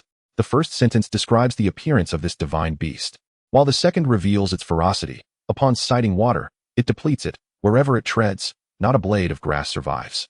The emergence of Fei heralds a calamitous epidemic, underscoring its potent toxicity. However, poison attribute beasts possess a unique characteristic. Once contracted, regardless of how formidable their toxicity may be, they will never inflict harm upon their master or other beasts belonging to the same master. Chapter 151. Fei is too unappealing. I shall name you toxic evil instead. Crack. Crack. The sound of the beast egg's shell cracking grew increasingly distinct. Soon after, a small white-headed calf emerged from within. The calf possessed an exceptionally long tail, nearly grazing the ground, and unlike the typical hairy tails of ordinary yellow cattle, this newborn beast's tail was adorned with vibrant scales, reminiscent of the serpentine hide of a venomous snake. Upon its head, a solitary eye resided at the center of its brow, emanating a chilling gaze akin to that of a viper. It glanced around before fixing its gaze upon Xu Changsheng and slowly approached him. As Xu Changsheng's mastery grew, so too did the environment of his beast-taming space. Particularly, the area surrounding the mythic bloodline pool thrived with a plethora of life. Verdant grass carpeted nearly every inch of the land. Yet, as this newborn beast passed, the once lush grass swiftly withered to a desolate yellow, transforming into dry straw. Such a phenomenon was truly terrifying. Nevertheless, in the face of the approaching calf, Xu Changsheng remained unfazed, even taking a couple of steps forward to embrace it, saying, "By tradition, you ought to be named Fei, but I find that name rather unpleasant and difficult to articulate. Henceforth, you shall be called Duxi. To vanquish the world's malevolent spirits is one of my aspirations." In just a few words, Xu Changsheng bestowed a name upon the newborn beast, Duxi. This marked the second beast for which he had personally chosen a name. Though he was initially reluctant to expend such effort, he found that a single character name was indeed unpleasing and cumbersome to pronounce. Moo moo, Duxi lowly roared twice, signifying its acceptance of the name. Strangely, the toxic aura emanating from its body caused no harm to Xu Changsheng. Instead, it brought forth a refreshing sensation that was remarkably pleasant. Go forth, enter now. Today, you shall undergo 2 evolutions," Xu Changsheng declared as he walked, then tossed Duxi into the mythic bloodline pool. A splash ensued, but the surface of the pool quickly returned to tranquility, only disturbed by the occasional delicate bubble rising to the surface. After approximately 5 minutes, the bubbles suddenly multiplied and burst forth. Subsequently, a Duxi, now the size of an ordinary yellow cow, emerged from the depths of the pool. A vividly colored serpentine tail twisted behind it, evoking an unsettling shiver. The lone eye upon its head now occupied half of its bovine visage, presenting a fearsome countenance. While the youthful Duxi had an inexplicably endearing quality due to its smaller size, the evolved Duxi was solely characterized by a sense of ferocity and dread. Its colorful serpentine tail unequivocally conveyed a warning. "I possess lethal venom. Do not provoke me." As Duxi emerged from the pool, Xu Changsheng did not inspect its attributes as usual. Instead, he laid out various venomous insects and peculiar plants before Duxi and instructed, "Consume them." Before Xu Changsheng could finish his sentence, Duxi lowered its head and swiftly devoured a toxic scorpion the size of a human head in a single gulp. The sound of crunching echoed, a cacophony that was both appalling and satisfying. Duxi's singular eye closed slightly in delight, its serpentine tail wagging vigorously, clearly exhibiting an exuberance that suggested it found the toxic insects and plants to be exquisite delicacies. In less than a minute, 5 or 6 venomous creatures had been entirely consumed by Duxi. Now, not only did its serpentine tail radiate a kaleidoscope of colors, but Duxi's entire body also glowed with an enchanting brilliance. Following this, a faint green miasma wafted from its form, swiftly tinting the surrounding kilometer in hues of green. Accompanying the spread of the miasma was a peculiar fragrance that surged towards Xu Changsheng's crown. While he felt no adverse effects, the various creatures nearby suffered immensely. Without exception, they met their demise. The life forms were corroded by the miasma, transforming into a viscous liquid that flowed toward Duxi. The majority of this strange liquid was absorbed by Duxi, while a small portion surged towards Xu Changsheng, enhancing his physical form. The pure life energy washed over him, and he discerned his physique and strength gradually strengthening.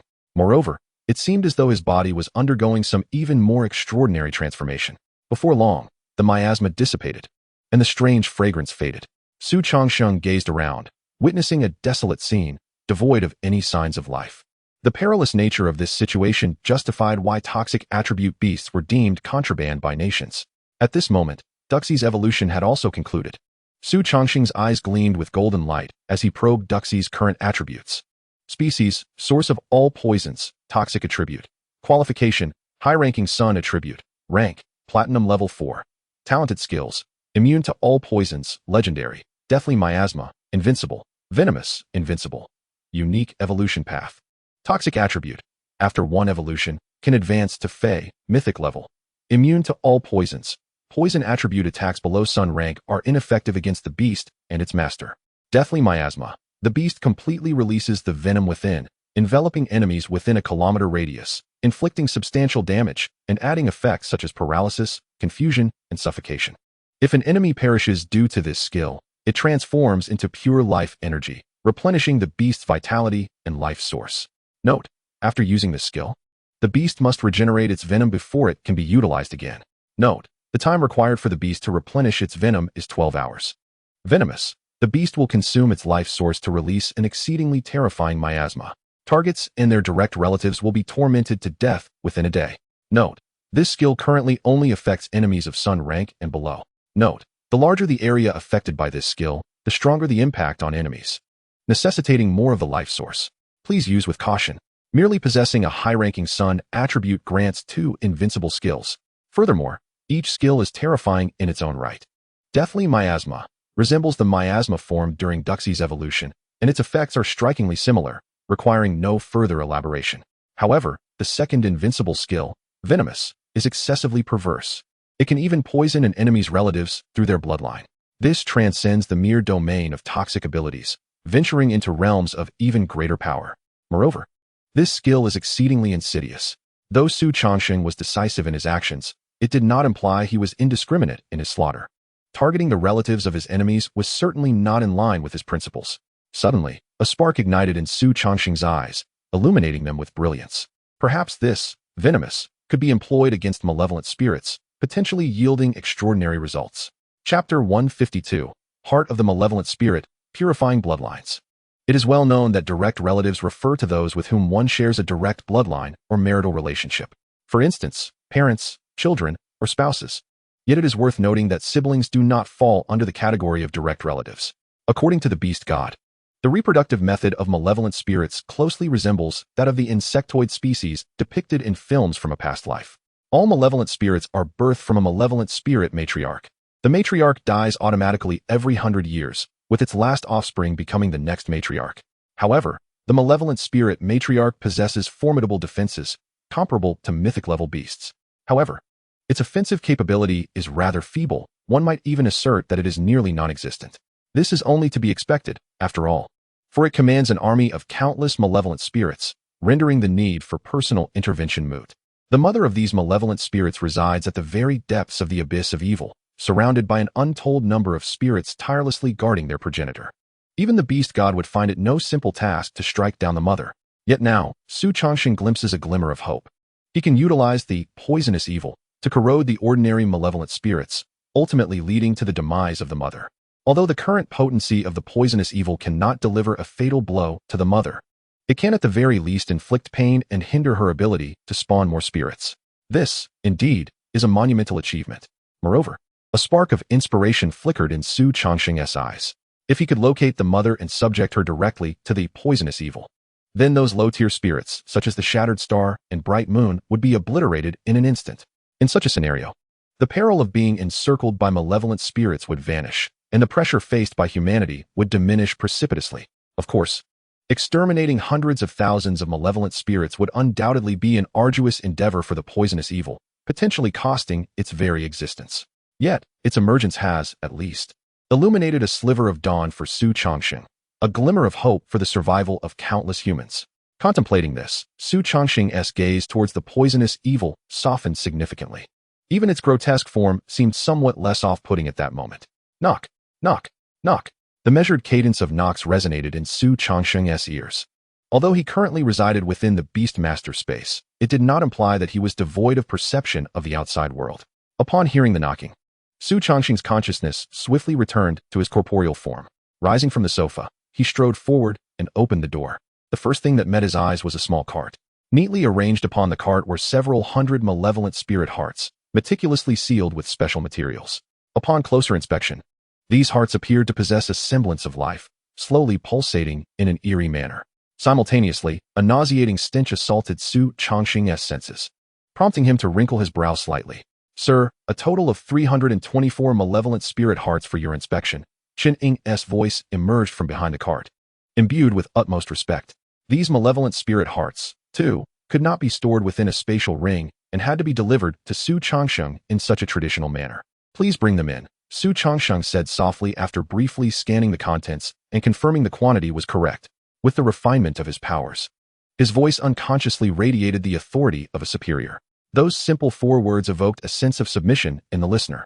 Chen Ying obediently wheeled the malevolent spirit hearts into Xu Changsheng's chamber. Continuing, Lord Shen stated that while the corpses of these spirits cannot be stored in spatial rings, they can indeed be kept within the Beastmaster space. However, this is only applicable to Beastmaster spaces of diamond rank or higher. By the way, my lord, according to Lord Shen's wishes, if there is nothing else, it would be prudent for you to return to the imperial capital soon. It is safer there. Upon hearing this, Xu Changsheng nodded. Experience is invaluable. Shun Huiyan had indeed devised a clever solution by utilizing the Beast Master space to store these malevolent spirit hearts, successfully averting potential catastrophe. After all, had they been unable to be stored, the Beast Master space could have ruptured or sustained damage akin to that of a spatial ring, which would spell catastrophic and irreparable harm to the Beast Master. Thus, Xu Changsheng dared not attempt it himself. Shun Huiyan had alleviated this quandary for him.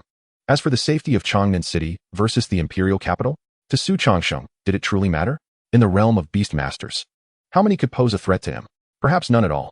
Nevertheless, to assuage the concerns of the high-ranking officials of Huaxia, Xu Changsheng acquiesced to their wishes. After all, for him, there was little distinction between the two locations. The estate in the imperial capital was even larger and more spacious. After a year, Xu Changsheng retrieved a spatial ring from his pocket and handed it to Qining. You've worked hard during this time, and it may become even more arduous in the future. Please ensure the safety of Changnan. Upon witnessing Xu Changsheng's gesture, Qining was taken aback, momentarily at a loss for words. By the time he regained his composure, the spatial ring was already in his grasp. Why you can't, my lord? Qining stammered, overwhelmed with emotion, hastily shaking his hands in refusal, wishing to return the spatial ring to Xu Changsheng. Keep it. Consider it a reward for the soldiers of Changnan. Xu Changsheng replied with a smile, his tone leaving no room for dissent. The resources within this spatial ring amounted to merely several million federal coins, and most were mid to low-tier cultivation resources, which held no value for Xu Changsheng. At this stage, federal coins were as insignificant to him as scrap paper. Truth be told, the last thing Xu Changsheng was interested in was money. The soldiers of Changnan, predominantly at the silver and gold ranks, would find these resources quite beneficial. In essence, these resources could be seen as Xu Changsheng's gift to the guardians of his hometown. Hearing Xu Changsheng's words, Qinning's eyes brimmed with tears as he choked out, "Your great kindness will be forever etched in the hearts of myself and all the soldiers of Changnan." Enough. Just ensure the safety of Changnan. Let us not dwell on the sentimental. Xu Changsheng waved his hand, signaling Qining to take his leave. As captain of the guard, Qining was certainly not lacking in discernment. He promptly bowed and exited. Once Qining had fully departed, Xu Changsheng turned his gaze back to the malevolent spirit hearts on the cart, his eyes ablaze with fervor. This was to be his greatest asset in the pursuit of strength. With a flick of his will, the 324 malevolent spirit hearts were instantly absorbed into the Beast Master space. His consciousness followed suit into the space. Observing the approaching beasts, Xu Changsheng pondered for a moment before ultimately walking towards the candle dragon, pointing at the hearts exuding a foul odor, commanding, "Consume them. Not a single remnant must remain." This time, Xu Changsheng opted to evolve the candle dragon to the mythical level first. After all, its time manipulation abilities were unparalleled in combat. Should it evolve to mythic status, Xu Changsheng's overall combat prowess would undoubtedly see a significant enhancement. Roar. The candle dragon let out a furious roar, clearly reluctant to consume such putrid substances. Yet, seeing Xu Changsheng's unwavering countenance, it would not defy the command issued by its master. Thus, it lowered its head and began to devour the malevolent spirit hearts. After consuming 30, the candle dragon suddenly ceased its eating. Its eyes closed tightly, emanating an ancient and profound aura. Xu Changsheng could sense the concentration of its bloodline being purified at a slow but steady pace. It was slow, yet remarkably steady.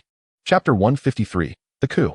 It took the candle dragon a full 2 days to digest these malevolent spirit hearts.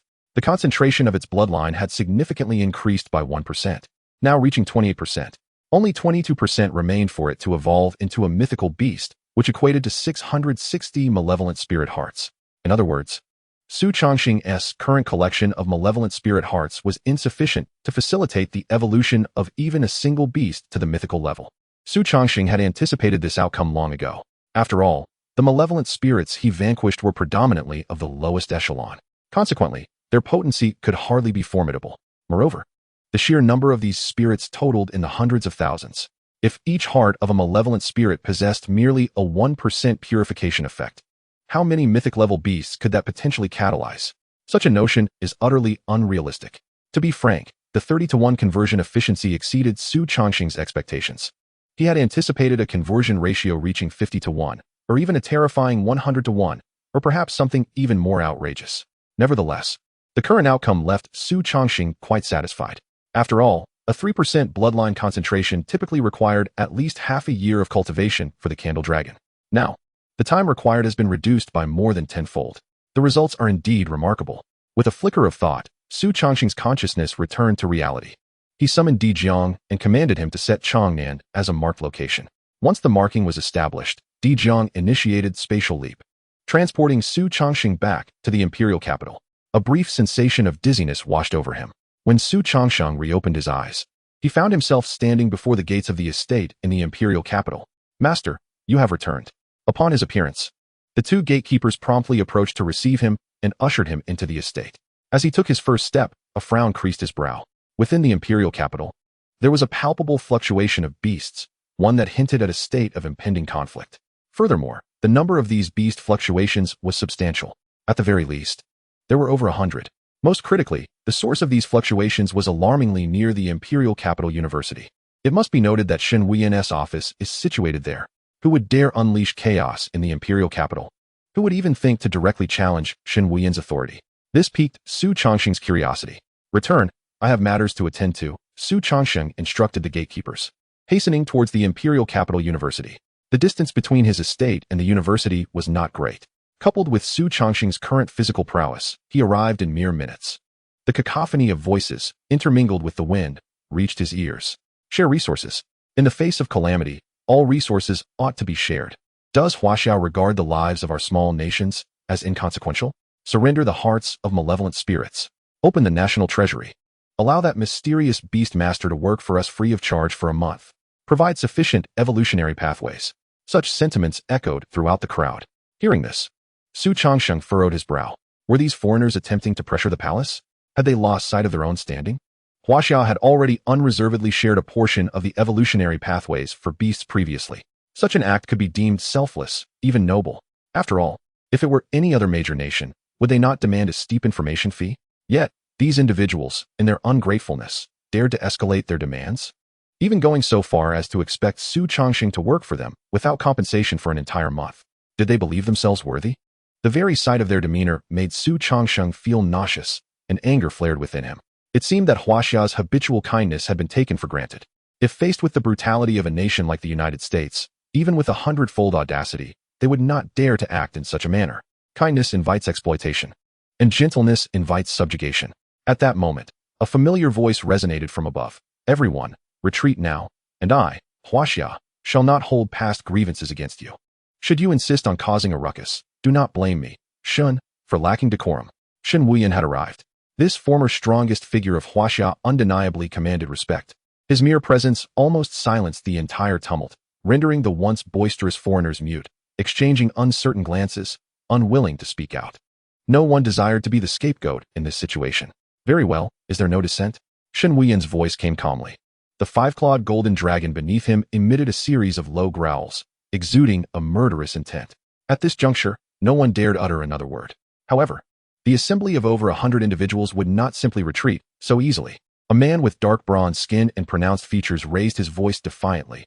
"You Huaxiao are truly heartless. You disregard the pleas of other nations? A San nation, a country with strength approaching that of a major power, yet possessed of an arrogance surpassing that of great nations. Being neighbors to Huaxiao, they had frequently instigated trouble, making them one of the most oblivious nations. On one occasion, Huaxiao's leadership, driven to desperation by their provocations, dispatched troops directly to the capital of Asan. Within half a month, they had breached the capital, prompting Asan to plead for mercy. Yet, it wasn't long before these foolish individuals seemed to forget this lesson and began their raucous clamoring once more. As others witnessed someone leading the charge, their voices rose in unison. It seemed that if Huaxiao did not provide them with resources, it would be deemed Huaxiao's fault. What a grand absurdity. Did they truly believe that Huaxiao's resources were conjured by the wind? Seeing such blatant disregard, Shen Wuyan's brow furrowed, and his fury simmered. Huaxiao had once allied with these small nations to collectively resist the encroachment of the United States. Therefore, even though Huaxiao now stood as the world's foremost power, he still retained a sense of old camaraderie and refrained from striking against former allies. Yet, despite Huaxiao's benevolence, these people showed not a shred of gratitude. Very well. It was time for them to witness bloodshed and understand that the might of the dragon must not be trifled with. Shen Wuyan sighed lightly, unleashing his beastly power, as one beast after another materialized around him. Witnessing such a display, the once boisterous voices abruptly fell silent. They had not anticipated that Shen Wuyan would dare summon beasts to confront them. Yet, the leading figure from Asan showed no fear and continued to shout. fear not. Everyone, he is merely posturing. If he dares to act against our nations, the United States will surely not abandon its denunciation of Huaxia. Oh, no wonder they were so arrogant. It turned out they had the backing of Uncle Sam. Upon hearing this, Shen Wuyin let out a cold laugh, deciding to hold nothing back. Just then, a piercing bird call echoed, followed by Xu Changsheng's calm voice. Principal Shun, do not sully your hands with these individuals. Allow me to handle this. Chapter 154, 4 Sections of Disembodiment. Xu Changsheng's voice was soft and barely discernible, almost lost in the howling winds. Yet, Shen Wuyin heard him clearly. He could also detect the astonishing killing intent concealed beneath Xu Changsheng's calm words. These people had managed to provoke the wrath of Huaxia's newly risen deity of death. I am old, indeed. It seems the realm shall belong to the youth henceforth. Shen Wuyin mused with a sense of relief. As the de facto strongest figure of Huaxia and the current vice-governor, he represented Huaxia's image. For decades, his approach had been one of strength without tyranny, never resorting to unnecessary violence. Now, he could not allow these wretches to tarnish that image. Xu Changsheng, on the other hand, had always acted without restraint since his emergence. Such matters of killing were perfectly suited for him. Before Xu Changsheng could speak, the impudent A-San began to shout once more. You little brat, you haven't even grown your fur yet. Pretending to be a big shot and daring to look down on us from the skies. Do you understand the concept of hierarchy? Upon hearing those words, Xu Changsheng furrowed his brow, a surge of anger swelling within him. How long had it been since anyone dared to speak to him in such a manner? And what had befallen the last person who had the audacity to address him so? Noticing Xu Changsheng's silence, the brash young man grew even more arrogant. Disdain evident in his eyes and the corners of his mouth. Kid, let Shen Wuyin speak. You are not worthy. His laughter erupted like a tempest below.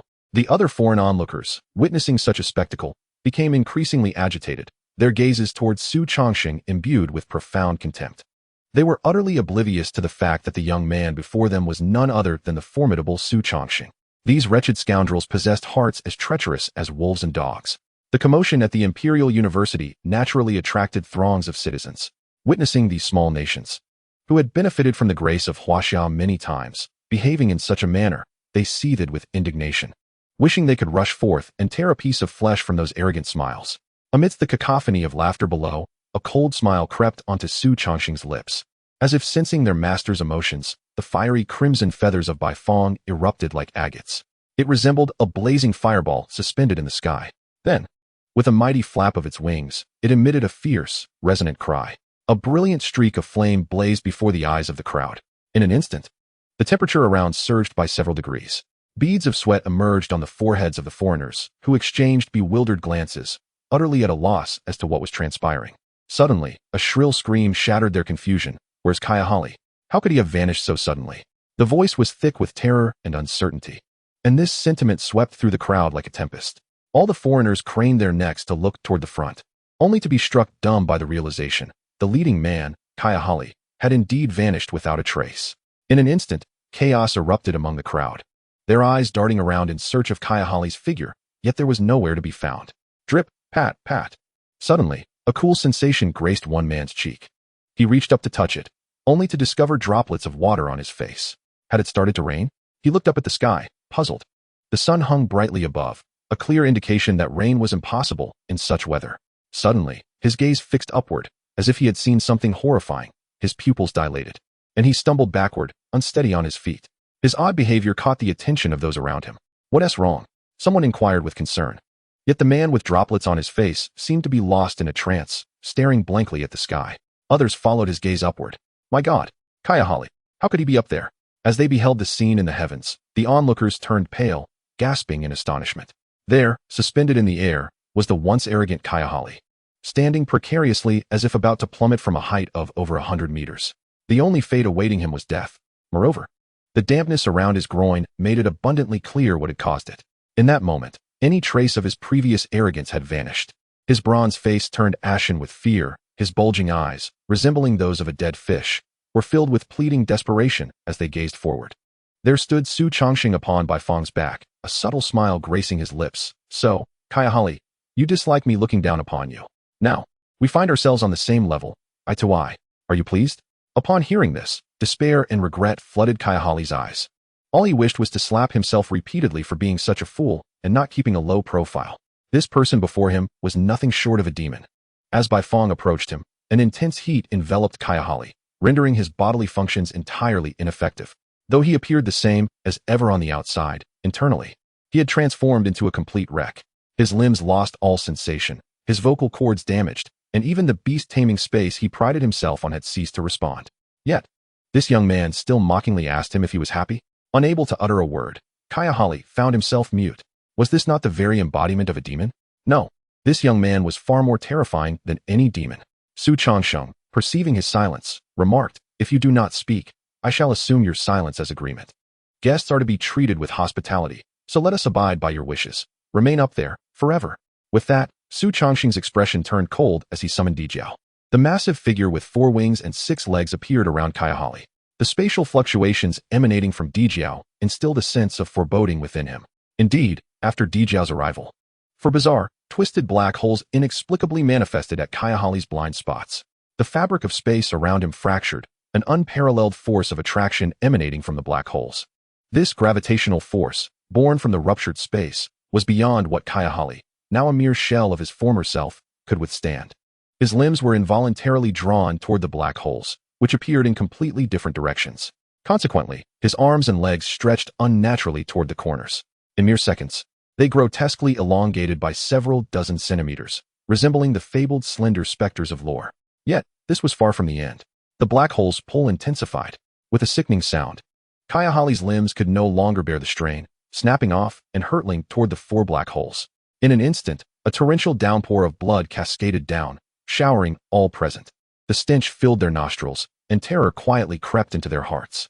A singular thought emerged within their minds. Perhaps they had truly provoked someone they should not have.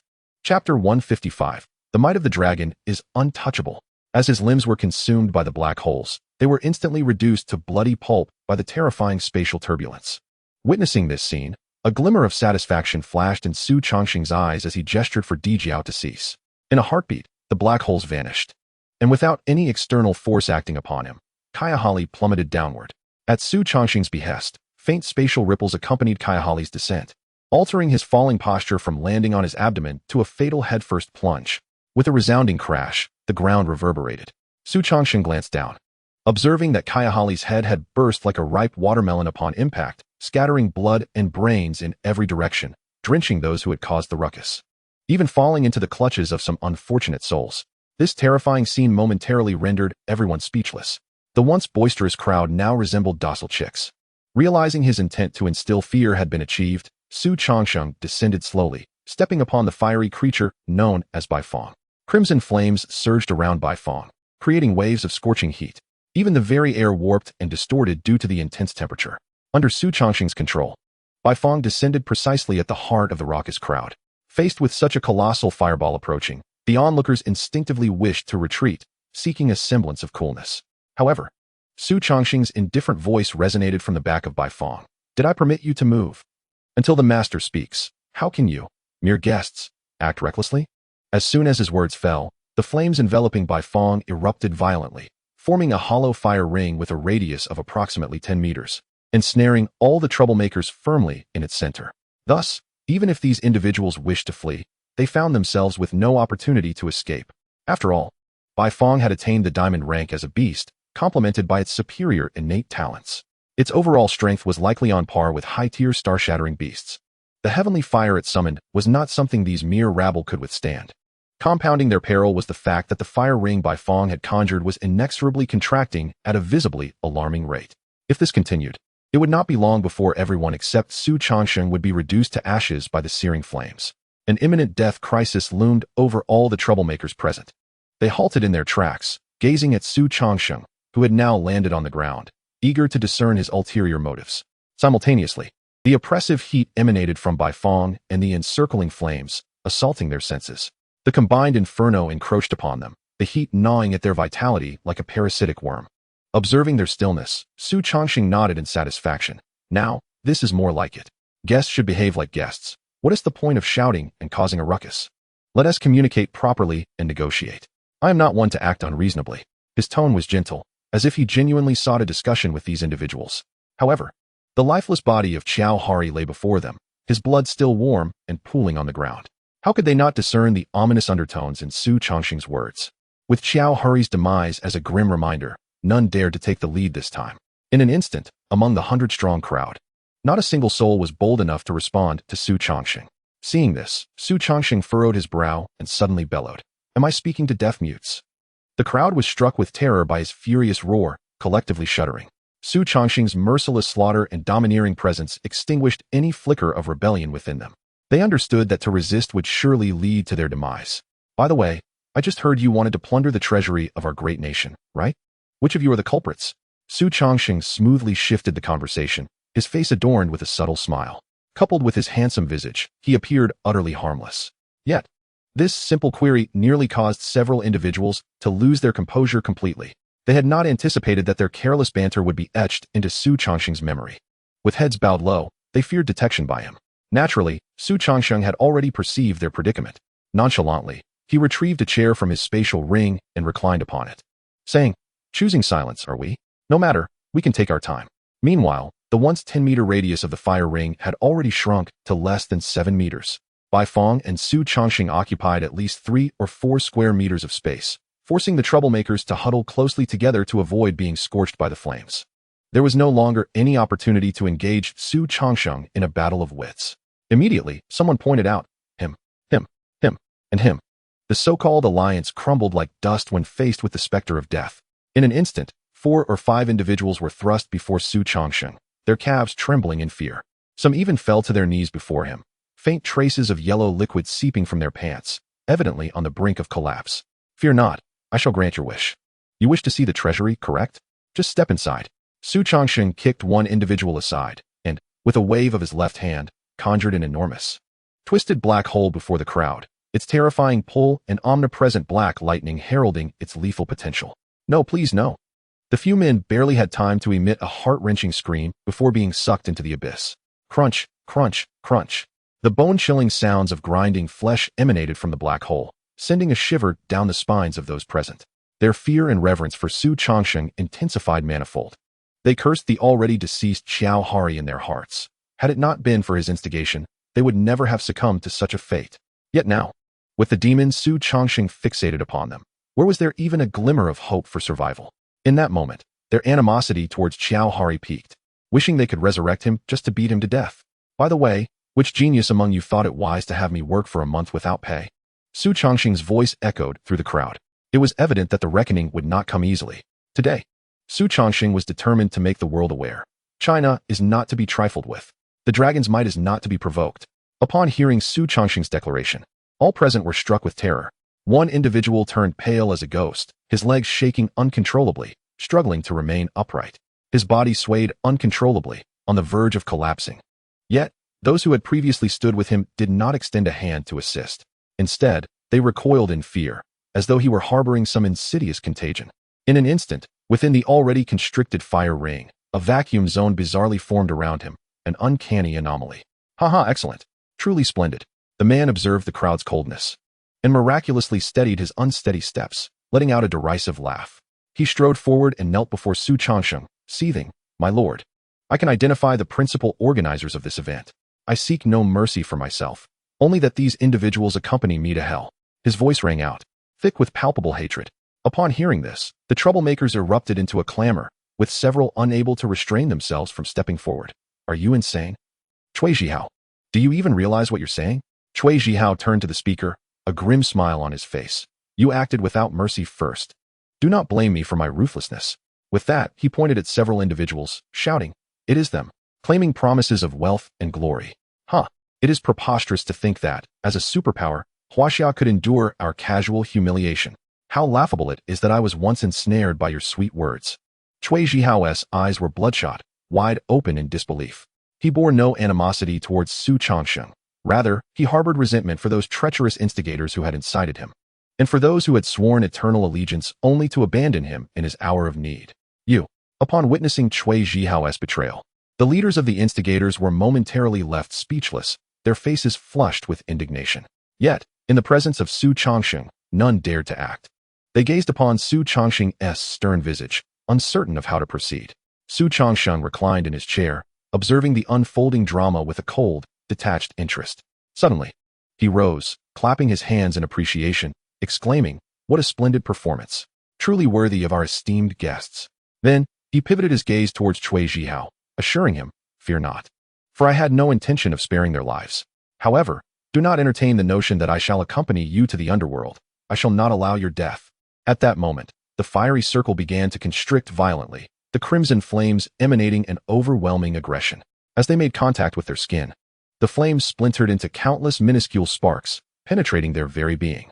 The inferno coursed through their veins and muscles, and within mere seconds, although their exterior appeared relatively unscathed, their interiors had been ruthlessly reduced to ashes. Their skin, devoid of skeletal support, crumpled and fell limply to the ground. The acrid stench filled Cui Zhihao's nostrils as he beheld the demise of those he once called comrades, succumbing to the relentless assault of the divine flame without uttering a single cry of despair. The sight of countless skins strewn across the ground delivered a profound visual shock, pushing him to the brink of psychological collapse.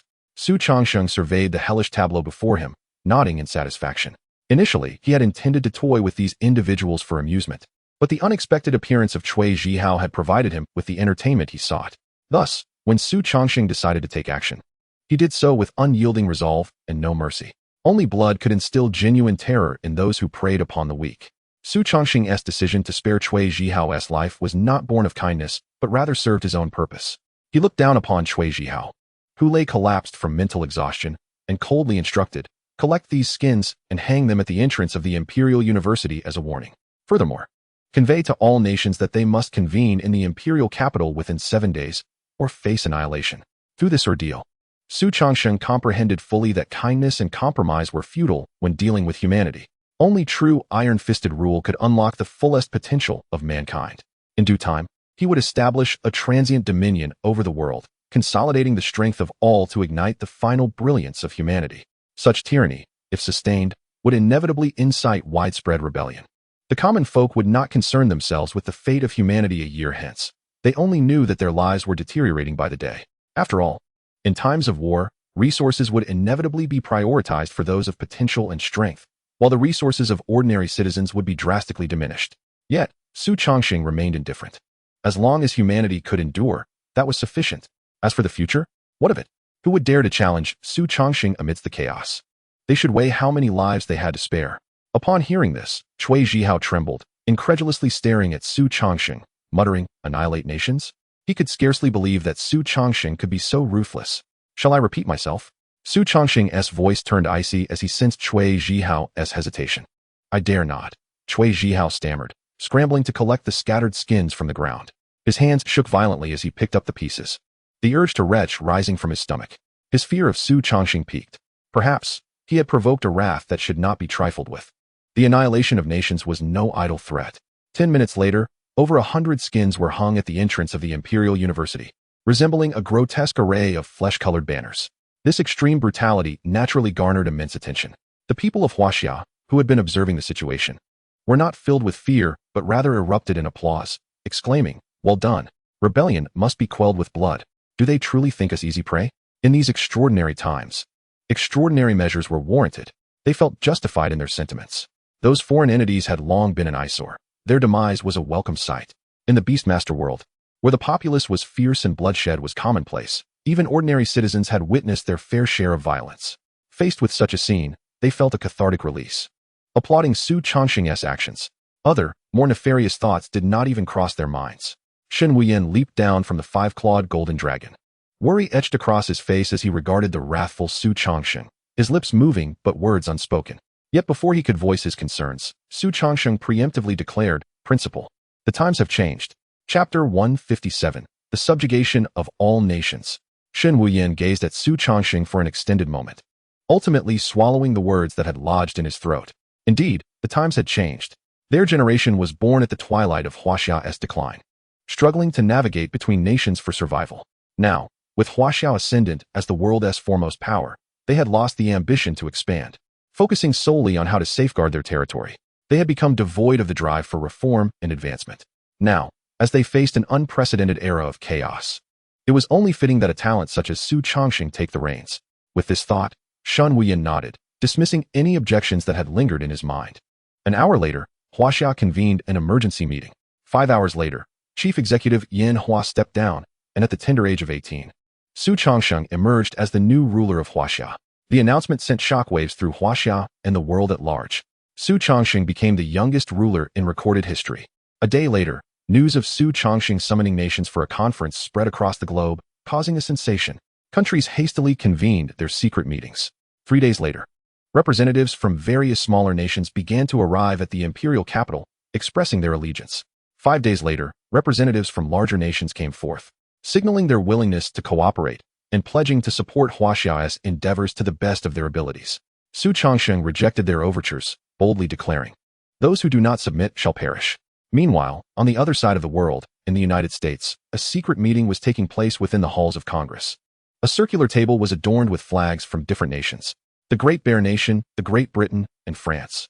One could hardly believe that all the major powers of the world, save Huaxia, had gathered in one place. This was, under normal circumstances, an inconceivable occurrence. However, the representatives of these great powers sat stiffly in their seats, brows furrowed, enveloped in an oppressive silence so thick it felt as though it could drip with tension. What course of action should be taken regarding the affairs of Huaxia? As the established superpower, the United States was the only nation capable of confronting Huaxia head-on, and thus it was the first to voice its opinion. The American representative, his gaze sharp as a wolf's, swept across the faces of his counterparts and declared in a low voice, "Cooperation is out of the question. Submission is the only course. This is utterly preposterous. I propose we simply acquiesce. It's really not such a grave matter." The representative from France interjected. The moment these words left his lips, the other representatives turned to him with glacial stares, sharp as daggers. He merely shrugged and fell silent, harboring a deep disdain for these individuals. If they truly harbored thoughts of rebellion, they would have acted long ago. Why engage in such cautious deliberations? It was merely fear of Huaxia's might that held them back. At present, they were merely seeking to seize greater gains. Yet, with Huaxia's current uncompromising stance, how could they expect to negotiate easily? It would be far wiser to surrender promptly. The atmosphere grew stagnant once more. Xu Changsheng is far too overbearing. After a long silence, an arrogant elder donned in a tailcoat huffed disdainfully. Clearly, he had long harbored dissatisfaction with Huaxia's actions. His words elicited immediate agreement from the others. "But how can we possibly oppose Xu Changsheng?" The French representative responded, raising his hands in a gesture of surrender. "Indeed, according to legend, Xu Changsheng's strength is at least at the high tier of the full moon. A beastmaster capable of shattering stars can dispatch foes with the ease of slaughtering dogs. And yet, among us so-called great powers, some have yet to produce even a single star-shattering beastmaster. The disparity in power is glaring. Legends, merely legends. Have you witnessed it firsthand? Moreover, no matter how formidable he may be, can he surpass our billion-strong army?" The elder in the tailcoat cast a contemptuous glance at the French representative, holding the surrendering faction in utter disdain. Standing behind the American representative, Alan felt his lips quiver, as if he wished to speak. Yet, bound by his position, he swallowed his words. After all, he represented the United States and could not afford to undermine his own resolve. "Very well, allow me to demonstrate," a cold, indifferent male voice echoed from the entrance of the hall. The faces of the gathered representatives displayed unparalleled astonishment as they turned to look towards the door. Outside, where daylight should have reigned, an inky darkness enveloped the space, impenetrable to any glimmer of light. A tall figure emerged slowly from the shadows, footsteps echoing in a steady cadence. He walked not much faster than an ordinary person, yet each step resonated in their hearts like a chilling portent. These representatives knew all too well that the impossibly youthful and strikingly handsome youth before them was none other than the legendary Xu Changsheng. As cold and formidable as the legends described, he could dispatch the guards outside without their slightest awareness. Such a vast disparity in strength could not be compensated by sheer numbers. "Xu Changsheng, what are you doing here? Isn't there's still 2 days left?" The elder in the tailcoat suddenly rose, slamming his palm on the table in indignation. Were it not for his trembling legs, he might have appeared commanding. "Oh, who grants you the right to address me so familiarly?" Xu Changsheng replied coolly, raising his left hand. In an instant, the viscous darkness behind him surged forth, enveloping the elder entirely. "Ah!" A shrill scream erupted from within the darkness, abruptly ceasing a second later. As the shadows receded, the space where the elder had stood was left eerily vacant. The gazes of the representatives fell slightly, revealing beneath the table a shattered skeleton, stripped of all dignity. The representative from the Great Ing had been slain merely for uttering Xu Changsheng's full name. What sheer brutality! What terrified them most was that they had not been afforded a moment to react. The very individual with whom they had been strategizing had just perished before their eyes. "Is there anyone else who wishes to speak?" Xu Changsheng inquired, a glint of interest in his demeanor. Yet, the echo of the great Ing representative's scream still lingered in their ears. How could any of them dare voice further dissent? Very well, if there are no objections. I shall take your silence as submission. Remember, 70% of your national treasury's resources must be surrendered. Furthermore, half of the resources collected each month must also be submitted. These resources will subsequently be redistributed by Huaxia. Xu Changsheng turned to leave, his voice resonating through the hall, commanding and authoritative, leaving no room for doubt or challenge. Chapter 158. The Heart of the Evil Spirit at its depth. With that, Xu Changsheng strode purposefully out of the hall, and the inky darkness dissipated alongside him. Bright sunlight re-emerged, as though the preceding darkness had merely been a figment of imagination. Only beneath the round table did the remnants of the elder's shattered skeleton tell the tale of Xu Changsheng's ruthlessness and mercilessness. Yet, who could blame him? Given that the elder had been the most vociferous in his objections, upon arriving in the United States via spatial transition and locating the venue for their meeting, Xu Changsheng had overheard the British representative's brazen remarks. Thus, who else could he target if not him? Xu Changsheng's experiences over the past 6 months had taught him that often, only through absolute violence would people become obedient and compliant. Therefore, he struck directly at the heart, taking the elder's life. A display meant to intimidate, nothing more. As for its effectiveness, it was precisely as he had anticipated, the moment he laid down his terms. The others dared not utter a single word. Once Xu Changsheng's figure had completely vanished from the hall, the remaining individuals finally allowed themselves to breathe a sigh of relief, their hearts that had been lodged in their throats resuming their normal cadence. While Xu Changsheng was present, they had not dared to exhale, let alone meet his gaze. Fearful that a misstep would lead them to share the same fate as the representative from the Great Ing, death without even the dignity of a complete corpse.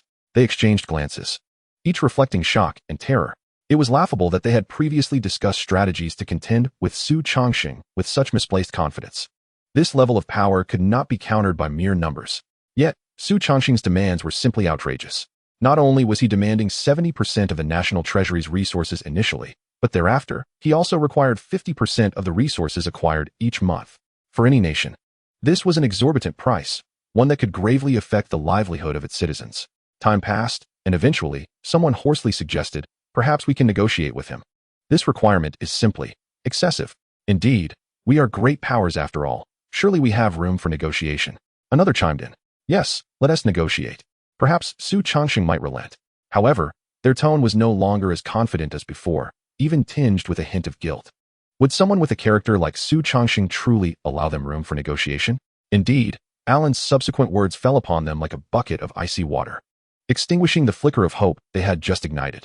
To my knowledge, the initial nations that surrendered to Huaxia were only required to relinquish half of their treasury resources and 30% of their resources each month.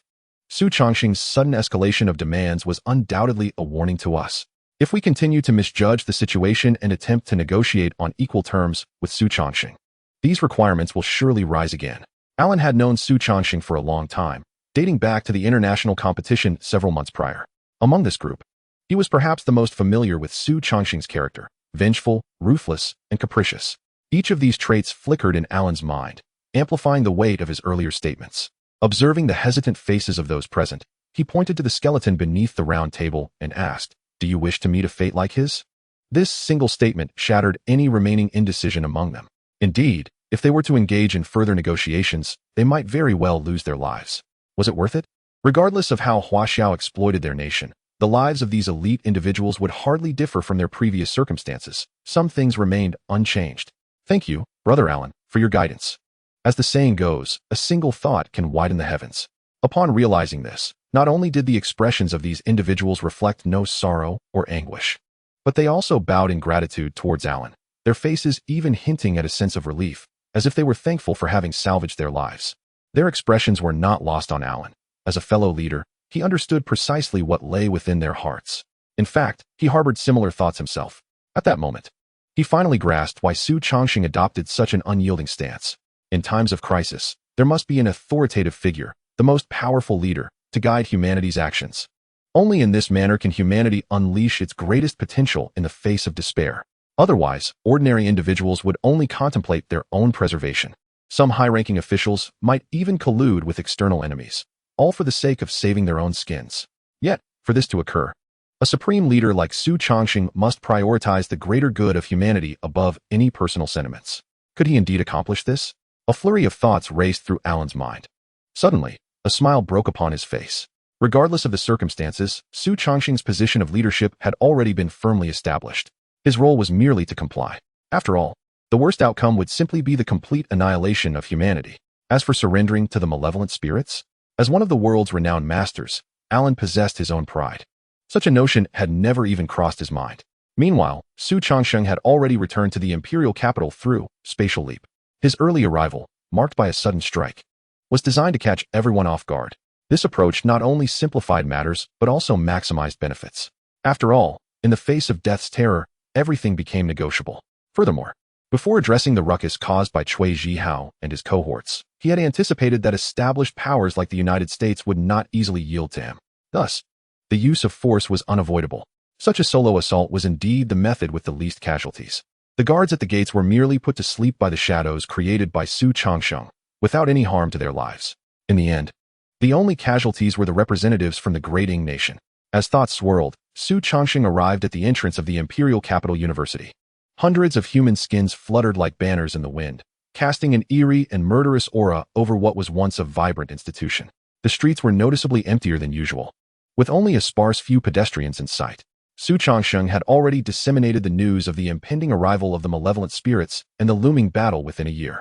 Now, everyone lived in dread, seizing every moment to engage in fervent cultivation, hoping to secure a greater chance of survival in the final hours. After informing Shen Wuyin and others about the surrender of major powers like the United States, Xu Changsheng departed on his own. Although he was the highest leader of Huaxia, his paramount task remained the enhancement of his own strength. After all, he was the foremost combatant against the tide of malevolent spirits. He entrusted all other trivial and significant matters to seasoned administrative personnel like Shen Wuyin and Yan Hua, who were well acquainted with such affairs and executed them with ease. During these days, apart from appearing to quell the disturbances from other smaller nations, he dedicated the rest of his time to rigorous training. Blood Shadow and Emperor Jiang remained in the beast realm, honing their skills through slaughter. Candle Dragon, on the other hand, was voraciously consuming the hearts of malevolent spirits to purify its own bloodline. With each heart devoured, Candle Dragon's efficiency in digestion had markedly improved, reducing the time required to purify 1% of its bloodline from 3 days to merely half a day. In just a few days, the number of malevolent spirit hearts in Xu Changsheng's possession dwindled to less than 100, barely enough for Candle Dragon's consumption over 2 days. Chapter 159, The Beast God? It was time to seek out the Beast God, Xu Changsheng mused. The Beast God possessed at least 600 or 700 malevolent spirit corpses. In other words, that equated to 600 or 700 malevolent spirit hearts. Even if 30 hearts could only purify 1% of the bloodline, such a staggering quantity would undoubtedly allow Candle Dragon to successfully evolve, not to mention the 3 crimson malevolent spirit hearts, whose effects would surely be significantly stronger. Moreover, what captivated Xu Changsheng's interest the most was that the Beast God had been on the front lines against malevolent spirits for countless years. Within its collection, there might be numerous powerful malevolent spirit corpses. If Xu Changsheng could acquire them all, the strength of his summoned beasts would undoubtedly see a tremendous boost. Furthermore, he himself might even achieve consecutive breakthroughs, ascending to the ranks of a star-shattering or even a moonlit beast master. With this thought in mind, Xu Changsheng hesitated no longer. He raised his hand to summon Emperor Jiang and Blood Shadow from the beast realm. The familiar spatial fluctuations enveloped him as the fabric of reality before him shattered and twisted, forming a colossal black hole. A rancid stench swiftly emanated from the depths of the void. Before the 2 summoned beasts even emerged, the metallic scent of blood filled the room, indicating their extensive slaughter in the beast realm. Previously, Xu Changsheng had inquired of the beast god whether Blood Shadow could be permitted to kill freely. The response was, as long as it serves to enhance Xu Changsheng's strength and does not harm the residents of my domain, he is free to kill as he pleases. With this reassurance, Blood Shadow could unleash its full potential without restraint. Even within the beast realm, few could rival Blood Shadow's ferocity. Moreover, Xu Changsheng had specifically instructed the beast god to keep a watchful eye on Blood Shadow, ensuring its safety. After all, Blood Shadow was currently the mainstay among Xu Changsheng's summoned beasts, and any misfortune could not be tolerated. The beast god, recognizing the necessity of Xu Changsheng's swift growth, reluctantly agreed. At present, he not only aims to protect the beast realm, but also serves as a bodyguard for Xu Changsheng and his beasts. Should this information circulate, his formidable aura would likely sweep everything away. However, given the deity's strength, such concerns are trifling. Those of his caliber prioritize only benefits, dismissing all other matters. Through their prolonged interactions, Xu Changsheng has gained a clearer understanding of the beast god, leading to a subtle shift in his perceptions and viewpoints. Perhaps, once the crisis of the malevolent spirits is wholly resolved, Xu Changsheng will no longer fantasize about a severe blow to the beast goddess crown, but rather a thorough thrashing, allowing him to experience some pain. As thoughts swirled, the familiar dark purple palace materialized before Xu Changsheng. He adeptly entered the main hall where the beast god resided, lifting his gaze toward the surging, grotesque purple mist. However, upon a mere glance, an expression of shock uncontrollably spread across his face. His eyelids twitched violently, as if he had stumbled upon something utterly inconceivable. The once menacing mist encircling the beast god had vanished completely. Within the mist, there was nothing but emptiness. The beast goddess' presence was conspicuously absent. Where could he have gone? Was it death, disappearance, or simply a matter of attending to other affairs? Without the beast goddess' assistance, how could Xu Changsheng alone withstand the relentless onslaught of the malevolent spirit army? A torrent of thoughts surged through his mind. His gaze darted back and forth, desperately seeking a trace of the beast god. Suddenly, Xu Changsheng's attention sharpened, as if he had uncovered a clue. He swiftly moved his feet, traversing the lengthy staircase to the former throne of the beast god. There, a letter with a dark purple cover lay, nearly blending into the throne's color. Had it not been for Xu Changsheng's SSS level talent, the eye of the world, he might have truly failed to detect the anomaly from several dozen meters away. Xu Changsheng bent down to retrieve the letter, which boldly bore the inscription, "To Xu Changsheng, personally opened." There was no doubt. This was a message deliberately left for him by the beast god.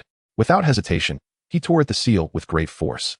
Yet, to his astonishment, despite his current strength, he found himself unable to break the seal of this seemingly mundane letter. It was important to note that Xu Changsheng had diligently trained to reach the 5th tier of diamond rank. His physical prowess, bolstered by multiple enhancements, had far surpassed that of an ordinary star fragment beastmaster. In recent days, he had engaged in numerous contests of physical ability with the true star fragment beastmaster, Shen Wuyan, and had always emerged triumphant. Yet even so, he could not rend this ordinary-seeming letter seal.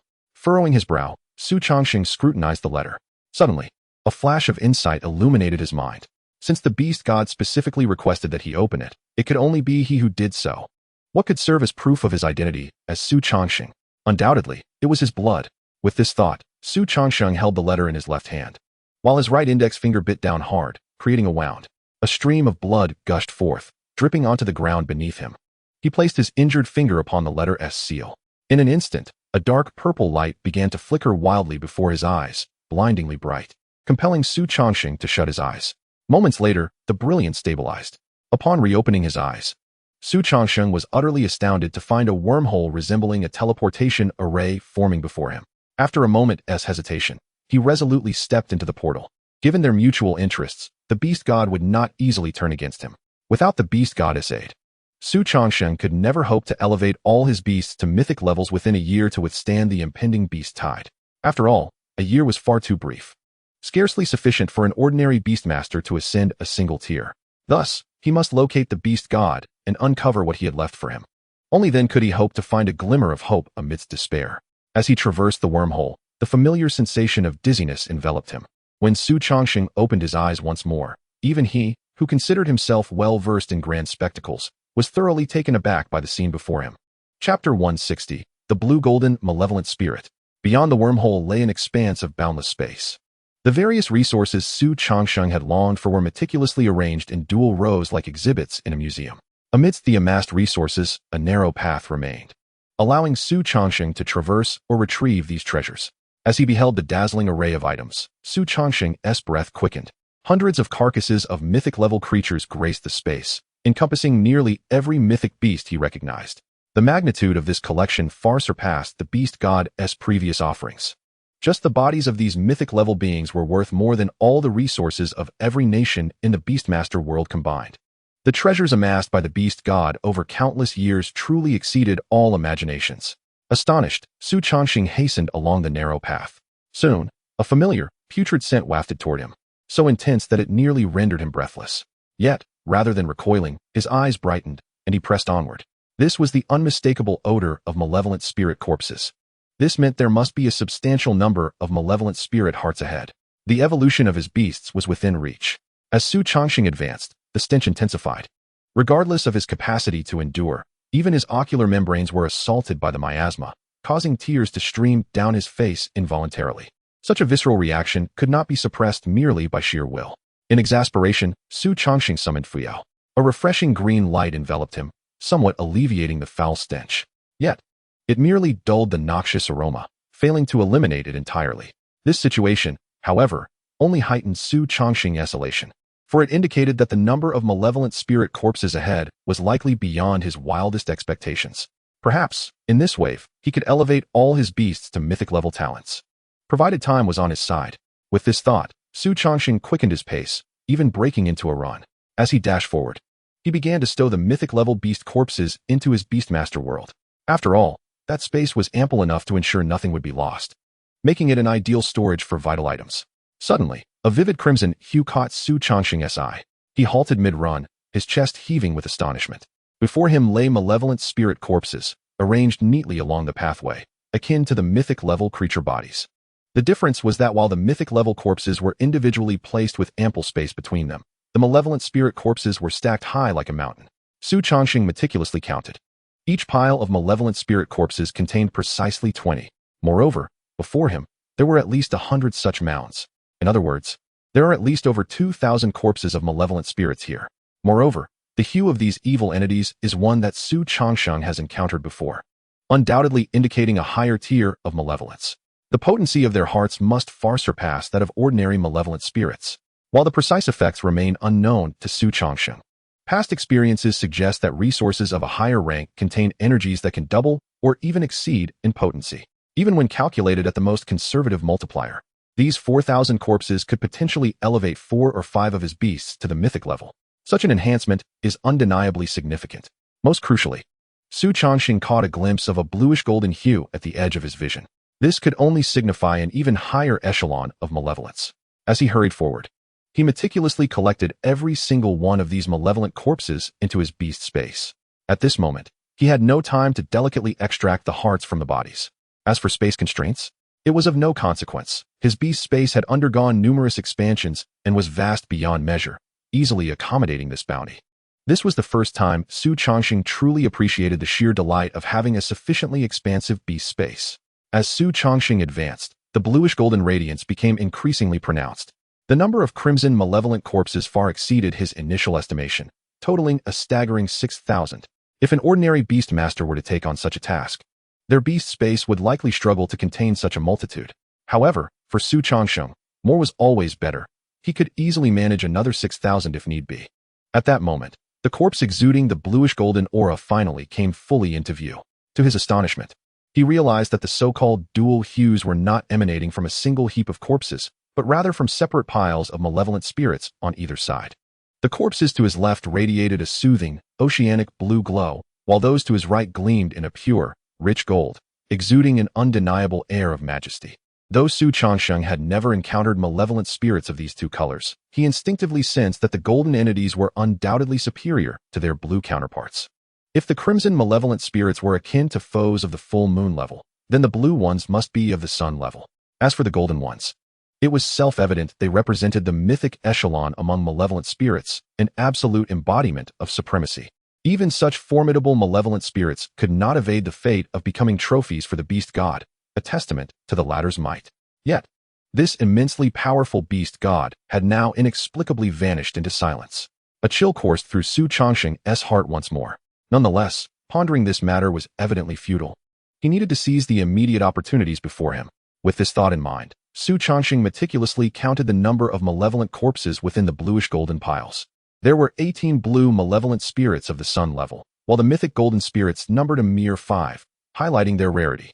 The energy contained within them was undoubtedly immense. Xu Changsheng even speculated that the heart of a golden malevolent spirit could directly enhance a beast's bloodline by 10% or even more. Without a moment's hesitation, he stored the bluish-golden malevolent spirits into his beast space and continued onward.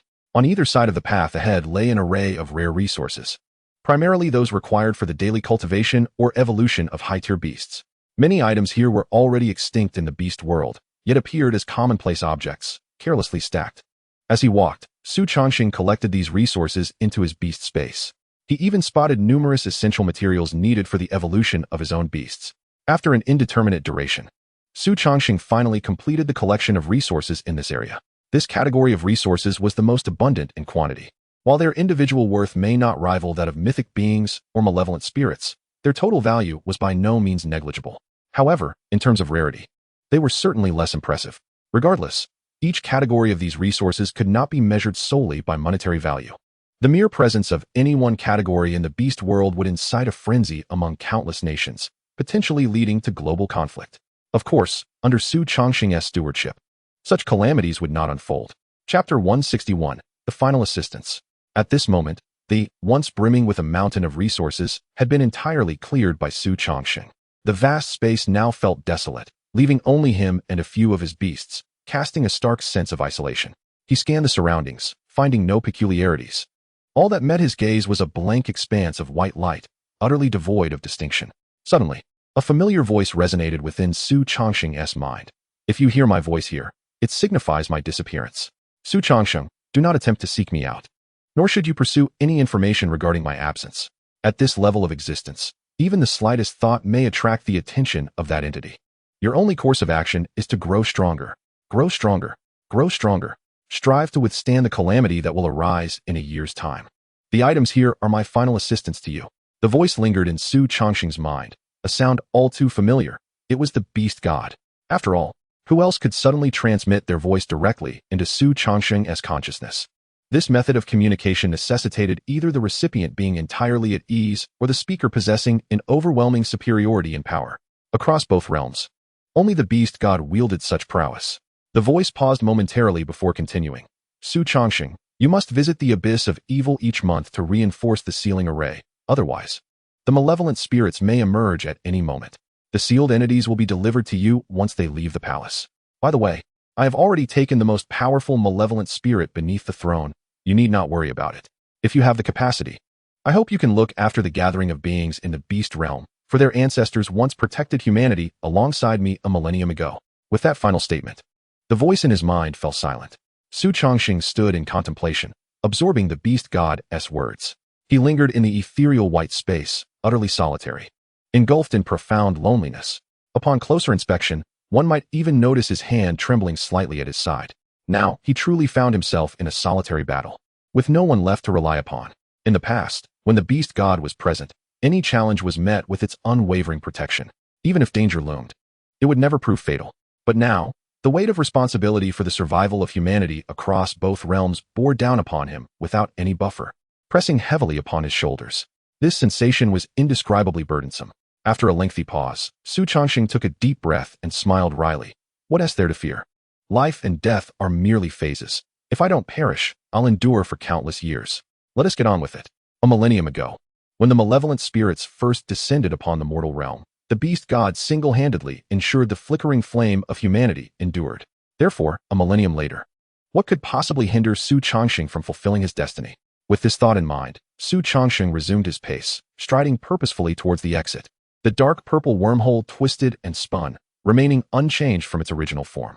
With a single step, Xu Changsheng traversed through it. After a brief moment of dizziness, the familiar dark purple palace reappeared before him. Descending the steps, he soon found himself outside the palace.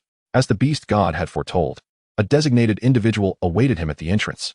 The destined one, you have arrived, announced a tall, striking woman adorned with a pair of fox ears atop her head. Unlike the others here, whose faces were obscured by dark fur, hers was smooth and exceptionally handsome. I am Hu Dingjin, please. Upon noticing Xu Changsheng's gaze, she inclined her body slightly, gesturing for him to follow. As she turned, Xu Changsheng noticed a fluffy foxtail protruding from behind her, swaying adorably with her movements. Undeniably captivating. Witnessing this scene, the gloom that had arisen from the beast god's disappearance began to dissipate somewhat. It seemed the beast god had anticipated his disposition, arranging for such an enchanting guide. The two moved in silence, navigating through several narrow alleys until they emerged into a spacious area. Before Xu Changsheng stood a grand edifice constructed entirely of black stone bricks. A faint spatial fluctuation emanated from its surface. However, unlike the spatial distortions associated with teleportation arrays, the fluctuations here served to insulate against external spatial activities, thereby safeguarding the treasures within to the utmost extent. This was somewhat akin to the forbidden stones of the Beastmaster world, albeit more sophisticated and undoubtedly more costly. Of course, for the beast god. The value of items was of little concern. Functionality was paramount. Please, Xu Changsheng said, bowing slightly. This chamber is accessible only to you. She reverently presented a stone key with both hands, placing it into Xu Changsheng's palm. Throughout their journey thus far, she had not dared to meet his eyes. Her gaze fixed upon the cobblestones beneath her feet, despite her towering stature. It was unclear what kind of upbringing had instilled such deference in her. Thank you, Xu Changsheng murmured as he accepted the key. The simple expression of gratitude seemed to startle Xu Changsheng, causing her slender form to tremble as she immediately knelt, exclaiming, Destined One, have I erred in any way? Please instruct me. Seeing her in such a posture, Xu Changsheng was perplexed and quickly endeavored to assist her to her feet. It's nothing. I was merely expressing my thanks. However, no matter how earnestly he tried, Xu Changsheng remained on the ground. As if only through this act could she find solace for her perceived transgressions. Even when Xu Changsheng forcibly helped her up, she would promptly kneel again, displaying an extreme humility. Recognizing the futility of his attempts to dissuade her, Xu Changsheng decided to refrain from further insistence. Perhaps the customs of the beast realm dictated such behavior. Different worlds held dissimilar social norms, and there was no need to impose his own. Approaching the stone house, he produced the key and turned it in the lock. The heavy stone door creaked open, revealing the interior's arrangements to his gaze. Numerous dark purple ceiling stones were meticulously arranged upon stone shelves, numbering at least in the thousands. If there were merely a one-year time frame, then these thousands of ceiling stones would surely remain unused. Yet, since the beast god had prepared so many, there must be a significant purpose behind it. Given that Xu Changsheng's beast master space was sufficiently vast, he promptly collected all the ceiling stones into his realm. Then, with his eyes shimmering with golden light, he utilized the eye of the world to thoroughly inspect the room, ensuring that nothing had been overlooked before he felt secure enough to depart. As he pushed open the stone door, the faint sound of a woman weeping reached his ears. Following the sound, he discovered that the one crying was none other than Xu Changsheng, the very woman who had insisted on kneeling before him. At this moment, she was being dragged forward by two burly men with dark fur, one on either side. Her once vibrant white fox tail now languished on the filthy cobblestones, stained with grime, while Xu Changsheng herself hung her head low, offering no resistance, as if this were her fate. Observing this scene, Xu Changsheng felt a wave of confusion regarding Xu Changsheng's transgressions that warranted such treatment. Moreover, why would the beast god appoint a transgressor as his guide? As he pondered this, a sudden realization struck him, and his expression darkened as he called out to the two dark-furred men, "Halt." Previously, he had inquired about his status in the beast realm, to which the beast god had replied, "You are equal to me." This implied that within the beast realm, aside from the beast god, Xu Changsheng held the highest rank. Now that the beast god had vanished, Xu Changsheng's status was naturally that of the foremost authority in the realm, issuing commands to the two towering men, who were merely at the advanced stage of the Shattering Star realm, was surely within his capability. Indeed, upon hearing Xu Changsheng's authoritative tone, the two men, each standing nearly 2 meters tall, showed no hesitation as they turned and shouted, "Destined One, what is your command?" Their voices boomed, causing Xu Changsheng's ears to ring slightly. Approaching them, he pointed at Xu Changsheng and inquired, "What has she done?" To his astonishment, even before he reached the two men, they had already knelt before him with fluidity, as if they had performed the action 1,000 times before. Witnessing this, Xu Changsheng asked again, "And why are you two kneeling?" The two men exchanged glances before lowering their heads, explaining, "Xu Changsheng has shown you great disrespect, and according to our laws, she is to be exiled to the forbidden place, never to leave, and cannot take her own life. Otherwise, her family shall face the same fate. As for our kneeling, it is because those of lower rank must never look down upon those of higher rank in any form or for any reason, lest they too be judged as disrespectful." This revelation far exceeded Xu Changsheng's expectations. He had not anticipated the chasm between the upper and lower echelons in the beast realm to be so immense. If being tall placed one at the bottom, would they not kneel before every individual they encountered? Moreover, what disrespect could Xu Changsheng have possibly shown him? Despite her height, she was not taller than Xu Changsheng. Throughout their journey, she had not dared to meet his gaze. Her every action was beyond reproach. Wherein lay the disrespect? Expressing gratitude from a superior to an inferior was, in itself, a desecration of one's own status. Should such a situation arise, both the superior and the inferior ought to be executed as a warning to others. The dark-furred man who had spoken cautiously raised his gaze to meet Xu Changsheng's eyes before quickly adding, "However, your status is far too exalted for us to impose any penalties. Thus, we can only address Xu Changsheng's actions." Upon hearing this explanation, Xu Changsheng couldn't help but click his tongue in disbelief. Is such a procedure truly in existence? Those of noble status are even prohibited from expressing gratitude to their inferiors? What a grotesque world this is. He had initially thought that the compulsory breeding of humans in the beast realm was sufficiently inhumane, only to discover that there exists this additional layer of absurdity. It appears that under the dominion of the beast god and the oppression of evil spirits, the beast realm has indeed established a stark hierarchical system, wherein anyone attempting to disrupt it, regardless of their exalted position or humble status, cannot escape the clutches of death, unless one, like Xu Changsheng, has ascended to the role of a status architect. How then do you assess an individual's rank and nobility? Is it lineage or something else? Xu Changsheng continued to inquire patiently. Now, having attained a semblance of authority within the beast realm, he could no longer afford to remain uninformed as he once was. It is a matter of strength and potential, the burly man with dark hair replied, his tone tinged with a hint of pride. The most revered positions are held by powerful warriors and those, like yourself, who possess the ability to bring an end to chaos. Conversely, individuals like Xu Dingjin, who rely on their looks for survival, occupy the lowest and most disreputable strata of society. Upon hearing this, Xu Changsheng sighed and waved his hand, saying, ignorance absolves one of guilt. I was unaware of your customs, so I cannot be deemed a criminal. Moreover, Xu Dingjin has suffered due to my ignorance, so let this matter rest. At this, Xu Dingjin's head, which had been bowed low, suddenly lifted, her tearful eyes gazing at Xu Changsheng with immense gratitude. Her countenance was as pitiable as that of a weeping pear blossom, evoking genuine sympathy. However, Xu Changsheng's motivation to assist her was not merely her adorable appearance. In truth, Xu Dingjin should not have been subjected to such calamity due to another's error. As Xu Changsheng's powers grew, he increasingly sensed the intricate web of cause and effect that exists in the universe. Should Xu Dingjin perish unjustly because of him, it would likely hinder his own growth at some future juncture. This was a significant reason behind his seemingly meddlesome intervention. Upon hearing this, the two burly men exchanged glances, momentarily uncertain of how to proceed. On one hand, they adhered to the long-standing rules. On the other, they faced the command of the fabled Destined One. The choice between the two was indeed a difficult one. Just as they were at an impasse, a heavy footfall approached from the side, followed by a somewhat familiar voice that echoed in Xu Changsheng's ears. Let go of Xu Dingjin at once. Xu Changsheng turned his gaze to find that the newcomer was none other than the deputy city lord, Zhang Jianyan, who had initially escorted him to meet the beast god. Clad in heavy armor, he bore the remnants of unshed blood, as though he had just returned from the front lines, emanating an aura of coldness and brutality that made him seem almost untouchable. Even as the deputy city lord spoke, the two burly men remained prostrate on the ground, their foreheads nearly touching the earth. Xu Changsheng was not surprised by this. After all, if the lightest utterance from a higher authority could completely absolve one of punishment, what significance would the law hold?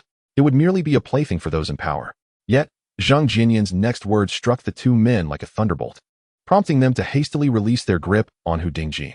The city lord has decreed that upon his departure, the position of city lord shall be temporarily assumed by the Destined One.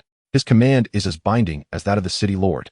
Zhang Jinyan's pronouncement rang with authority, piercing the two men like a blade, compelling their hands to retract as if stung by a needle. If the law is the sword hanging over the heads of all who dwell in the beast realm, then the beast god is the wielder of that sword, governing the lives and deaths of mortals, unbound by the law. Therefore, the temporary city lord, Xu Changsheng, naturally wielded such power. He could, at his discretion, alter the fate of any offender. Witnessing Xu Dingjin's release, Xu Changsheng felt a measure of relief, while simultaneously grappling with the enormity of the power the beast god had entrusted to him. This ancient being possesses a remarkable level of trust in me. However, considering their shared interests in the current struggle, mutual trust was only logical. Moreover, given Xu Changsheng's character, he would never harbor ill intentions toward the descendants of those who had once protected humanity. In fact, he would likely extend them extra care. This maneuver was decidedly astute. A millennium of existence had not only endowed the beast god with nearly invincible strength, but it also granted him an uncanny ability to discern the hearts of men. My lord, please follow me. The city lord has some matters to entrust to you, Zhang Jinyan spoke in a low voice, his armor quivering slightly with the resonance of his words, the still wet blood trickling down to the ground. Very well, lead the way, Xu Changsheng replied, astonished that the beast god had yet more to bestow upon him. The accumulation of 1,000 years is indeed remarkable. You may return to your respective duties. Let today's events remain confidential. Xu Changsheng gently urged Xu Dingjin and the two burly men as he prepared to depart. He held a modicum of fondness for these three individuals. After all, they were diligent in their responsibilities. Yes. Upon hearing Xu Changsheng's words, the two burly men appeared invigorated, their faces alight with pride as they exclaimed. For them, the city lord was an unreachable figure, yet today, they had engaged in conversation with him. Although they must keep it secret, the memory would be a source of pride for them. As the three departed, Xu Changsheng followed Xu Changsheng closely. The three children, the eldest of whom was barely 16, had a remaining lifespan that would not exceed 20 years. As they walked, Xu Changsheng suddenly remarked, "The two burly men you just encountered appear to be in their 30s or 40s, but they are, in fact, not yet 16. Xu Changsheng was taken aback. In the beast realm, one of such tender age would not even qualify for talent awakening, remaining ensconced within the ivory tower of academia, let alone ascending to the front lines to fight desperately. A wave of sorrow washed over Xu Changsheng at this thought. These individuals truly suffered greatly. It is precisely for this reason that we hold you in such high esteem, hoping you will lead us to break free from this predicament, Xu Changsheng continued solemnly. This man, whose exterior was as unyielding as a mountain, harbored deep emotions within, all of which he had previously concealed beneath his frigid armor. Xu Changsheng remained silent, unwilling to offer Xu Changsheng any assurances. He could not even guarantee his own survival in the impending final battle. Just then, Xu Changsheng halted, and Xu Changsheng realized that they had unwittingly arrived before a dark purple palace, remarkably similar in design to the one previously occupied by the beast god, albeit slightly less grandiose. The grand doors of the palace stood wide open, yet the interior was shrouded in darkness. The blood-red rays of sunlight from the outside world, upon entering the palace, seemed to be entirely devoured by the mysterious entities within, exuding an aura of malevolence. "Please, come in. I spoke out of turn earlier. Do not take it to heart," Xu Changsheng said, standing to the right of the grand entrance, bowing slightly to gesture for entry. Xu Changsheng nodded in acknowledgement, expressing his gratitude. Soon, the heavy footsteps receded into the distance. Each step felt as though it weighed heavily upon Xu Changsheng's heart. After standing at the threshold for a moment, he shook his head, forcefully suppressing the chaotic thoughts swirling in his mind, and stepped deeper into the palace. Bang! As he entered, the once open doors slammed shut with a thunderous crash. In that instant, all light vanished. Darkness and silence enveloped Xu Changsheng. Out of caution, he summoned all his beasts the moment the doors closed, surrounding himself in a protective formation akin to stars encircling the moon. In this arrangement, Xu Changsheng felt safest. With the flames conjured by the firebird, he managed to make out the furnishings within the palace. The darkness was eerily profound. Even the celestial flames could not completely dispel it, only managing to illuminate a small area before him. The vast palace was divided into 4 distinct sections, each containing a colossal cage that appeared to harbor signs of life. Xu Changsheng, bold and skilled, cautiously approached the cage nearest to him. Upon glimpsing the creature within, his eyes widened in astonishment, his pupils involuntarily constricting in shock. Inside the cage was a cephalopod, adorned with countless blood-red tentacles, its body a shimmering blue, swiftly drawing near. Hundreds of eyes suddenly opened on its form, all fixated intently on Xu Changsheng. A foul odor, reminiscent of burnt plastic, gradually wafted toward him. This appearance and this scent, it was unmistakably the malevolent octopus he had previously sealed away. According to legend, the 4 apostles of the beast god were, in fact, among the deity's cherished beasts.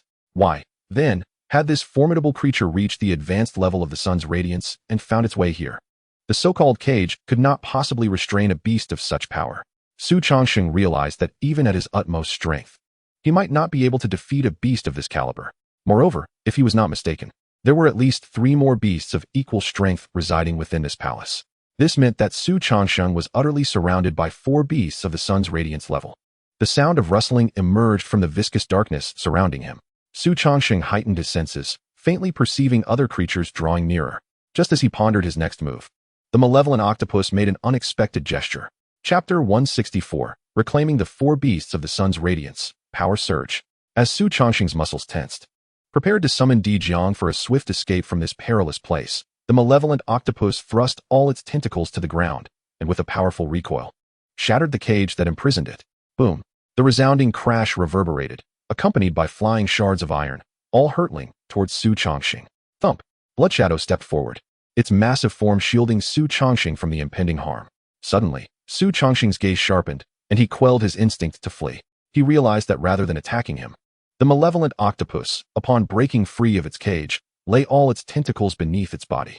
Simultaneously, it lowered its immense form slightly, closing hundreds of eyes in unison. As a beast master, Xu Changsheng recognized this posture as one of submission. Why would this creature submit to him? Just months prior, he had personally sealed it, extinguishing any thoughts of freedom. Xu Changsheng's eyes roamed over the octopus's body. Then, he noticed a bluish liquid seeping from beneath it. The scent was unmistakably similar to the bloody odor emanating from Xu Changsheng earlier. Could it be that Xu Changsheng had subdued the malevolent octopus on his behalf?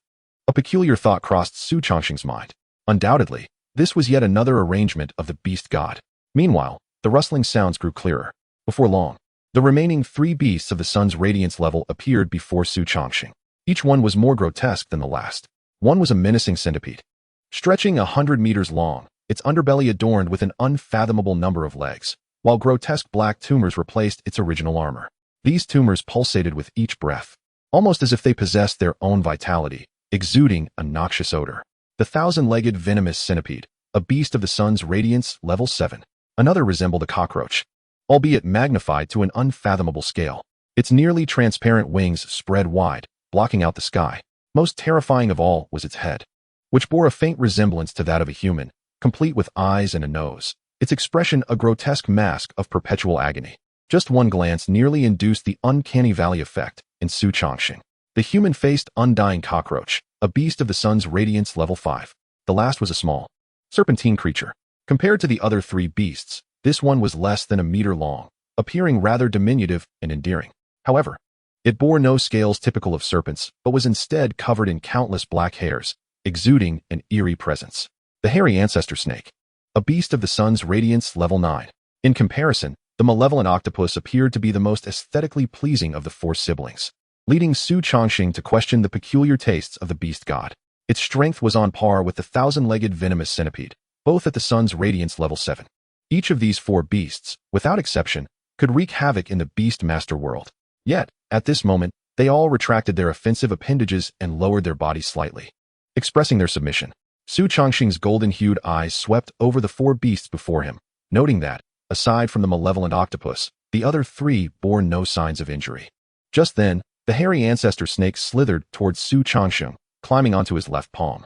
The soft touch combined with its triangular-headed form evoked a peculiar sensation within him. Hiss! The hairy ancestor snake opened its mouth slightly, revealing 2 sharp fangs. Xu Changsheng was even able to glimpse several venom sacs and a small piece of paper hidden deep within its mouth. After a moment of hesitation, he commanded Fuyo to envelop his right hand in green light while remaining vigilant of the hairy ancestor snake's movements. Once everything was prepared, Xu Changsheng bravely extended his hand into the creature's mouth to retrieve the small piece of paper. This was not due to Xu Changsheng's timidity or excessive caution. After all, with the prowess of a 9th-rank daylight serpent, the only thing separating it from a complete mythical-level creature is a modicum of innate talent and time. Its strength undoubtedly far surpasses that of Xu Changsheng in his current state. Should he inadvertently come into contact with the venom sacs within its maw, the ferocity of that toxin would likely lead to his swift demise. Even with Fu Yao's presence, it is uncertain whether she could rescue Xu Changsheng in such an event. Nevertheless, against all odds, the paper ball was safely retrieved by Xu Changsheng. Upon unfurling it, the robust characters of the beast god revealed themselves. This beast can assist you in sealing the abyss of evil to avert danger. Little Blue may exhibit some temper. Please exercise caution. Upon reading this, Xu Changsheng experienced a moment of clarity. The beast god was concerned about his safety while sealing the abyss of evil, fearing he might encounter perilous situations akin to those faced previously. As the deadline approached, the abyss had become increasingly unstable, and an outbreak of malevolent spirits could occur at any moment. At that point, even Xu Changsheng's current strength might not suffice for a safe retreat. However, with the assistance of 4 9th-rank ferocious beasts, both the efficiency and safety of the sealing process would be greatly enhanced. The beast goddess foresight was nothing short of meticulous. As for the Little Blue mentioned, there was no doubt it referred to the malevolent octopus. Perhaps worried about the enmity between the two, the beast god even took the time to advise Zheng Jianyuan, this unparalleled 9th-rank ferocious being, to temper the malevolent octopus's hostility before departing. This would explain its injuries, and the results were evidently significant. Upon seeing these 4 ferocious beasts, Xu Changsheng felt a stirring within him, even contemplating the notion of contracting them as his own beasts. After all, these 4 had ascended to their 9th rank through their own efforts, and thus, their veins surely flowed with mythical bloodlines.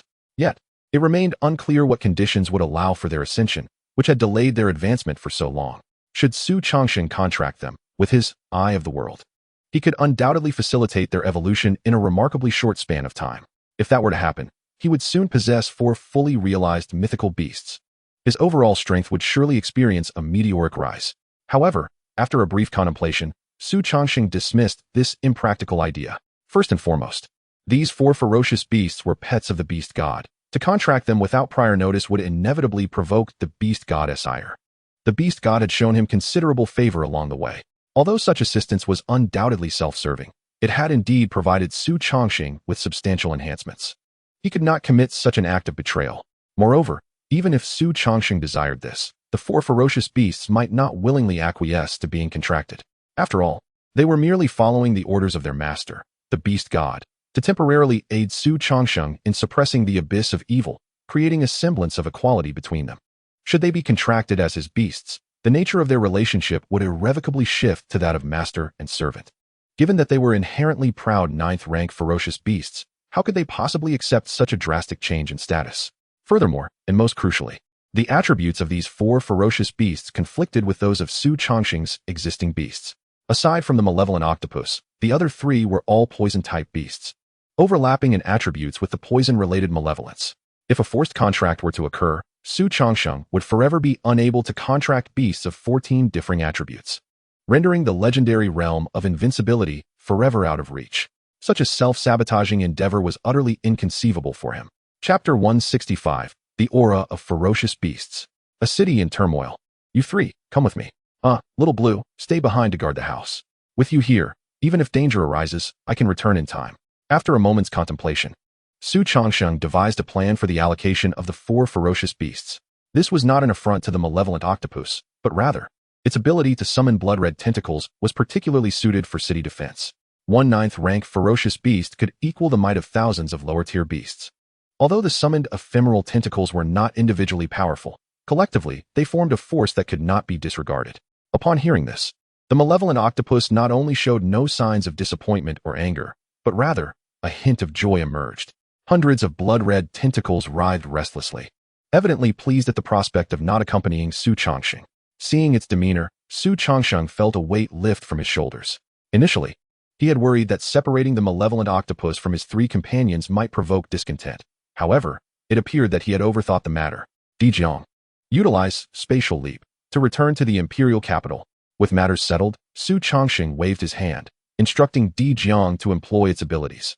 At his command, a violent surge of spatial energy engulfed Xu Changsheng and all the ferocious beasts. In the blink of an eye, the spacious room was left with only the malevolent octopus. As the others had already been transported to the imperial capital, Xu Changsheng felt a fleeting sensation before finding himself in his estate. Beside him stood not only his longtime companion beasts, but also 3 fearsome 9th-rank ferocious beasts. The distinct energy fluctuations characteristic of high-tier ferocious beasts radiated freely around them. Within a mere second, alarms detecting ferocious beast auras within the imperial capital blared abruptly. Beep, beep, beep. The alarms echoed repeatedly, signaling the highest level of alert. Such alarms typically only sounded in the presence of 9th-rank ferocious beasts, and now, the imperial capital had directly encountered them. Consequently, the alarms intensified, blaring incessantly, their piercing tones striking terror into the hearts of every resident.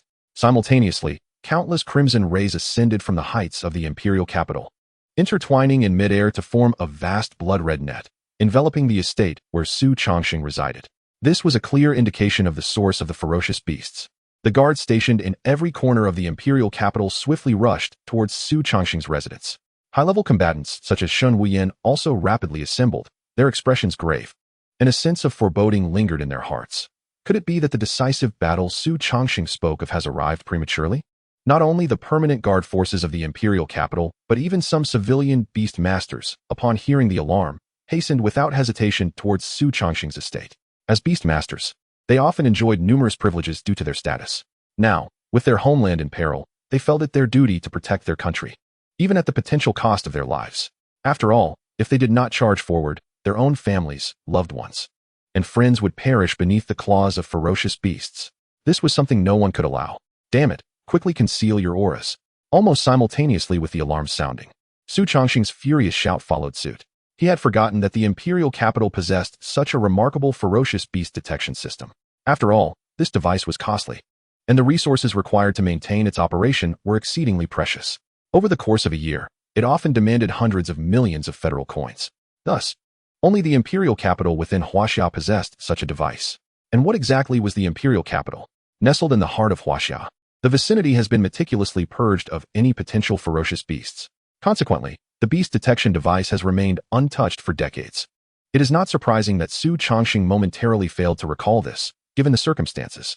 Upon hearing his thunderous shout, the three ferocious beasts obediently suppressed their auras. However, if the detection device could be so easily deceived, it would hardly warrant such extensive resource allocation. Thus, even though these three beasts concealed their presence to the utmost, to the extent that Xu Changsheng could barely sense them despite standing face to face, the detection device still emitted a piercing wail. Sighing, Xu Changsheng resolved to clarify the situation himself. Witnessing this scene, he lamented inwardly. Without a doubt, his estate would soon find itself encircled by numerous beast tamers. With this thought in mind, he decided to lead the three beasts out of the estate and offer an explanation. As he pushed open the door, Xu Changsheng mounted Bai Fong and ascended into the air. Although some of the ferocious beasts lacked wings, flying was a trivial matter for creatures of the solar tier. As Xu Changsheng hovered above, he gazed down at the dense crowd below, his heart heavy with a silent sigh. Then, gathering his beast-taming power, he proclaimed loudly, "I am Xu Changsheng. The fluctuations of ferocious beasts earlier were caused by these three companions I brought back from the beast realm. Their strength and aptitude are all of the solar tier, capable of providing immense assistance in our impending final battle. Moreover, I personally guarantee that these beasts will remain confined within my estate and shall never be allowed to venture out, let alone harm anyone. I urge you all to disperse. Please be mindful and avoid causing a stampede." Xu Changsheng's voice cascaded down from the sky. With the reinforcement of his beast-taming power, his words reached every ear without exception. The hurried footsteps of the crowd halted abruptly, only to be followed by an eruption of fervent chatter. "What? Our esteemed governor has conjured yet another surprise for us." Just days prior, he had subdued 100 nations with overwhelming force, establishing Huaxia as the undisputed world superpower. Now, he had conquered three ferocious beasts of the solar tier. My heavens, is Xu Changsheng truly human? Could he be a deity descended to Earth? Chapter 166, The Power of Incense Wishes. Another path to mythical achievement. Xu Changsheng's declaration sent shockwaves through the crowd, stirring emotions into a tempest. What had they just heard? Solar tier ferocious beasts. 4 of them, no less. In the realm of beast tamers, the solar tier was a rarity that appeared only once every millennium. Moreover, those who achieved the solar tier were often devoured by the beast god shortly thereafter. Thus, the pinnacle of combat prowess in this world generally remained at the Diamond 9th tier. Even during extraordinary times, when restrictions on realms were lifted, the highest combat power barely reached the full moon tier. Xu Changsheng's current combat capability was merely at the pinnacle of the full moon tier. Yet he could conquer the entire world in an instant. If he desired, every soul in this realm would bow before him in reverence. As for the solar tier warriors and beasts, they were nothing more than mythological entities, not something that could be resisted by human strength. And now, what had Xu Changsheng proclaimed? He stated that Huaxia had gained 4 additional warriors of the solar tier. How could the crowd contain their excitement? After all, with every increment in strength, their chances of survival in the ultimate showdown increased. In an instant, the previously tense atmosphere, where individuals were prepared to fight to the death, relaxed. Joyful expressions, long absent, returned to their faces, and the shadows that had lingered in their hearts began to dissipate. Naturally, admiration and respect for Xu Changsheng filled their conversations. They had nearly come to regard him as a divine incarnation sent by the heavens to save Huaxia and the world. Some even crafted life-sized replicas of Xu Changsheng in their homes, devoutly worshipping them in hopes of finding peace. This phenomenon was not confined to the populace of the imperial capital, but resonated across the globe. In times of crisis, people often lose their own judgment and instinctively seek a leader, and the unparalleled might of Xu Changsheng made him their unequivocal choice. As previously stated, in the realm of beast tamers, strength reigns supreme. Xu Changsheng stood atop Bai Fong, surveying the gradually dispersing crowd. From his vantage point, he noticed clusters of milky white light drifting towards him from all directions. These luminous orbs emanated not just from the imperial capital, but from the entire world. However, the citizens closest to him were the most devout, resulting in their milky white light being the most pronounced. With a gentle whistle, Bai Fong summoned a crimson firewall that enveloped Xu Changsheng, shielding him from the mysterious, unidentifiable milky white light. Bai Fong's heavenly fire could indeed block most energies. The milky white orbs were firmly repelled by the firewall, unable to penetrate its defenses. Strangely, upon contact with the firewall, The milky white light did not turn to ash but relentlessly battered against the barrier, seemingly unaffected. It was worth noting that Baifeng's flames were exceptionally potent, capable of incinerating both the tangible and intangible. Yet this milky white glow remained impervious. It could only be presumed that its origin was of a most formidable nature. Reflecting on this, Xu Changsheng's curiosity was piqued, and he extended his consciousness to examine the essence of the milky white light. As soon as his consciousness made contact, a cacophony of voices surged forth. May the great Emperor Changsheng bless my family with peace, health, and safety in the final battle. I beseech the great Emperor Changsheng to ensure my son's success in the college entrance examination and a smooth journey in beast taming. I pray to the great Emperor Changsheng to rouse my useless husband. I beseech, I beseech, I beseech. In an instant, the voices of hundreds of thousands clamored in Xu Changsheng's mind, nearly overwhelming him. In a daze, he seemed to see countless individuals kneeling before him, their expressions earnest as they shared their aspirations and hopes. Fortunately, his mental fortitude and willpower had ascended to a superhuman level. Even when subjected to such an onslaught, he merely experienced a fleeting disorientation before swiftly regaining clarity. Once he filtered through the cacophony in his mind, a look of astonishment crossed his face. Could this be the legendary power of incense wishes? In the ancient mythos of the Beast Taming World, aside from beast tamers achieving mythic status through their bonds with beasts, there existed another path to divinity, the path of incense wishes. However, this method of attaining mythic status was exceedingly stringent, requiring not only devout followers from every corner of the world, but also necessitating that the worshippers themselves possess sufficiently robust physiques capable of enduring the transformative effects of the power of incense wishes. Just the first requirement alone had thwarted countless individuals. In the vast realm of the beast mastery world, it is almost inconceivable for a singular individual to possess followers across the globe under normal circumstances. Prior to Xu Changsheng, no matter how formidable someone was, they could not consolidate power over all nations and ascend to the status of a world leader. Furthermore, even if one possessed extraordinary strength, others might respect, fear, or acknowledge them, but that does not equate to worship or a yearning for salvation. Thus, this path has proven exceedingly arduous. For millennia, not only has no one achieved mythical status through it, but even the initial steps are remarkably rare. Consequently, this avenue has remained almost entirely severed, existing solely in the annals of ancient mythology. However, the present circumstances are markedly different. A calamity capable of extinguishing all of humanity is set to occur within less than a year. In such dire conditions, the collective desperation for a savior becomes palpable. Xu Changsheng, emerging in response to this need, has become the object of veneration for the majority. The essence of faith and desire thus begins to take form. Upon discerning the true nature of the milky white luminescent orbs, Xu Changsheng dispersed the firewall conjured by the Baifeng. With his current physical prowess, withstanding the essence of faith was a trivial matter. Once the firewall was removed, these milky orbs surged towards him with fervor, transforming into droplets upon contact with his body. Merging seamlessly within him, the milky liquid coalesced into a great river within Xu Changsheng, cascading from top to bottom, washing over every nook and cranny of his being. He sensed that his body was undergoing profound and enigmatic changes, not merely an enhancement of strength and constitution, but a metamorphosis, a thorough and complete evolution. This cleansing persisted for a full half-hour. When it concluded, Xu Changsheng found himself instinctively clutching his chest. As he opened his eyes, a warm, radiant glow flickered from the depths of his gaze. Subsequently, his palm morphed into the shape of an eagle's claw, plunging directly into his own heart. With a soft rip, his skin, akin to fragile parchment, was effortlessly torn apart. He gazed down at the gaping wound, larger than a bowl, within which no blood flowed. Instead, it brimmed with milky luminous light. Amidst the flickering radiance, the grievous wound that could spell death for an ordinary person was swiftly mended in an instant. This regenerative ability surpassed even that of Fuyao. More importantly, throughout this entire process, Xu Changsheng felt not a trace of pain. Yet, the influence of the essence of faith extended far beyond mere physical alterations. His consciousness plunged deeply, and in an instant, it seemed to fragment into myriad pieces. Simultaneously, his vision became distorted and blurred. When he next opened his eyes, he beheld at least 10,000 different scenes, each sharing a commonality, a statue of Xu Changsheng prominently displayed within them. Now, he found himself capable of traversing countless spaces, casting his gaze into the homes of his followers. This vision was not confined to mere rooms. He could clearly perceive all movements within a 30-meter radius of any given dwelling. Every detail lay bare before him, crystal clear. Moreover, he sensed an innate power within himself. With but a thought, he could materialize in any scene before him. This ability to teleport was even superior to that of Di Jiang. In a remarkably brief period, the vast quantity of faith endowed Xu Changsheng with formidable self-healing capabilities, surveillance prowess, and terrifying spatial abilities. Furthermore, at that very moment, milky orbs continued to drift towards him. If this persisted, Xu Changsheng might awaken additional powers.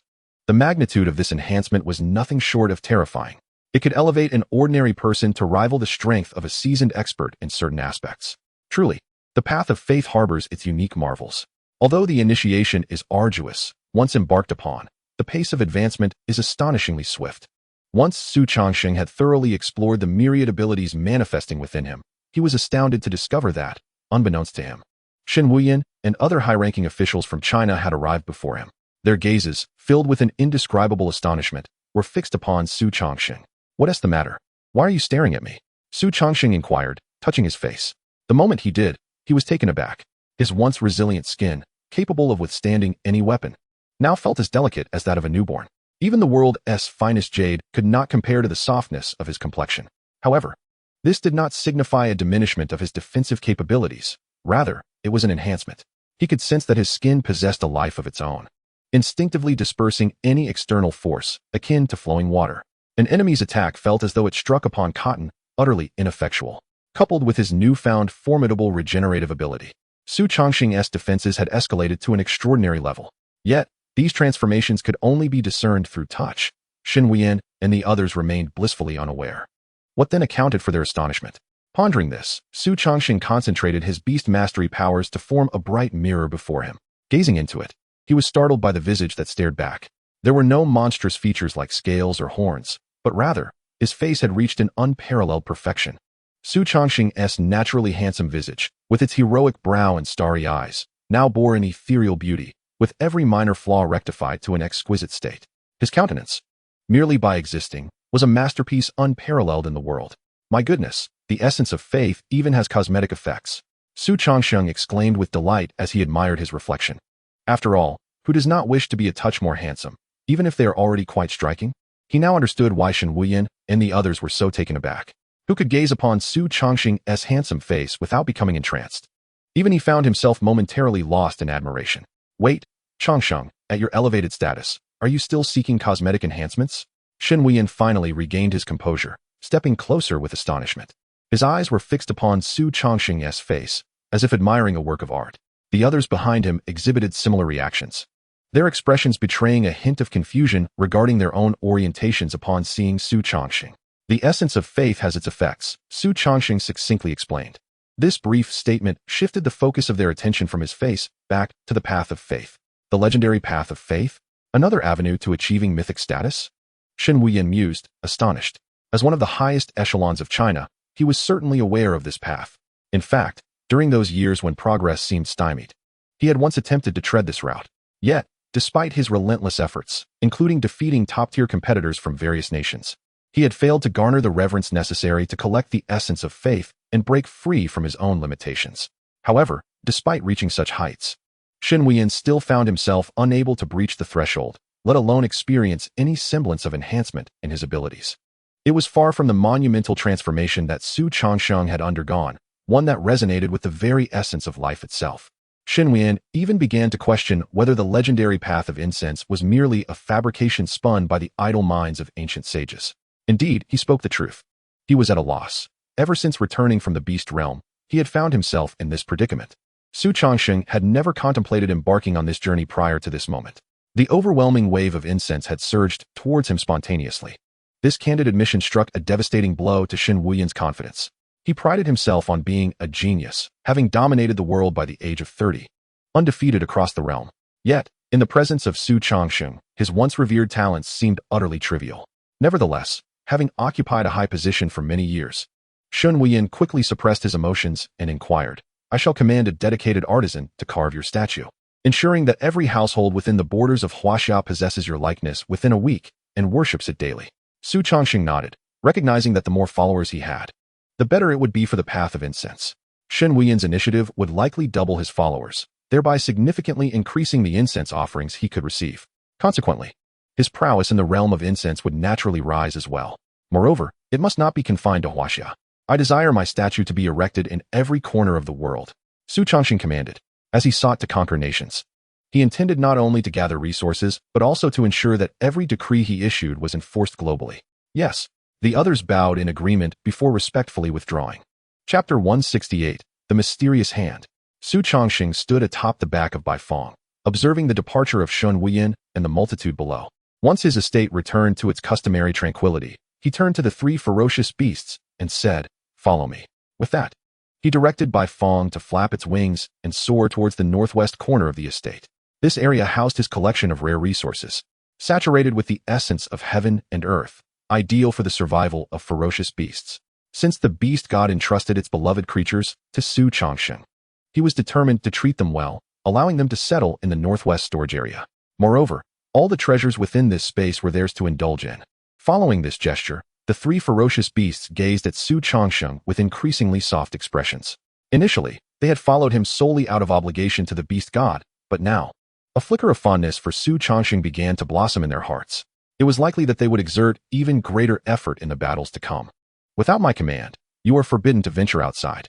Should any of you dare to disobey, I will stop at nothing to eliminate you. As the beasts reveled in their newfound comfort, Xu Changsheng's tone shifted, laced with an ominous undertone. No one could doubt the sincerity of his words.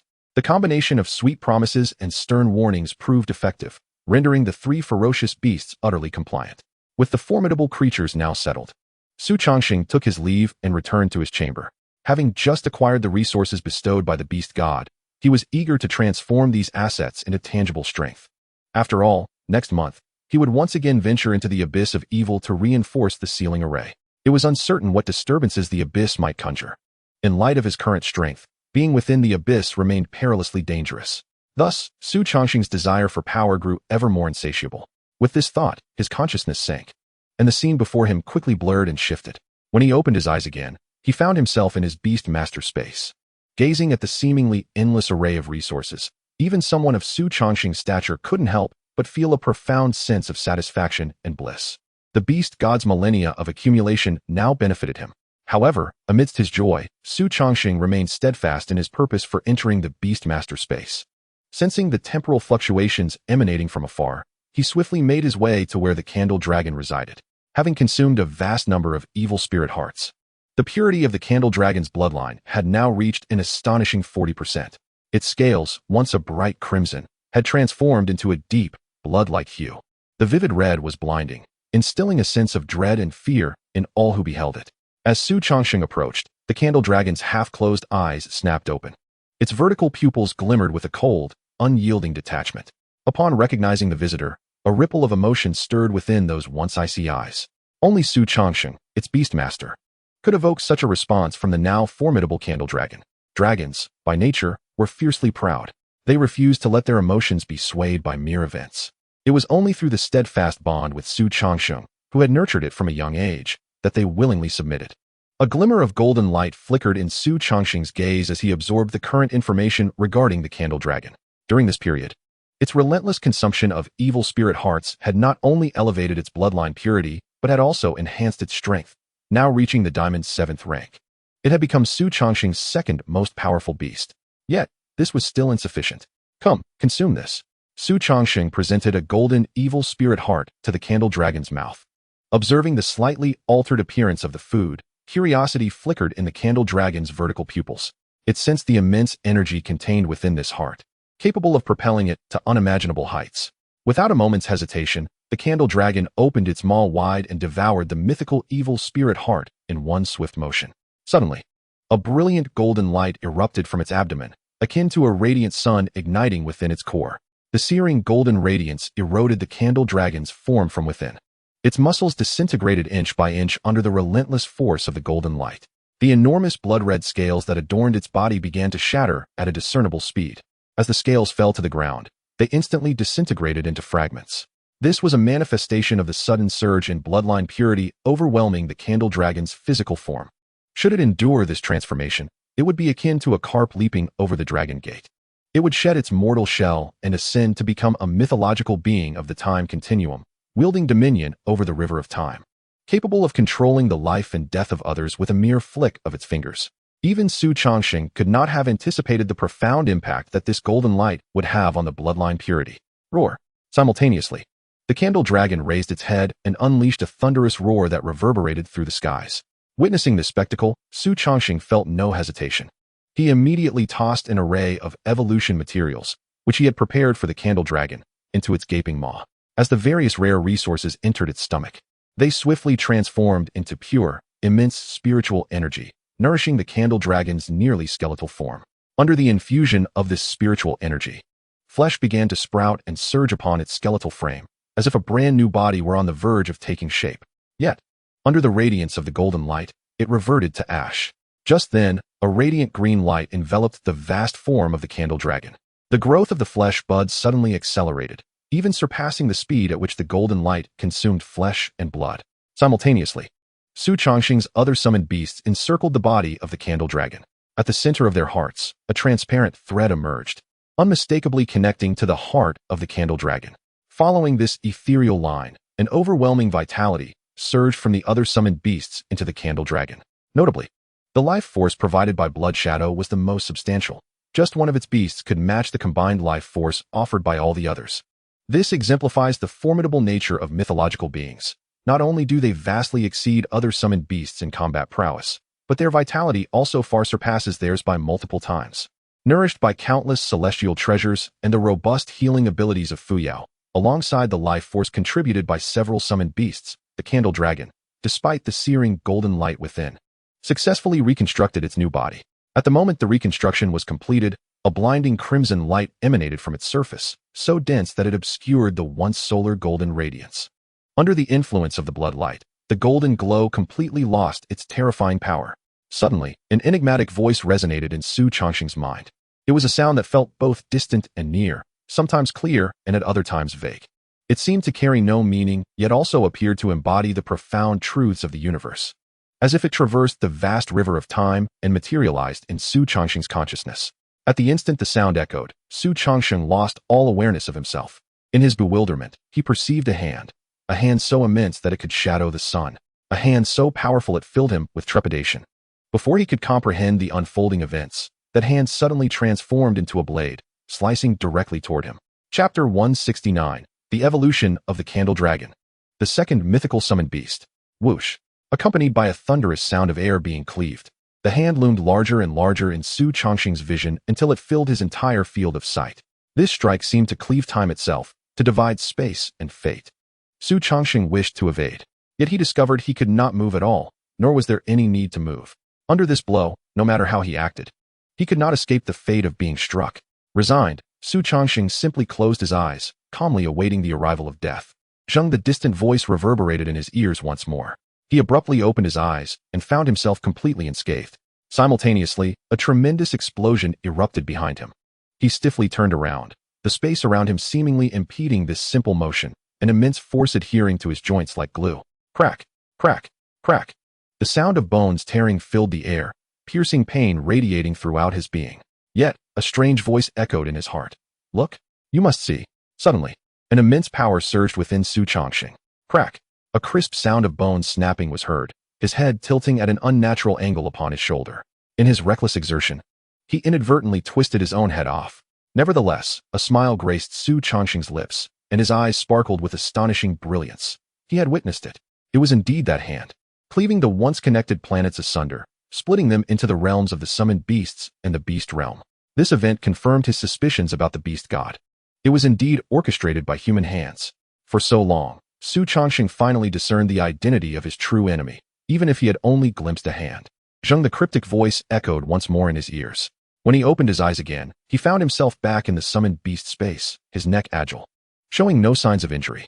As for the previous scene, Xu Changsheng speculated it was a temporal fluctuation caused by the candle dragon's evolution to a mythological being, disrupting the flow of time and allowing him to glimpse images from ancient times, revealing to him the true origins of the summoned beast world.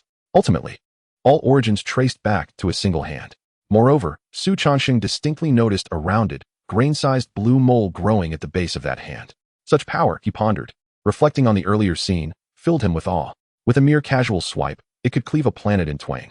What realm of strength did the master of that hand truly possess?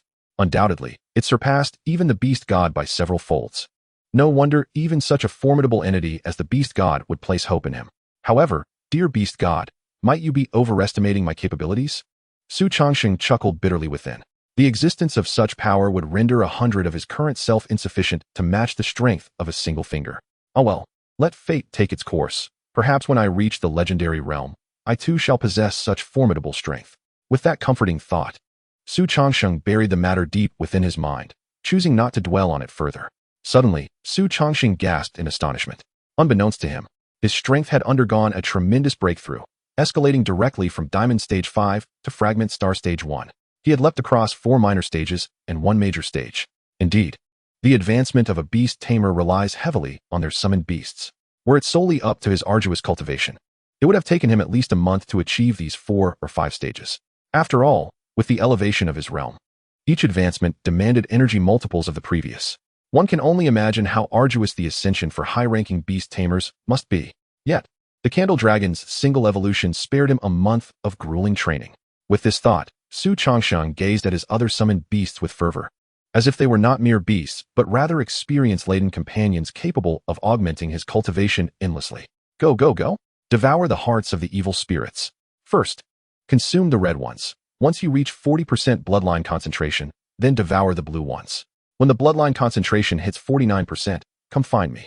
I shall reward you with golden evil spirit hearts and other resources for advancement. Xu Changsheng waved his hand, sending the previously exerting summoned beasts off to cultivate. At that moment, his eyes shimmered with a rich golden light as he delved into the specifics of the Candle Dragon's evolution. Race, Candle Dragon, time attribute, qualification, mythical. Stage, Fragment Star Stage 1, talents, Master of Time, invincible. Chronicle of Ages, invincible. True Body of the Candle Dragon, invincible. Season's Punishment, invincible. Rewind, invincible. Time Stop, invincible. Unique Evolution Route, time direction, evolution completed. Master of Time. This summoned beast embodies time itself, immune to all time attribute attacks. Simultaneously, damage from other attributes is reduced by 80%. Chronicles of Time. The Beastmaster possesses the ability to manipulate time, allowing them to select numerous formidable beings from the River of Time for their own use.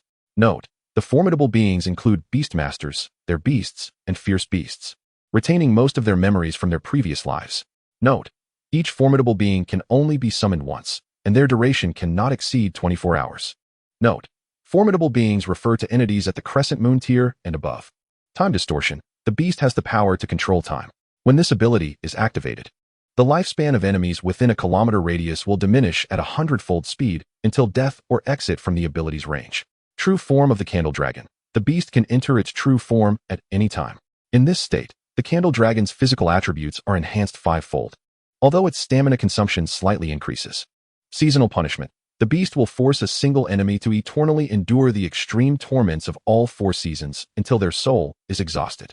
Rewind. The beast can forcibly disturb the River of Time, turning it back as much as 24 hours. Note, frequent disturbances of the River of Time are extremely dangerous. The Beastmaster should exercise caution in usage.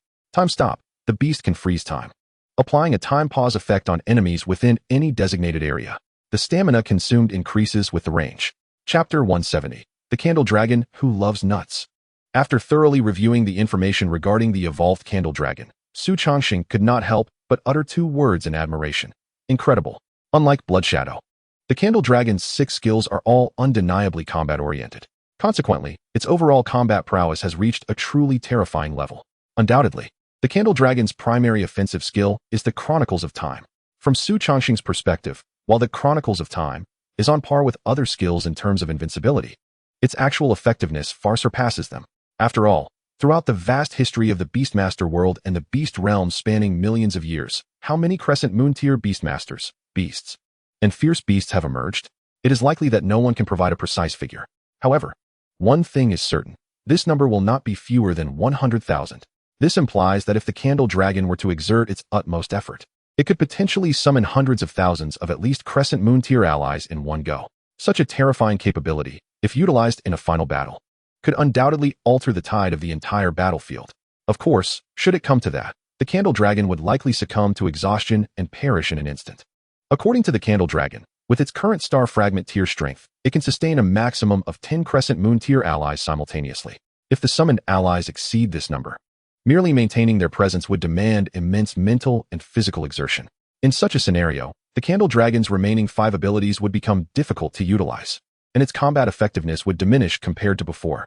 Nevertheless, as the Candle Dragon's tier increases, the number of allies it can sustain simultaneously will undoubtedly rise swiftly. This is beyond dispute. As a mythical being of the time domain, the Candle Dragon's abilities are inherently intertwined with time.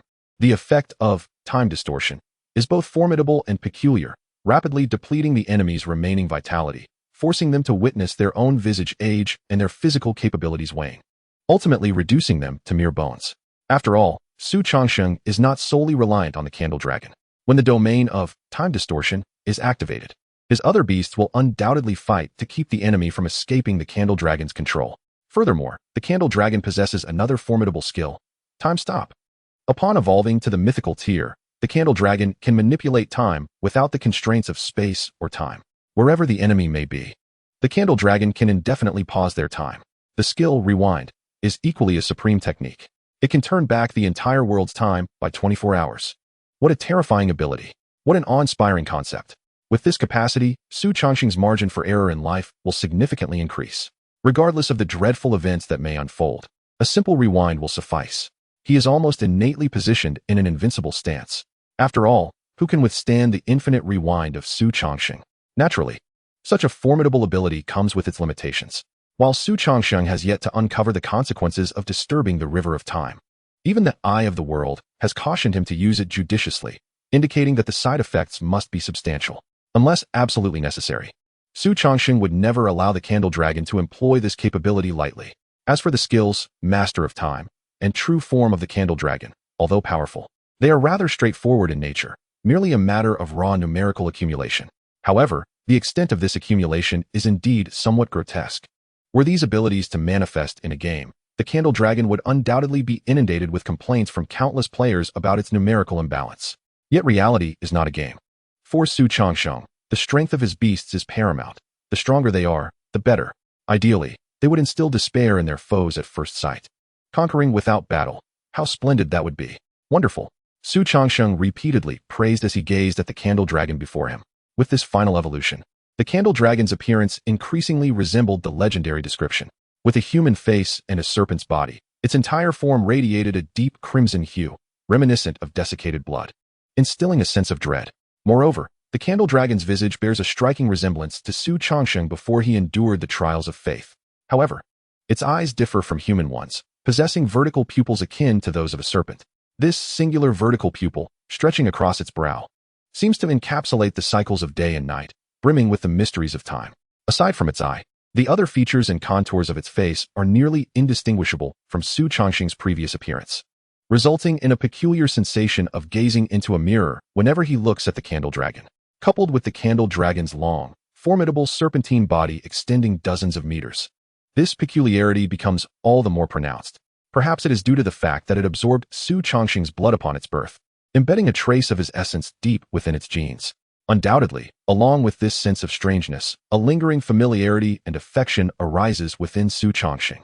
After all, they share a soul contract, bound as comrades in life and death. Xu Changsheng regards these beasts as if they were his own children. Look over there. I see various nuts that you enjoy. Train diligently. I shall rely on you all in the future. Xu Changsheng gently spoke, stroking the scales on the Candle Dragon's chest while pointing at the mountain of nuts piled behind it. Upon hearing this, the Candle Dragon's vertical pupil widened, its eyes glimmering with delight. Each beast possesses its own unique personality and preferences, rather than resembling machines. The Candle Dragon relishes an assortment of nuts, consuming them whole along with their hard shells. Blood Shadow, on the other hand, has a penchant for various meats, particularly that of high-tier fierce beasts. Naturally, these meats are specially roasted, devoid of any prior stench, delicious, and capable of subtly enhancing the beast's physiques. Bai Fong, akin to a little girl among humans, adores an array of sweets. As Xu Changsheng observes his beasts diligently training, fervently devouring the hearts of evil spirits, their myriad preferences flow through his mind like a gentle stream. As the master of beasts, the fundamental requirement is to comprehend the preferences of one's beasts, treating them as the dearest companions. In this regard, Xu Changsheng believed he had performed admirably. Conversely, those beast masters who, upon signing contracts, resort to arrogance, often resorting to abuse or even cruelty towards their beasts, are universally regarded with disdain across all nations. Naturally, should a beast prove disobedient or cause chaos, punishment is warranted. One must not indulge their bad temper. Gazing at the array of beasts before him, each suppressing their cultivation, Xu Changsheng smiled faintly and then approached the mythical bloodline pool. For beasts, the fragmented star tier is of utmost significance, serving as the initial threshold to the realm of myth. Equally, for beast masters, this tier holds immense importance. When a beast master ascends to the fragmented star tier, remarkable transformations often manifest within themselves or their beast space. There have even been instances where a formidable beast master awakened a second talent upon entering this tier, subsequently dominating the realm with 2 gifts, rendering them nearly invincible. Historical records tell of such a master voluntarily sealing the beast god, never to return. Xu Changsheng, however, was acutely aware that this supreme being ultimately became fodder for the beast god. Chapter 171. 2 Beasts. Although Xu Changsheng did not awaken a second talent himself, he found his eligibility to contract beasts had notably increased. This meant he could now contract 2 different beasts simultaneously. This enhancement was undeniably significant for Xu Changsheng, surpassing even the notion of a second talent. After all, the level and effects of a second talent remain uncertain, whereas the capacity for 2 contracts promised tangible advancement. To ascend to the legendary realm, Xu Changsheng must gather 14 distinct attributes of beasts, a feat that currently eludes him, as he has only contracted 8. He is still short by 6. Moreover, there are only 4 slots available for contracting beasts from fragmented star to myth, implying that without further opportunities, even if he were to advance to myth, he would be unable to assemble the required 14 attributes. Thus, the additional contracting eligibility conferred by the fragmented star tier is, without a doubt, a boon of utmost value for Xu Changsheng. Yet, he still lacks 1 contract slot. Nevertheless, he remains unperturbed, sensing intuitively that in due course, he shall acquire yet another beast contracting qualification. This premonition is not mere speculation, but rather an indirect influence of Baizé's fate-related abilities on him. When one contracts a fate-associated divine beast, the master often gains a nebulous understanding of their own destiny. Now, the pressing question arises, which 2 attributes should Xu Changsheng contract? Standing beside the mythical bloodline pool, he surveyed the array of beast eggs, each representing different attributes. Thanks to a concerted global effort, the various beast eggs Xu Changsheng required had been amassed, awaiting his ascension in realm. After a moment of contemplation, he grasped a golden egg in one hand and a yellowish-brown egg in the other, representing the attributes of metal and earth, thus completing the elemental quintessence of metal, wood, water, fire, and earth. Muttering to himself, he proceeded with the familiar ritual, slicing his wrist, allowing his blood to soak the eggs, and waiting for the beasts to hatch. Once both beasts emerged from their eggs, he promptly cast them into the mythical bloodline pool for their initial evolution. Before long, 2 high-quality beasts of the moonlight tier appeared before him. Upon their birth, they possessed a diamond-level realm, a caliber unattainable by 95 of beasts even at the end of their lives. Yet, Xu Changsheng felt not the slightest stir of emotion. He symbolically cradled the 2 beasts in his arms for a moment, nurturing their bond, and named them by Hu and Qi Lin, names that unmistakably revealed the mythic bloodlines they embodied. Subsequently, he procured the necessary evolution materials to initiate their second evolution. It was not out of indifference that he conducted this process with such detachment. Rather, it was due to having undergone it countless times before. No matter how intriguing an endeavor may be, repetition breeds monotony. Xu Changsheng's enthusiasm for hatching beasts had long since transformed from initial excitement to a steadfast composure. Unblinking and unwavering. Minutes later, 2 beasts of the sunlight tier materialized before him. Golden light flickered in his eyes as he absorbed their information, internally assessing, not too shabby. Quite standard, certainly worthy of their sunlight tier and my accumulated resources. Were others to discover Xu Changsheng's true sentiments, they might harbor thoughts of violence against him. After all, these were beasts of the sunlight tier, a pinnacle of quality in the world. Even the beasts under Xin Wuyan's command likely lacked such caliber. Yet, to Xu Changsheng, these beasts merely qualified as passable, insufficient to provide significant assistance in the battles he currently faced. His perspective had been vastly elevated by the mythic beasts Zhu Long and Blood Shadow. Any beast that does not reach mythical status ultimately remains inconsequential, unable to play a crucial role. Consequently, Xu Changsheng dismissed any notion of meticulously analyzing their abilities, simply allowing them to consume the evil spirit hearts to purify their bloodlines. Upon completing these tasks, Xu Changsheng's consciousness plunged. As the scene before him blurred and twisted, he reopened his eyes to find himself back in his estate. Xu Changsheng was ready to embark on his own secluded cultivation. While the elevation of a beast master's realm largely relies on the advancement of their beasts, the personal cultivation effects are comparatively minimal. However, even the smallest gains are still gains, and Xu Changsheng would never forsake any opportunity for improvement. As for other mundane matters, a cadre of individuals would handle them on his behalf. Time in cultivation is unbound by years. In the blink of an eye, 10 days had elapsed. Knock, knock, knock. Urgent rapping echoed from Xu Changsheng's door. Hearing the commotion, he slowly opened his previously shut eyes, radiant golden light emanating from their depths. Instantly, the dim room was suffused with golden brilliance, exuding an aura of grandeur akin to a sacred hall. Enter, Xu Changsheng commanded in a firm tone. As his words fell, the golden light abruptly receded, and the room returned to its prior gloom. He had previously instructed that unless an urgent matter arose, he was not to be disturbed during his cultivation. Now, just 10 days later, someone was knocking at his door. Something of considerable urgency must have transpired. Reporting. A substantial number of unidentified black creatures have appeared on Dongying Island, suspected to be evil spirits. A large contingent of our high-ranking combat personnel has already utilized the teleportation array to rush to Dongying for assistance. Before the visitor even stepped into the room, their words spilled forth like beans from a bamboo tube. Evil spirits. How could one find themselves in the beast mastery world at this juncture? Upon hearing these words, Xu Changsheng's pupils constricted sharply, and without waiting to hear the rest of the messenger's words, he raised his hand to summon Dijiang. A violent wave of spatial fluctuation enveloped Xu Changsheng instantaneously. It was only when the messenger fully entered the room that he was astonished to discover the room was utterly devoid of any presence. Chapter 180, Teleportation. The intense spatial fluctuations surged around Xu Changsheng. Once Dijiang manifested, it exerted its utmost to utilize its spatial abilities. In an instant, Xu Changsheng and Dijiang executed numerous short-distance spatial teleports. Due to the absence of a previously established mark in the Eastern Isles, Dijiang was unable to directly employ spatial leap to reach that destination. Naturally, they could not simply teleport repeatedly to the Eastern Isles. To do so would surely exhaust Dijiang. Whoosh, whoosh, whoosh. The sound of air being sliced through rang in Xu Changsheng's ears. Within mere seconds, he arrived at his destination, the largest spatial teleportation array in the imperial capital. Indeed, his plan was to first leverage Dijiang's spatial capabilities to reach the teleportation array in the shortest possible time, and then use the array to arrive directly in the Eastern Isles. This route was undoubtedly the swiftest. My lord, the previously busy staff of the teleportation array gasped upon seeing Xu Changsheng's visage. If one were to consider who held the highest recognition at present, it would undoubtedly be Xu Changsheng. Not only was his name well known, but his appearance was also etched in the minds of all. After all, which household did not possess a statue of Xu Changsheng? With daily prayers, how could they not know what he looked like? Activate the teleportation array. Target, Eastern Isles. Xu Changsheng commanded, abruptly interrupting the staff's subsequent remarks.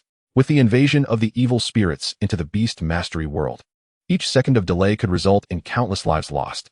Thus, he had no time for idle chatter with them. Seeing the grave expression on Xu Changsheng's face, the staff members immediately straightened up and swiftly activated the teleportation array. In an instant, a brilliant azure light erupted before Xu Changsheng's eyes. Without a moment's hesitation, he stepped into the array. However, as soon as Xu Changsheng entered the teleportation array, the blinding blue light abruptly extinguished. Simultaneously, the space surrounding him shattered like broken glass. Crack, crack, crack. Black spatial rifts manifested around him, with countless writhing bolts of black lightning surging towards Xu Changsheng like ferocious tigers. Just as the black lightning was about to reach him, a more intense wave of spatial fluctuation suddenly surged forth. Boom. Centered around Dijiang, an invisible shockwave erupted, spreading outward.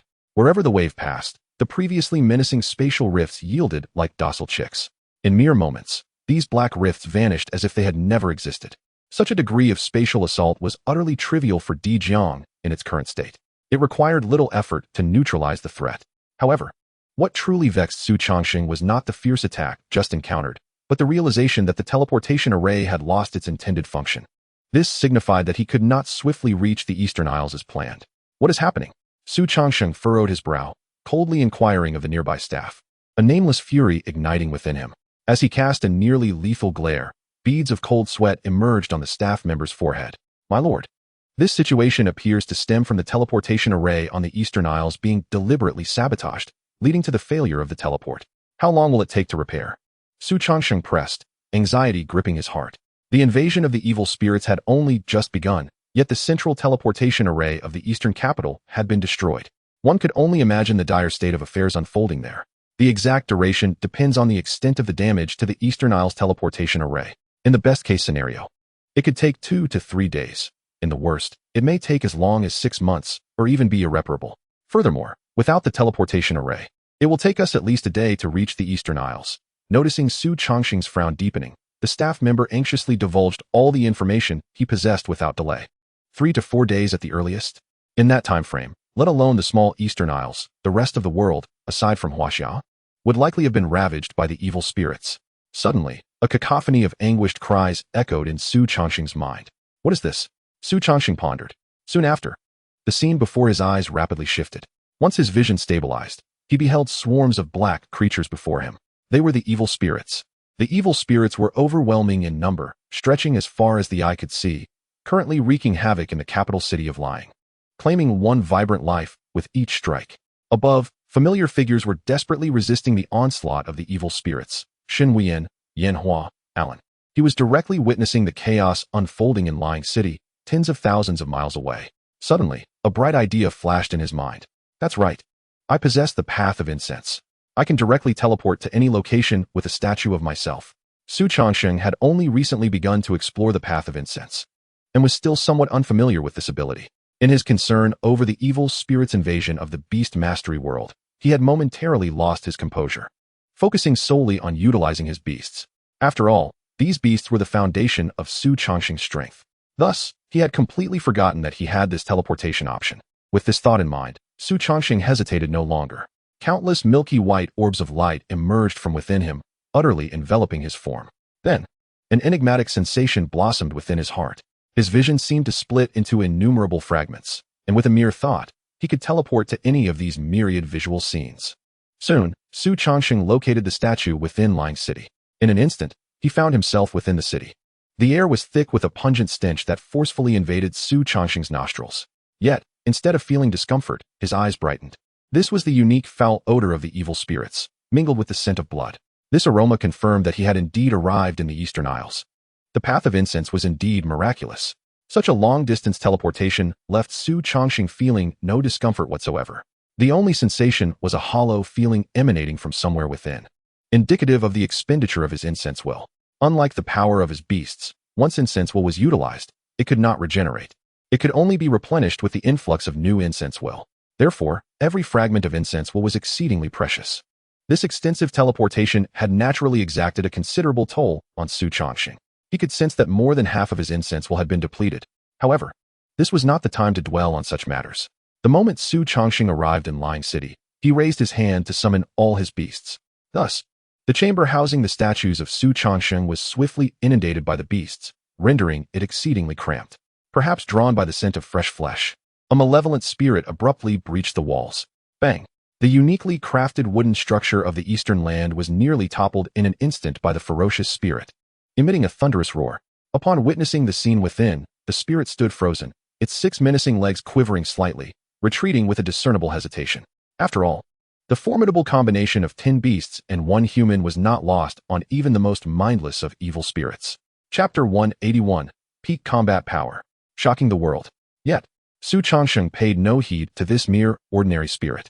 His ambition encompassed all the malevolent entities that shrouded the urban expanse of the East. Go forth. Slay all evil spirits. Spare no harm to any human. Xu Changsheng commanded with resounding clarity. As his voice echoed, 9 beasts surged forth in an instant, leaving behind the defenseless Fuyao by Xu Changsheng's side. Above Sakurazaka City, Shen Wuyan's expression darkened as he directed his beasts in a fierce battle against numerous evil spirits. The once ferocious and formidable 5-clawed golden dragon, now faced with equally ranked malevolent spirits, could no longer maintain its previously overwhelming dominance against other foes. Using its massive form and formidable defense, it twisted its colossal body, scattering the ranks of the invading spirits. The dragon unleashed its other abilities as well, releasing brilliant golden orbs from its maw. However, rather than resulting in a widespread explosion as anticipated, the orbs were encircled by a dozen fearless evil spirits. Boom! A muffled sound erupted from within the throng of spirits.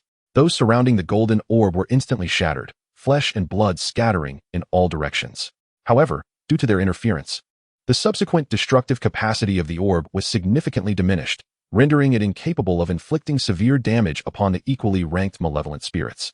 This, indeed, was the pinnacle of Xun Wuyan's capabilities, albeit with considerable side effects. "My old friend, it appears we are at our end today," came the feeble voice of Alan, echoing in Xun Wuyan's ears.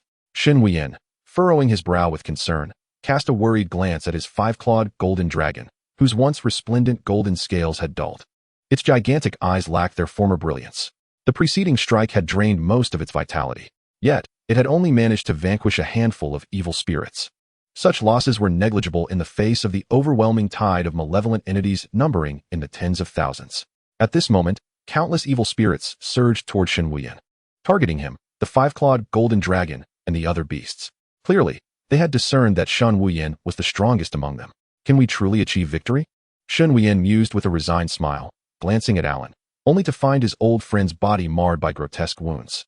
The injuries, blackened and foul, oozed putrid flesh and pus, with writhing maggots barely visible. It was evident that this once second strongest in the world had nearly reached his limit. Were it not for the faintest breath remaining, he might already have succumbed. Scanning the battlefield, Xun Wuyan noted that the higher echelons of combatants were similarly encircled by countless evil spirits, many grievously injured, no better off than Alan. Astonishingly, he found himself to be the one in the best condition on the field. Suddenly, a black evil spirit pierced through the defenses of Xun Wuyan's beasts. Its pale, bony wings slashed towards Xun Wuyan's chest like blades. His skin crumpled before the spirit's onslaught, akin to tofu, and blood gushed forth. With the first attack came a second. The defenses of Xun Wuyan's beasts had been breached, and now countless evil spirits wielded their bony wings, charging at him. Whoosh whoosh, whoosh, the piercing sounds of their swift movements echoed in Xun Wuyan's ears. The intense pain coursing through his body dulled his senses. Yet he persisted in commanding his beasts to counterattack, fighting with every last breath to slay the evil spirits. Not only he, but all the elite fighters displayed the same resolve. None retreated in the face of the overwhelming tide of malevolent entities. "Is this where it ends?" Xun Wuyan murmured, sensing the rapid decline of his vitality. Suddenly, a wave of relaxation washed over him, as if the agonizing pain had vanished in an instant. This abrupt release of tension prompted an involuntary groan from Xun Wuyan. How blissful death could be, he thought chaotically. Xu Changsheng has arrived. Xu Changsheng has arrived. Xu Changsheng has arrived. In a moment of desperation, Alan's frantic shout pulled Xun Wuyan from that ephemeral state. Upon hearing the name, Xun Wuyan's consciousness sharpened. He opened his eyes wide, witnessing a green light emanating from the ground, rapidly enveloping all present. At the center of this verdant illumination stood the strikingly formidable Xu Changsheng. Those enveloped in the green light felt an indescribable sense of relief. Not only were their physical wounds rapidly mending, but the accumulated ailments within their bodies also dissipated swiftly. Furthermore, the once terrifying onslaught of the evil spirits now felt significantly less painful. The expansive and powerful healing combined with enhanced defenses was the current prowess of Fuyao. Though lacking offensive capabilities, its role on the battlefield was unparalleled among the other beasts. With its presence, the casualties on their side could be minimized to the utmost. The sheer terror of a single beast wielding such power drew gasps of astonishment from countless souls. Yet, the surprises Xu Changsheng had in store were far from over. A blood-red figure ascended into view, a candle dragon resembling Xu Changsheng, but with a serpentine tail, emerged before the crowd. Its cold, emotionless, slitted eyes surveyed the surroundings, and suddenly, a profound temporal fluctuation manifested, expanding rapidly. The malevolent spirits, previously engaged in a frenzy of slaughter, abruptly froze in place, rendered utterly motionless. This startling turn of events did not escape the notice of all present. It was undoubtedly the influence of Xu Changsheng. In an instant, their reverence for Xu Changsheng surged to unprecedented heights. Previously compelled by fear of his power, the experts from various nations now held nothing but profound respect for him. Devoid of any other sentiments, having witnessed the might of the evil spirits, they understood that without Xu Changsheng's presence, they would undoubtedly perish within a year, leaving not even a trace of their existence. At that moment, Xu Changsheng's commanding voice resonated. "Everyone, seize the opportunity and annihilate the evil spirits." His tone was heavy and authoritative, akin to that of an emperor, compelling obedience from all who heard it.